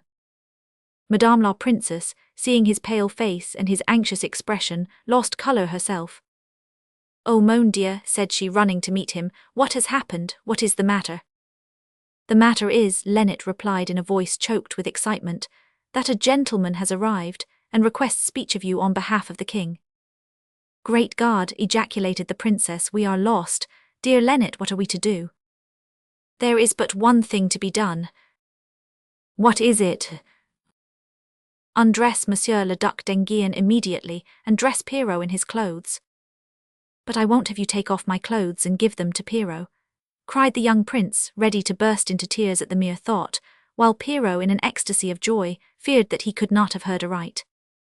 "We must do it, Monseigneur," said Lennet, in the impressive tone which comes to one in emergencies, and which has the power of inspiring awe even in a child, "or else they will take you and your mamma this very moment to the same prison where your father is." The prince said no more, while Pierrot, on the other hand, was quite unable to control his feelings, and indulged in an indescribable explosion of joy and pride. They were both taken to a room on the ground floor near the chapel, where the metamorphosis was to take place. "Luckily," said Lennet, "the Princess Dowager is here, otherwise we were surely outwitted by Mazarin." "How so?" "Because the messenger was in duty bound to begin by calling upon her, and he is in her antechamber at this moment. This messenger is a mere spy, of course, sent here from the court to watch us." "Your Highness has said it." "His orders, then, are not to lose sight of us." "Yes, but what care you if you are not the person he keeps in sight?" "I fail to understand you, Lennet." Lennet smiled. "I understand myself, madame, and I will answer for everything. Dress Pierrot as a prince and the prince as a gardener, and I will undertake to teach Pierrot his lesson." "Oh, mon Dieu, let my son go away alone." "Your son will go with his mother, madame." "Impossible." "Why so? If they find a false Duc d'Enghien here, they may well find a false Princess de Conde." "Oh, splendid, now I understand, good Lennet, dear Lennet, but who will represent me?" added the princess anxiously. "Have no fear on that score, madame," replied the imperturbable counsellor. "The Princess de Conde whom I propose to make use of, and who I intend shall be kept in sight by Monsieur de Mazarin's spy, has just undressed in hot haste, and is getting into your bed at this moment." Let us go back for a moment, and see what had taken place prior to Lennet's conversation with the princess. While the guests were still sitting about the festive board, toasting the princes and cursing Mazarin, while Lennet was bargaining with Covignac in his cabinet for the possession of Monsieur d'Epernon's signature, and while Madame la Princess was making her preparations for departure, a horseman made his appearance at the main gate of the chateau, followed by his servant, and rang the bell. The concierge opened the gate, but behind the concierge the newcomer found the halberdier whom we already know. "Whence come you?" he demanded. "From Mantes," was the reply. So far all was well. "Whither go you?" the halberdier continued. "To wait upon the Princess Dowager of Conde, then upon Madame la Princess, and lastly upon Monsieur le Duc d'Enghien." "You cannot enter," said the halberdier, barring the way with his halberd. "By order of the king," rejoined the newcomer, taking a paper from his pocket. At these awe-inspiring words the halberd was lowered, the sentinel called an usher, that official hurried to the spot, and His Majesty's messenger, having delivered his credentials, was immediately ushered into the chateau. Fortunately, it was a very extensive structure, and the apartments of the dowager were far removed from the gallery, where the last scene of the noisy festival we have described was still in progress. If the messenger had requested an interview with Madame la Princess in the first place, the whole plan of escape would in truth have been thwarted, but etiquette demanded that he should first pay his respects to the elder princess, so the first valet de chambre ushered him into a large cabinet, adjoining Her Highness's bedroom. "Pray accept Her Highness's apologies, monsieur," said he, "but Her Highness was taken suddenly ill day before yesterday, and was bled for the third time less than 2 hours since. I will make known your arrival to her, and I shall have the honour of ushering you into her presence in a moment." The gentleman bowed in token of acquiescence, and was left alone, entirely unaware that 3 curious pairs of eyes were observing his countenance through the keyhole, and trying to recognize him. These 3 pairs of eyes belonged to Lennet, to Violas, the princess's equerry, and to La Roussière, captain of the hunt. In the event that either one of the 3 had recognized the gentleman, that one was to enter the room, and on the pretext of entertaining him while he waited, to divert his attention and thus gain time. But no one of the 3 was able to recognize the man whom they were so deeply interested in winning over to their cause. He was a well-favored youth in the uniform of an officer of infantry. He gazed about, with an indifferent air which might easily have been attributed to distaste for his errand, at the family portraits and the furniture of the cabinet, paying particular attention to the portrait of the dowager, to whom he was soon to be introduced. a portrait which was made when she was in the very flower of her youth and beauty. It was but a very few minutes before the valet de chambre returned, as he had promised, and conducted the messenger to the Princess Dowager's bedroom. Charlotte de Montmorency was sitting up in bed. Her physician, Berdelot, was just leaving her bedside. He met the officer at the door and saluted him ceremoniously. The officer returned his salutation in the same manner. When the princess heard the visitor's footsteps and the few words he exchanged with the physician, she made a rapid sign with her hand in the direction of the passage beside the bed, whereupon the heavily fringed hangings which enveloped the bed, except on the side where they were drawn apart for the reception of her visitor, moved slightly for 2 or 3 seconds. In the passage were the younger princess and Lennet, who had entered by a secret door cut in the wainscoting, eager to ascertain the purport of the king's messenger's visit to Chantilly. The officer walked into the room, and halting a few feet from the door, bowed with a greater show of respect than etiquette absolutely demanded. The Princess Dowager's great black eyes were dilated with the superb expression of a queen about to give free rein to her wrath. Her silence was heavy with impending storms. With her white hand, made even whiter than usual by the bloodletting, she motioned to the messenger to deliver to her the letter of which he was the bearer. The officer extended his hand toward hers, and respectfully placed therein Anne of Austria's letter, then waited until the princess should have read the 4 lines it contained. "Very good," muttered the dowager, folding the paper with affected coolness. "I understand the queen's meaning, shrouded as it is in polite phrases. I am your prisoner." "Madame," the officer began in dire embarrassment. "A prisoner easy to guard, monsieur," continued Madame de Condé, "for I am in no condition to fly very far, and I have, as you must have seen as you came in, a stern keeper in the person of my physician, Monsieur Berdelot." As she spoke, the dowager looked more attentively at the messenger, whose countenance was sufficiently prepossessing to soften somewhat the harsh reception due the bearer of such a communication. "I knew," she continued, "that Monsieur de Mazarin was capable of much unseemly violence, but I did not believe him to be so faint-hearted as to fear a sick old woman, a helpless widow, and an infant, for I presume that the order of which you are the bearer applies to the princess my daughter, and the duke my grandson, as well as to myself." "Madame," returned the young man, "I should be in despair were your highness to judge me by the functions which I am unhappily compelled to perform. I arrived at Mantes bearing a message for the queen. The postscript of the message recommended the messenger to her majesty. The queen thereupon graciously bade me remain in attendance upon her, as she would in all probability have need of my services. 2 days later the queen sent me hither, but while accepting, as in duty bound, the mission, whatever it might be, which her majesty deigned to entrust to me, I will venture to say that I did not solicit it, and furthermore that I would have refused it if kings were accustomed to brook a refusal." With that the officer bowed again, with no less respect than before. "I augur well from your explanation, and since you have given it, I have some hope that I may be permitted to be ill without being molested. But no false shame, monsieur, tell me the truth at once. Shall I be watched even in my own apartments, as my poor son is at Vincennes? Shall I be allowed to write, and will my letters be opened or not? If contrary to all appearance I am ever able to leave my bed again, will my walks be restricted?" "Madame," replied the officer, "these are the instructions which the queen did me the honour to give me with her own mouth.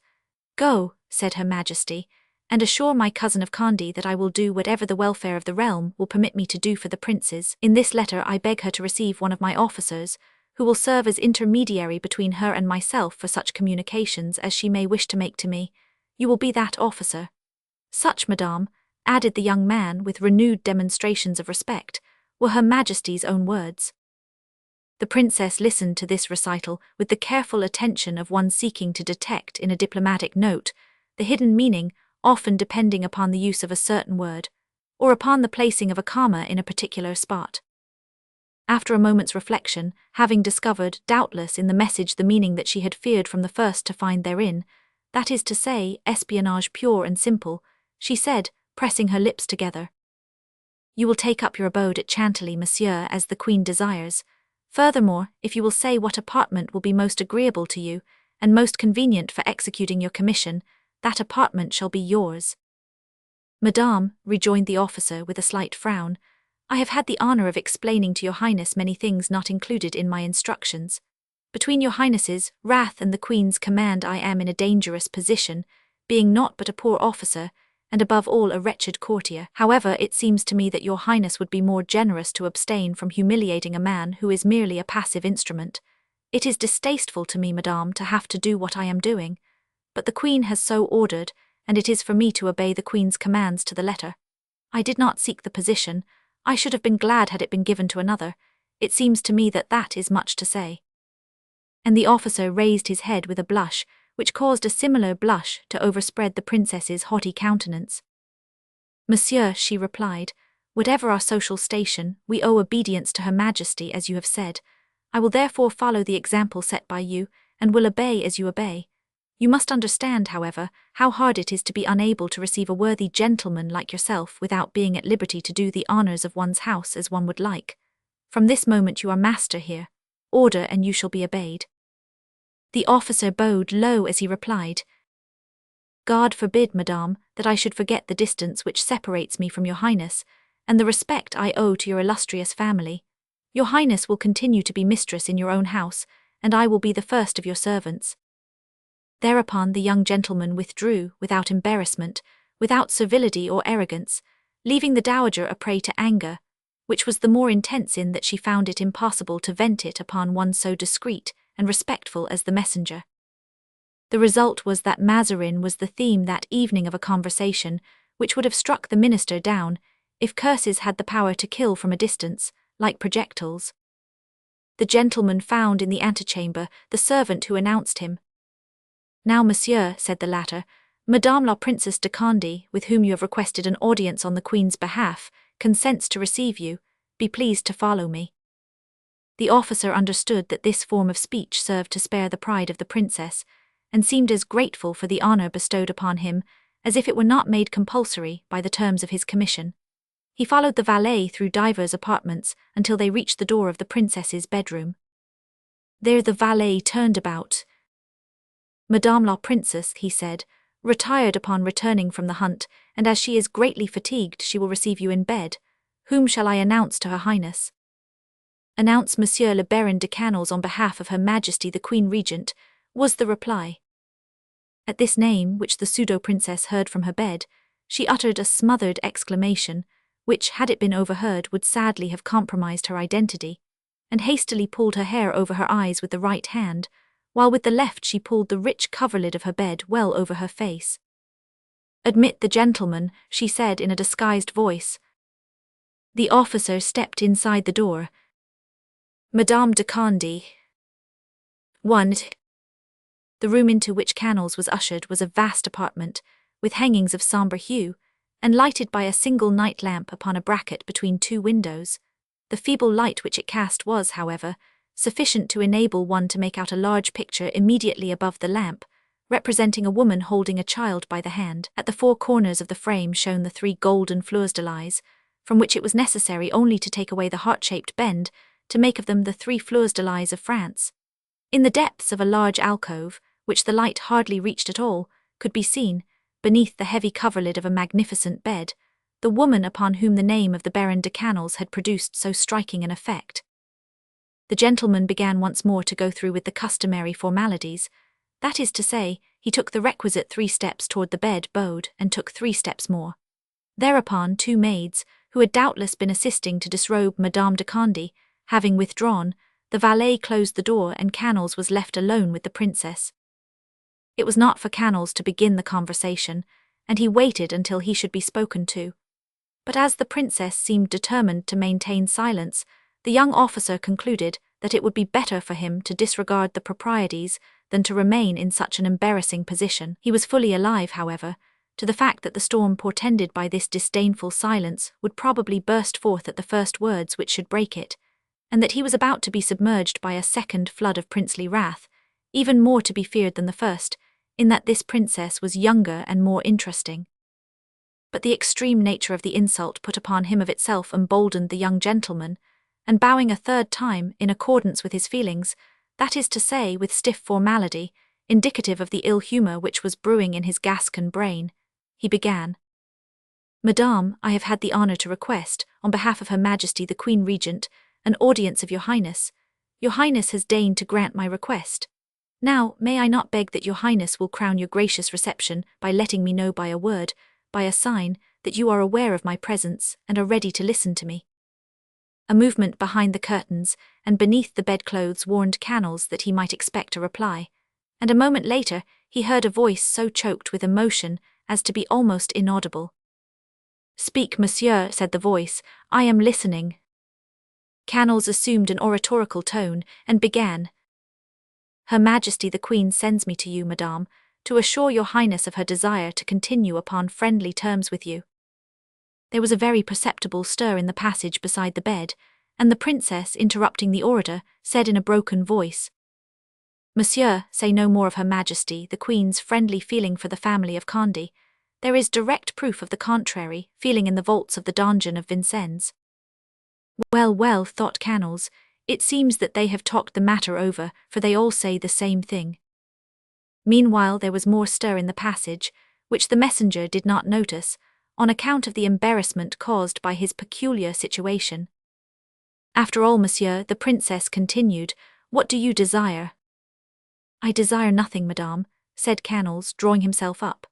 "It is Her Majesty the Queen who desires that I should come to this chateau, that I should be admitted to the honour of your highness's society, unworthy as I am, and that I should contribute to the utmost of my ability to restore harmony between two princes of the blood royal, at enmity for no cause at such a sad time as this." "For no cause," cried the princess. "Do you say that there was no cause for our rupture?" "I beg pardon, madame," rejoined Canals. "I say nothing, I am not a judge but an interpreter simply." "And until the harmony of which you speak is restored, the Queen sets spies upon me, on the pretext." "And so I am a spy," exclaimed Canals, exasperated beyond measure. "The word is out at last. I thank your highness for your frankness." As a feeling of desperation began to take possession of him, he fell into one of those superb attitudes which painters seek so earnestly to impart to the figures in their inanimate tableaus, and which actors endeavour to assume in their tableaux vivants. "So it is definitely decided that I am a spy," he continued. "In that case, madame, I pray you treat me as such wretches are commonly treated. Forget that I am the envoy of a queen, that that queen is responsible for every act of mine, that I am simply an atom obeying her breath. Order me turned out of doors by your servants, order your gentlemen to put me to death, place me face to face with people whom I can answer with club or sword. But do not, I pray you, madame, who are placed so high by birth, by merit, and by misfortune, do not insult an officer who but fulfills his bounden duty as soldier and as subject." These words, straight from the heart, sad as a moan and harsh as a reproach, were calculated to produce and did produce a profound impression. While listening to them, the princess raised herself upon her elbow, with glistening eyes and trembling hand. "God forbid," said she, extending her hand almost imploringly toward the messenger when he had ceased to speak. "God forbid that I should intentionally insult so gallant a gentleman as yourself. No, Monsieur de Canals, I do not suspect your loyalty. Consider my words unsaid. They were unkind, I admit, and I have no wish to wound you. No, no, you are a noble-hearted gentleman, Monsieur le Baron, and I do you full and entire justice." As the princess, in the act of uttering these words, impelled, doubtless, by the same generous impulse which drew them from her heart, had involuntarily thrust her head forward out of the shadow of the heavy curtains, thereby exposing to view her white forehead, her luxuriant blonde hair, her bright red lips, and her lovely eyes, wet with tears, Canals started back, for it was as if a vision had passed before his eyes, and it seemed to him as if he were once more inhaling a perfume the memory of which alone sufficed to intoxicate him. It seemed to him that one of the golden doors through which pass lovely dreams opened to bring back to him the vanished swarm of gladsome thoughts and joys of love. He gazed with more assurance and with new light at the bed, and in a second, by the passing glare of a flash which lighted up the whole past, he recognized in the princess lying before him the Vicomte de Cambes. For some moments his agitation had been so great that the princess could attribute it to the stern reproach which had stung him so deeply, and as her impulsive movement lasted but an instant, as she drew back almost immediately into the shadow, covered her eyes once more, and hid her slender white hand, she essayed, not without emotion, but without anxiety, to take up the conversation where she had left it. "You were saying, monsieur," said she. But Canals was dazzled, fascinated. Visions were passing and repassing before his eyes, and his brain was in a whirl. His senses forsook him. He was on the point of throwing respect to the wind and of asking questions, but an instinctive feeling, perhaps that which God implants in the hearts of those who love, which women call bashfulness, but which is nothing more nor less than avarice, counselled Canals to dissemble still and wait, not to put an end to his dream, not to compromise by an imprudent, hasty word the happiness of his whole life. He did not add a gesture or a word to what he was called upon to do or say. Great God! What would become of him if this great princess should suddenly recognize him, if he should inspire her now with horror as he had inspired her with suspicion at Master Biscaro's inn, if she should recur to the accusation she had abandoned, and if she should conclude that it was his purpose to avail himself of his official position of a royal command to continue a pursuit, which was pardonable so long as the Vicomte or Vicomtesse de Cambes was its object, but became rank insolence, almost a crime when directed against a princess of the blood. But, he suddenly reflected, is it possible that a princess of her name and station could have been travelling about alone with a single attendant? Thereupon, as always happens under such circumstances, when a wavering, despairing hope seeks something to revive it, Canals in desperation let his eyes wander about the room until they fell upon the portrait of the woman holding her son by the hand. At the sight a ray of light flashed through his mind, and he instinctively stepped nearer to the portrait. The pseudo-princess could not restrain a slight exclamation, and when Canals, hearing her voice, turned his head, he saw that her face was altogether hidden from him. "Oh ho," said Canals to himself, "what does that mean? Either it was the princess whom I met in the Bordeaux road, or I am the victim of a trick, and the person in that bed is not the princess. At all events we will soon see." "Madame," he said abruptly, "I know not what to think of your present silence, and I recognize—" "Whom do you recognize?" hastily exclaimed the lady in the bed. "I recognize the fact," continued Canals, "that I have been so unfortunate as to inspire in you the same feeling I inspired in the Princess Dowager." Ah, the voice involuntarily gave utterance to this sigh of relief.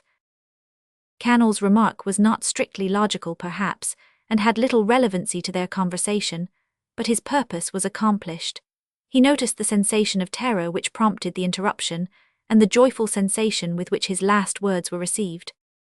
"But," he continued, "I am none the less compelled to say to your Highness, distasteful as it is to me, that I am to remain at the chateau and accompany your Highness wherever it may be your pleasure to go." "So that I cannot be alone even in my own apartments," cried the princess. "Ah, monsieur, that is worse than an indignity." "I have informed your Highness that such are my instructions, but I beg you to have no fears on that score," added Canals, with a piercing glance at the occupant of the bed, and emphasizing every word. "You should know better than anyone that I am not slow to yield to a woman's entreaties." "I," cried the princess, whose tone denoted more embarrassment than surprise. "In truth, monsieur, I cannot fathom your meaning. I have no idea to what circumstance you allude." "Madame," rejoined Canals, bowing, "I thought that the servant who announced me to your Highness mentioned my name. I am Baron de Canals." "Indeed," said the princess in a more confident voice, "what matters it to me, monsieur? I thought that having already had the honour of obliging your Highness—" "Of obliging me, how, I pray to know?" retorted the voice in a changed tone which reminded Canals of a certain very wrathful, but at the same time very timorous voice which he remembered too well. "By carrying out my instructions to the letter," he replied with the utmost respect. The princess's apprehension seemed to be allayed once more. "Monsieur," said she, "I have no wish to make you remiss in your duty. Carry out your instructions, whatever they may be." "Madame, I am as yet, I am happy to say, entirely unskilled in the persecution of women, and know even less of the method to be employed in insulting a princess. I have the honour, therefore, to repeat to your Highness what I have already said to the Princess Dowager, that I am your very humble servant. Deign to give me your word that you will not leave the chateau unaccompanied by me, and I will relieve you of my presence, which, as I can well understand, is hateful to your Highness." "But in that case, monsieur," said the princess quickly, "you will not carry out your orders." "I shall do what my conscience tells me that I ought to do. Monsieur de Canals, I swear that I will not leave Chantilly without giving you due notice." "Then, madame," said Canals, bowing to the ground, "forgive me for having been the involuntary cause of arousing your wrath for an instant. Your Highness will not see me again until you are pleased to summon me."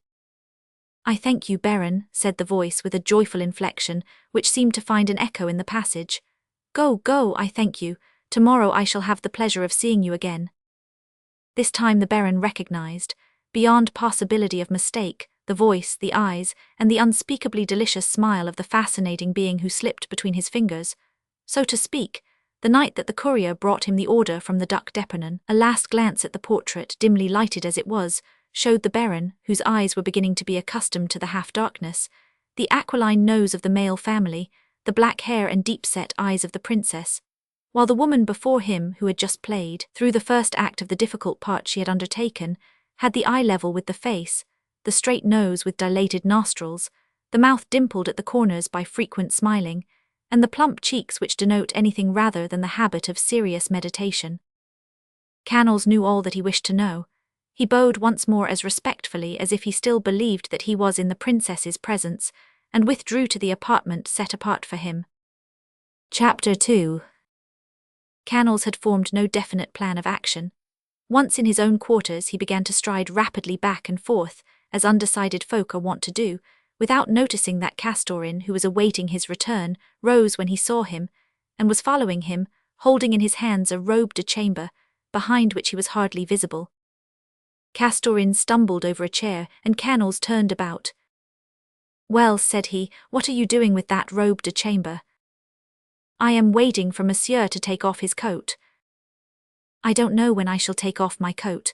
Put the robe de chambre on a chair and wait. What, Monsieur does not propose to take off his coat? Queried Castorin, who was by nature a capricious rascal, but seemed on this occasion more intractable than ever. Monsieur does not intend to retire at once. No.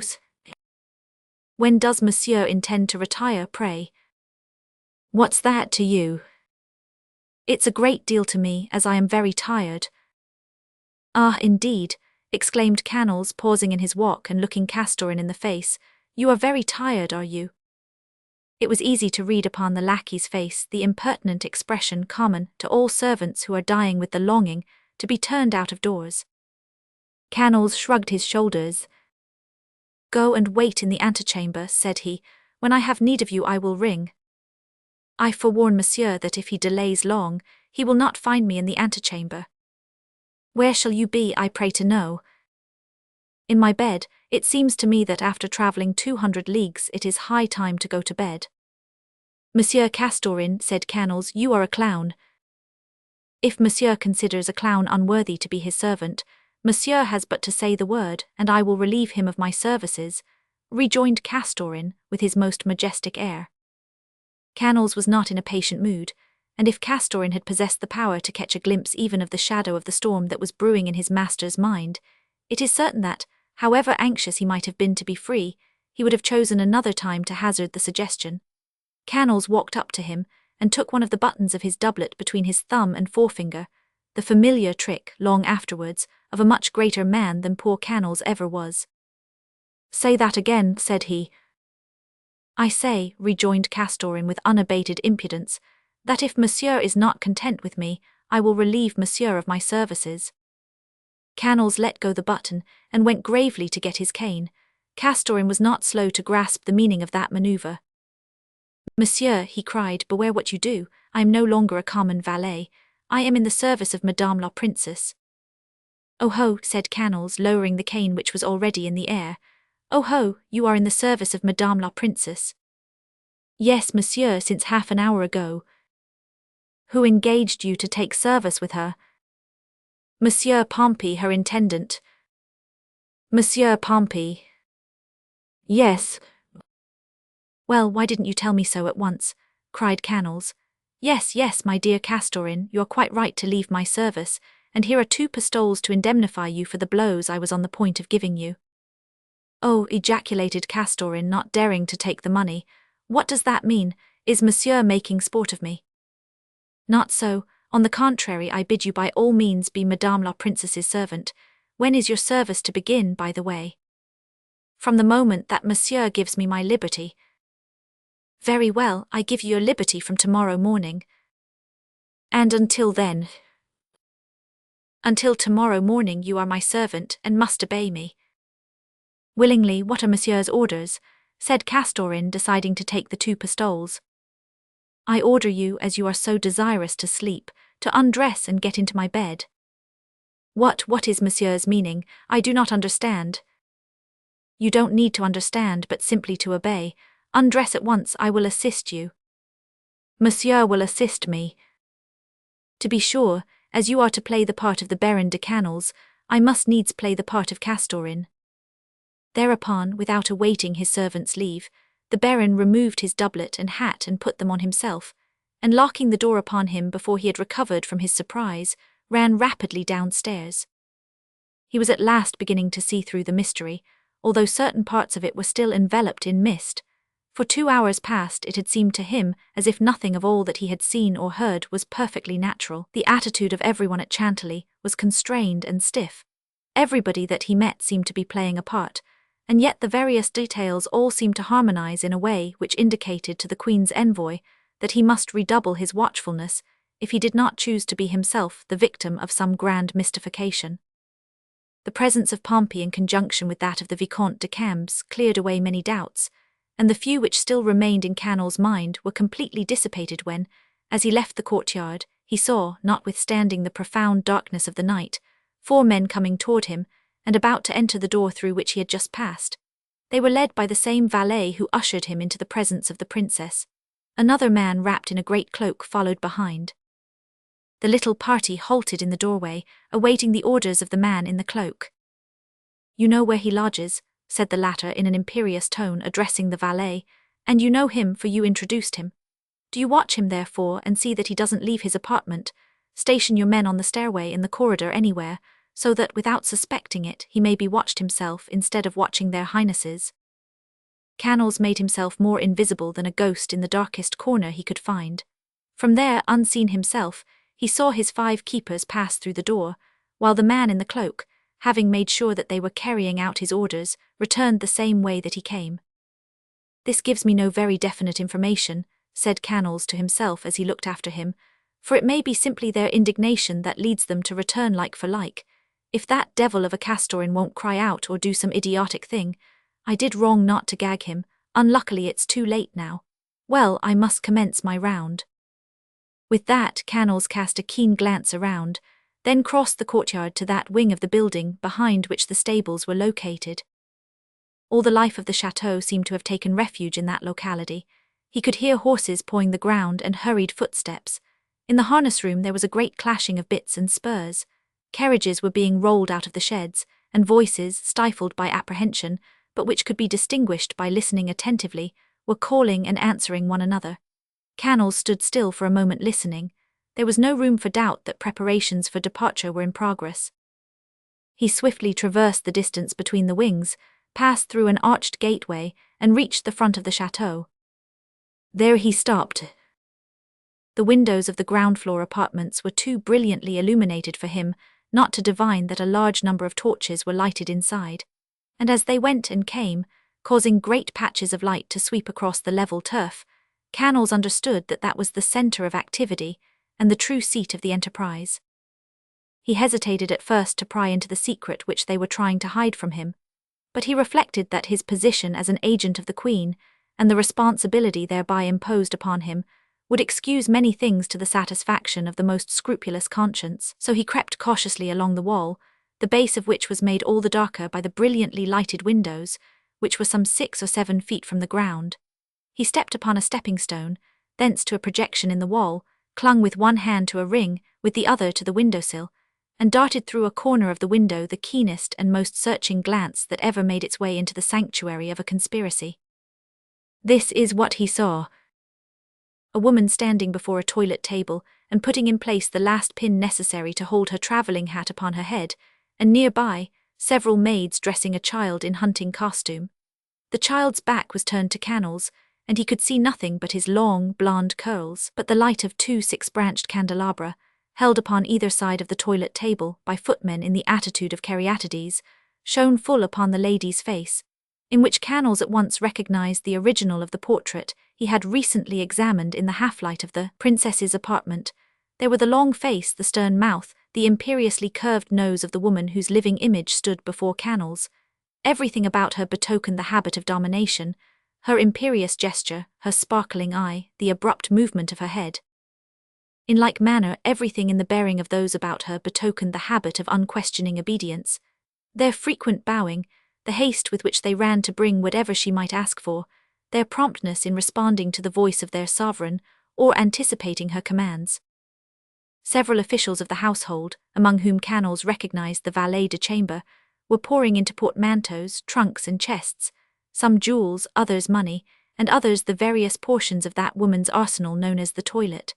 The little prince, meanwhile, was playing about among the assiduous servitors, but by a strange fatality Canals was unable to catch a glimpse of his face. "I suspected it," he muttered. "They are putting a trick upon me, and these people are making preparations to go away. Very good, but I can with a wave of my hand change this scene of mystification into a scene of lamentation. I have only to run out upon the terrace and blow this silver whistle 3 times, and in 5 minutes 200 men will have burst into the chateau in answer to its shrill blast, will have arrested the princesses, and bound all these fellows hand and foot who are laughing together so slyly. Yes," he continued, but now it was his heart that spoke rather than his lips. "Yes, but I should bring irretrievable ruin upon that other, who is sleeping or pretending to sleep over yonder. She will hate me, and it will be no more than I deserve. Worse than all, she will despise me, saying that I have acted the spy to the end, and yet if she obeys the princess, why should not I obey the queen?" At that moment, as if chance were determined to combat these symptoms of returning resolution, a door of the apartment where the princess was dressing opened, and gave admittance to 2 persons, a man of 50 years and a woman of 20, who hurried in with joyful faces. At that sight Canals' whole heart passed into his eyes, for he recognized the lovely hair, the fresh lips, the speaking eye of the Vicomte de Cambes, as that individual with smiling face respectfully kissed the hand of Clemence de Maille, Princess de Conde.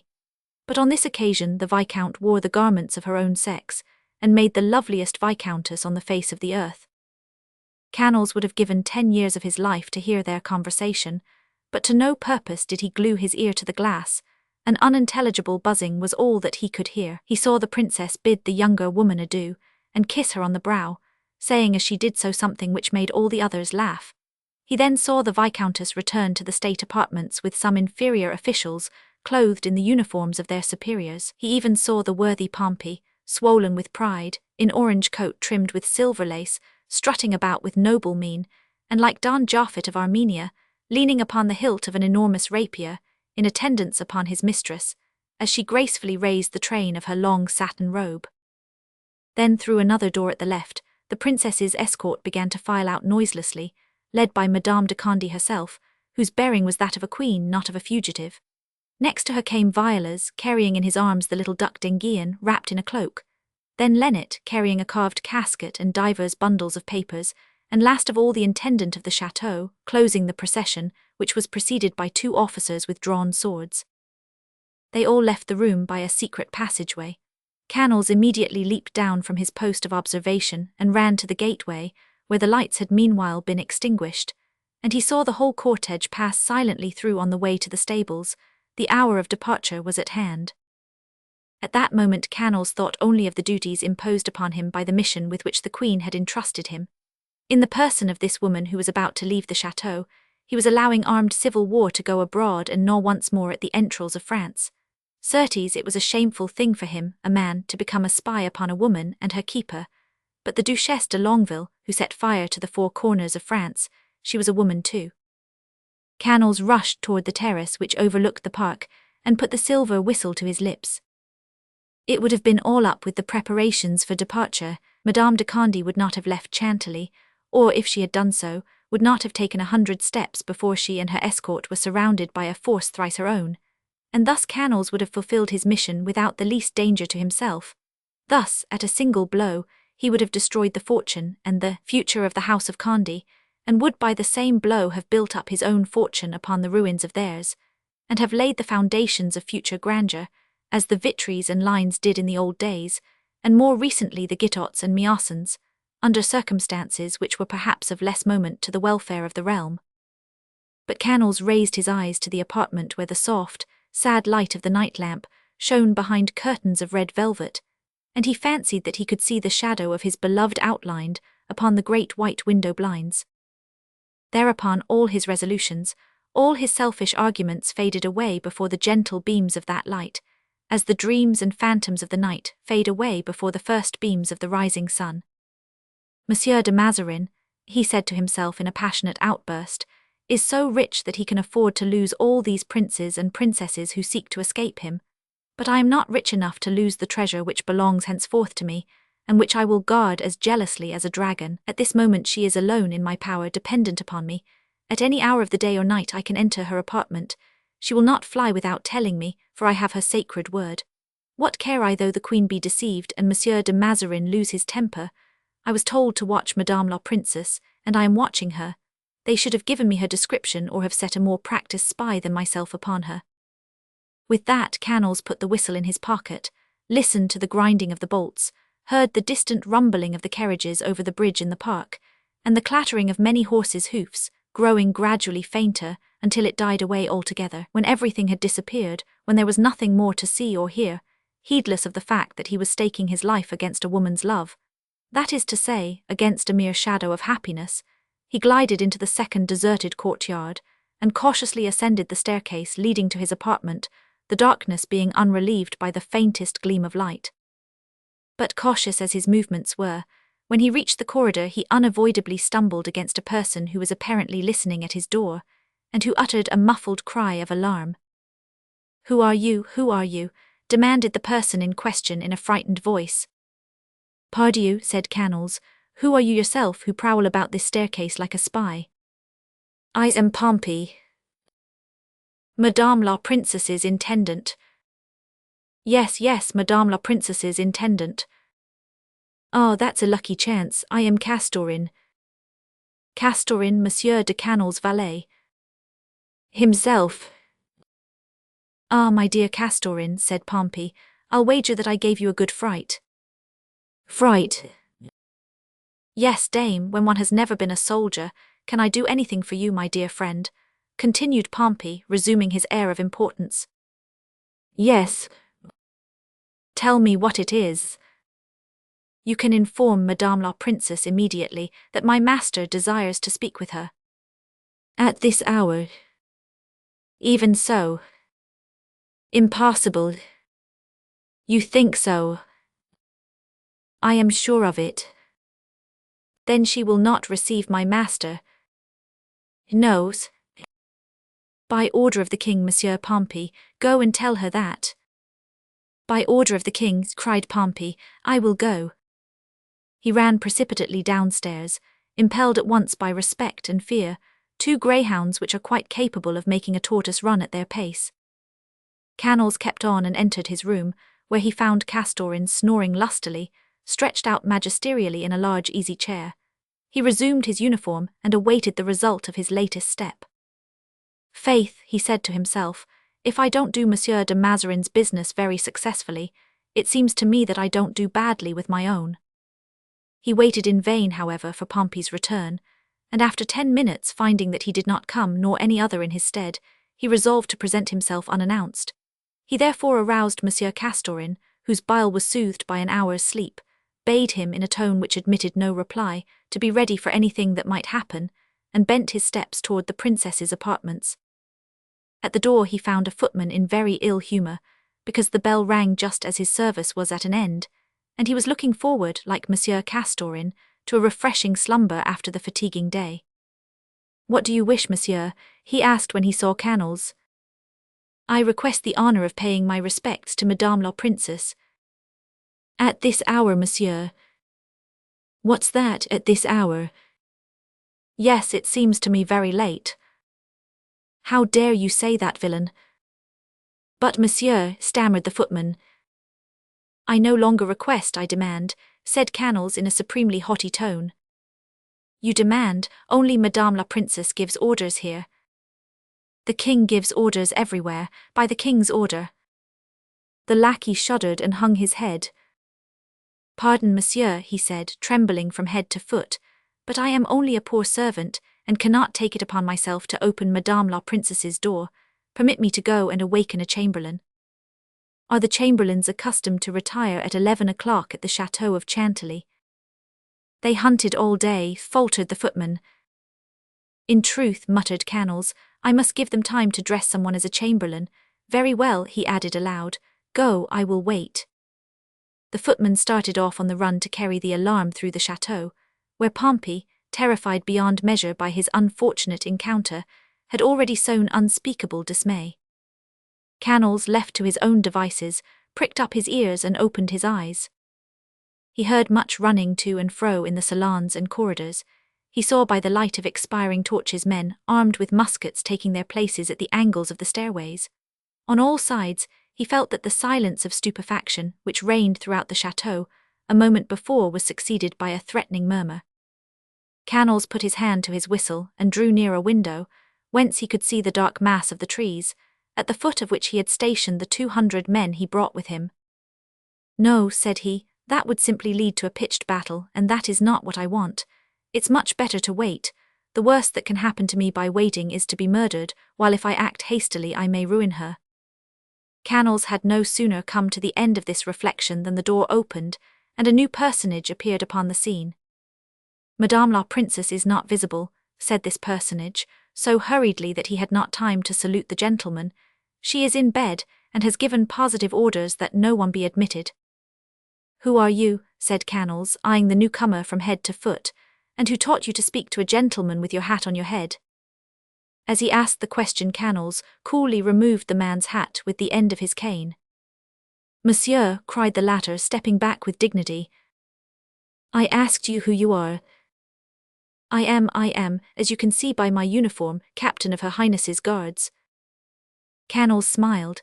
He had had time to scrutinize his interlocutor, and saw that he was dealing with some butler with a paunch as round as his bottles, some prosperous vatal imprisoned in an official doublet, which from lack of time or superabundance of belly was not properly secured. Very good, Master Captain of the Guards, said Canals, pick up your hat and answer. The captain executed the first branch of Canals' injunction like one who had studied that excellent maxim of military discipline. To know how to command, one must know how to obey. Captain of the Guards, continued Canals, pest, that's a fine post to hold. Why, yes, monsieur, well enough, but what then? Observed that official, drawing himself up. Don't swell out so much, monsieur le capitaine, said Canals, or you will burst off the last button and your breeches will fall down about your heels, which would be most disgraceful. But who are you, monsieur? Demanded the pretended captain, taking his turn at asking questions. Monsieur, I will follow the example of urbanity set by you, and will answer your question as you answered mine. I am captain in the regiment of Nivelles, and I come hither in the king's name as his ambassador, clothed with powers, which will be exerted in a peaceful or violent manner, according as his majesty's commands are or are not obeyed. Violent, cried the pretended captain, in a violent manner. Very violent, I give you warning. Even where Her Highness is personally concerned. Why not? Her Highness is His Majesty's first subject, nothing more. Monsieur, do not resort to force. I have 50 men-at-arms ready to avenge Her Highness's honour. Canals did not choose to tell him that his 50 men-at-arms were simply footmen and scullions, fit troops to serve under such a leader, and that, so far as the princess's honour was concerned, it was at that moment riding along the Bordeaux road with the princess. He replied simply, with that indifferent air which is more terrifying than an open threat, and is familiar to brave men and those who are accustomed to danger. If you have 50 men-at-arms, monsieur le capitaine, I have 200 soldiers, who form the advance guard of the royal army. Do you propose to put yourself in open rebellion against His Majesty? No, monsieur, no, the stout man hastened to reply, sadly crestfallen. God forbid, but I beg you to bear me witness that I yield to force alone. That is the least I can do for you as your brother-in-arms. Very well, then I will take you to Madame the Princess Dowager, who is not yet asleep. Canals had no need to reflect to appreciate the terrible danger that lay hidden in this snare, but he turned it aside without ceremony, thanks to his omnipotence. My orders are not to see Madame the Princess Dowager, but the younger princess. The captain of the guards once more bent his head, imparted a retrograde movement to his great legs, trailed his long sword across the floor, and stalked majestically through the door between two sentries, who stood trembling there throughout the scene we have described, and were very near quitting their post when they heard of the presence of 200 men. So little disposed were they to become martyrs to fidelity in the sacking of the chateau of Chantilly. 10 minutes later the captain returned, followed by 2 guards, and with wearisome formality undertook to escort Canals to the apartment of the princess, to which he was at last introduced without further delay. He recognized the room itself, the furniture, the bed, and even the perfume, but he looked in vain for 2 things: the portrait of the true princess which he had noticed at the time of his first visit, and to which he owed his first suspicion of the trick they proposed to play him, and the figure of the false princess, for whom he had made so great a sacrifice. The portrait had been removed, and as a precautionary measure, somewhat tardily adopted, the face of the person on the bed was turned toward the wall with true princely impertinence. 2 women were standing in the passage between the bed and the wall. The gentleman would willingly have passed over this lack of courtesy, but as the thought came to his mind that possibly some new substitution had enabled Madame de Camps to take flight as the princess had done, his hair stood on end with dismay, and he determined to make sure at once of the identity of the person who occupied the bed, by exerting the supreme power with which he was clothed by his mission. "Madame," said he with a low bow, "I ask your Highness's pardon for presenting myself at this hour, especially after I had given you my word that I would await your commands, but I have noticed a great stir in the chateau." The person in the bed started, but did not reply. Canals looked in vain for some indication that the woman before him was really the one he sought, but amid the billows of lace and the soft mass of quilts and coverlets it was impossible for him to do anything more than distinguish a recumbent form. "And," he continued, "I owe it to myself to satisfy myself that this bed still contains the same person with whom I had the honor of half an hour's conversation." These words were followed, not by a simple start, but by a downright contortion of terror. The movement did not escape the notice of Canals, who was alarmed by it.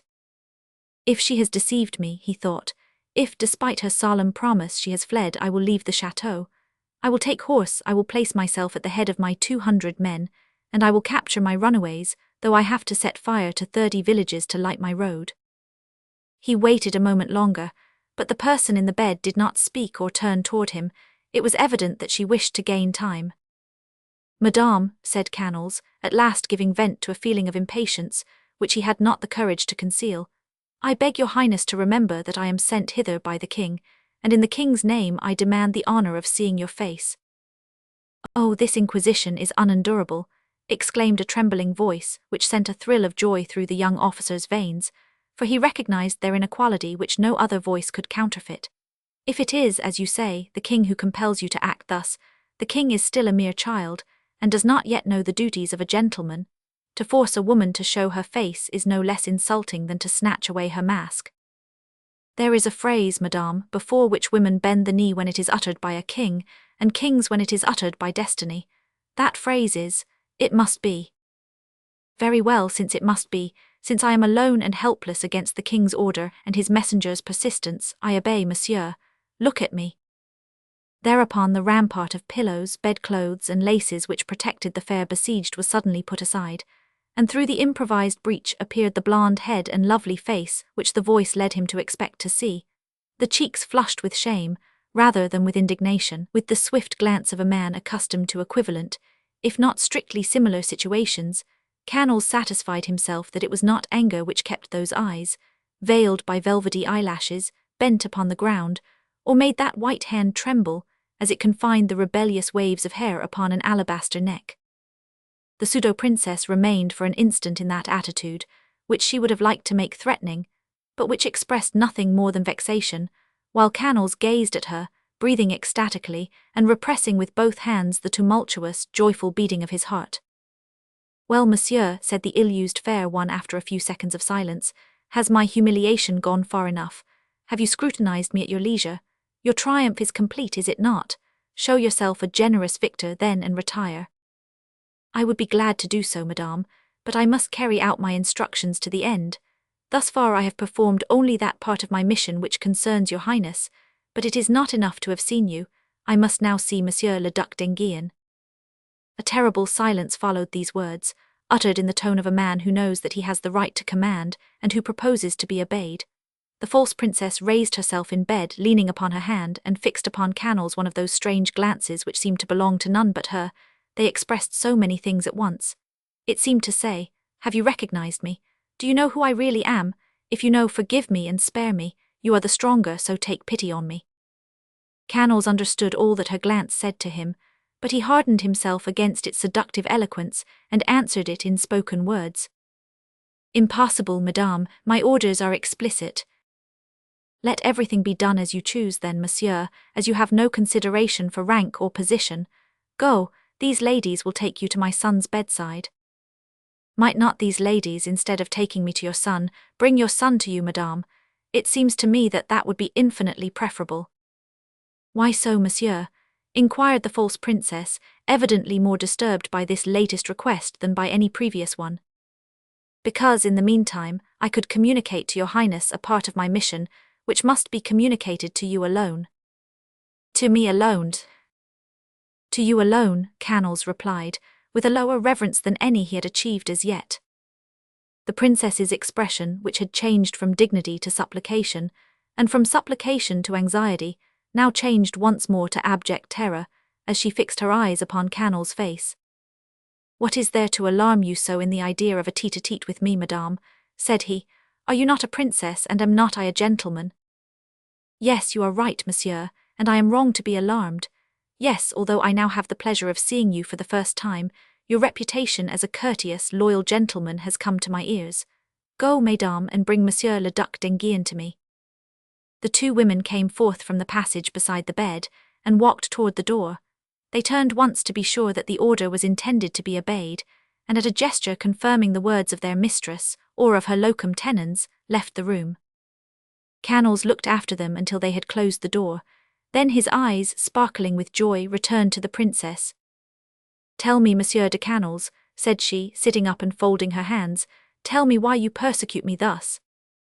As she spoke, she looked at the young officer, not with the haughty gaze of a princess, which she had tried with but poor success, but with a look so touching and so full of meaning that all the details of their first meeting, all the intoxicating episodes of the journey, all the memories of his nascent love came rushing over him, and enveloped his heart as with perfumed vapor. "Madame," said he, stepping toward the bed, "it is Madame de Condé whom I am here to watch in the king's name, not you who are not Madame de Condé." The young woman to whom these words were addressed gave a little shriek, became pale as death, and pressed one of her hands against her heart. "What do you mean, monsieur?" she cried. "Who do you think I am?" "Oh, as for that," retorted Canals, "I should be much embarrassed to explain, for I would be almost willing to swear that you are the most charming of viscounts were you not the most adorable of viscountesses." "Monsieur," said the pretended princess, hoping to awe Canals by reasserting her dignity, "of all you say to me I understand but one thing, and that is that you insult me." "Madame," said Canals, "we do not fail in respect to God because we adore him, we do not insult angels because we kneel before them." And Canals bent forward as if to fall on his knees. "Monsieur," said the countess hastily, checking him with a gesture, "Monsieur, the Princess de Condé cannot suffer." "The Princess de Condé, madame, is at this moment riding along the Bordeaux road on a good horse, accompanied by Monsieur Vial as her equerry, Monsieur Lennet her adviser, her gentlemen in waiting, her officers, her whole household in short, and she has no concern in what is taking place between the Baron de Canals and the Vicomte, or Vicomtesse, de Cambes." "What are you saying, monsieur? Are you mad?" "No, madame, I am simply telling you what I have myself seen and heard." "In that case, if you have seen and heard all that you say, your mission should be at an end." "You think so, madame? Must I then return to Paris and confess to the Queen that, rather than grieve the woman whom I love, I name no one, madame, so do not look so angrily at me, I have violated her orders, allowed her enemy to escape, and closed my eyes to what I saw, that I have, in a word, betrayed, yes, betrayed the cause of my king." The Viscountess seemed to be touched, and gazed at the Baron with almost tender compassion. "Have you not the best of all excuses," said she, "the impossibility of doing otherwise? Could you alone stop Madame la Princess's imposing escort? Do your orders bid you to fight 50 gentlemen single-handed?" "I was not alone, madame," said Canals, shaking his head. "I had and still have in the woods yonder, not 500 yards away, 200 soldiers, whom I can summon in a moment by blowing my whistle. It would have been a simple matter, therefore, for me to stop Madame la Princess, who would have found resistance of no avail. But even if the force under my command had been weaker than her escort instead of 4 times stronger, I could still have fought and sold my life dearly. That would have been as easy to me, the young man continued, bending forward more and more, as it would be sweet to me to touch that hand if I dared. The hand upon which the Baron's glowing eyes were fixed, the soft, plump white hand, had fallen outside the bed, and moved nervously at every word the Baron spoke. The Viscountess herself, blinded by the electric current of love, the effects of which she had felt in the little inn at Jolney, could not remember that she ought to withdraw the hand which had furnished Canals with so happy a simile. She forgot her duty in the premises, and the young man, falling upon his knees, put his lips timidly to the hand, which was sharply withdrawn at the contact, as if a red-hot iron had burned it. "Thanks, Monsieur de Canals," said she. "I thank you from the bottom of my heart for what you have done for me, believe that I shall never forget it, but I pray you to double the value of the service by realizing my position and leaving me. Must we not part now that your task is ended?" This "we," uttered in a tone so soft that it seemed to contain a shade of regret, made the most secret fibres of Canal's heart vibrate painfully. Indeed, excessive joy is almost always accompanied by something very like pain. "I will obey, madame," said he, "but I will venture to observe, not as a pretext for disobedience, but to spare you possible remorse hereafter, that if I obey I am lost. The moment that I admit my error and cease to pretend to be deceived by your stratagem, I become the victim of my good nature. I am declared a traitor, imprisoned, shot it may be, and it will be no more than just, for I am a traitor." Claire cried out in dismay, and herself seized Canal's hand, which she immediately let fall again with charming confusion. "Then what are we to do?" The young man's heart swelled. That blessed we seemed in a fair way to become Madame de Camb's favourite pronoun. "What ruin you, you who are so kind and generous?" she exclaimed. "I ruin you, oh never, at what sacrifice can I save you? Tell me, tell me." "You must permit me, madame, to play my part to the end. It is essential, as I told you but now, that I seem to be your dupe, and that I report to Monsieur de Mazarin what I see, not what I know." "Yes, but if it is discovered that you have done all this for me, that we have met before, that you have seen my face, then I shall be the one to be ruined. Do not forget that." "Madame," said Canals with admirably simulated melancholy, "I do not think, judging from your coldness, and the dignity which it costs you so little to maintain in my presence, that you are likely to divulge a secret which, after all, has no existence in your heart at all events." Claire made no reply, but a fleeting glance, an almost imperceptible smile, replied in a way to make Canals the happiest of men. "I may remain then," he said with an indescribable smile. "Since it must be so," was the reply. "In that case I must write to Monsieur de Mazarin." "Yes, go." "What's that?" "I told you to go and write to him." "Not so, I must write to him here from your room. I must date my letter at the foot of your bed." "But it's not proper." "Here are my instructions, madame, read them for yourself." And Canals handed a paper to the Viscountess, who read, "Monsieur le Baron de Canals will keep Madame la Princess and her son, Monsieur le Duc d'Enghien, in sight." "In sight," said Canals. "In sight, yes, so it says." Claire realized all the advantage that a man as deeply in love as Canals was might take upon the strength of such instructions, but she also realized how great a service she would render the princess by prolonging the deception of the court. "Right then," she said resignedly. Canals questioned her with his eyes, and in the same way she indicated a secretary, which contained all the essentials for writing.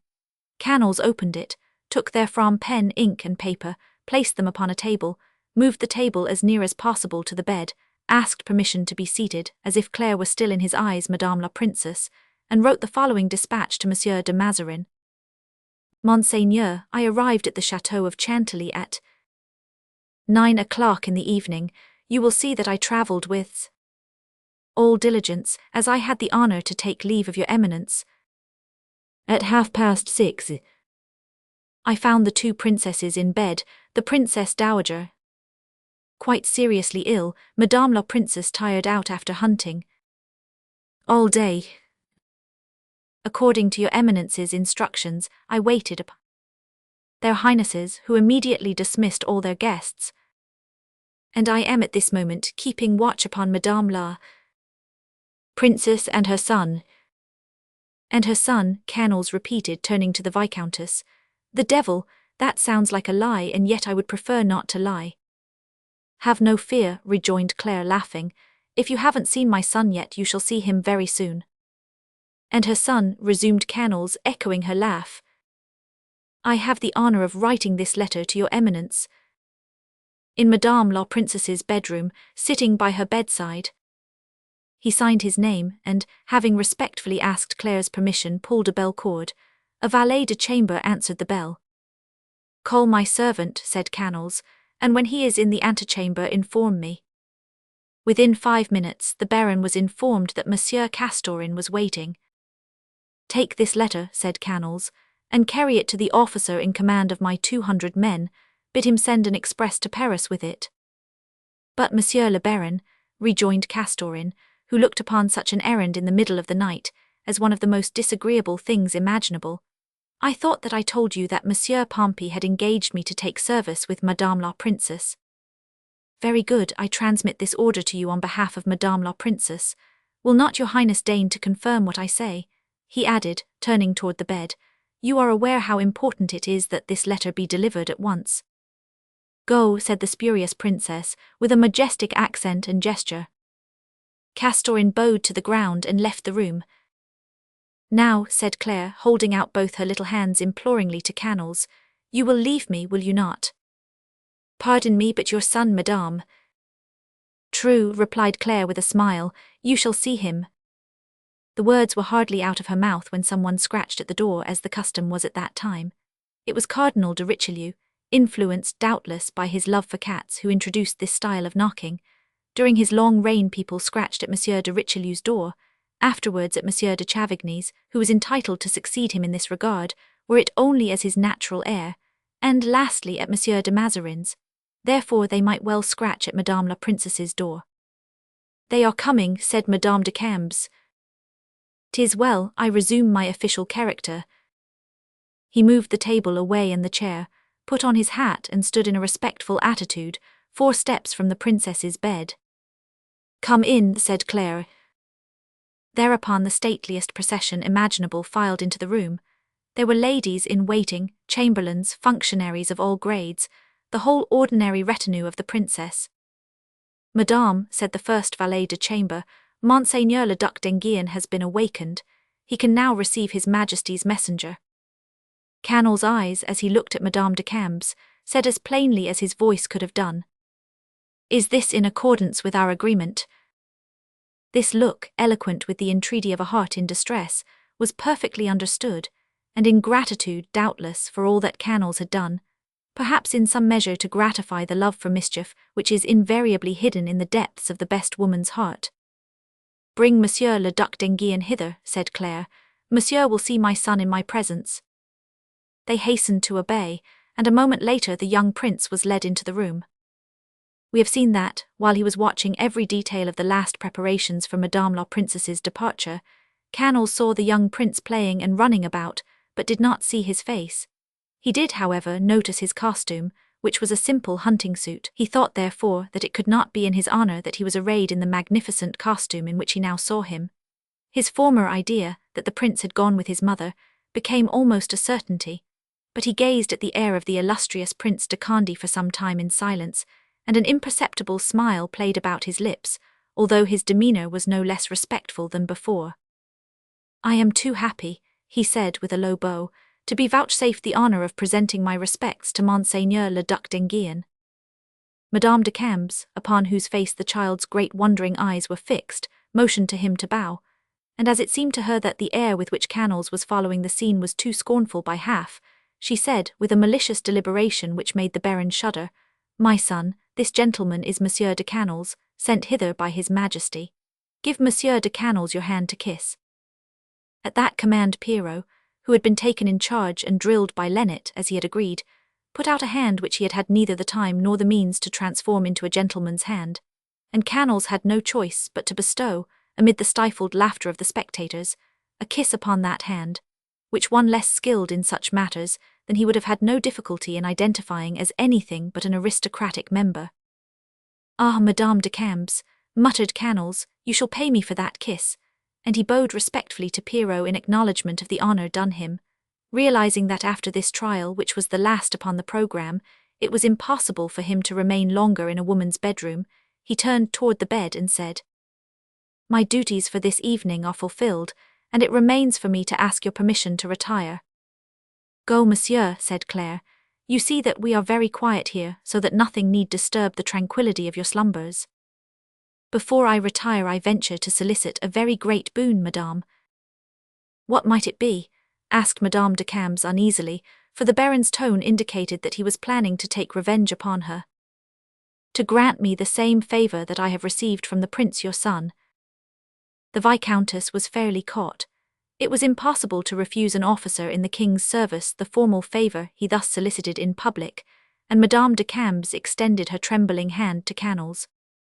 He walked toward the bed as he might have walked toward the throne of a queen, took by the ends of the fingers the hand that was held out to him, knelt upon one knee, and imprinted upon the soft, white, trembling flesh a long kiss, which all the bystanders attributed to profound respect, and which the Viscountess alone recognized as the equivalent of an ardent loving embrace. "You promised me, you swore indeed," said Canals in an undertone as he rose, "not to leave the chateau without informing me. I rely upon your promise and your oath." "You may rely upon them, monsieur," said Claire, falling back upon her pillow almost in a swoon. Canals, through whose whole being her tone sent a thrill of joy, tried to read in his fair prisoner's eyes confirmation of the hope her tone gave him, but those eyes were hermetically closed. Canals reflected that locked caskets are the ones which contain the most precious treasures, and he left the room with paradise in his heart. To tell how our gentleman passed that night, to tell how his sleep and his waking were one long dream, during which he lived over and over again in his mind all the details of the chimerical adventure which had placed in his keeping the most precious treasure that a miser could ever hide away beneath the wings of his heart, to tell of the plans he devised for making the future subservient to the needs of his love and the whims of his imagination, to set forth the arguments that he used to convince himself that he was doing what he ought, would be an utter impossibility, for folly is a wearisome thing to any other mind than a fool's. Canals fell asleep very late, if the feverish delirium which alternated with his waking moments can be called sleep, and yet the dawn had scarcely whitened the tops of the poplar trees, and had not descended to the tranquil surface of the lovely ponds, where sleep the water lilies, whose flowers open only in the sunlight, when he leaped out of bed, and, dressing himself in haste, went down into the garden. His first visit was to the wing occupied by the princess, his first glance at the window of her apartment. Either the princess was not yet asleep, or she was already awake, for a light, too bright to be produced by a mere night lamp, shone through the closely drawn damask curtains. Canals stopped short at the sight, which undoubtedly caused a number of insane conjectures to pass through his mind at the same instant, and abandoning his tour of inspection, he stepped behind the pedestal of a statue which hid him from view. There, alone with his chimera, he began that everlasting dialogue of true lovers, who see the beloved object in all the poetic emanations of nature. The Baron had been at his observatory for half an hour or thereabout, and was gazing with unspeakable bliss at the curtains which any other than he would have passed indifferently by, when a window upon the gallery opened, and the honest face of Master Pompey appeared in the opening. Everything connected with the Viscountess possessed the deepest interest for Canals, so he turned his gaze away from the seductive curtains, and thought he could detect a desire on Pompey's part to establish communication with him by signs. At first Canals was not sure that the signs were addressed to him, and looked about to discover if any other person was near. But Pompey, observing his uncertainty, accompanied his motions with a whistle, which would have been a decidedly unseemly method for a squire to adopt to attract the attention of the ambassador of His Majesty the King of France, had it not had an excuse in the shape of a small white object, almost imperceptible to any other eyes than those of a lover, who immediately recognized in the white object a folded paper. "A note," thought Canals. "She's writing to me. What does that mean?" He drew near, trembling with apprehension, although his first sentiment was exceeding joy. But there always is a certain tincture of dread in the great joys of a lover, which is perhaps its chiefest charm. To be sure of one's happiness is to be happy no longer. As Canals approached, Pompey ventured to expose the paper more and more, and at last he put out his arm while Canals held his hat. The two men understood each other to admiration, as we see, The former let the note fall, and the other caught it very skillfully, and then darted into a clump of trees to read it at his leisure, while Pompey, fearful of taking cold, no doubt, quickly closed the window. But one does not read like that the first note he has ever received from the woman of his choice, especially when there can be no reason for its unforeseen arrival, unless it be to aim a blow at his happiness. For what could the Viscountess have to say to him if there had been no change in the programme agreed upon between them the night before? The note therefore must of necessity contain some distressing news. Canals was so thoroughly convinced of this that he did not even put the paper to his lips, as a lover would ordinarily do in the like circumstances. On the contrary, he turned it over and over with increasing dread. However, it must be opened at some time, so he summoned all his courage, broke the seal, and read as follows. Monsieur, I hope you will agree with me that to remain longer in our present position is altogether impossible. It must be excessively disagreeable to be looked upon as a detestable spy by the whole household. On the other hand, I have reason to fear that, if I receive you more affably than Madame la Princess would be likely to do in my place, we shall be suspected of playing a comedy, which would inevitably end in the loss of my reputation. Canals wiped his brow. His presentiments had not deceived him. With the daylight, the great banisher of visions, all his golden dreams disappeared. He shook his head, heaved a sigh, and read on. Pretend to discover the stratagem to which we resorted. There is a very simple method of making that discovery, and I will myself furnish the materials if you will promise to do as I ask. You see that I do not seek to conceal how much I rely upon you. If you will do as I ask, I will send you a portrait of myself, upon which are my crest and my name. You can say that you found it on one of your night rounds, and that you discovered in that way that I am not the princess. Need I say that you have my permission, if indeed you attach any value to the portrait, to keep it as a token of my heartfelt, undying gratitude to you, if you take your departure this morning. Leave us without seeing me again, if possible, and you will take with you all my gratitude, while I shall always remember you as one of the noblest and most loyal gentlemen I have ever known. Canals read the note through once more, and stood as if turned to stone. Whatever favour a letter of dismissal may contain, no matter how sweet the honey in which a farewell or a refusal is clothed, refusal, farewell, dismissal, are none the less cruel to the heart of a lover. The portrait was a lovely thing to have, no doubt about that, but the motive for offering it detracted greatly from its value. And then, of what use is a portrait when the original is at hand, when one holds her fast and need not let her go? True, but Canals, who did not hesitate to risk incurring the wrath of the Queen and Mazarin, trembled at the thought of Madame de Camp's frown. And yet how the woman had made sport of him, first of all on the road, then at Chantilly, by taking the place of Madame la Princess, and again only the night before, by giving him a hope which she snatched away again in the morning. But of all her deceptions this was the most heartless. On the road she did not know him, and simply got rid of an inconvenient companion, nothing more. In taking Madame de Condi's place, she obeyed orders and played the part assigned her by her suzerain. She could not do otherwise.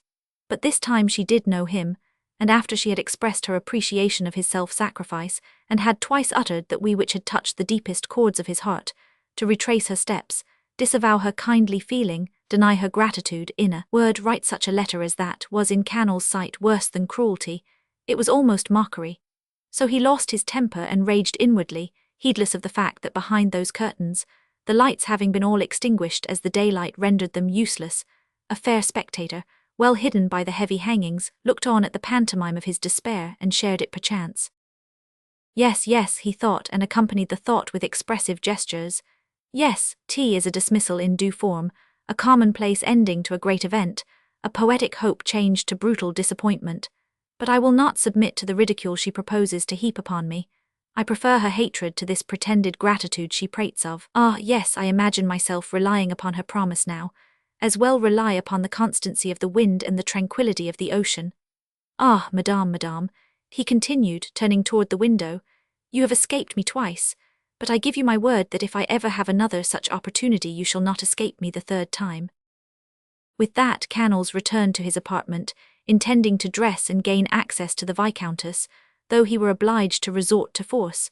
But upon glancing at the clock, he discovered that it was barely 7. No one had yet risen in the chateau. Canals dropped into an armchair and closed his eyes, to collect his thoughts, and, if possible, drive away the phantoms that were dancing about him. He opened them again at short intervals to consult his watch.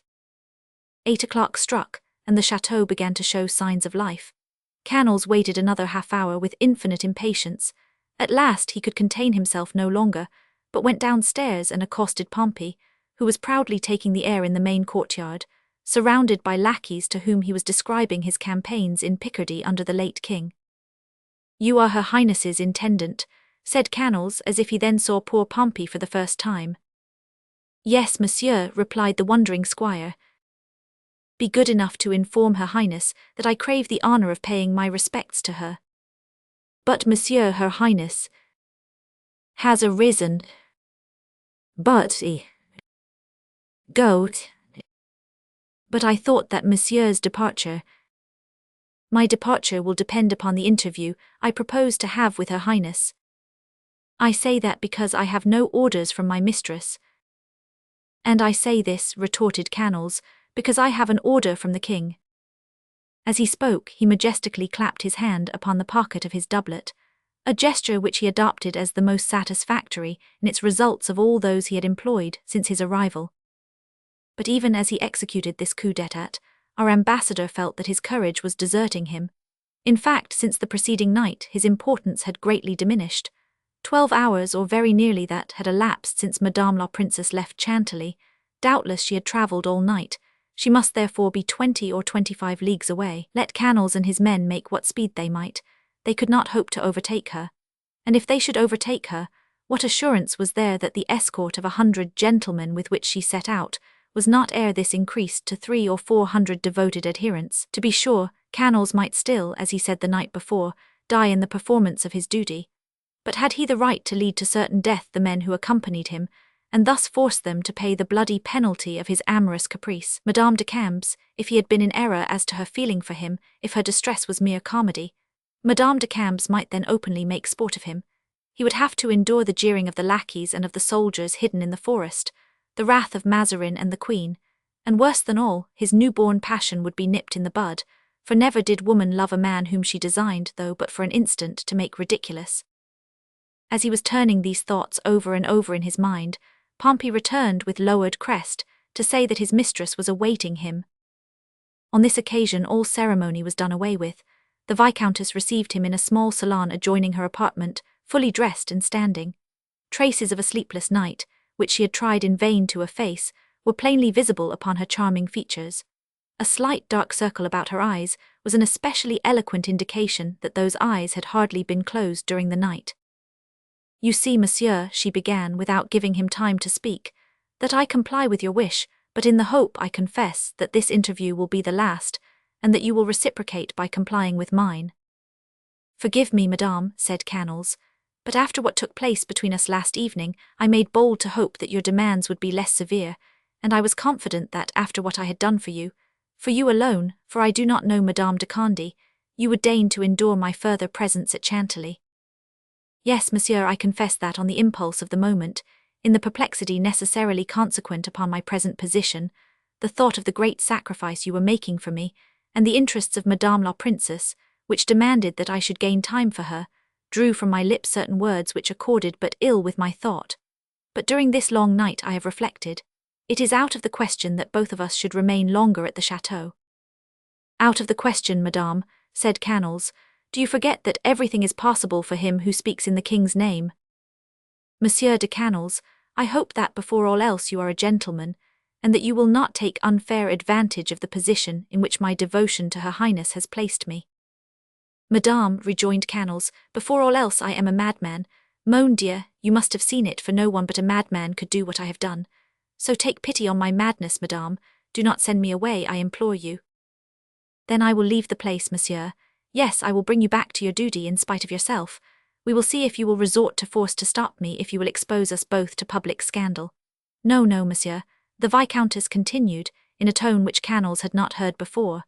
"No, you will see upon reflection that you cannot remain forever at Chantilly. You will remember that you are expected elsewhere."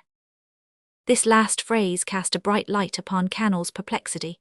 It recalled to his mind the scene at Biscaro's inn, and Madame de Camps' discovery of his liaison with Nanoën, and everything was made clear. This insomnia was caused by memories of the past, not by present anxiety.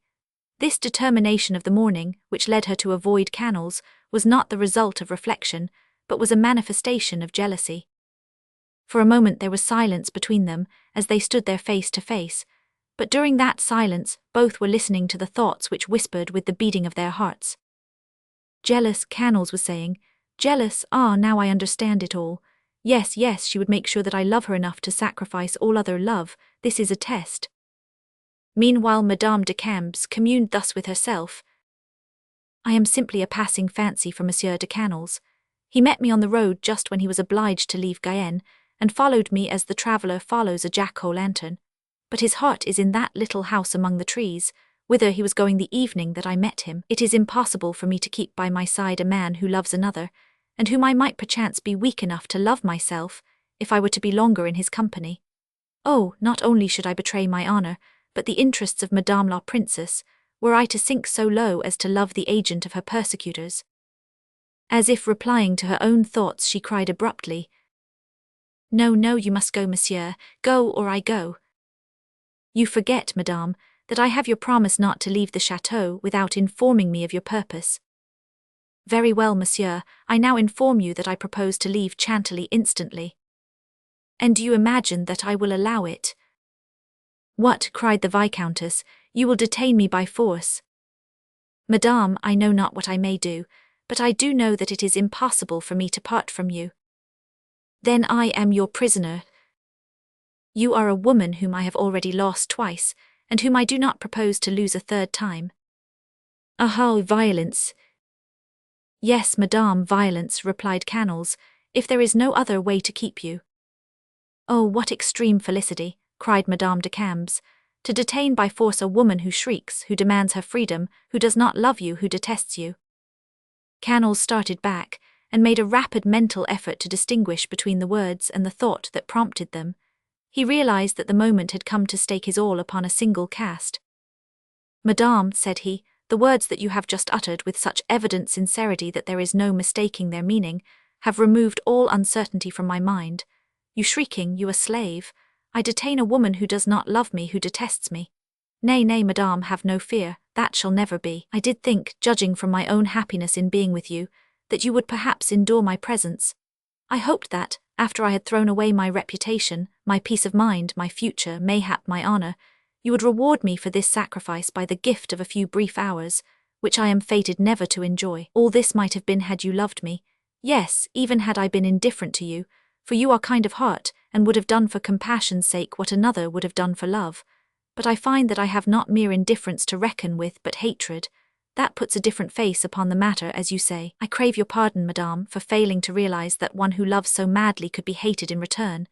It is for you to remain here, queen, mistress, and free in this chateau as everywhere. It is for me to withdraw, and I withdraw accordingly. In 10 minutes you will be fully at liberty once more. Adieu, madame, adieu forever. And Canals, whose despair, assumed at first, had become quite genuine and distressful toward the close of his address, saluted Madame de Camps and turned upon his heel, groping blindly for the door, which he could not find, and repeating the word, adieu, adieu, with an accent of such profound melancholy that, coming from the heart, it went straight to the heart. Unfeigned affliction has a voice of its own as truly as the tempest. Madame de Camps did not anticipate this unquestioning obedience on the part of Canals. She had marshalled her forces for a struggle, not for a victory, and her calculations were all set at naught by this combination of humility and love. As the Baron was walking toward the door, putting out his arms at random, and giving utterance to something very like a sob, he suddenly felt that a hand was laid upon his shoulder with a most significant pressure. It did not touch him, simply, it stopped him. He turned his head. She was still standing in front of him. Her arm still rested gracefully upon his shoulder, and the dignified expression which her face wore an instant before had melted away in a lovely smile. Well, monsieur, said she, is this the way you obey the Queen? You would go hence when your orders bid you stay, traitor that you are. Canals with a sharp cry fell upon his knees, and pressed his burning brow against the hands she held out to him. Oh, I shall die with joy, he exclaimed. Alas, do not be overjoyful yet, said the Viscountess. For my object in stopping you is simply that we might not part thus, that you might not go hence with the idea that I am an ingrate, that you might voluntarily give back the promise I gave you, that you might come to look upon me as a friend at least, since the fact that we belong to opposite parties will prevent our ever being anything more to each other. Oh, mon dear, cried Canals, am I deceived again? You do not love me. Let us not talk about our sentiments, Baron. Rather let us talk of the risk we both run by remaining here. Go yourself or allow me to go, it must be. What do you say, madame? The truth, leave me here, return to Paris, tell Mazarin, tell the Queen what has happened. I will assist you to the best of my ability, but go, go. Must I tell you again, cried Canals, that to leave you would be death to me? No, no, you will not die, for you will retain the hope that in happier days we shall meet again. Chance has thrown me in your way, madame, or rather has placed you in my way twice already, but chance will have grown weary in well-doing, and if I leave you now I shall never see you again. Then I will seek you out. Oh, madame, ask me to die for you. Death is an instant's suffering and all is over, but do not ask me to leave you again. At the bare thought my heart is breaking. Why, consider, pray, that I have hardly seen you, hardly spoken with you. Well then, if I allow you to remain today, if you are at liberty to see me and talk to me throughout the day, will you be content? Tell me. I make no promises. Nor I, if that is so. But, as I did some time since promise to give you due notice of my departure, know that I leave this place an hour hence. Must I do whatever you wish? Must I obey you in every point? Must I set aside my own volition and follow yours blindly? If I must do all that, be content. You have before you a slave ready to obey. Command me, madame, command me. Claire gave the Baron her hand, and said, in her softest and most winning voice, I ask a new promise in exchange for mine. If I do not leave your side from now until 9 o'clock this evening, will you go at 9 o'clock? I swear it. Come then, the sky is blue and gives promise of a beautiful day. There is dew upon the grass, sweet perfume in the air, and balm among the trees. Whole, Pompey. The worthy intendant, who had doubtless been instructed to remain outside the door, made his appearance at once. My saddle horses, said Madame de Cambes, assuming her princely expression. I will ride this morning to the ponds and return by the farm where I will breakfast. You will accompany me, Monsieur le Baron, she continued. It is a part of your duties, as you have received Her Majesty's commands never to lose sight of me. A suffocating cloud of joy blinded the Baron and enveloped him, like the masses of vapour in which the immortal gods of old were carried up to heaven.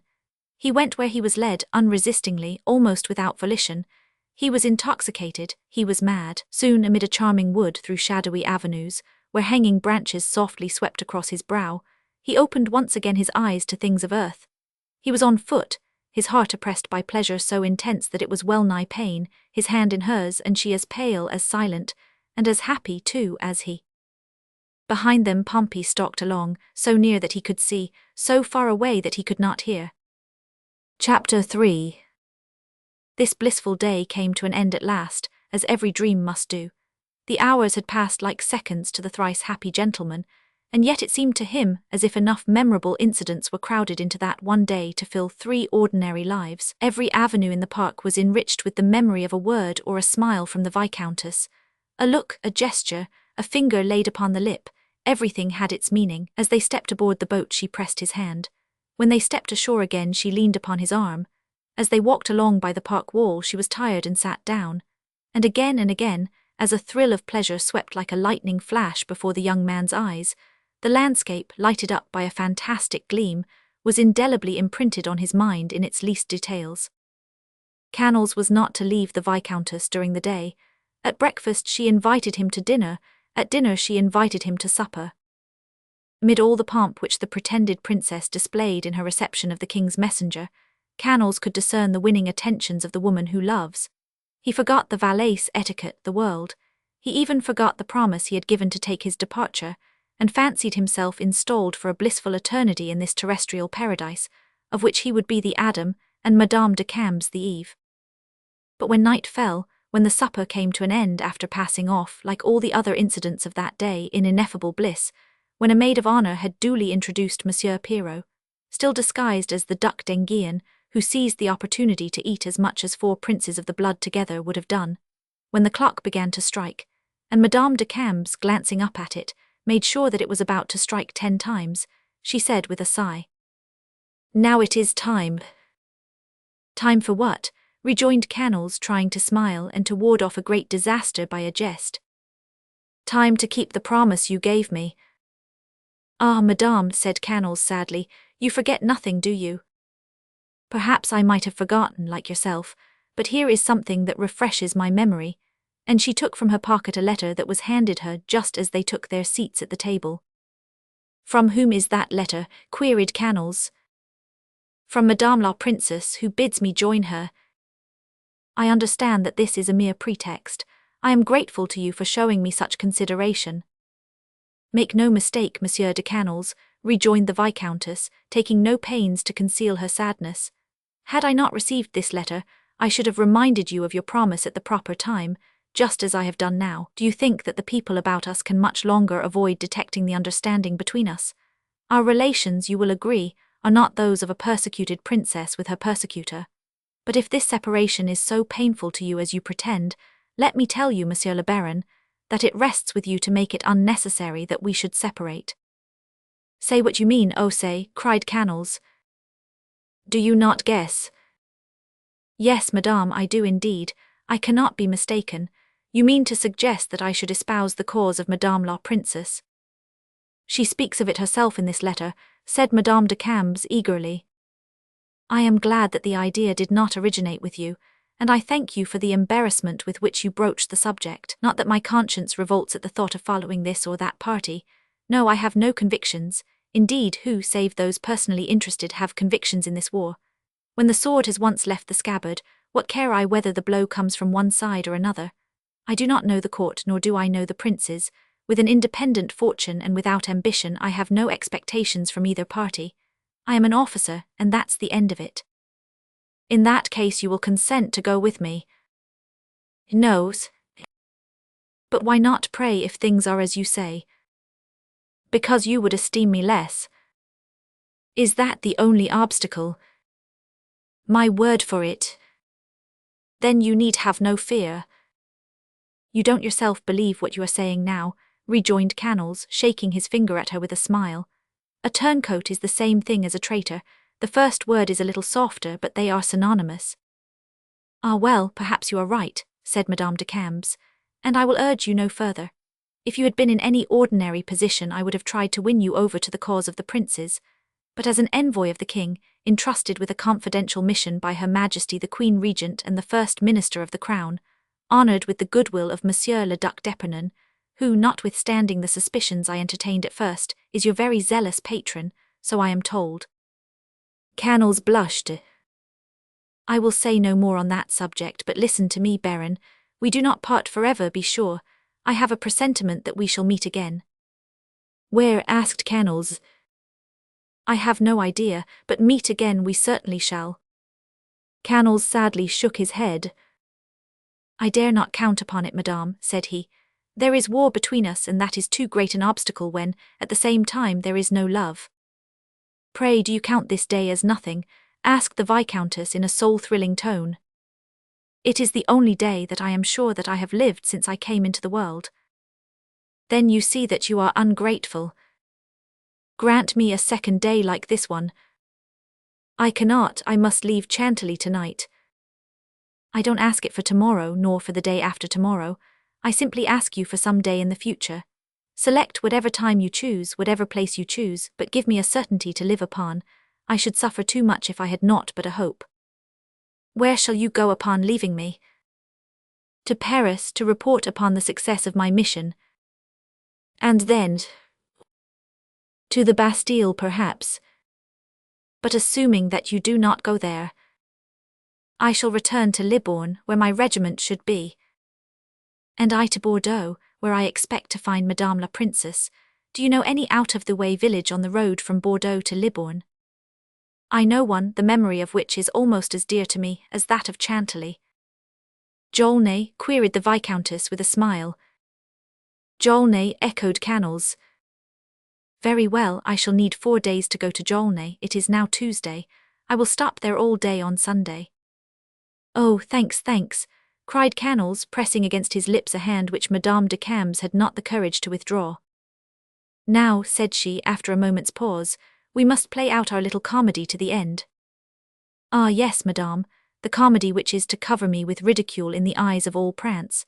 But I have nothing to say, it was I who would have it so, it was I who, I cannot say selected the part that I play therein, but arranged the catastrophe which brings it to a close. Madame de Camps lowered her eyes. Now tell me what I have still to do, said Canals coolly. I await your orders and am ready for anything. Claire was so deeply moved that Canals could see the velvet folds of her dress rise and fall with the uneven, hurried beating of her heart. You are making a very great sacrifice for me, I know, but pray believe me when I say that my gratitude will live forever.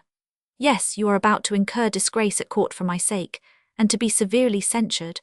Monsieur, care nothing for that, I beg you, if it affords you any pleasure to know that you have made me happy.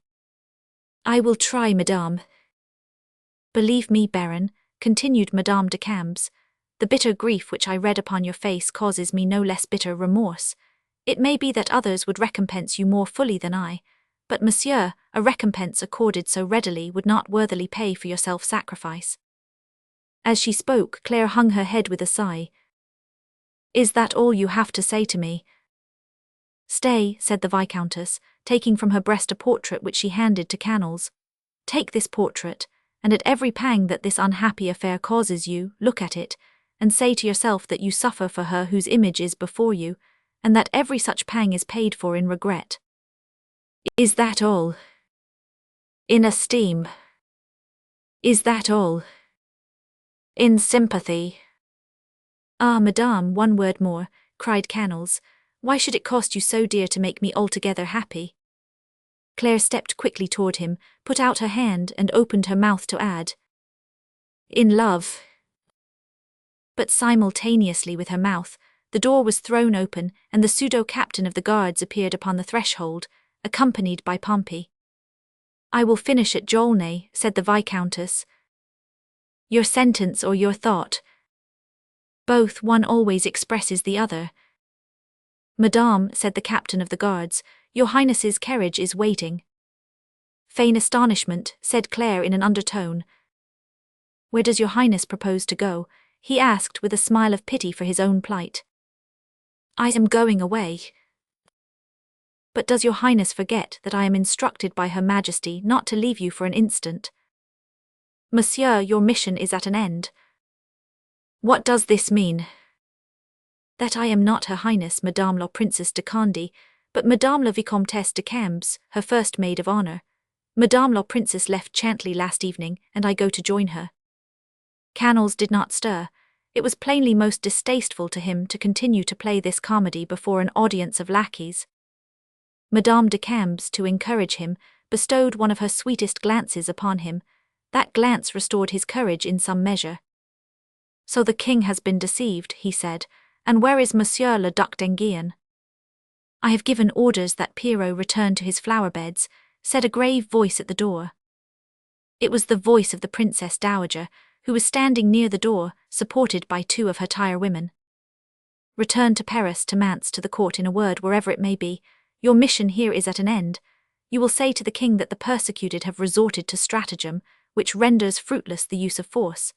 You are at liberty, however, to remain at Chantilly, to stand guard over me, who have not left, and shall not leave the chateau, because such is not my design. With this, Monsieur le Baron, I take my leave of you.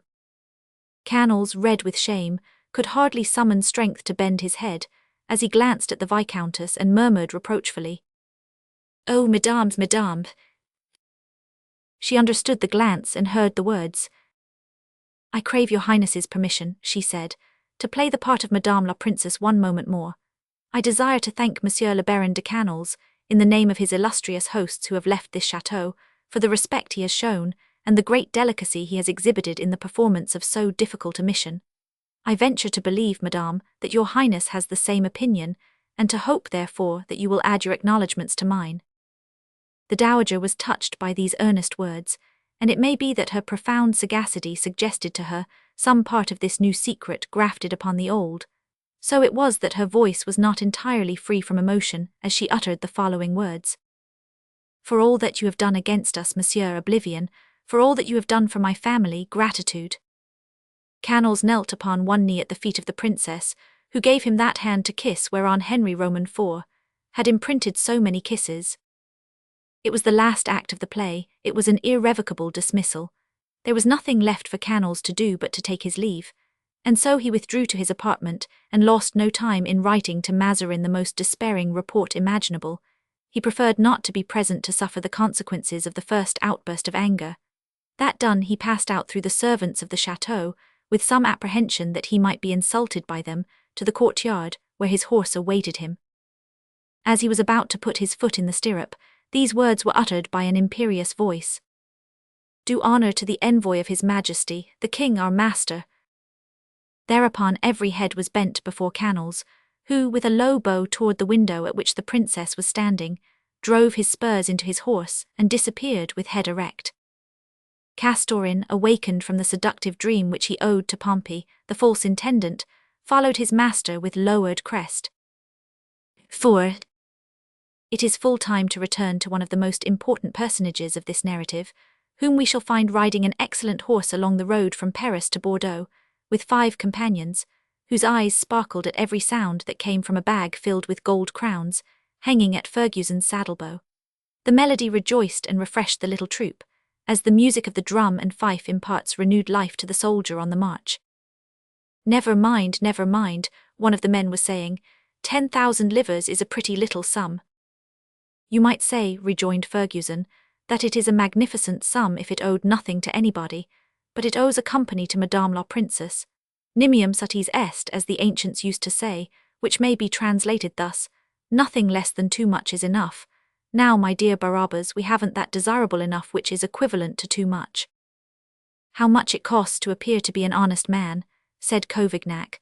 "All that we took from the royal tax-gatherer has gone into equipments, doublets and trimming. We cut as fine a figure as any nobleman, and we carry luxury so far as to have purses. To be sure, there's nothing in them. Oh, appearances." "Speak for us, captain, and not for yourself," said Barabbas. "You have the purse and 10,000 livres to boot." "My good fellow," said Couvignac, "did you not hear, or did you misunderstand what Ferguson just said touching our obligation to Madame la Princess? I am not of those who promise one thing and do another. Monsieur Lennet paid over 10,000 livres to me to raise a company, and if I don't raise it, may the devil fly away with me. On the day when it is raised, he will owe me 40,000 more. When that time comes, if he doesn't pay the 40,000 livres, we will see." "With 10,000 livres," cried 4 satirical voices in chorus, for Ferguson, whose confidence in his leader's resources was unbounded, seemed to be the only one of the troop convinced that Couvignac would attain the promised result. "With 10,000 livres you will raise a company."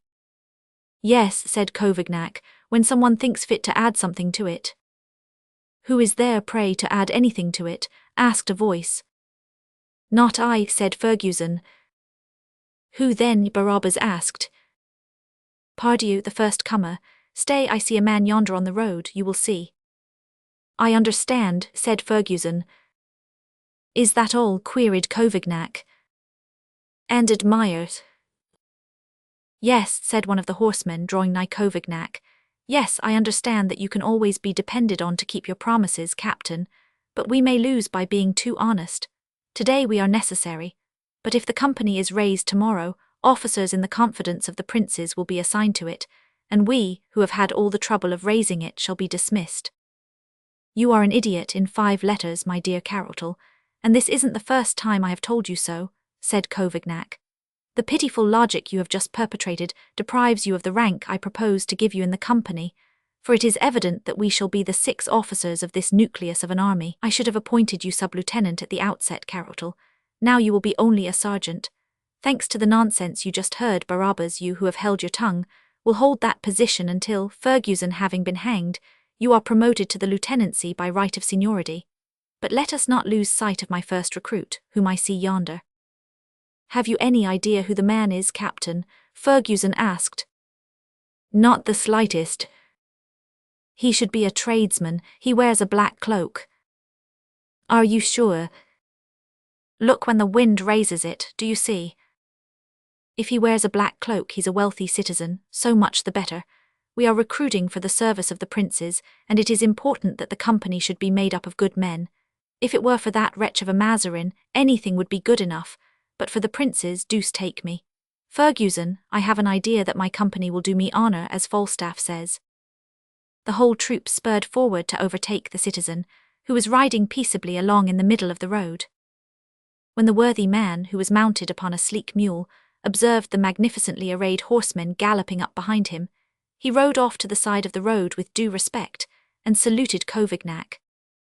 "He is well-mannered," said that worthy. "That's a great point. He doesn't know the military salute, but we will teach him that." He returned the salute, then rode up beside the traveller. "Monsieur," he began, "be good enough to tell us if you love the king." "Parbleu, yes," was the reply. "Admirable," said Covignac, rolling his eyes in delight. "And the queen?" "The queen, I have the greatest veneration for her." "Excellent, and Monsieur de Mazarin?" "Monsieur de Mazarin is a great man, monsieur, and I admire him." "Perfect. In that case, we have had the good fortune to fall in with a faithful servitor of His Majesty." "I pride myself upon it, monsieur." "And are prepared to prove your zeal for him." "On every occasion." "How luckily this comes about. Such meetings as this never happen except on the high road." "What do you mean?" queried the tradesman, beginning to eye Covignac with some uneasiness. "I mean, monsieur, that you must come with us." The tradesman almost leaped out of his saddle in surprise and terror. "Go with you, whither, monsieur, in God's name?" "I am not altogether sure myself, wherever we go." "Monsieur, I travel only with people whom I know." "That is quite right, and shows you to be a prudent man, so I will proceed to tell you who we are." The tradesman made a gesture, as if to say that he had already guessed. Covignac continued, without seeming to notice the gesture. "I am Roland de Covignac, captain of a company which is not present, it is true, but is worthily represented by Louis Gabriel Ferguson, my lieutenant, by Georges Guillaume Barabas, my sub-lieutenant, by Zephyrin Carotel, my sergeant, and by these two gentlemen, one of whom is my quartermaster and the other my sergeant-major. You know us now, monsieur," continued Covignac with his most benign smile, "and I venture to hope that you feel no antipathy for us. But, monsieur, I have already served His Majesty in the urban guard, and I pay my taxes, tithes, and so forth, regularly." "Very good, monsieur," rejoined Covignac, "and I do not propose to enlist you in His Majesty's service, but in that of messieurs les princes, whose unworthy representative you see before you." "In the service of the princes, the king's enemies," cried the honest fellow, more and more amazed.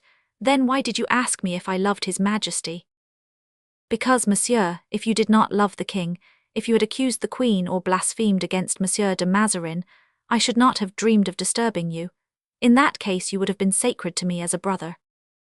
"But, monsieur, I am not a slave, I am not a serf." "No, monsieur, you are a soldier. That is to say, you have it in your power to become a captain like myself, or a marshal of France like Monsieur de Turenne." "Monsieur, I have had a large amount of experience of courts in my life." "Ah, so much the worse, monsieur, so much the worse. It's a wretched habit to get into, this going to law. I never did any of it myself, it may have been because I studied for the bar.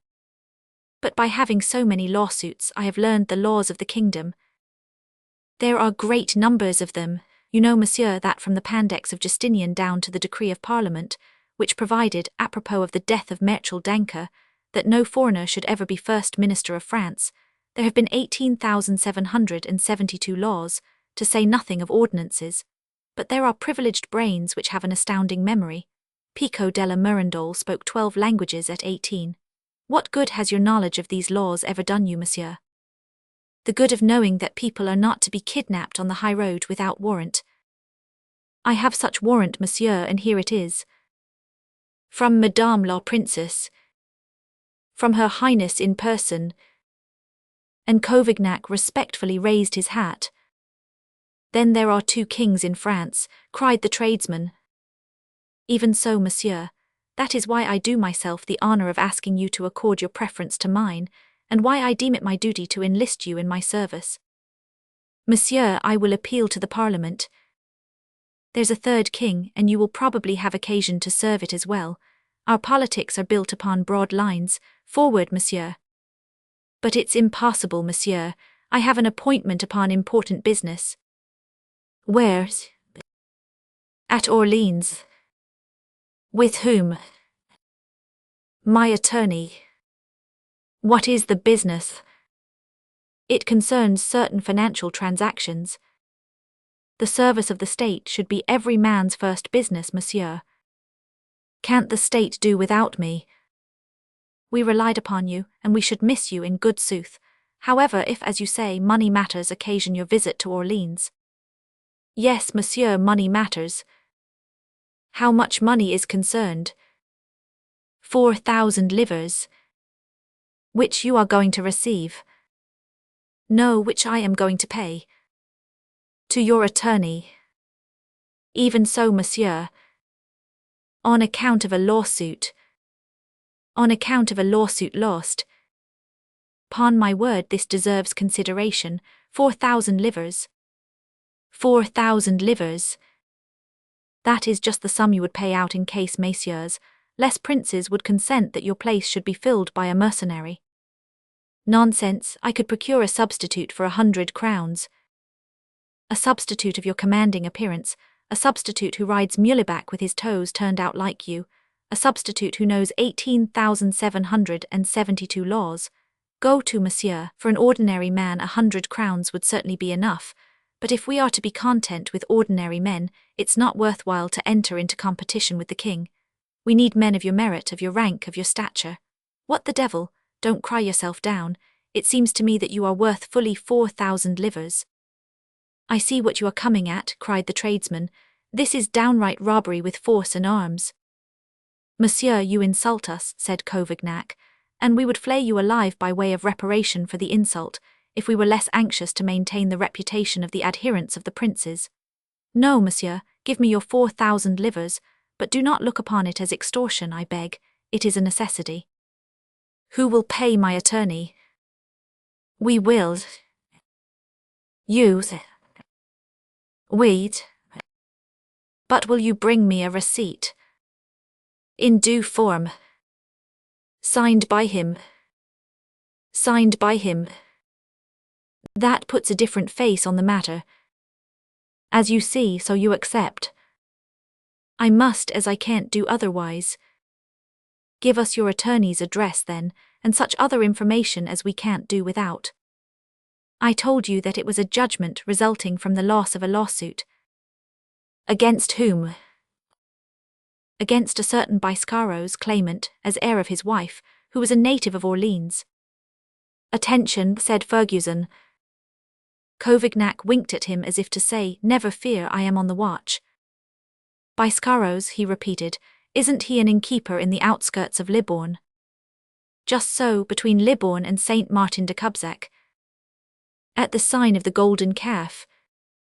The same, do you know him? A little.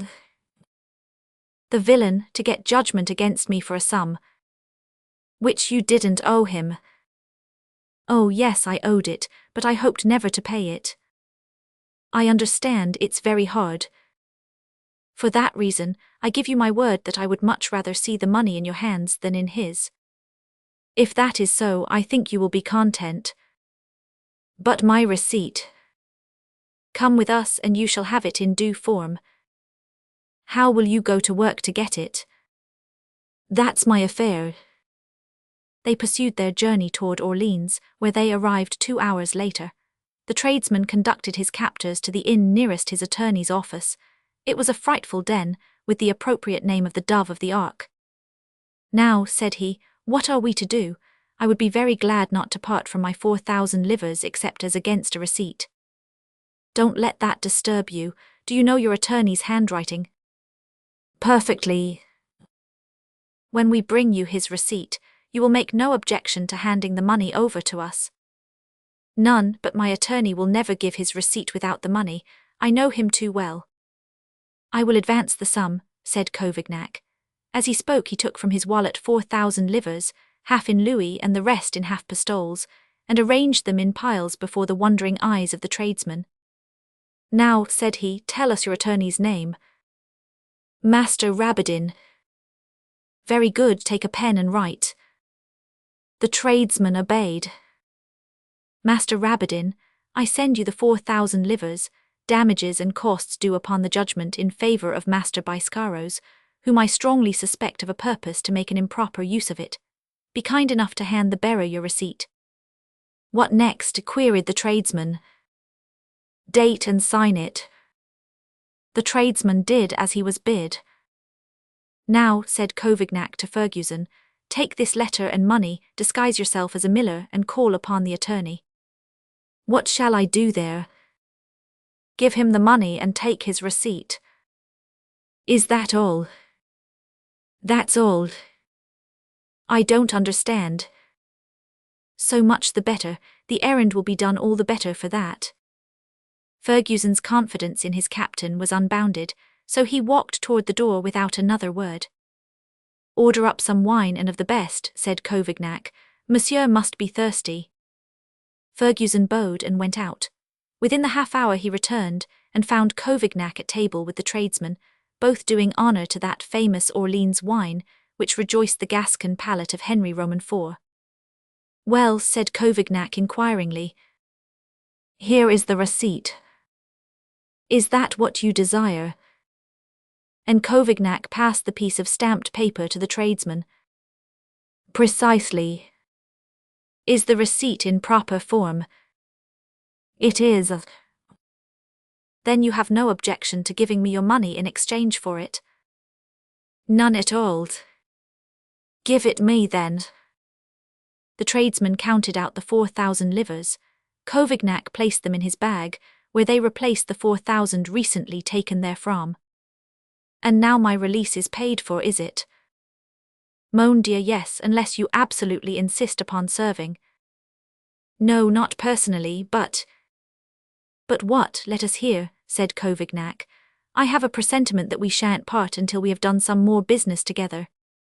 "It is very possible," said the tradesman, whose serenity was completely restored the instant the receipt was in his hands. "I have a nephew." "The hurt." "A stubborn, troublesome fellow." "Of whom you would gladly be rid." "No, not just that, but who would make an excellent soldier, I am sure." "Send him to me, and I'll make a hero of him." "You will take charge of him?" "With pleasure." "I have also a godson, a deserving lad, who is anxious to take orders, and for whom I am obliged to pay heavily for board." "So that you would prefer that he should take the musket, eh? Send me the godson and the nephew. It will cost you only 500 livres for the two." 500 livres, I don't understand." "Why, of course they have to pay on entering the company." "Then why did you make me pay for the privilege of not entering it?" "There were special reasons for that. Your nephew and your godson will pay 250 livres each, and you will never hear of them again." "The devil, that's an alluring prospect, you know. They will be well cared for." "I give you my word that when they have once tasted service under my orders, they wouldn't change places with the Emperor of China. Ask these good fellows how I keep them. Tell him, Barabbas, tell him, Carotel." "In truth," said Barabbas, "we live like lords." "And how are they clothed? Look for yourself." Carotel executed a pirouette in order to exhibit his resplendent costume from every point of view. "Certainly there is nothing to be said in the matter of equipment," said the tradesman. "So you will send me your two youths?" "I am very anxious to do so. Do you make a long stay here?" "No, we shall leave tomorrow morning, but we will go slowly so that they may overtake us. Give us the 500 livres and the bargain's made." "I have only 250. "Give them the other 250. Indeed, that will furnish you with an excuse for sending them to me. If you had no pretext for sending them, they might suspect something." "But they may say that one of them alone can do the errand." "You must tell them that the roads are not safe, and give them each 25 livres. That will be by way of advance on their pay." The tradesman stared at him in wondering admiration. "Upon my word," said he, "it takes a soldier to find a way out of every difficulty." Having counted out the 250 livres to Covignac, he withdrew, overjoyed to have found an opportunity to be rid, for 500 livres, of a nephew and godson who cost him more than 200 pistoles a year. 5. "Now, Master Barabbas," said Covignac, "have you in your valise a coat something less elegant than the one you are wearing, one in which you might pass for an employee of the custom house?" "I have the tax collector's coat, you know, that we Very good, and you have his commission too, no doubt.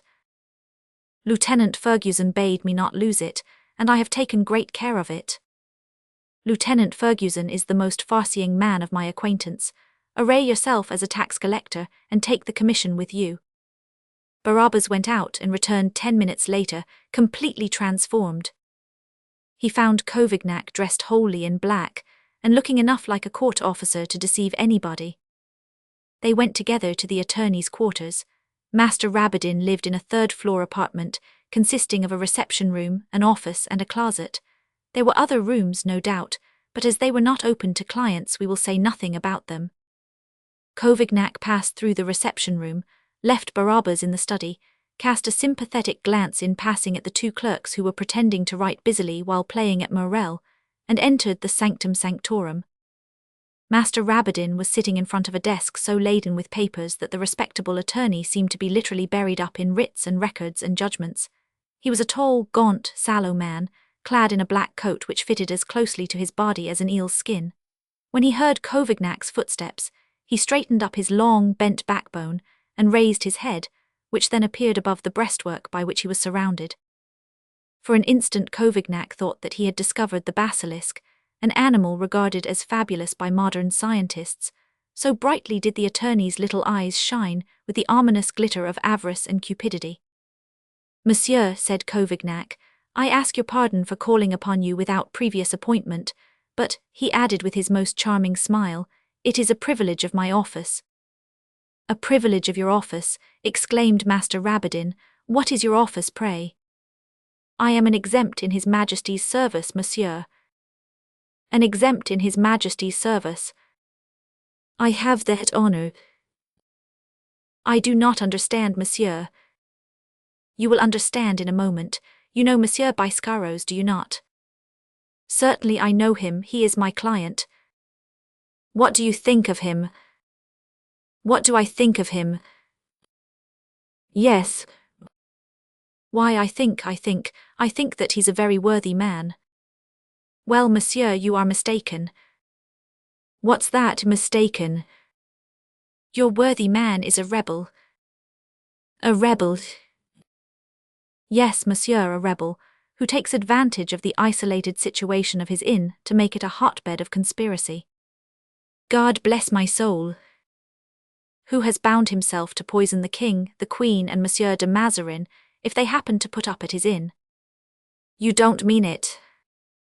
"And whom I have arrested and taken to the prison at Libourne on a charge of lèse-majesté." "Monsieur, you horrify me," said Master Rabadin, falling back in his chair.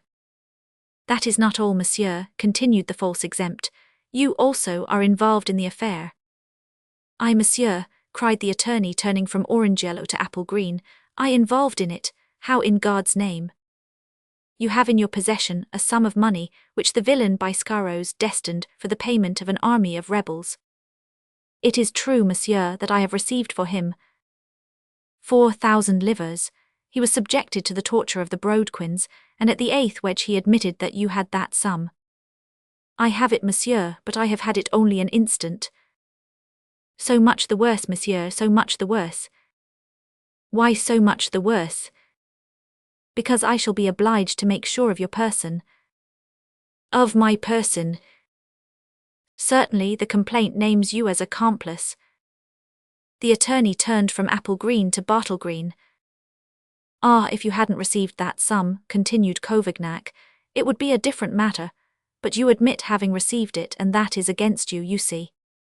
"Monsieur, suppose I agree to give it up, suppose I hand it to you instantly, suppose I make oath that I have no connection with this villain Biscaros." "You would lie under grave suspicion none the less. However, I think I may say that immediate surrender of the money."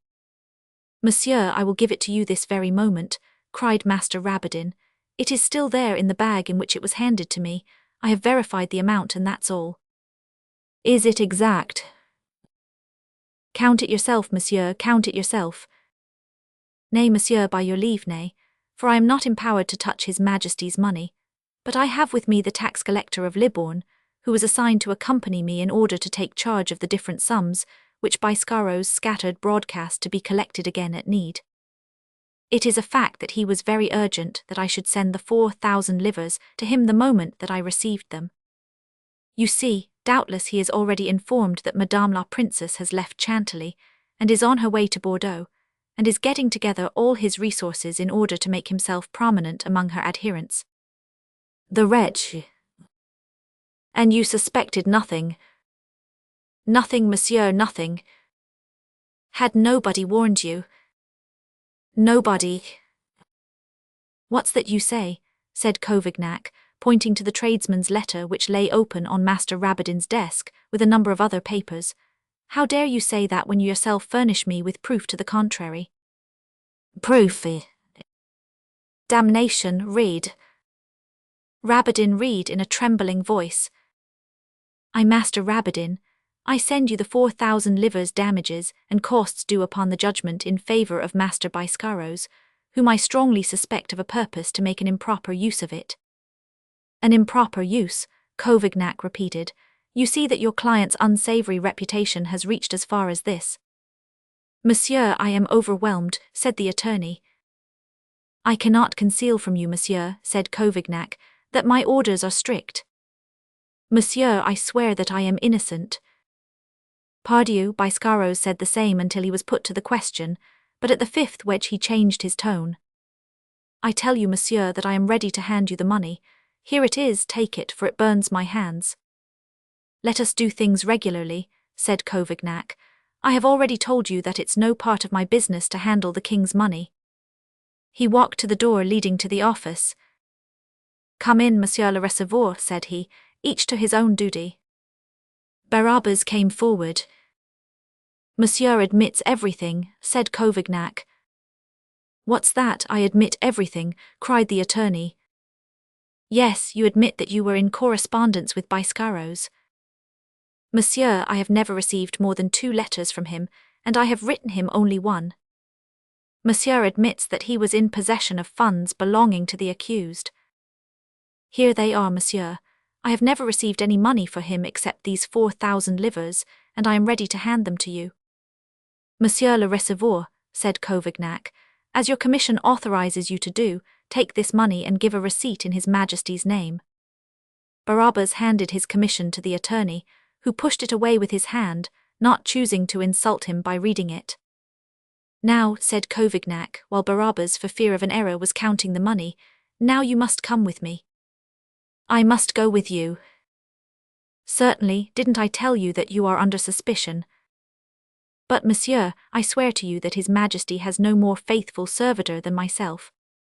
It's not enough to swear to it, you must furnish proofs. Very well, monsieur, I will furnish proofs. Let's see them. My whole past life. That's not enough, we require a guarantee for the future. Point out to me what I can do, and I will do it. There is one infallible way of proving your devotion. What is that? There is one of my friends, a captain in Orleans at this moment, raising a company for the king. Well, it would be well done of you to enlist in his company. I, monsieur, an attorney. The king is sorely in need of attorneys, monsieur, for his affairs are terribly involved. I would do it willingly, monsieur, but what about my office? You can leave it to be run by your clerks. Impossible, how could they arrange to procure my signature? Pardon, messieurs, if I venture to say a word, said Barabbas. Most assuredly, said the attorney. Say on, monsieur, say on. It seems to me that if monsieur, who would make but a sorry soldier— Yes, monsieur, you are right, sorry indeed, interposed the attorney. If monsieur would offer your friend or the king in his stead. What, monsieur, what can I offer the king? His 2 clerks. Why, certainly, cried the attorney, certainly, and with great pleasure. Let your friend take them both, I give them to him, they are 2 delightful fellows. One of them seemed a mere child. 15, monsieur, he's 15, and a first-class performer on the drum. Fricotin, step this way, he shouted. Couvignac made a gesture with his hand, indicating that he desired Monsieur Fricotin to be left where he was. What of the other? He asked. 18, monsieur. 5 feet 6 inches tall, aspiring to become a porter at Saint Sauveur, and, consequently, already familiar with the mode of handling a halberd. This way, Chalamot. But he squints horribly, unless I am much mistaken, said Couvignac, making a second gesture similar to the first. So much the better, monsieur, so much the better. You can make him do sentry duty, and as he squints out he can see both to right and left, while an ordinary man can only see straight ahead. That's an advantage, I agree, but you understand that the king is in sore straits financially. Pleading with cannonballs is much more costly than pleading with words. The king cannot burden himself with the equipment of these 2 youngsters. It's quite all he can do to undertake to train and pay them. Monsieur, said Rabadin, if that is all that is necessary to prove my devotion to the king, why, I will make the sacrifice. Couvignac and Barabbas looked at each other. What do you think, Monsieur le Receveur? Said Couvignac. I think that Monsieur seems to be acting in good faith, Barabbas replied. And that we must be considerate with him, eh? Give Monsieur a receipt for 500 livres. 500 livres. A receipt for that sum to pay for the equipment of 2 young soldiers, whom Master Rabadin in his zeal offers his majesty. May I expect to be left at peace in consideration of this sacrifice, monsieur? I think so. Shall I not be molested? I hope not. And suppose that I am prosecuted without regard to justice. You are at liberty to make use of my testimony, but will your 2 clerks consent? They will be overjoyed. You are sure of it? Yes, but it would be best not to tell them. Of the honor in store for them, eh? It would be more prudent. What are we to do, then? Oh, it's a simple matter enough. I will send them to your friend. What is his name? Captain Couvignac. I will send them to your friend Captain Couvignac, upon some pretext or other. It had better be somewhere outside of Orleans, to avoid a possible scandal. Yes, and so that the Orleanese may not be seized with the desire to scourge you with rods, as Camillus did the schoolmaster in ancient times. I will send them to him then, outside the city. On the high road from Orleans to Tours, for example.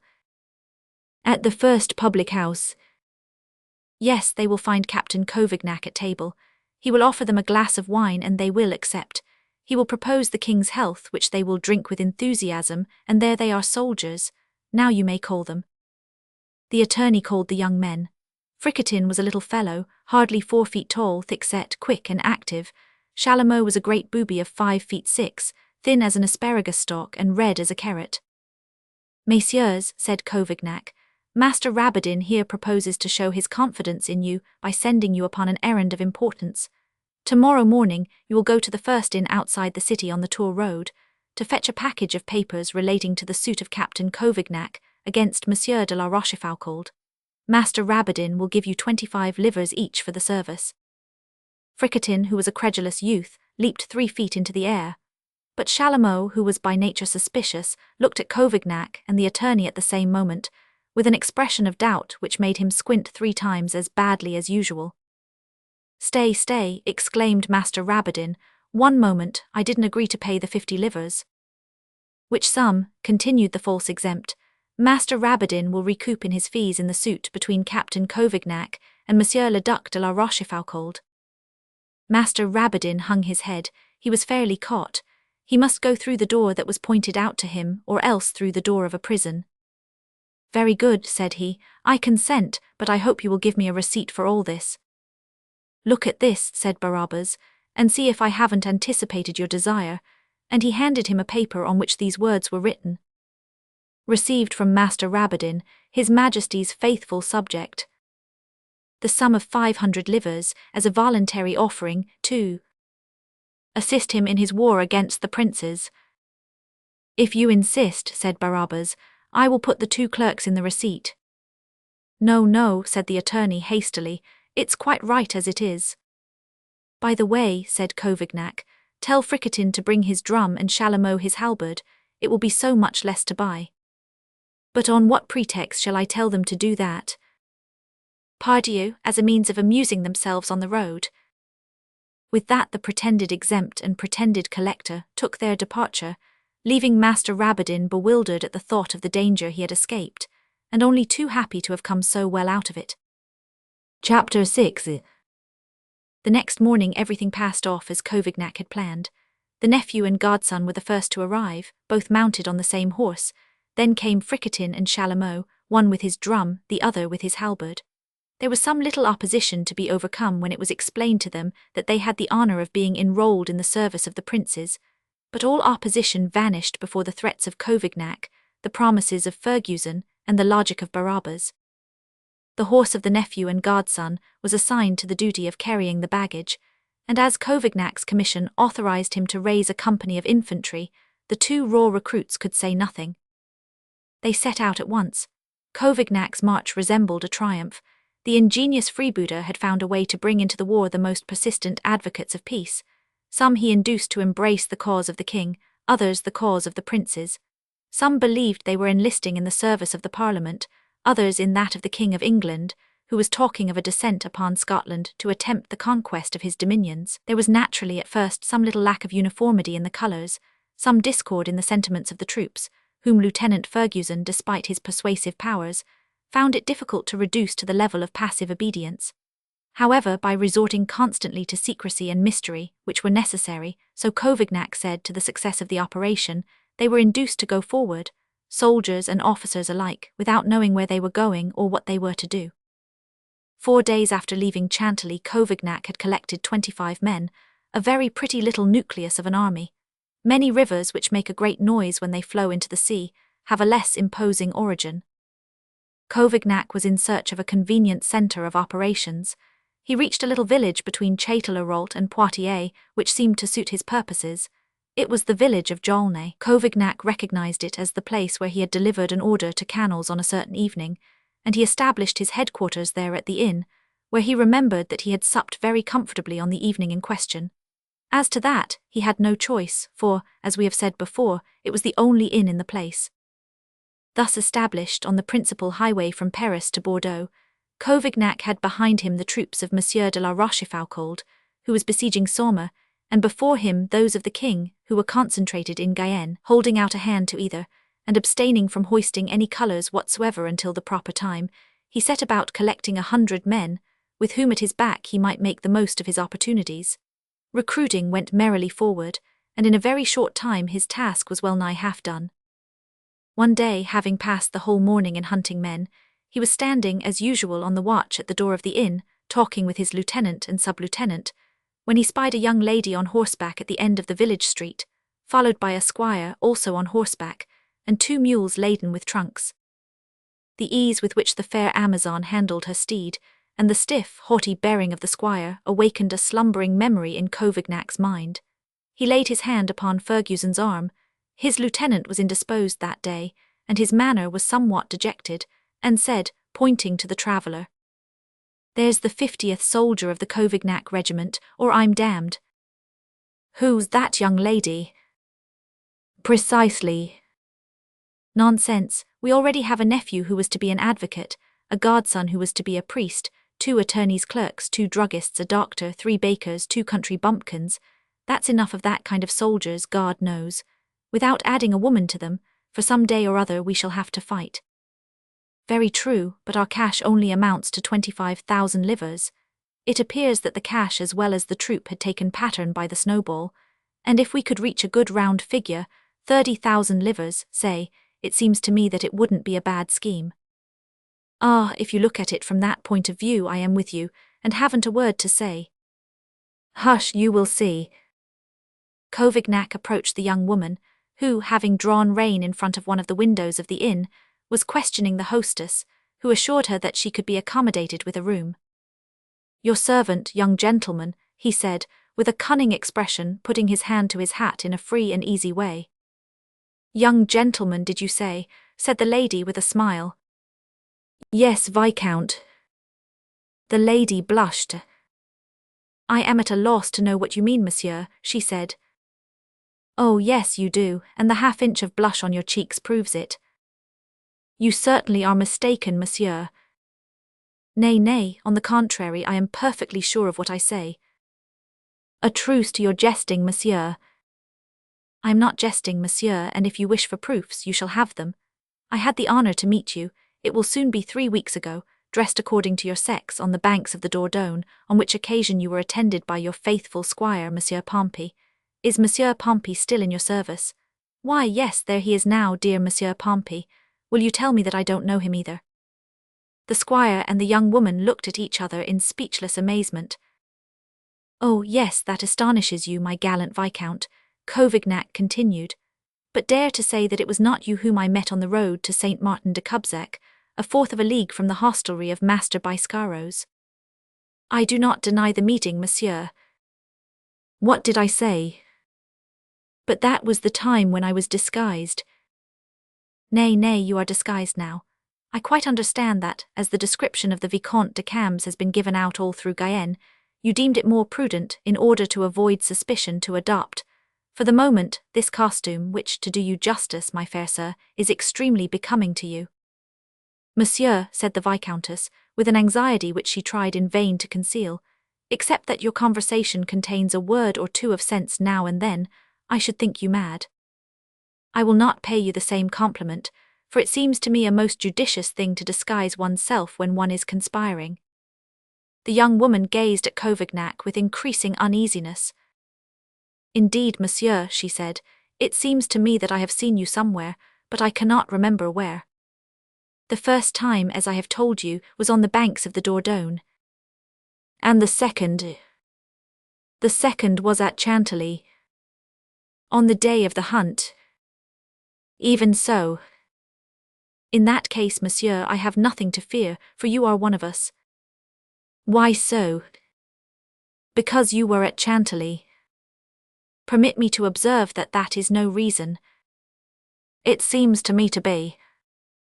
There were too many there to be sure that they were all friends. Beware, monsieur, or you will force me to form a strange opinion of you. Oh, form whatever opinion you choose, I am not sensitive. But when all is said, what do you desire?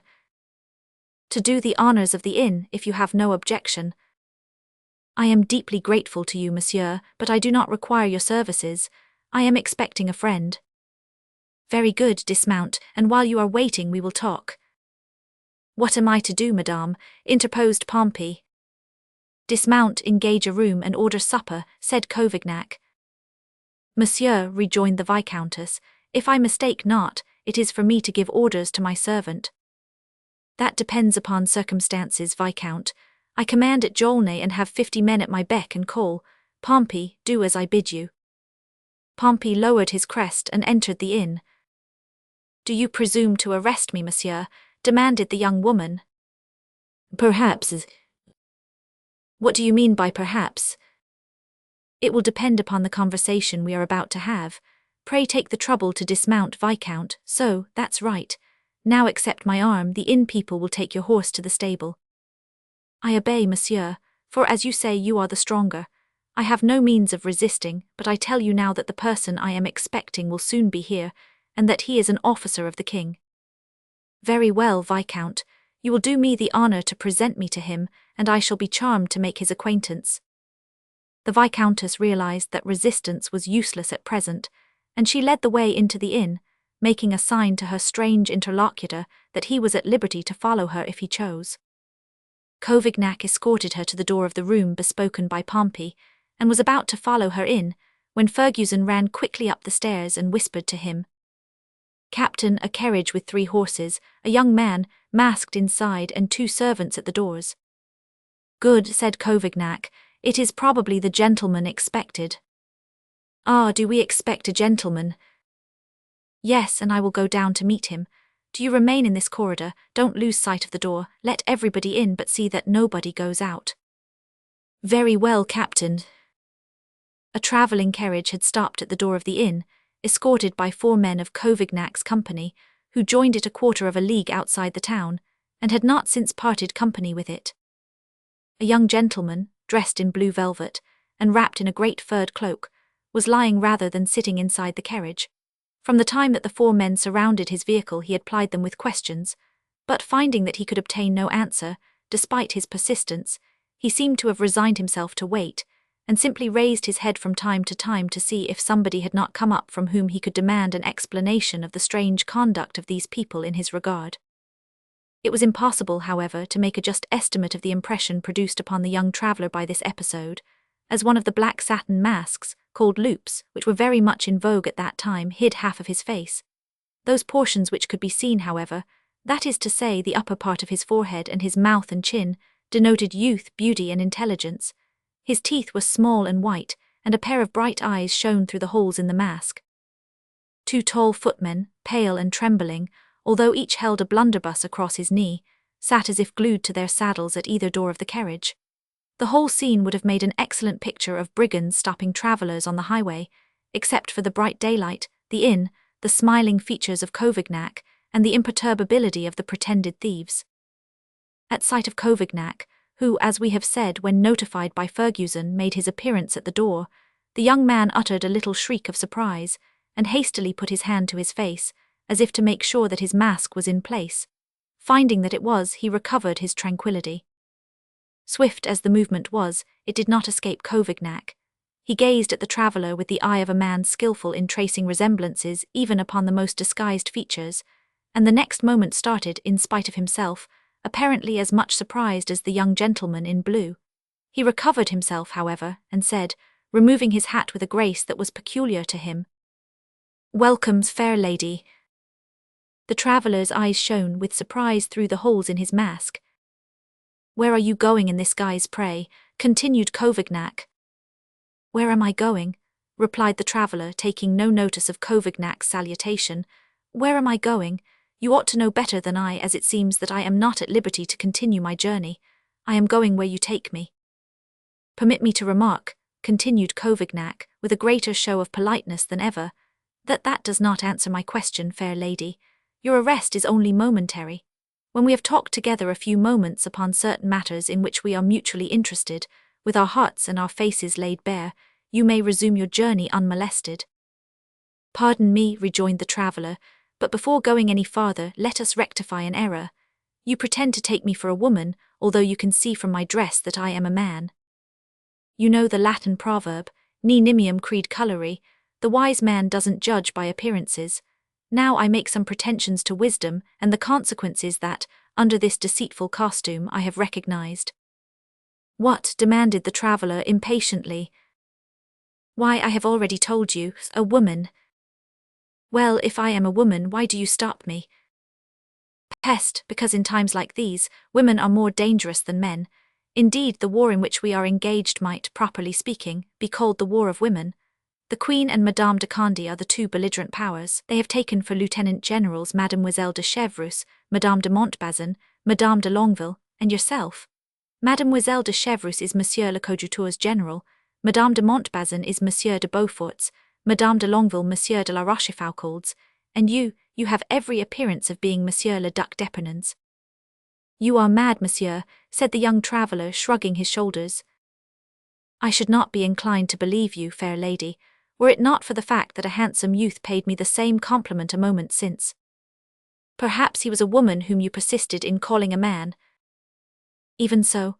I recognized my fine gentleman from having seen him on a certain evening early in May, prowling around Master Biscaro's inn, and I was not to be taken in by his petticoats and his wigs and his little soft voice, any more than I am taken in by your grey felt and your fancy boots.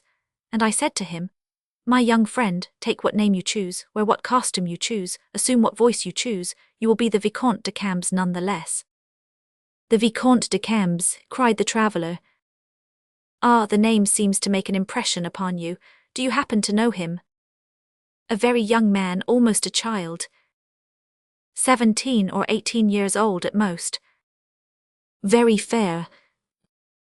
Very fair. Large blue eyes. Very large, very blue." "Is he here?" "He is here." "And you say that he is?" "Disguised as a woman, the rascal, as you are as a man, Slyboots." "Why is he here, pray?" cried the young man vehemently and with evident distress, which increased perceptibly as Covignac assumed a more serious tone, and became more sparing of his words. "Why," he replied, enunciating every syllable with great distinctness, He claims to have an appointment with one of his friends. One of his friends? Yes. A gentleman. Probably.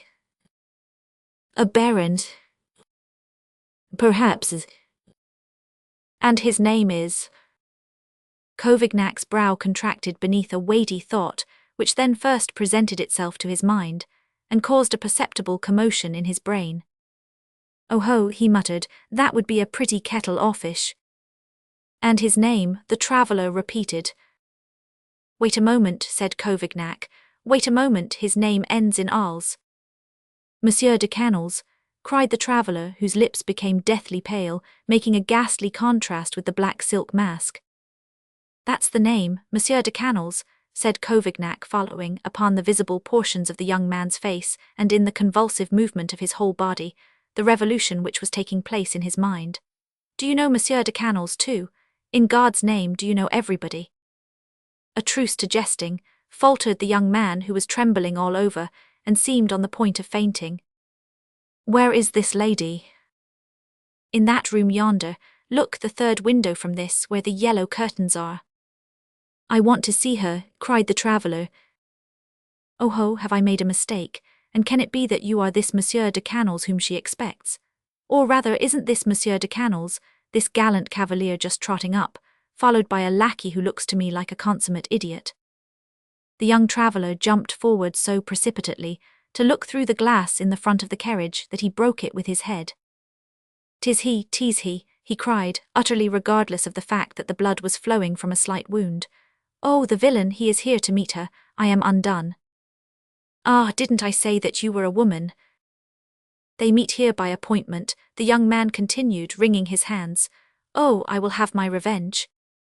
Covignac would have indulged in some further pleasantry, but the young man made an imperious gesture with one hand, while with the other he tore off his mask, and the pale, threatening face of Nanoen was revealed to Covignac's impassive gaze. Chapter 7. "Good day to you, little sister," said Covignac, offering the young woman his hand with imperturbable phlegm. "Good day, so you recognized me, did you?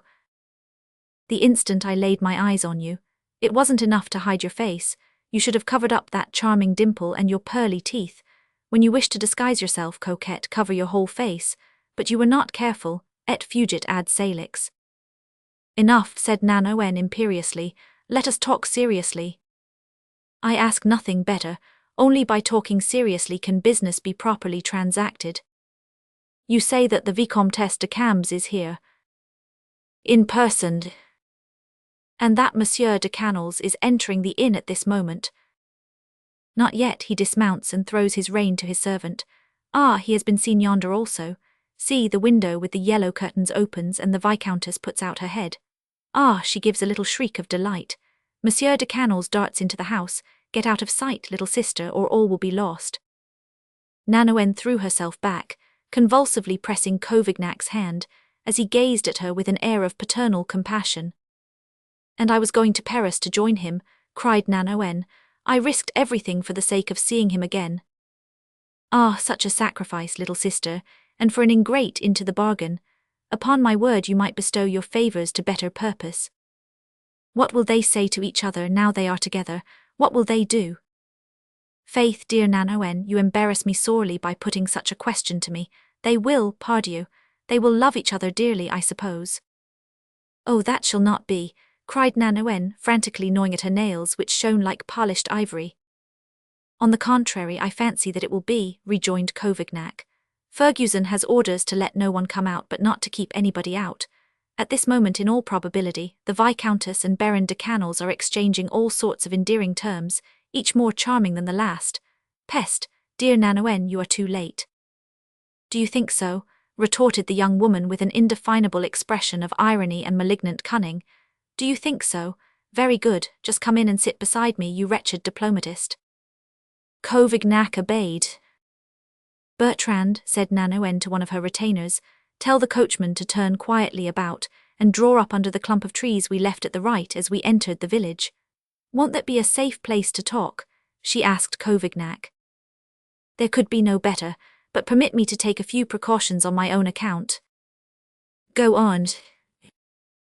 Couvignac made signs to 4 of his men, who were strutting about the inn, buzzing and puffing like hornets in the sun, to follow him. You do well to take those men, said Nanoen, and if you follow my advice you will take 6 rather than 4, there may be work cut out for them. Good, said Couvignac, work of that kind is what I want. Then you will be content, said Nanoen. The coachman turned the carriage and drove away with Nanoen, red with the flame of her thoughts, and Couvignac, apparently calm and cold, but ready, nevertheless, to lend an attentive ear to his sister's suggestions. Meanwhile, Canals, attracted by the joyous cry uttered by Madame de Camps when she caught sight of him, had darted into the inn, and to the Viscountess's room without noticing Fergusson, whom he passed in the corridor, but who made no objection to his entering, as he had received no instructions concerning him. Ah, monsieur, cried Madame de Camps, come in quickly, I have been so impatient for you to come. Those words would make me the happiest man in the world, madame, if your pallor and your evident distress did not tell me as plainly as words could do that you were not expecting me for myself alone. Yes, monsieur, you are right, said Claire with her charming smile, and I desire to lay myself under still greater obligation to you. How so? By begging you to save me from some peril, I know not what which threatens me. Peril? Yes, wait. She went to the door and threw the bolt. I have been recognized, she said, returning to Canals. By whom? By a man whose name I do not know, but whose face and voice are familiar to me. It seems as if I heard his voice the evening that you, in this very room, received the order to repair at once to Manse. It seems also as if I had seen his face at the hunting party at Chantilly, the day that I took Madame de Condy's place. Whom do you take the man to be? An agent of Monsieur le Duc d'Epernon, and therefore an enemy. The devil, exclaimed Canals, you say that he recognized you. Yes, he called me by name, although he insisted that I was a man. There are officers of the king's party all over the country hereabout. I am known to belong to the party of the princes, and it may be that they propose to make trouble for me. But you are here, and I no longer have any fear. You are an officer yourself, and belong to the same party that they do, so you will be my safeguard. Alas, said Canals, I greatly fear that I can offer you no other defence or protection than that of my sword. How is that? Because from this moment I cease to belong to the king's party. Do you mean what you say? Cried Claire, delighted beyond measure. I promised myself that I would forward my resignation from the place where I next met you. I have met you, and my resignation will be forwarded from Jaulnay. Oh, free, free, you are free. You can embrace the cause of justice and loyalty. You can join the party of the princes, that is to say, of all the nobility. Oh, I knew that you were too noble-hearted not to come to it at last. Canals kissed with transport the hand Claire offered him. How did it come about? She continued. Tell me every detail. Oh, it's not a long story.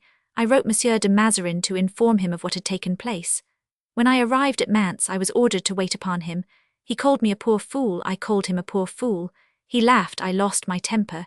He raised his voice, I bade him go to the devil. I returned to my hotel. I was waiting until he thought fit to consign me to the Bastille. He was waiting until Prudence should bid me begone from Manse. After 24 hours Prudence bade me take that course, and even that I owe to you, for I thought of what you promised me, and that you might be waiting for me. So it was that I threw away all responsibility, all thought of party, and with my hands free and almost without preference, I remembered one thing only, that I loved you, madame, and that at last I might tell you so, aloud and boldly. So you have thrown away your rank for me, you are disgraced, ruined all for my sake. Dear Monsieur de Canals, how can I ever pay my debt? How can I prove my gratitude to you? With a smile and a tear which gave him back 100 times more than he had lost, Madame de Camps brought Canals to her feet. Ah, madame, said he, from this moment I am rich and happy, for I am to be always with you, I am never to leave you more, I shall be happy in the privilege of seeing you, and rich in your love. There is no further obstacle then. No.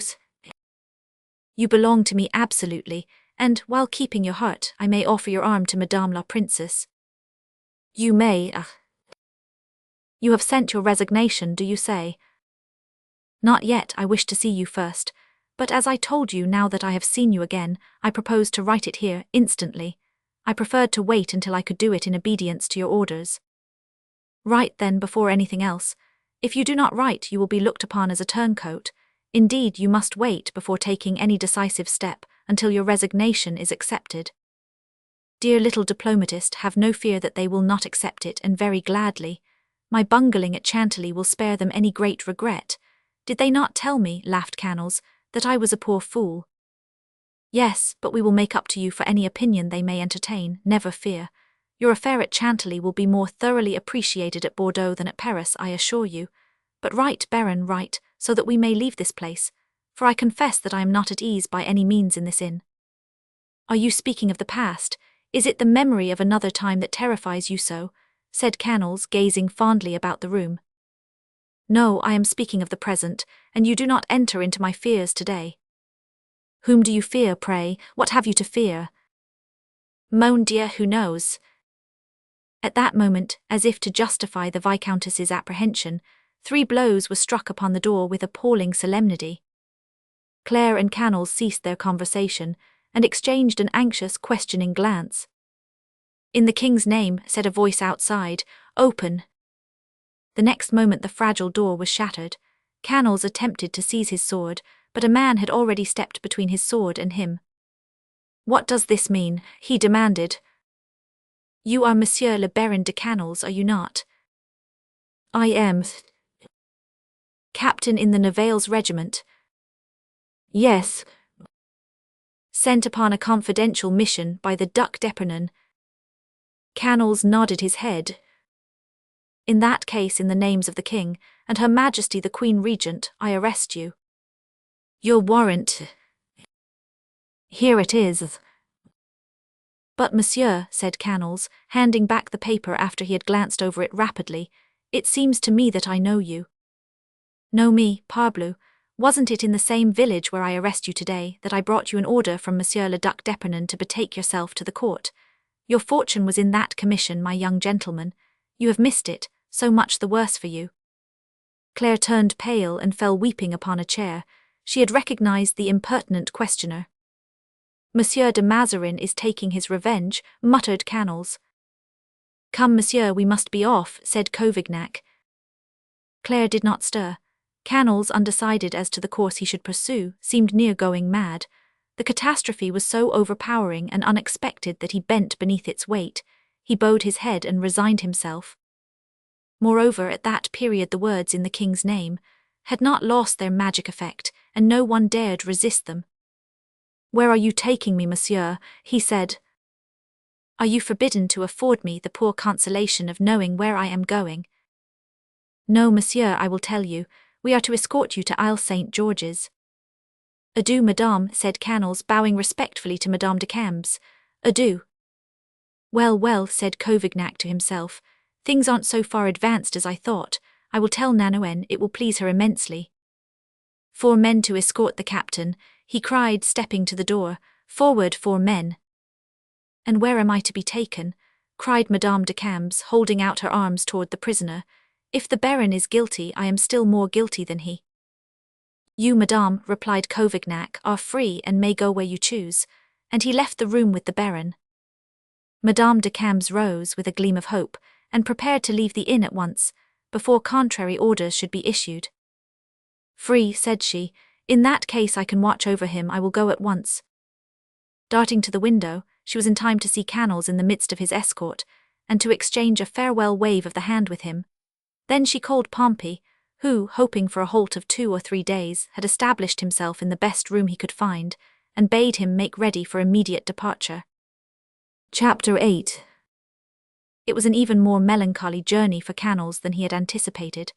The most carefully guarded prisoner has a false feeling of freedom in the saddle, but the saddle was soon succeeded by a carriage, a leathern affair, the shape of which and its capacity for jolting are still retained in Turin. Furthermore, Canals' knees were interlocked with those of a man with the beak of an eagle, whose hand rested lovingly on the butt of a pistol. Sometimes at night, for he slept during the day, he hoped to be able to elude the vigilance of this new Argus. But beside the eagle's beak were 2 great owl's eyes, round, flaming, and most excellently adapted for nocturnal observations, so that, turn which way he would, Canals would always see those two round eyes gleaming in that direction. While he slept, one of the two eyes also slept, but only one. Nature had endowed this man with the faculty of sleeping with one eye open. 2 days and 2 nights Canals passed in gloomy reflections, for the fortress of Isle St. George's, an inoffensive fortress enough, by the way, assumed terrifying proportions in the prisoner's eyes, as fear and remorse sank more deeply into his heart. Remorse, because he realized that his mission to Madame la Princess was a confidential mission, which he had made the most of to further his own interests, and that he had committed a terrible indiscretion on that occasion. At Chantilly, Madame de Condé was simply a fugitive. At Bordeaux, Madame de Condé was a rebel princess. Fear, because he knew by tradition the appalling vengeance of which Anne of Austria in her wrath was capable. There was another source of perhaps even keener remorse than that we have mentioned. There was somewhere in the world a young woman, a beautiful, clever young woman who had used her great influence solely to put him forward. A woman who, through her love for him, had again and again imperiled her position, her future, her fortune. And that woman, not only the most charming of mistresses, but the most devoted of friends, he had brutally abandoned without excuse, at a time when her thoughts were busy with him. And instead of revenging herself upon him, she had persistently bestowed additional tokens of her favor upon him, and her voice, instead of sounding reproachfully in his ears, had never lost the caressing sweetness of an almost regal favor. It is true that that favor had come to him at an inauspicious moment, at a moment when Canals would certainly have preferred disgrace. But was that Nanoen's fault? Nanoen had looked upon that mission to his majesty as a method of augmenting the fortune and worldly position of the man with whom her mind was constantly filled. All those who have loved 2 women at once, and I ask pardon of my lady readers, but this phenomenon, which they find it so hard to understand, because they never have but one love, is very common among us men. All those who have loved 2 women at once, I say, will understand that as Canals reflected more and more deeply, Nanoen recovered more and more of the influence over mind which he thought she had lost forever. The harsh asperities of character which wound one in the constant contact of daily intercourse and cause momentary irritation are forgotten in absence, while on the other hand, certain sweeter memories resume their former intensity with solitude. Fair and lost to him, kind and ill-treated, in such guise did Nanoen now appear to Canals.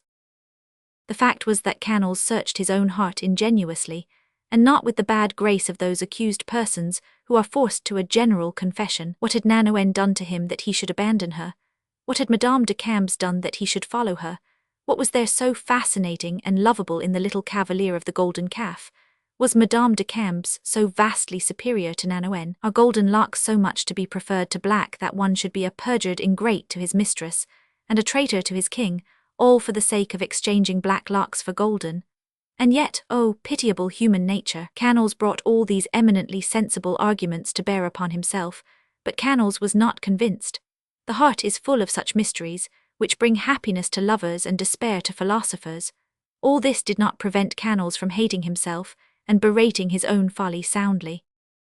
I am going to be punished, he said, thinking that the punishment effaces the crime.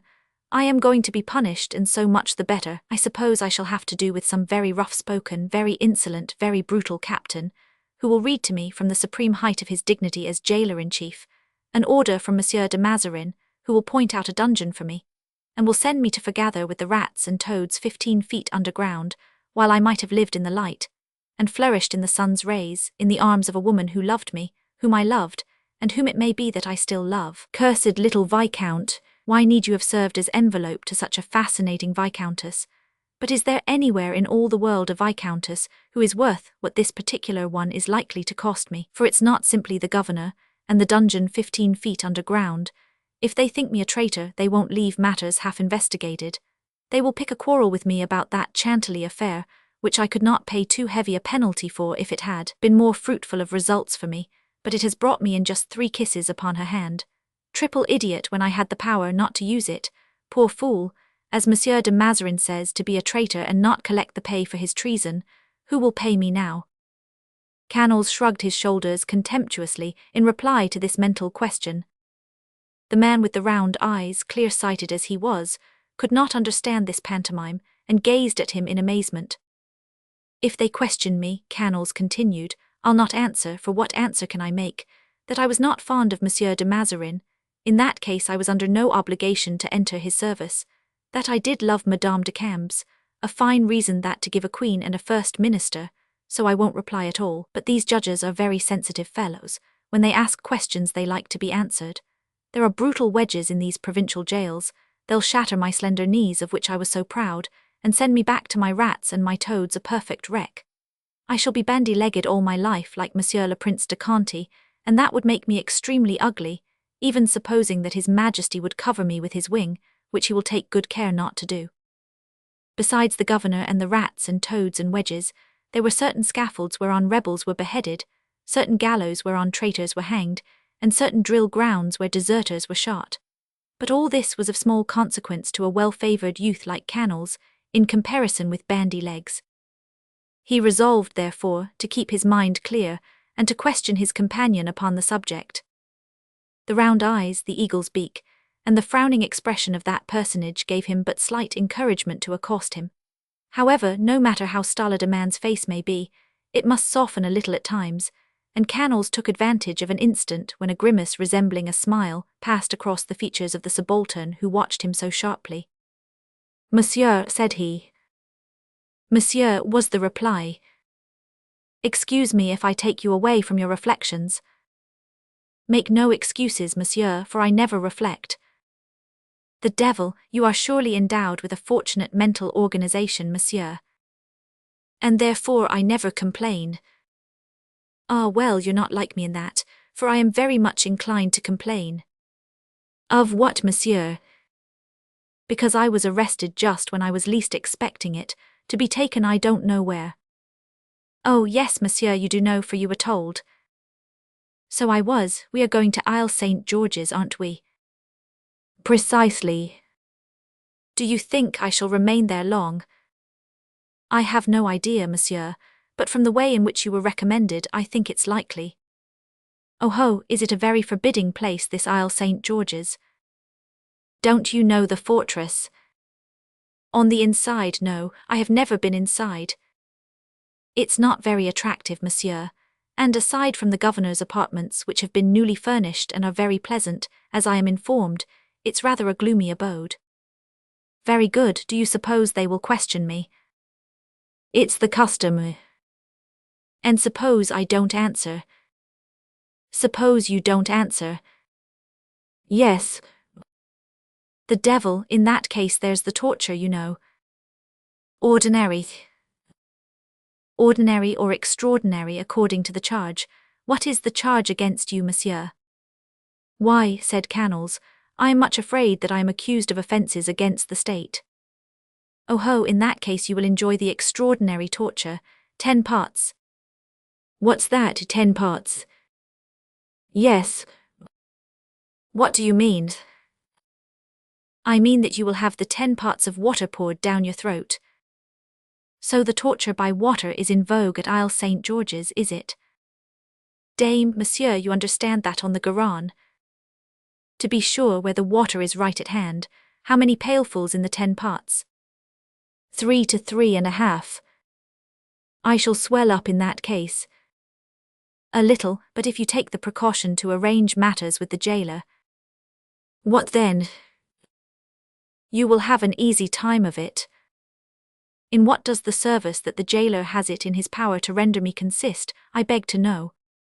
"He can give you oil to drink." "Is oil a specific?" "Of sovereign efficacy." "Do you think so?" "I speak from experience. I have drunk boo." "You have drunk." "Pardon me, I meant to say I have seen vous. The habit of talking with Gascons makes me pronounce v like b sometimes, and vice versa." "You were saying," said Canals, unable to repress a smile, notwithstanding the gravity of the conversation, "you were saying that you had seen." "Yes, monsieur, I have seen a man drink the 10 parts of water with great facility, thanks to the oil which he had taken to put the canals in proper condition. To be sure, he swelled up, as they all do, but with a good fire they disinflated him without much damage. That is the essential thing in the second part of the operation. Be sure and remember these words, to heat without burning." "I understand," said Canals. "Mayhap monsieur was the executioner." "No, monsieur," replied his interlocutor, with courtesy seasoned with modesty. His assistant, perhaps. No, monsieur, an onlooker simply. Ah, and monsieur's name is Barabbas. a fine name, an old name too, made famous in the scriptures. In the Passion, monsieur. That's what I meant, but from habit I used the other expression. Monsieur prefers to say the scriptures. Is monsieur a Huguenot? Yes, but a very ignorant Huguenot. Would you believe that I know hardly 3,000 verses of the Psalms? Indeed, it is very little. I succeeded better in remembering the music. There has been much hanging and burning in my family. I hope that no such fate is in store for monsieur. No, there is a much more tolerant spirit today. They will submerge me probably, nothing more. Barabbas began to laugh. Cannel's heart leaped for joy. He had won over his keeper. If this jailer ad interim should become his permanent jailer, he stood a fair chance to obtain the oil. He determined, therefore, to take up the conversation where he had left it. Monsieur Barabbas, said he, are we destined to be soon separated, or shall you do me the honour to continue to bear me company? Monsieur, when we arrive at Isle St. George's, I shall be obliged, I deeply regret to say, to leave you. I must return to our company. Indeed, do you belong to a company of archers? No, monsieur, to a company of soldiers. Levied by the minister? No, monsieur, by Captain Covignac, the same man who had the honour of arresting you. Are you in the king's service? I think so, monsieur. What the devil do you mean by that? Are you not sure? One is sure of nothing in this world. Well, if you are in doubt, there is one thing that you should do, in order to set your doubts at rest. What is that? Let me go. Impossible, monsieur. But I will pay you handsomely for your kindness. With what? Pardieu, with money. Monsieur has none. I have no money. No. Cannel's hastily felt in his pockets. Upon my word, my purse has disappeared, he said. Who has taken my purse? I, monsieur, replied Barabbas with a low bow. Why did you do it? So that monsieur could not corrupt me. Cannel stared at the honest keeper in open-mouthed admiration, and as the argument seemed to admit of no reply, he made none. The result was that the travellers relapsed into silence, and the journey, as it drew near its close, resumed the depressing characteristics which marked its beginning. Chapter 9. Day was breaking when the clumsy vehicle reached the village nearest to its island destination. Cannels, feeling that it had ceased to move, passed his head through the little loophole intended to furnish air to those who were free, and conveniently arranged to shut it off from prisoners. A pretty little village, consisting of some 100 houses grouped about a church on a hillside, and overlooked by a chateau, was sharply outlined in the clear morning air, gilded by the first rays of the sun, which put to flight the thin, gauzy patches of vapour. Just then the wagon started on up the incline, and the coachman left the box and walked beside the vehicle. My friend, said Cannels, are you of this province? Yes, monsieur, I am from Libourne. In that case you should know this village. What is yonder white house and those pretty cottages? The chateau, monsieur, was the reply, is the manor house of Cambs, and the village is one of its dependencies. Cannels started back, and his face instantly changed from the deepest red to deathly white. Monsieur, interposed Barabbas, whose round eye nothing escaped, did you hurt yourself against the window? No, thanks, said Cannels, and continued his examination of the peasant. To whom does the property belong? He asked. The Vicomtesse de Cambs. A young widow. Very beautiful and very rich. And consequently much sought after. Of course, a handsome dowry and a handsome woman, with that combination one doesn't lack suitors. Of good reputation. Yes, but a furious partisan of the prince's. I think I have heard so. A demon, monsieur, a downright demon. An angel, murmured Cannels, whose thoughts, whenever they recurred to Claire, recurred to her with transports of adoration. An angel. Does she live here some of the time? He inquired, raising his voice. Rarely, monsieur, but she did live here for a long while. Her husband left her here, and as long as she remained, her presence was a blessing to the whole countryside. Now she is said to be with the princess. The carriage, having reached the top of the hill, was ready to go down again on the other side. The driver made a motion with his hand to ask permission to resume his place upon the box, and Canals, who feared that he might arouse suspicion by continuing his questions, drew his head back into the lumbering vehicle, which started downhill at a slow trot, its most rapid gait. After a quarter of an hour, during which time Canals, still under the eye of Barabbas, was absorbed in gloomy reflection, the wagon halted again. "Do we stop here for breakfast?" Canals asked. "We stop here altogether, monsieur. We have reached our destination. Yonder is Isle St. George's. We have only the river to cross now." "True," muttered Canals, "so near and yet so far." "Monsieur, someone is coming to meet us," said Barabbas. "Be good enough to prepare to alight."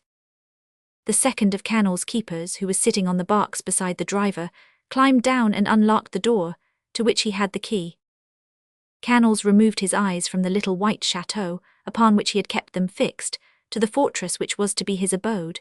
He saw in the first place, on the other side of a swiftly flowing arm of the river, a ferry boat, and beside it a guard of 8 men and a sergeant. Behind them were the outworks of the citadel. "Ah," said Canals to himself, "I am expected, it seems, and due precautions are taken. Are those my new guards?" he asked Barabbas aloud. "I would be glad to answer monsieur's question intelligently, but really I have no idea." At that moment, after exchanging signals with the sentinel on duty at the entrance to the fortress, the 8 soldiers and the sergeant entered the ferry boat, crossed the Garonne, and stepped ashore just as Canals stepped to the ground. Immediately the sergeant, seeing an officer, approached him and gave the military salute. "Have I the honour of addressing Monsieur le Baron de Canals, captain in the Nivelles regiment?" he asked. "Himself," replied Canals, marvelling at the man's politeness. The sergeant turned to his men, ordered them to present arms, and pointed with the end of his pike to the boat. Canals took his place between his 2 guards, the 8 men and the sergeant embarked after him, and the boat moved away from the shore, while Canals cast a last glance at Cambs, which was just passing out of sight behind some rising ground. The island was almost covered with scarps, counterscarps, glacis, and bastions. A small fort in reasonably good condition overlooked all these outworks.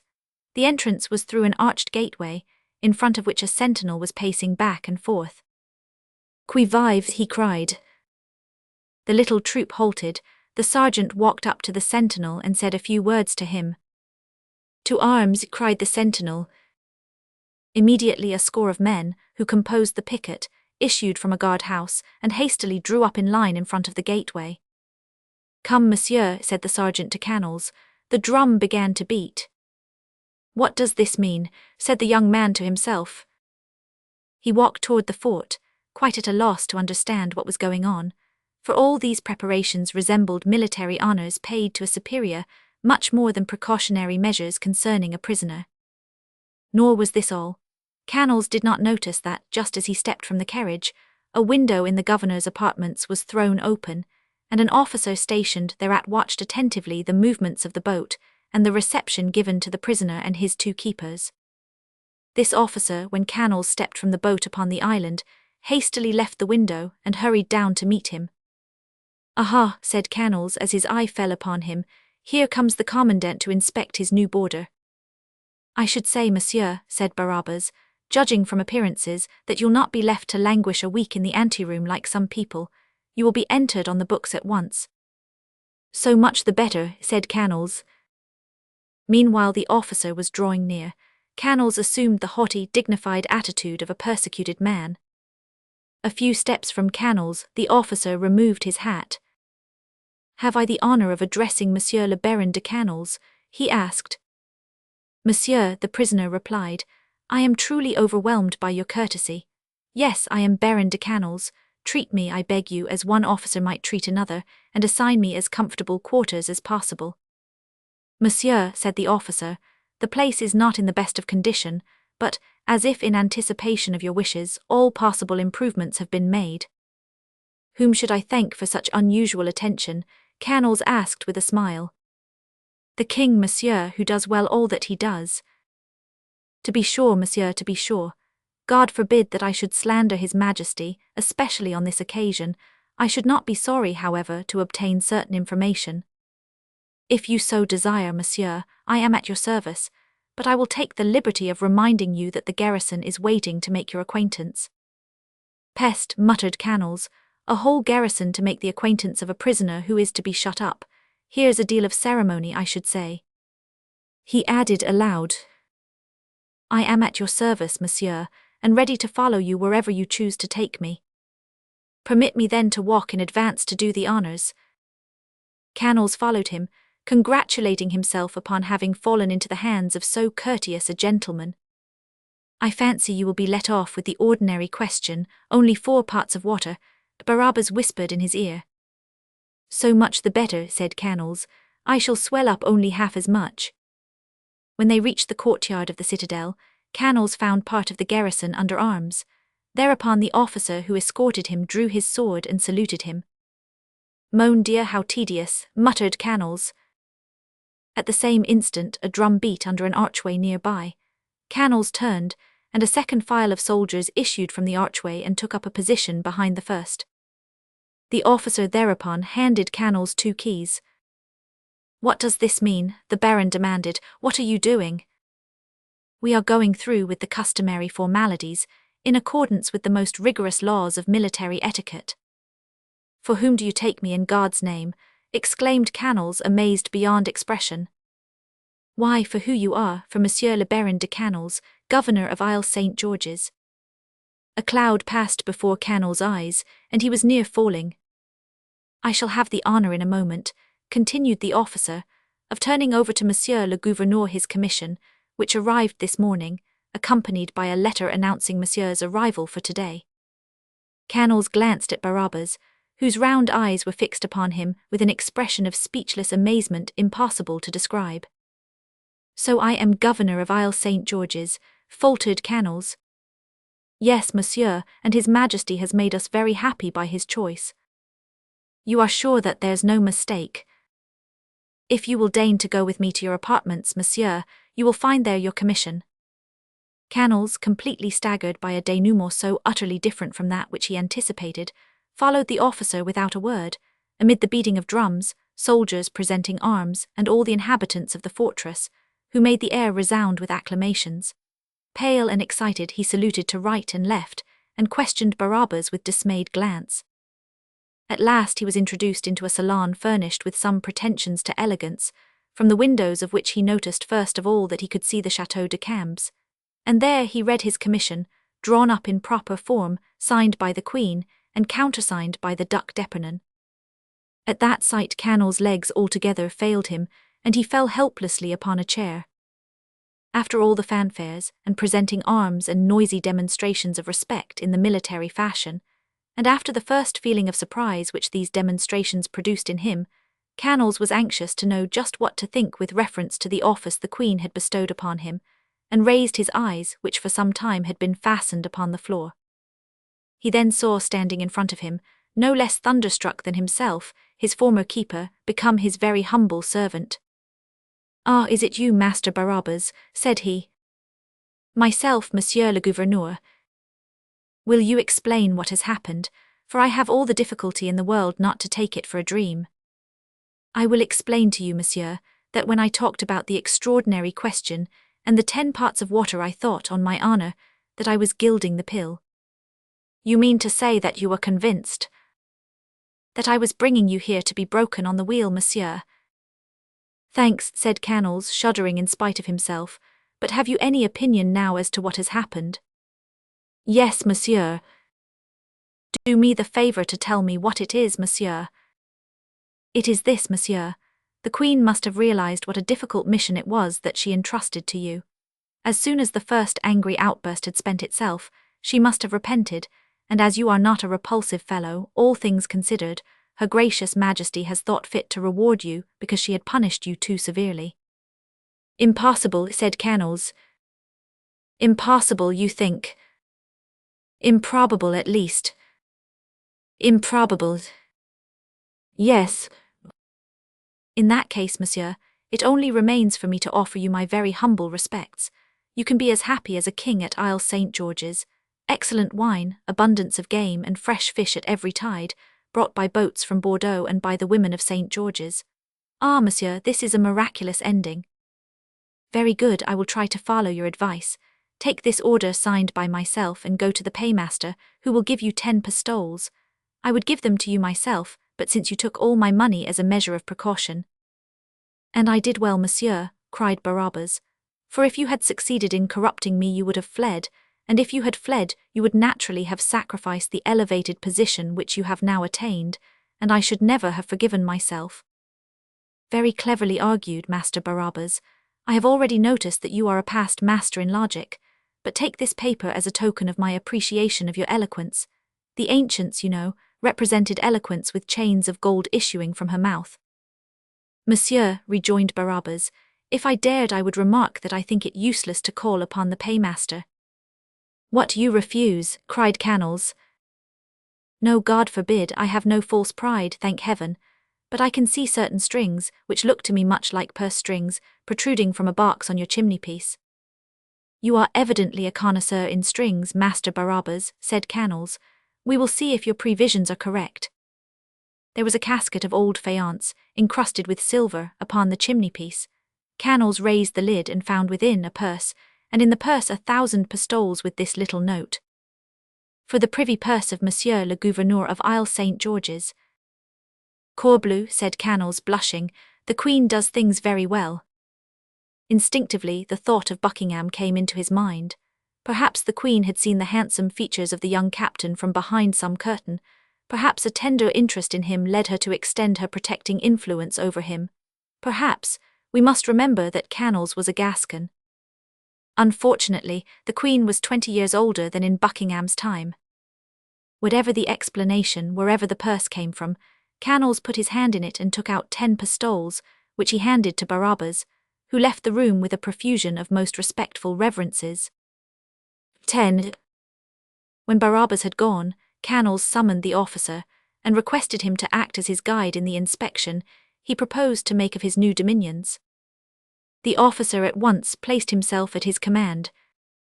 At the door he found a sort of staff composed of the other principal functionaries of the citadel.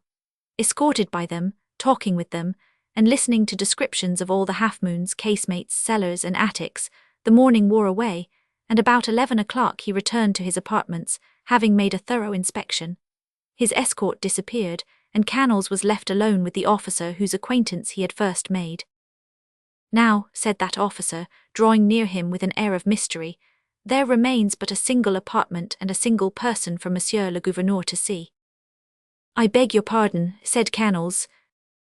That person's apartment is yonder, said the officer, pointing to a door which Canals had not yet opened. Ah, it is yonder, is it? Yes. And the person too? Yes. Very well, pardon me I beg, but I am greatly fatigued, having travelled night and day, and my head's not very clear this morning, so pray explain your meaning a little more fully. Well, Monsieur le Gouverneur, rejoined the officer with a most knowing smile, the apartment of the person, said Canals, who awaits you is yonder. You understand now, don't you?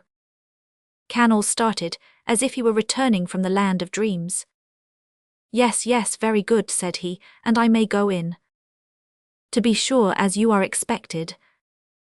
Here goes, then, said Canals, and with his heart beating fit to burst its walls, hardly able to see, his fears and his desires inextricably confused in his mind, he opened the door and saw behind the hangings, with laughing face and sparkling eyes, Nanoën de l'Artigues, who cried out with joy, as she threw her arms around the young man's neck. Canals stood like a statue, with his arms hanging at his sides and lifeless eye. You, he faltered. I, said she, redoubling her smiles and kisses. The remembrance of the wrong he had done her passed through Canals' mind, and as he divined instantly that he owed to this faithful friend his latest good fortune, he was utterly crushed by the combined weight of remorse and gratitude. Ah, said he, you were at hand to save me while I was throwing myself away like a madman. You were watching over me, you are my guardian angel. Don't call me your angel, for I am a very devil, said Nanoën, but I appear only at opportune times, you will admit. You are right, dear friend. In good sooth, I believe that you have saved me from the scaffold. I think so too. Ah, Baron, how could you, shrewd and far-sighted as you are, ever allow yourself to be taken in by those conceited jades of princesses? Canals blushed to the whites of his eyes, but Nanoen had adopted the plan of not noticing his embarrassment. In truth, said he, I don't know, I can't understand myself. Oh, they are very cunning. Ah, messieurs, you choose to make war on women. What's this I have heard? They showed you in place of the younger princess a maid of honor, a chambermaid, a log of wood. What was it? Canals felt the fever rising from his trembling fingers to his confused brain. I thought it was the princess, he said. I didn't know her. Who was it, pray? A maid of honor, I think. Ah, my poor boy, it's that traitor Mazarin's fault. What the devil? When a man is sent upon a delicate mission like that, they should give him a portrait. If you had had or seen a portrait of Madame la Princess, you would certainly have recognized her. But let us say no more about it. Do you know that that awful Mazarin, on the pretext that you had betrayed the king, wanted to throw you to the toads? I suspected as much. But I said, let's throw him to the Nanoens. Did I do well, tell me? Preoccupied as he was with the memory of the Viscountess, and although he wore the Viscountess's portrait upon his heart, Canals could not resist the bewitching tenderness, the charming wit that sparkled in the loveliest eyes in the world. He stooped and pressed his lips upon the pretty hand which was offered him. And you came here to await me? I went to Paris to find you and bring you here. I carried your commission with me. The separation seemed very long and tedious to me, for Monsieur d'Epernon alone fell with his full weight upon my monotonous life. I learned of your discomfiture. By the way, I had forgotten to tell you, you are my brother, you know. I thought so from reading your letter. Yes, somebody betrayed us. The letter I wrote you fell into bad hands. The Duke arrived in a rage. I told him your name and that you were my brother, poor Canals, and we are now united by the most legitimate bond. You are almost my husband, my poor boy. Canals yielded to her incredible powers of fascination. Having kissed her white hands, he kissed her black eyes. The ghost of Madame de Cambes should have taken flight, veiling her eyes in sorrow. After that, continued Nanoen, I laid my plans and provided for everything. I made of Monsieur d'Epernon your patron, or rather your friend. I turned aside the wrath of Mazarin. Lastly, I selected St. George's as a place of retirement, because, dear boy, you know, they are forever wanting to stone me. Dear Canals, you are the only soul in the whole world who loves me ever so little. Come, tell me that you love me. And the captivating siren, throwing her arms about the young man's neck, gazed ardently into his eyes, as if she would read to the very depths of his heart. Canals felt in his heart, which Nanoen was seeking to read, that he could not remain insensible to such boundless devotion. A secret presentiment told him that there was something more than love in Nanoen's feeling for him, that there was generosity too, and that she not only loved him, but forgave him. He made a motion of his head which answered her question, for he would not have dared to say with his lips that he loved her, although at the bottom of his heart all his memories pleaded in her favor. And so I made choice of Isle St. George's, she continued, as a safe place for my money, my jewelry, and my person. What other than the man I love, I said to myself, can defend my life? What other than my master can guard my treasures? Everything is in your hands, my own love, my life and my wealth. Will you keep a jealous watch over it all? Will you be a faithful friend and faithful guardian? At that moment a bugle rang out in the courtyard, and awoke a sympathetic vibration in Canals' heart. He had before him love, more eloquent than it had ever been. 100 yards away was war, which inflames and intoxicates the imagination. Yes, Nanoen, yes, he cried. Your person and your treasure are safe in my hands, and I would die, I swear it, to save you from the slightest danger. Thanks, my noble knight, said she. I am as sure of your courage as of your nobleness of heart. Alas, she added with a smile, I would I were as sure of your love. Oh, murmured Canals, you may be sure. Very well, said Nanoen. Love is proved by deeds, not by oaths. By what you do, monsieur, we will judge of your love. Throwing the loveliest arms in the world around Canals' neck, she laid her head against his throbbing breast. Now he must forget, she said to herself, and he will forget. Chapter 11. On the day that Canals was arrested at Jaulnay, under the eyes of Madame de Cambes, she set out with Pompey to join Madame la Princess, who was in the neighborhood of Coutras.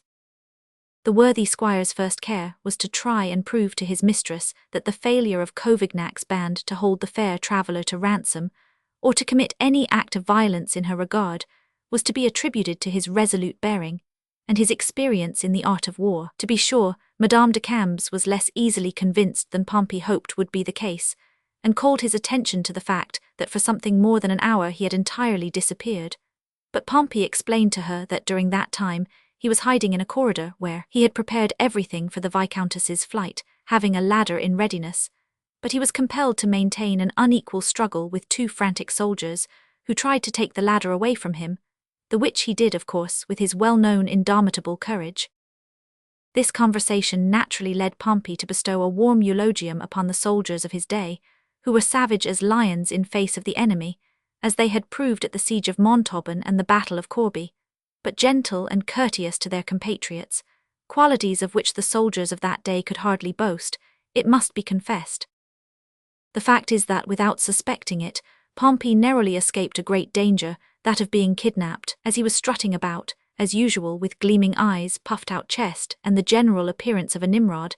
He fell under Covignac's eye, but, thanks to subsequent events, thanks to the 200 pistoles he had received from Nanoën to molest no one save Baron de Canals, and thanks to the philosophical reflection that jealousy is the most magnificent of passions, and must be treated with respect when one finds it in his path, the dear brother passed Pompey disdainfully by, and allowed Madame de Cambes to continue her journey to Bordeaux.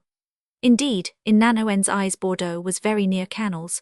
She would have been glad to have the Viscountess in Peru or Greenland or the Indies. On the other hand, when Nanoën reflected that henceforth she would have her dear Canals all to herself within 4 strong walls, and that excellent fortifications, inaccessible to the king's soldiers, made a prisoner of Madame de Cambes to all intent, her heart swelled with the unspeakable joy which none but children and lovers know on this earth. We have seen how her dream was realized, and Nanoën and Canals were united at Isle St. George's. Madame de Cambes pursued her journey sadly and fearfully. Notwithstanding his boasting, Pompey was very far from reassuring her, and she was terrified beyond measure to see a considerable party of mounted men approaching along a cross-road toward evening of the day that she left Jaulnay. They were the same gentlemen returning from the famous burial of the Duc de la Rochefoucauld, which afforded Monsieur le Prince de Marsillac an opportunity, under the pretext of rendering due honour to his father's memory, to get together all the nobility of France and Picardy, who hated Mazarin even more than they loved the princess. But Madame de Cambes and Pompey were struck by the fact that some of these horsemen carried an arm in a sling, others had a leg hanging limp and swathed in bandages, several had bloody bandages around their heads. It was necessary to look very closely at these cruelly maltreated gentlemen to recognize in them the active, spruce cavaliers who hunted the stag in the park at Chantilly. But fear has keen eyes, and Pompey and Madame de Cambes recognized some familiar faces under the bloody bandages. "Peste, madame," said Pompey, "the funeral procession must have travelled over very rough roads. I should say that most of these gentlemen had had a fall. See how they've been curried." "That's just what I was looking at," said Claire. "It reminds me of the return from Corbie," said Pompey proudly, "but on that occasion I was not among the gallant fellows who returned, but among those who were brought back." "But aren't these gentlemen commanded by anyone?" Claire asked, in some anxiety as to the success of an enterprise which seemed to have had such inauspicious results. "Have they no leader? Has their leader been slain that we do not see him? Pray look." "Madame," replied Pompey, rising majestically in his stirrups, "nothing is easier than to distinguish a leader among the people he commands.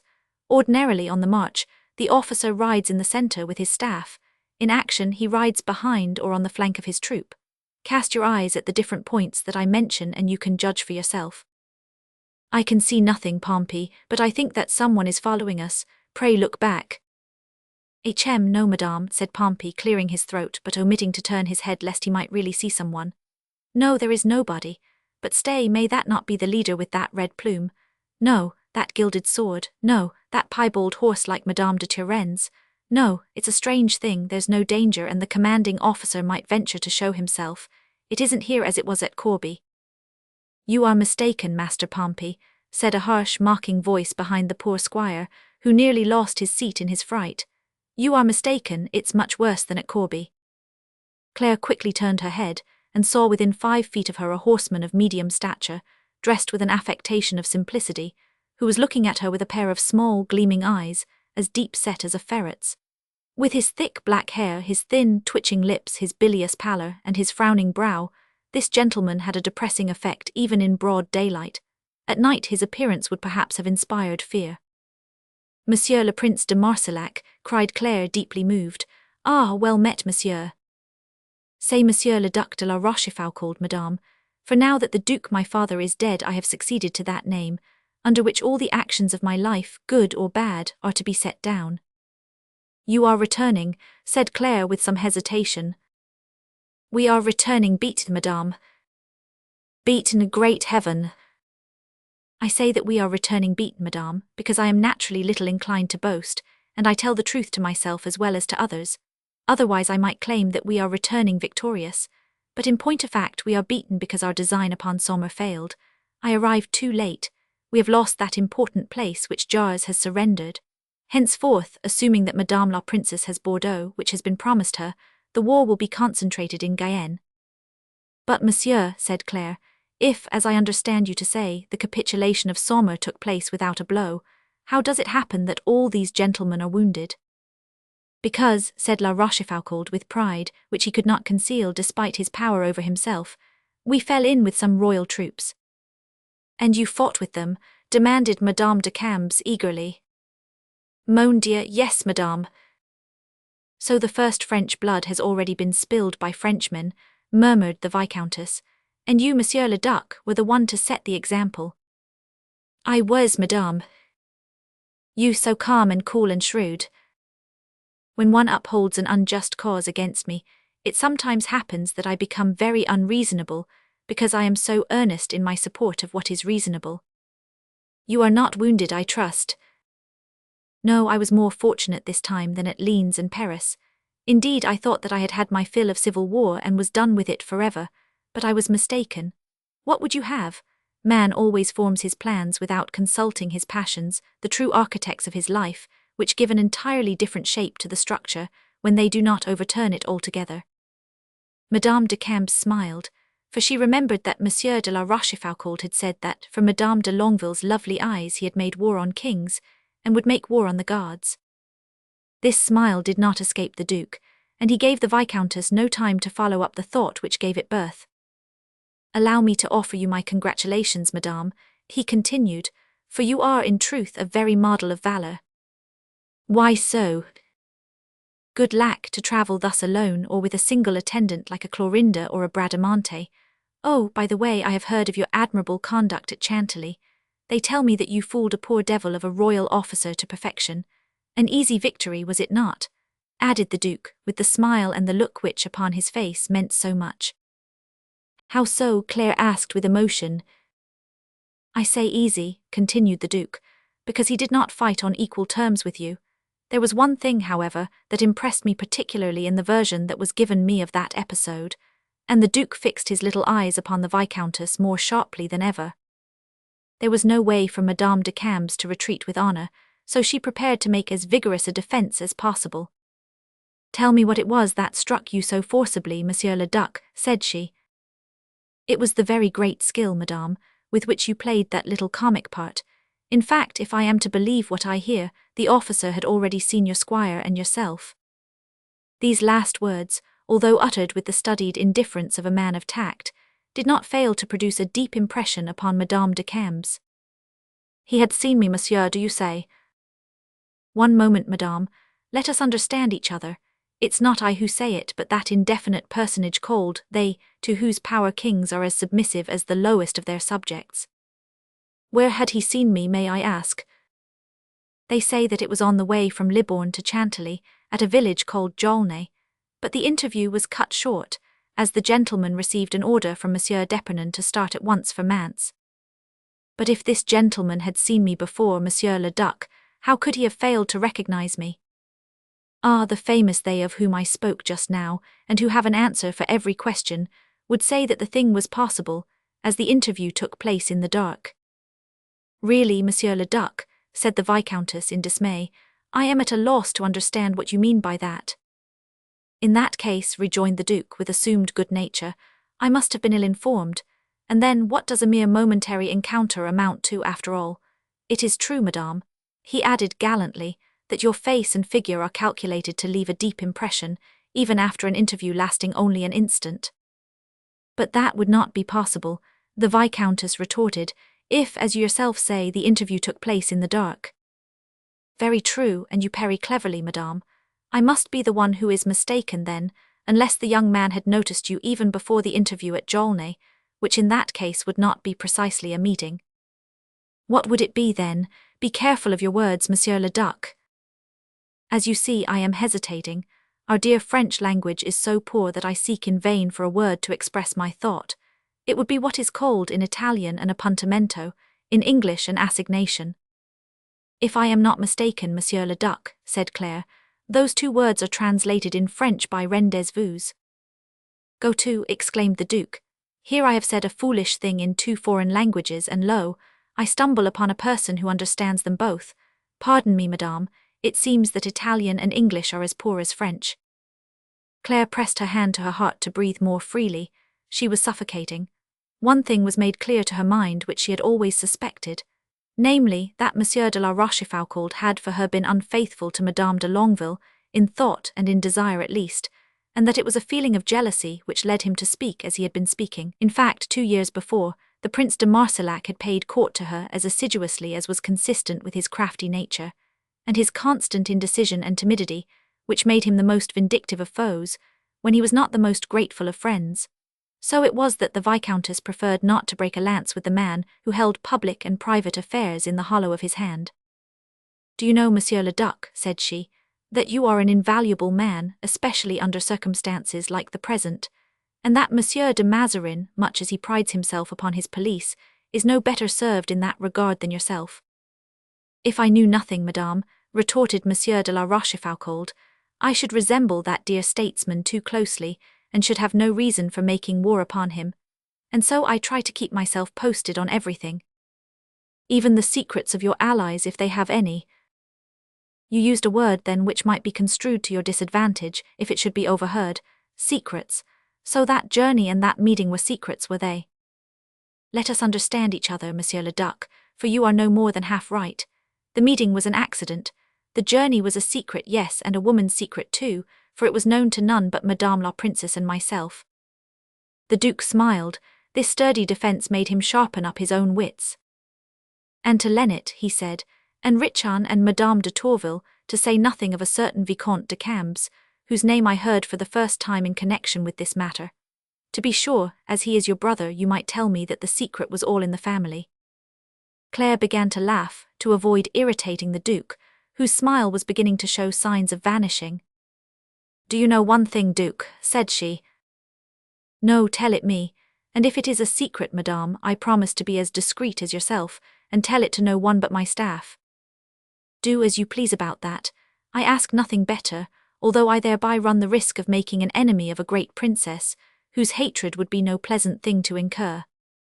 The Duke blushed imperceptibly. "Well, what is this secret?" said he. "Do you know whom Madame la Princess selected for my companion in the journey I was asked to undertake?" "No." "Yourself." "Indeed, I remember that Madame la Princess asked me if I could act as escort to a person returning from Libourne to Paris." "And you refused?" "I was unavoidably detained in Poitou by important business." "Yes, you had to receive couriers from Madame de Longueville." La Rochefoucauld gazed earnestly at the Viscountess, as if to search the lowest depths of her heart before the trace of her words had disappeared, and said, riding closer to her side, "Do you reproach me for it?" "Not at all. Your heart is so well disposed in that place, Monsieur le Duc, that you have a right to expect compliments rather than reproaches." "Ah," said the Duke with an involuntary sigh, "would to God I had made that journey with you." "Why so?"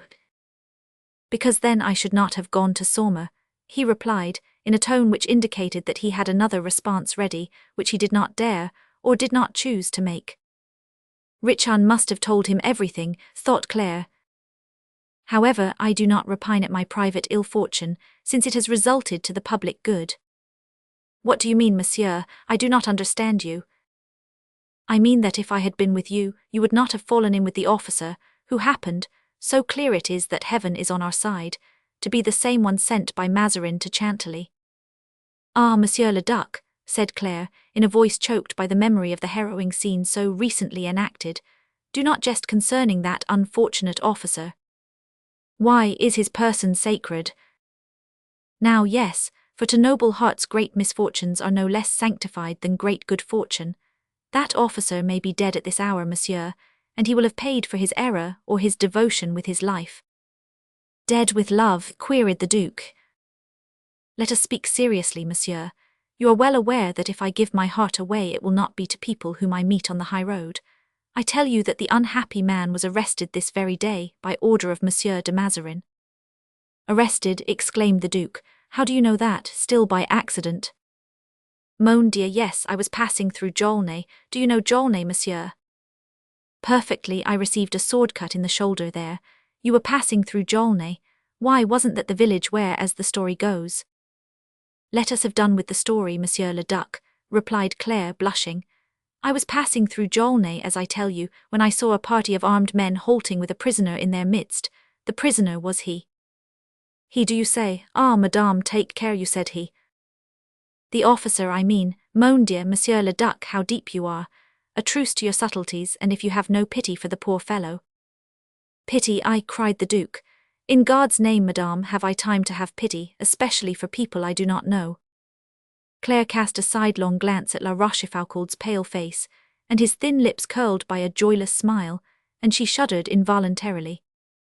Madame, he continued, I would be glad to have the honour of escorting you farther, but I must throw a garrison into Montrond, so forgive me if I leave you.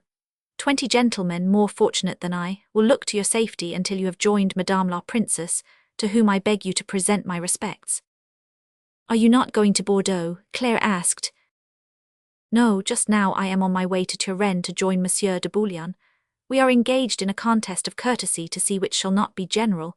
He's a doughty antagonist, but I am determined to get the better of him and remain his lieutenant. Upon that the Duke ceremoniously saluted the Viscountess, and rode slowly away in the direction taken by his little band of horsemen.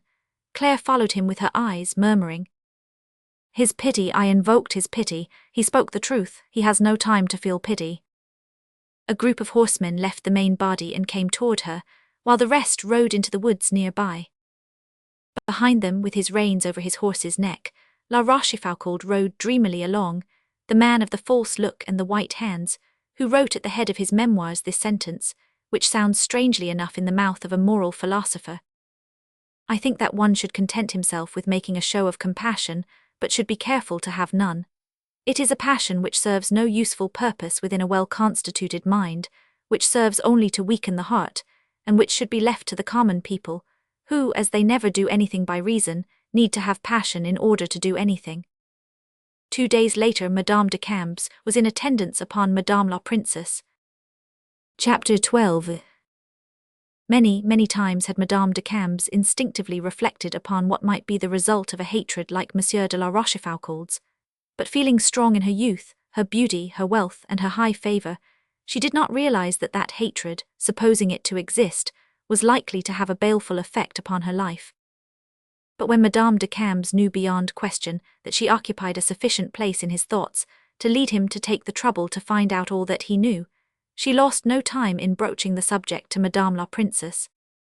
Madame, said she, in reply to the compliments with which she was overwhelmed, do not congratulate me overmuch upon the address which I am said to have exhibited upon that occasion, for there are those who claim that the officer, our dupe, knew the real state of the case as to the true and the false Princess de Condé.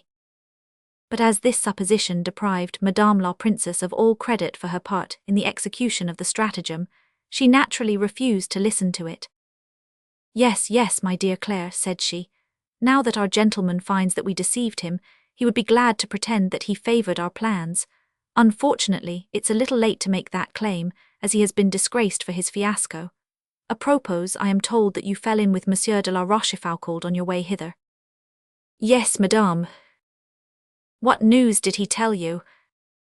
That he was going to Turenne to come to terms with Monsieur de Bouillon.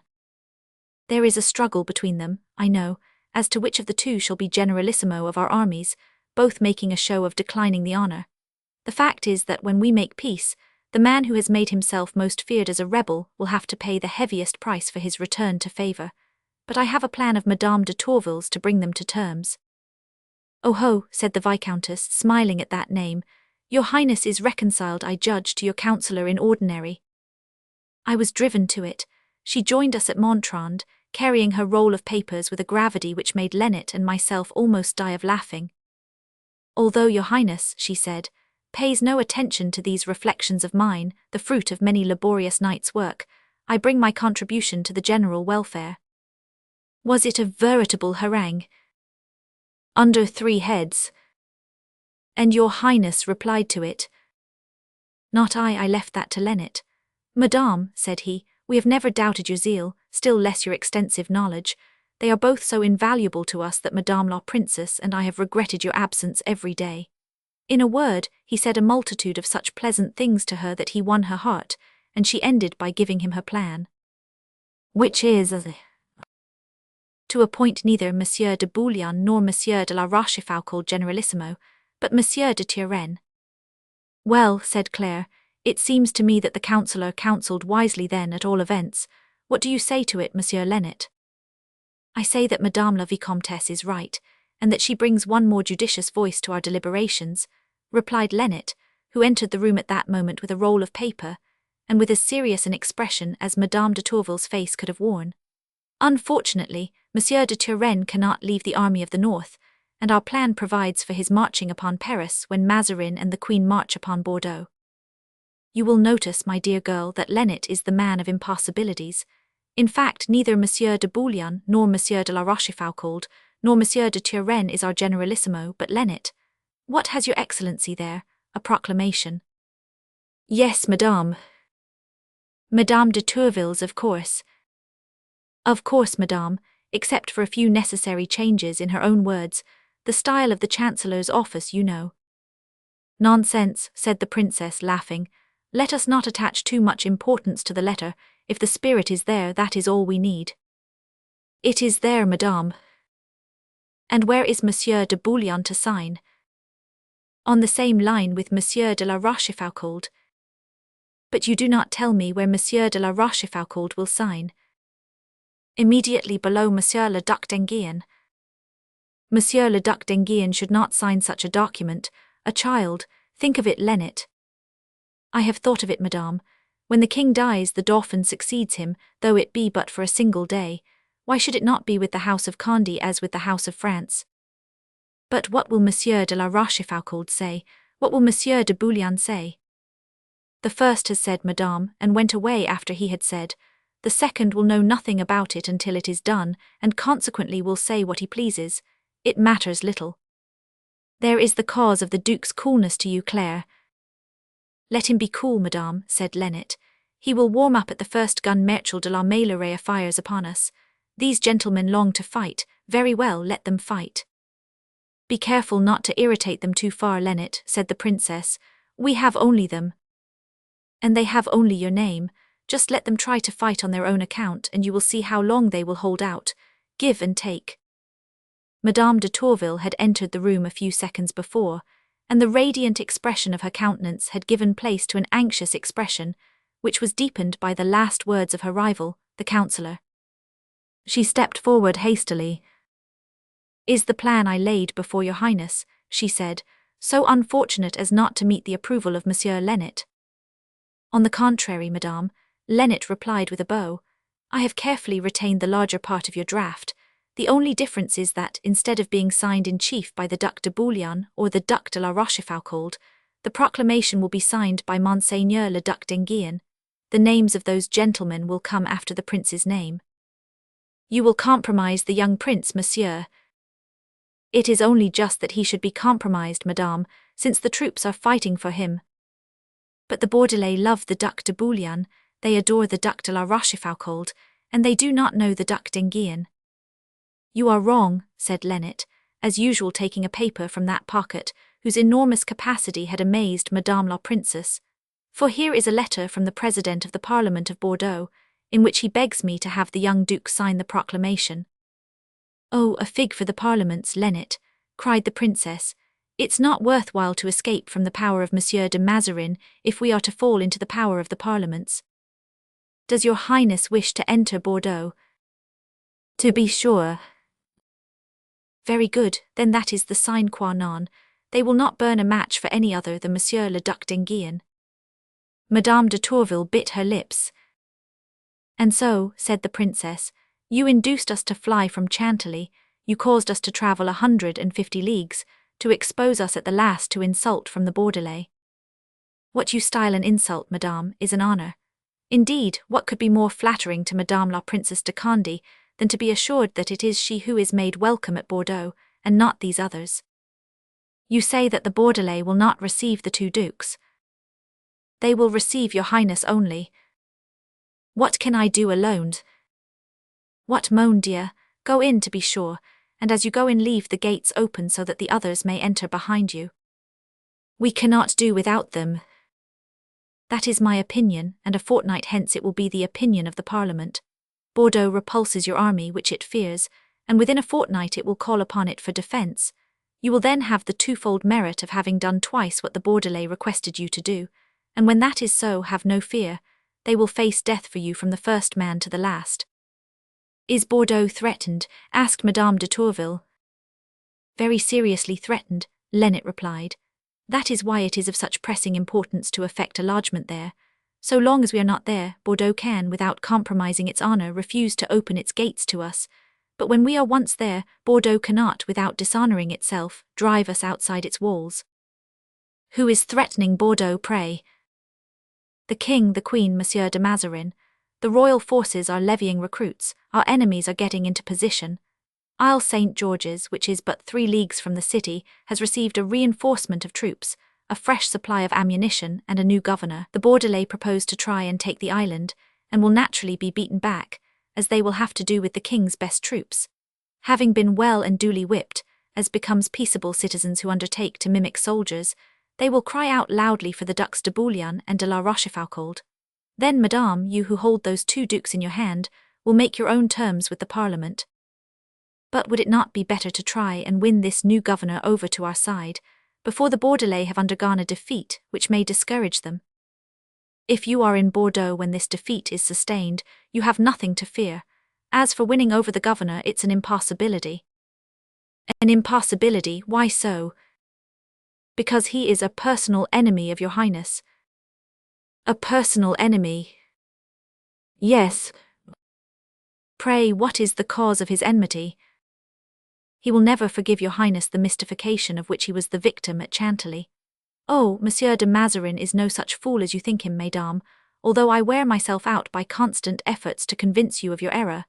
He has proved it by sending to Isle St. George's, that is to say, the most advantageous position in the province. Whom do you guess? I have already told you that I cannot imagine who it can be. Well, it's the officer at whom you laughed so much, and who, with inconceivable stupidity, allowed your highness to escape from Chantilly. Monsieur de Canals, cried Claire. Yes. Monsieur de Canals, governor of Isle St. George's. Himself. Impossible, he was arrested before my very eyes.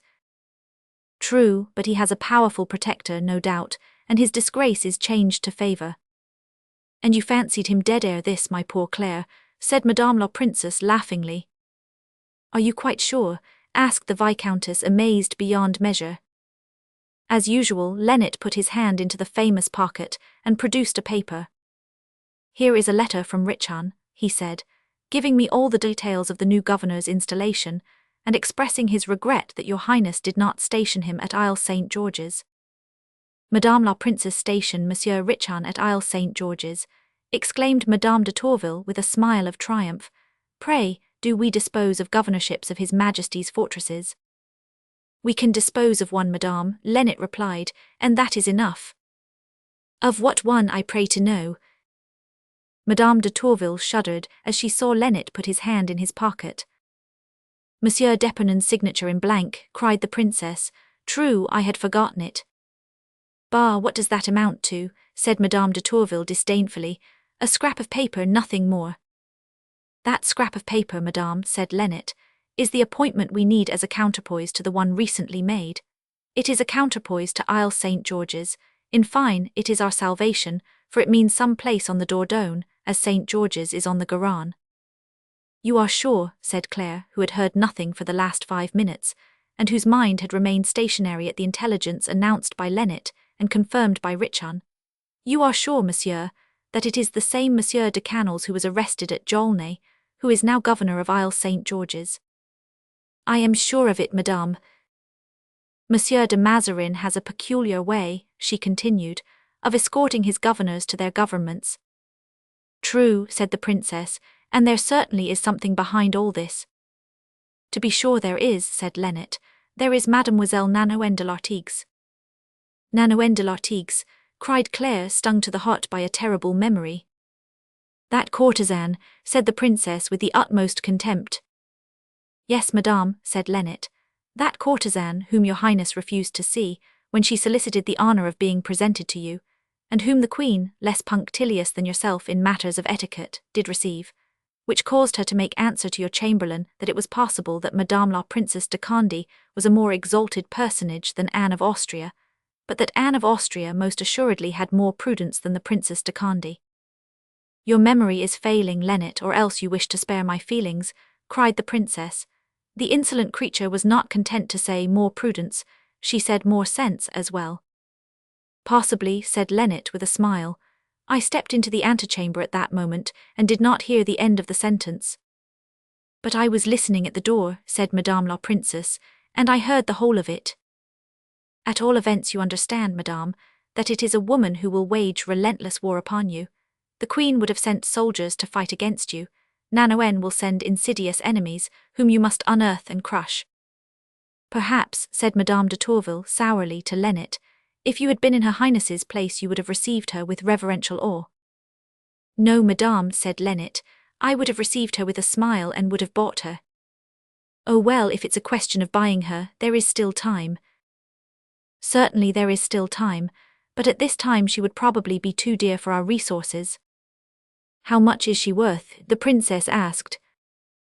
500,000 livres before the war. But today, 1,000,000.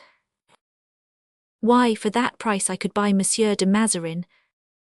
'Tis possible, said Lennet. Things that have already been sold and resold are apt to grow cheaper. But if we can't buy her we must take her, said Madame de Tourville, still in favour of violent measures. You would render her highness an inestimable service, madame, could you attain that object, but it would be difficult of attainment, as we have absolutely no idea where she is. But let us leave that for the present. Let us first of all effect an entrance into Bordeaux, then we will find a way into Isle St. George's. No, no, cried Claire. No, we will effect an entrance at Isle St. George's first. This exclamation, evidently from the heart, caused the other women to turn toward the Viscountess, while Lennet gazed at her as earnestly as Monsieur de la Rochefoucauld could have done, but with a kindlier interest. Why, you are mad, said the princess.